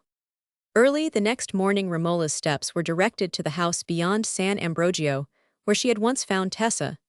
But it was as she had feared. Tessa was gone. Romola conjectured that Tito had sent her away beforehand to some spot where he had intended to join her, for she did not believe that he would willingly part with those children. It was a painful conjecture, because if Tessa were out of Florence, there was hardly a chance of finding her, and Romola pictured the childish creature waiting at some wayside spot in wondering helpless misery. Those who lived near could tell her nothing except that old deaf Lisa had gone away a week ago with her goods, but no one knew where Tessa had gone. Romola saw no further active search open to her, for she had no knowledge that could serve as a starting point for inquiry, and not only her innate reserve, but a more noble sensitiveness made her shrink from assuming an attitude generosity in the eyes of others. By publishing Tessa's relation to Tito, along with her own desire to find her, many days passed in anxious inaction, even under strong solicitation from other thoughts. Romola found her heart palpitating if she caught sight of a pair of round brown legs, or of a short woman in the contadina dress. She never for a moment told herself that it was heroism or exalted charity in her to seek these beings. She needed something that she was bound specially to care for. She yearned to clasp the children, and to make them love her. This, at least, would be some sweet result for others as well as herself from all her past sorrow. It appeared there was much property of Tito's to which she had a claim, but she distrusted the cleanness of that money, and she had determined to make it all over to the state except so much as was equal to the price of her father's library. This would be enough for the modest support of Tessa and the children, but Monna Brigida threw such planning into the background, by clamorously insisting that Romola must live with her, and never forsake her till she had seen her safe in Paradiseals. Why had she persuaded her to turn Piagnonide? If Romola wanted to rear other people's children, she, Monna Brigida, must rear them too, only they must be found first. Romola felt the full force of that innuendo, but strong feeling unsatisfied is never without its superstition, either of hope or despair. Romola's was the superstition of hope. Somehow she was to find that mother and the children, and at last another direction for active inquiry suggested itself. She learned that Tito had provided horses and mules to await him in San Gallo. He was therefore going to leave Florence by the gate of San Gallo, and she determined, though without much confidence in the issue, to try and ascertain from the gatekeepers if they had observed anyone corresponding to the description of Tessa with her children to have passed the gates before the morning of the 9th of April, walking along the Via San Gallo, and looking watchfully about her through her long widow's veil, lest she should miss any object that might aid her. She descried Braddy chaffering with a customer. That roaming man she thought might aid her. She would not mind talking of Tessa to him, but as she put aside her veil and crossed the street towards him, she saw something hanging from the corner of his basket, which made her heart leap with a much stronger hope. "Braddy, my friend," she said abruptly, "where did you get that necklace?" "Your servant, Madonna," said Braddy, looking round at her very deliberately, his mind not being subject to surprise. "It's a necklace worth money, but I shall get little by it, for my heart's too tender for a trader's. I have promised to keep it in pledge." "Pray tell me where you got it from. A little woman named Tessa, is it not true?"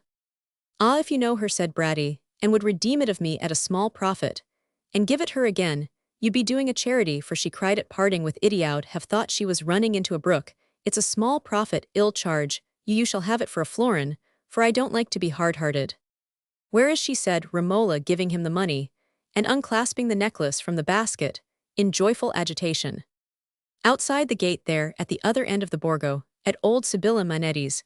Anybody will tell you which is the house." Romola went along with winged feet, blessing that incident of the carnival, which had made her learn by heart the appearance of this necklace. Soon she was at the house. She sought the young woman, and the children were in the inner room, were to have been fetched away a fortnight ago, and more had no money, only their clothes to pay a poor widow with for their food and lodging. But since Madonna knew them, Romola waited to hear no more, but opened the door. Tessa was seated on the low bed. Her crying had passed into tearless sobs, and she was looking with sad, blank eyes at the two children, who were playing in an opposite corner. Lillo, covering his head with his skirt, and roaring at Nina to frighten her, then peeping out again to see how she bore it. The door was a little behind Tessa, and she did not turn round when it opened, thinking it was only the old woman. Expectation was no longer alive. Romola had thrown aside her veil, and paused a moment holding the necklace in sight. Then she said, in that pure voice that used to cheer her father, "Tessa." Tessa started to her feet and looked round. "See," said Romola, clasping the beads on Tessa's neck, "God has sent me to you again." The poor thing screamed and sobbed and clung to the arms that fastened the necklace. She could not speak. The two children came from their corner, laid hold of their mother's skirts, and looked up with wide eyes at Romola. That day they all went home to Monna Brigida's in the Borgo degli Albizzi. Romola had made known to Tessa by gentle degrees that Naldo could never come to her again, not because he was cruel, but because he was dead. "But be comforted, my Tessa," said Romola. "I am come to take care of you always, and we have got Lillo and Nina." Monna Brigida's mouth twitched in the struggle between her awe of Romola and the desire to speak unseasonably. "Let be for the present," she thought, "but it seems to me 1,000 years, till I tell this little contadina, who seems not to know how many fingers she's got on her hand, who Romola is. And I will tell her some day, else shall never know her place. It's all very well for Romolanabody, will call their souls their own when she's by. But if I am to have this puss-faced minx living in my house, she must be humble to me." However, Monna Brigida wanted to give the children too many sweets for their supper, and confessed to Romola the last thing, before going to bed, that it would be a shame not to take care of such cherubs. "But you must give up to me a little, Romola, about their eating, and those things, for you have never had a baby, and I had twins, only they died as soon as they were born." Chapter Romans 71, The Confession. When Romola brought home Tessa and the children, April was already near its close, and the other great anxiety on her mind had been wrought to its highest pitch by the publication in print of Fra Girolamo's trial, or rather of the confessions drawn from him by the 16 Florentine citizens commissioned to interrogate him. The appearance of this document, issued by order of the Signoria, had called forth such strong expressions of public suspicion and discontent that severe measures were immediately taken for recalling it. Of course, there were copies accidentally mislaid, and a second edition, not by order of the Signoria, was soon in the hands of eager readers. Romola, who began to despair of ever speaking with Fra Girolamo, read this evidence again and again, desiring to judge it by some clearer light than the contradictory impressions that were taking the form of assertions in the mouths of both partisans and enemies. In the more devout followers of Savonarola, his want of constancy under torture, and his retraction of prophetic claims, had produced a consternation too profound to be at once displaced, as it ultimately was, by the suspicion, which soon grew into a positive datum, that any reported words of his which were in inexplicable contradiction to their faith in him had not come from the lips of the prophet, but from the falsifying pen of Ser Secon, that notary of evil repute, who had made the digest of the examination. But there were obvious facts that at once threw discredit on the printed document. Was not the list of 16 examiners half made up of the prophet's bitterest enemies? Was not the notorious Dolfo Spini one of the new 8 prematurely elected in order to load the dice against a man whose ruin had been determined on by the party in power? It was but a murder with slow formalities that was being transacted in the old palace. The Signoria had resolved to drive a good bargain with the Pope and the Duke of Milan by extinguishing the man who was as great a molestation to vicious citizens and greedy foreign tyrants as to a corrupt clergy. The fate had been doomed beforehand, and the only question that was pretended to exist now was whether the Republic, in return for a permission to lay a tax on ecclesiastical property, should deliver him alive into the hands of the Pope, or whether the Pope should further concede to the Republic what its dignity demanded, the privilege of hanging and burning its own prophet on its own piazza. Who under such circumstances would give full credit to this so-called confession? If the Frate had denied his prophetic gift, the denial had only been wrenched from him by the agony of torturigony that in his sensitive frame must quickly produce raving. What if these wicked examiners declared that he had only had the torture of the rope and pulley thrice and only on one day, and that his confessions had been made when he was under no bodily coercion? Was that to be believed? He had been tortured much more. He had been tortured in proportion to the distress his confessions had created in the hearts of those who loved him. Other friends of Savonarola, who were less ardent partisans, did not doubt the substantial genuineness of the confession, however it might have been colored by the transpositions and additions of the notary. But they argued indignantly that there was nothing which could warrant a condemnation to death, or even to grave punishment, it must be clear to all impartial men that if this examination represented the only evidence against the Frate, he would die not for any crime, but because he had made himself inconvenient to the Pope, to the rapacious Italian states that wanted to dismember their Tuscan neighbor, and to those unworthy citizens who sought to gratify their private ambition in opposition to the common weal. Not a shadow of political crime had been proved against him, not one stain had been detected on his private conduct. His fellow monks, including one who had formerly been his secretary for several years, and who with more than the average culture of his companions, had a disposition to criticize Fra Girolamo's rule, as prior bore testimony, even after the shock of his retraction, to an unimpeachable purity and consistency in his life, which had commanded their unsuspecting veneration. The Pope himself had not been able to raise a charge of heresy against the Frate, except on the ground of disobedience to a mandate and disregard of the sentence of excommunication. It was difficult to justify that breach of discipline by argument, but there was a moral insurgence in the minds of grave men against the court of Rome, which tended to confound the theoretic distinction between the church and churchmen, and to lighten the scandal of disobedience. Men of ordinary morality and public spirit felt that the triumph of the Frate's enemies was really the triumph of gross license, and keen Florentines like Sodrini and Piero Guicciardini may well have had an angry smile on their lips at a severity which dispensed with all law in order to hang and burn a man, in whom the seductions of a public career had warped the strictness of his veracity, may well have remarked that if the Frate had mixed a much deeper fraud with a zeal, an ability less inconvenient to high personages, the fraud would have been regarded as an excellent oil for ecclesiastical and political wheels.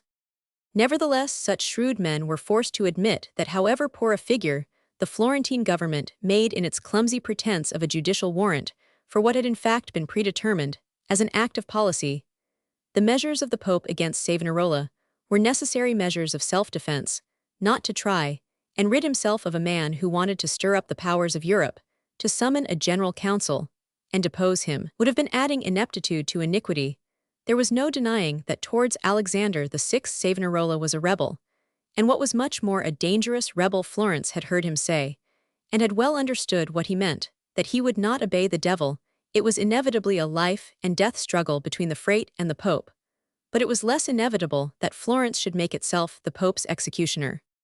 Romola's ears were filled in this way with the suggestions of a faith still ardent under its wounds, and the suggestions of worldly discernment judging things according to a very moderate standard of what is possible to human nature. She could be satisfied with neither. She brought to her long meditations over that printed document many painful observations registered more or less consciously through the years of her discipleship, which whispered a presentiment that Savonarola's retraction of his prophetic claims was not merely a spasmodic effort to escape from torture, but on the other hand, her soul cried out for some explanation of his lapses, which would make it still possible for her to believe that the main striving of his life had been pure and grand. The recent memory of the selfish discontent which had come over her like a blighting wind, along with the loss of her trust in the man who had been for her an incarnation of the highest motives, had produced a reaction, which is known to many as a sort of faith, that has sprung up to them out of the very depths of their despair. It was impossible, she said now, that the negative disbelieving thoughts, which had made her soul arid of all good, could be founded in the truth of things. Impossible that it had not been a living spirit, and no hollow pretense, which had once breathed in the Frate's words, and kindled a new life in her. Whatever falsehood there had been in him, had been a fall, and not a purpose, a gradual entanglement, in which he struggled, not a contrivance, encouraged by success. Looking at the printed confessions, she saw many sentences which bore the stamp of bungling fabrication. They had that emphasis and repetition in self-accusation which none but very low hypocrites use to their fellowmen.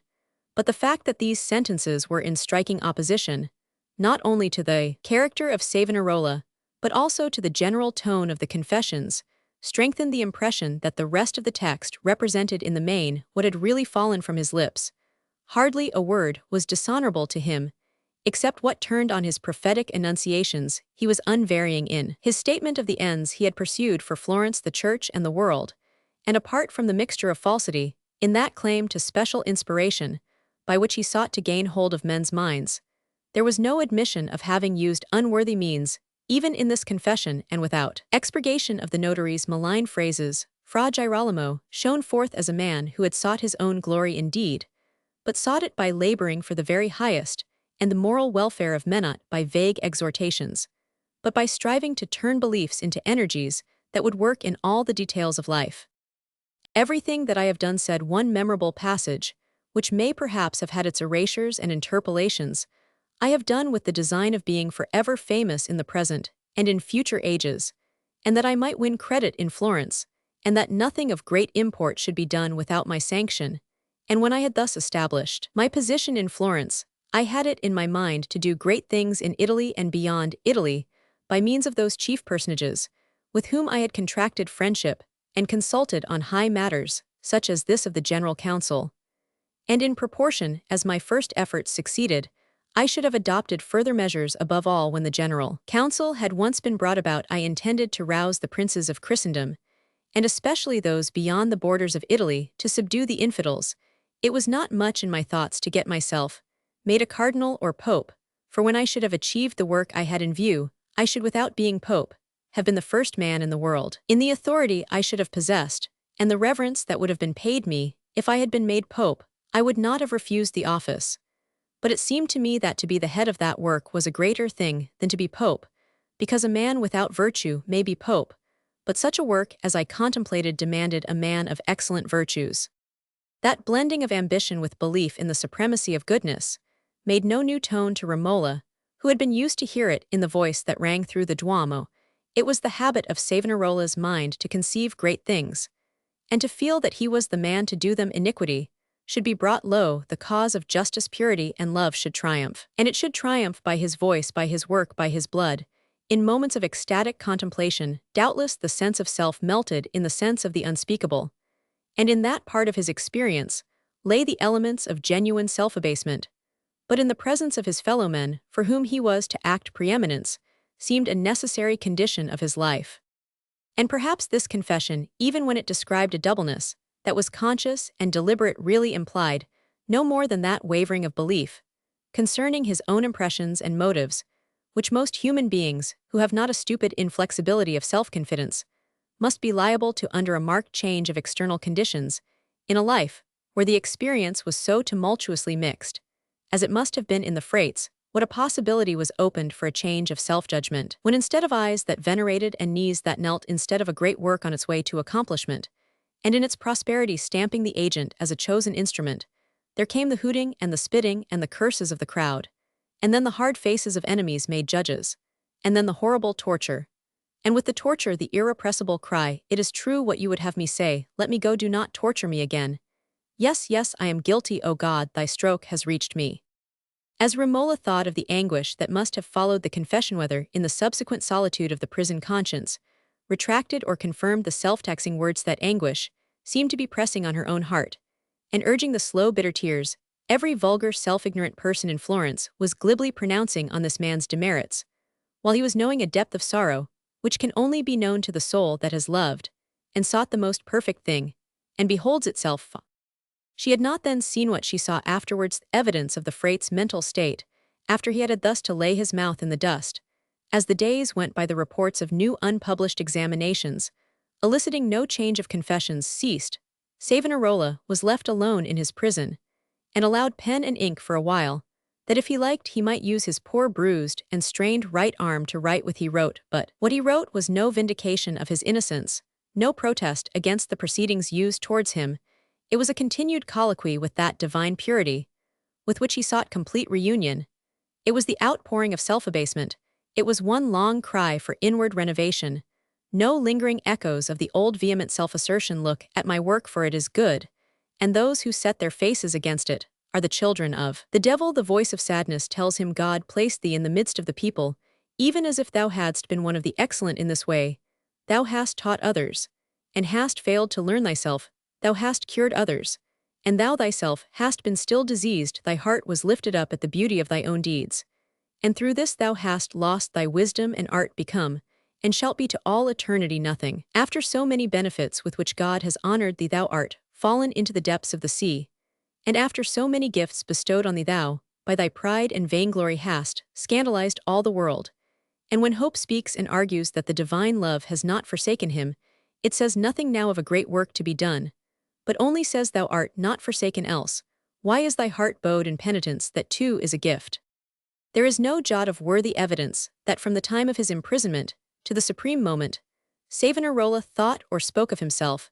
As a martyr, the idea of martyrdom had been to him a passion dividing the dream of the future, with the triumph of beholding his work achieved, and now in place of both had come a resignation which he called by no glorifying name. But therefore he may the more fitly be called a martyr by his fellowmen, to all time, for power rose against him, not because of his sins, but because of his greatness, not because he sought to deceive the world, but because he sought to make it noble, and through that greatness of his he endured a double agony, not only the reviling and the torture and the death throe, but the agony of sinking from the vision of glorious achievement into that deep shadow, where he could only say, I count as nothing, darkness encompasses me, yet the light I saw was the true light. Chapter Romans 72, The Last Silence. Romola had seemed to hear as if they had been a cry, the words repeated to her by many lips, words uttered by Savonarola, when he took leave of those brethren of San Marco, who had come to witness his signature of the confession, pray for me, for God has withdrawn from me the spirit of prophecy. Those words had shaken her with new doubts as to the mode in which he looked back at the past in moments of complete self-possession, and the doubts were strengthened by more piteous things still, which soon reached her ears. The 19th of May had come, and by that day's sunshine there had entered into Florence the two papal commissaries charged with the completion of Savonarola's trial. They entered amid the acclamations of the people calling for the death of the frate, for now the popular cry was, it is the frate's deception that has brought on all our misfortunes, let him be burned, and all things right will be done, and our evils will cease. The next day it is well certified that there was fresh torture of the shattered sensitive frame, and now at the first sight of the horrible implements, Savonarola in convulsed agitation fell on his knees, and in brief passionate words retracted his confession, declared that he had spoken falsely in denying his prophetic gift, and that if he suffered, he would suffer for the truth. The things that I have spoken I had them from God. But not the less the torture was laid upon him, and when he was under it, he was asked why he had uttered those retracting words. Men were not demons in those days, and yet nothing but concessions of guilt were held a reason for release from torture. The answer came, I said it, that I might seem good. Tear me no more, I will tell you the truth. There were Florentine assessors at this new trial, and those words of twofold retraction had soon spread. They filled Romola with dismayed uncertainty. Butit flashed across her. There will come a moment when he may speak, when there is no dread hanging over him, but the dread of falsehood, when they have brought him into the presence of death, when he is lifted above the people, and looks on them for the last time, they cannot hinder him from speaking a last decisive word, I will be there.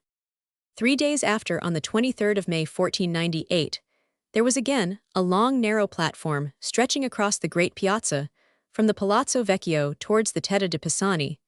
But there was no grove of fuel, as before. Instead of that there was one great heap of fuel, placed on the circular area, which made the termination of the long narrow platform, and above this heap of fuel rose a gibbet with 3 halters on it, a gibbet which, having 2 arms, still looked so much like a cross as to make some beholders uncomfortable, though one arm had been truncated to avoid the resemblance. On the marble terrace of the palazzo were 3 tribunals, one near the door for the bishop, who was to perform the ceremony of degradation on Fra Girolamo, and the 2 brethren, who were to suffer as his followers and accomplices, another for the papal commissaries, who were to pronounce them heretics and schismatics, and deliver them over to the secular arm, and a third close to Marzocco at the corner of the terrace, where the platform began, for the gonfaloniere, and the 8 who were to pronounce the sentence of death. Again the piazza was thronged with expectant faces. Again there was to be a great fire kindled in the majority of the crowd that pressed around the gibbet. The expectation was that of ferocious hatred, or of mere hard curiosity to behold a barbarous sight. But there were still many spectators on the wide pavement, on the roofs, and at the windows, who, in the midst of their bitter grief and their own endurance of insult as hypocritical Piagnoni, were not without a lingering hope, even at this 11th hour, that God would interpose by some sign to manifest their beloved prophet as his servant. And there were yet more who looked forward with trembling eagerness, as Romola did, to that final moment, when Savonarola might say, O people, I was innocent of deceit. Romola was at a window on the north side of the piazza, far away from the marble terrace, where the tribunal stood, and near her, also looking on in painful doubt, concerning the man who had won his early reverence, was a young Florentine of 22, named Jacopo Nardi, afterwards to deserve honor as one of the very few who, feeling Fra Girolamo's eminence, have written about him with the simple desire to be veracious. He had said to Romola with respectful gentleness, when he saw the struggle in her between her shuddering horror of the scene and her yearning to witness what might happen in the last moment, "Madonna, there is no need for you to look at these cruel things. I will tell you, when he comes out of the palazzo, trust to me. I know what you would see." Romola covered her face, but the hootings that seemed to make the hideous scene still visible could not be shut out. At last her arm was touched, and she heard the words, "He comes." She looked towards the palace, and could see Savonarola led out in his Dominican garb, could see him standing before the bishop, and being stripped of the black mantle, the white scapulary and long white tunic, till he stood in a close woolen under-tunic, that told of no sacred office, no rank. He had been degraded, and cut off from the church militant. The baser part of the multitude delight in degradations apart from any hatred. It is the satire they best understand. There was a fresh hoot of triumph, as the three degraded brethren passed on to the tribunal of the papal commissaries, who were to pronounce them schismatics and heretics. Did not the prophet look like a schismatic and heretic now? It is easy to believe in the damnable state of a man who stands stripped and degraded. Then the third tribunal was passed, that of the Florentine officials, who were to pronounce sentence, and amongst whom, even at her distance, Romola could discern the odious figure of Dolfo Spini, endued in the grave black lucco, as one of the eight. Then the three figures in their close white raiment trod their way along the platform amidst yells and grating tones of insult. "Cover your eyes, Madonna," said Jacopo Nardi. "Fra Girolamo will be the last." It was not long before she had to uncover them again. Savonarola was there. He was not far off her now. He had mounted the steps. She could see him look round on the multitude. But in the same moment expectation died, and she only saw what he was seeing: torches waving to kindle the fuel beneath his dead body, faces glaring with a yet worse light. She only heard what he was hearing: gross jests, taunts, and curses. The moment was past, her face was covered again, and she only knew that Savonarola's voice had passed into eternal silence. Epilogue. On the evening of the 22nd of May 1509, 5 persons of whose history we have known something were seated in a handsome upper room, opening on to a loggia which at its right-hand corner looked all along the Borgo Pinti, and over the city gate towards Fiesole, and the solemn heights beyond it. At one end of the room was an archway opening into a narrow inner room, hardly more than a recess, where the light fell from above on a small altar, covered with fair white linen. Over the altar was a picture discernible at the distance, where the little party sat only as the small full-length portrait of a Dominican brother, for it was shaded from the light above by overhanging branches and wreaths of flowers, and the fresh tapers below it were unlit. But it seemed that the decoration of the altar and its recess was not complete, for part of the floor was strewn with a confusion of flowers and green boughs, and among them sat a delicate blue-eyed girl of 13, tossing her long light brown hair out of her eyes, as she made selections for the wreaths she was weaving, or looked up at her mother's work in the same kind, and told her how to do it with a little air of instruction.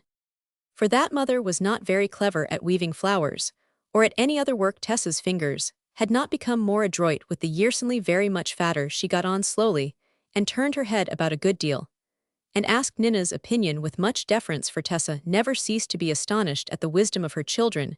She still wore her contadina gown. It was only broader than the old one, and there was the silver pin in her rough curly brown hair, and round her neck the memorable necklace with a red cord under it, that ended mysteriously in her bosom. Her rounded face wore even a more perfect look of childish content than in her younger days. Everybody was so good in the world, Tessa thought. Even Monna Brigida never found fault with her now, and did little else than sleep, which was an amiable practice in everybody, and one that Tessa liked for herself. Monna Brigida was asleep at this moment, in a straight-backed armchair a couple of yards off, her hair parting backward under her black hood, had that soft whiteness which is not like snow or anything else, but is simply the lovely whiteness of aged hair. Her chin had sunk on her bosom, and her hands rested on the elbow of her chair. She had not been weaving flowers, or doing anything else. She had only been looking on as usual, and as usual had fallen asleep. The other 2 figures were seated farther off at the wide doorway.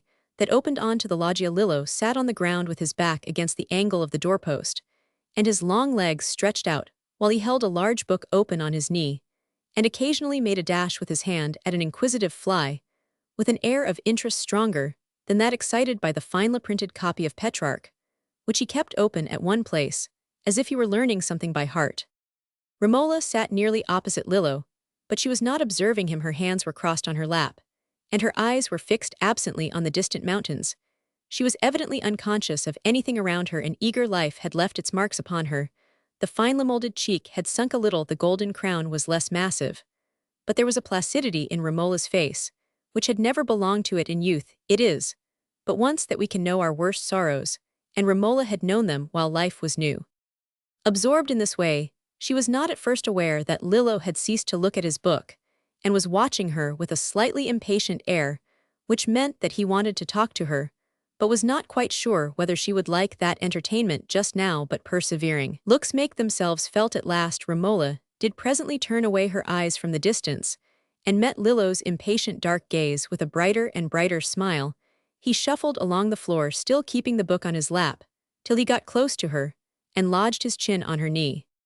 "What is it, Lillo?" said Romola, pulling his hair back from his brow. Lillo was a handsome lad, but his features were turning out to be more massive and less regular than his father's. The blood of the Tuscan peasant was in his veins.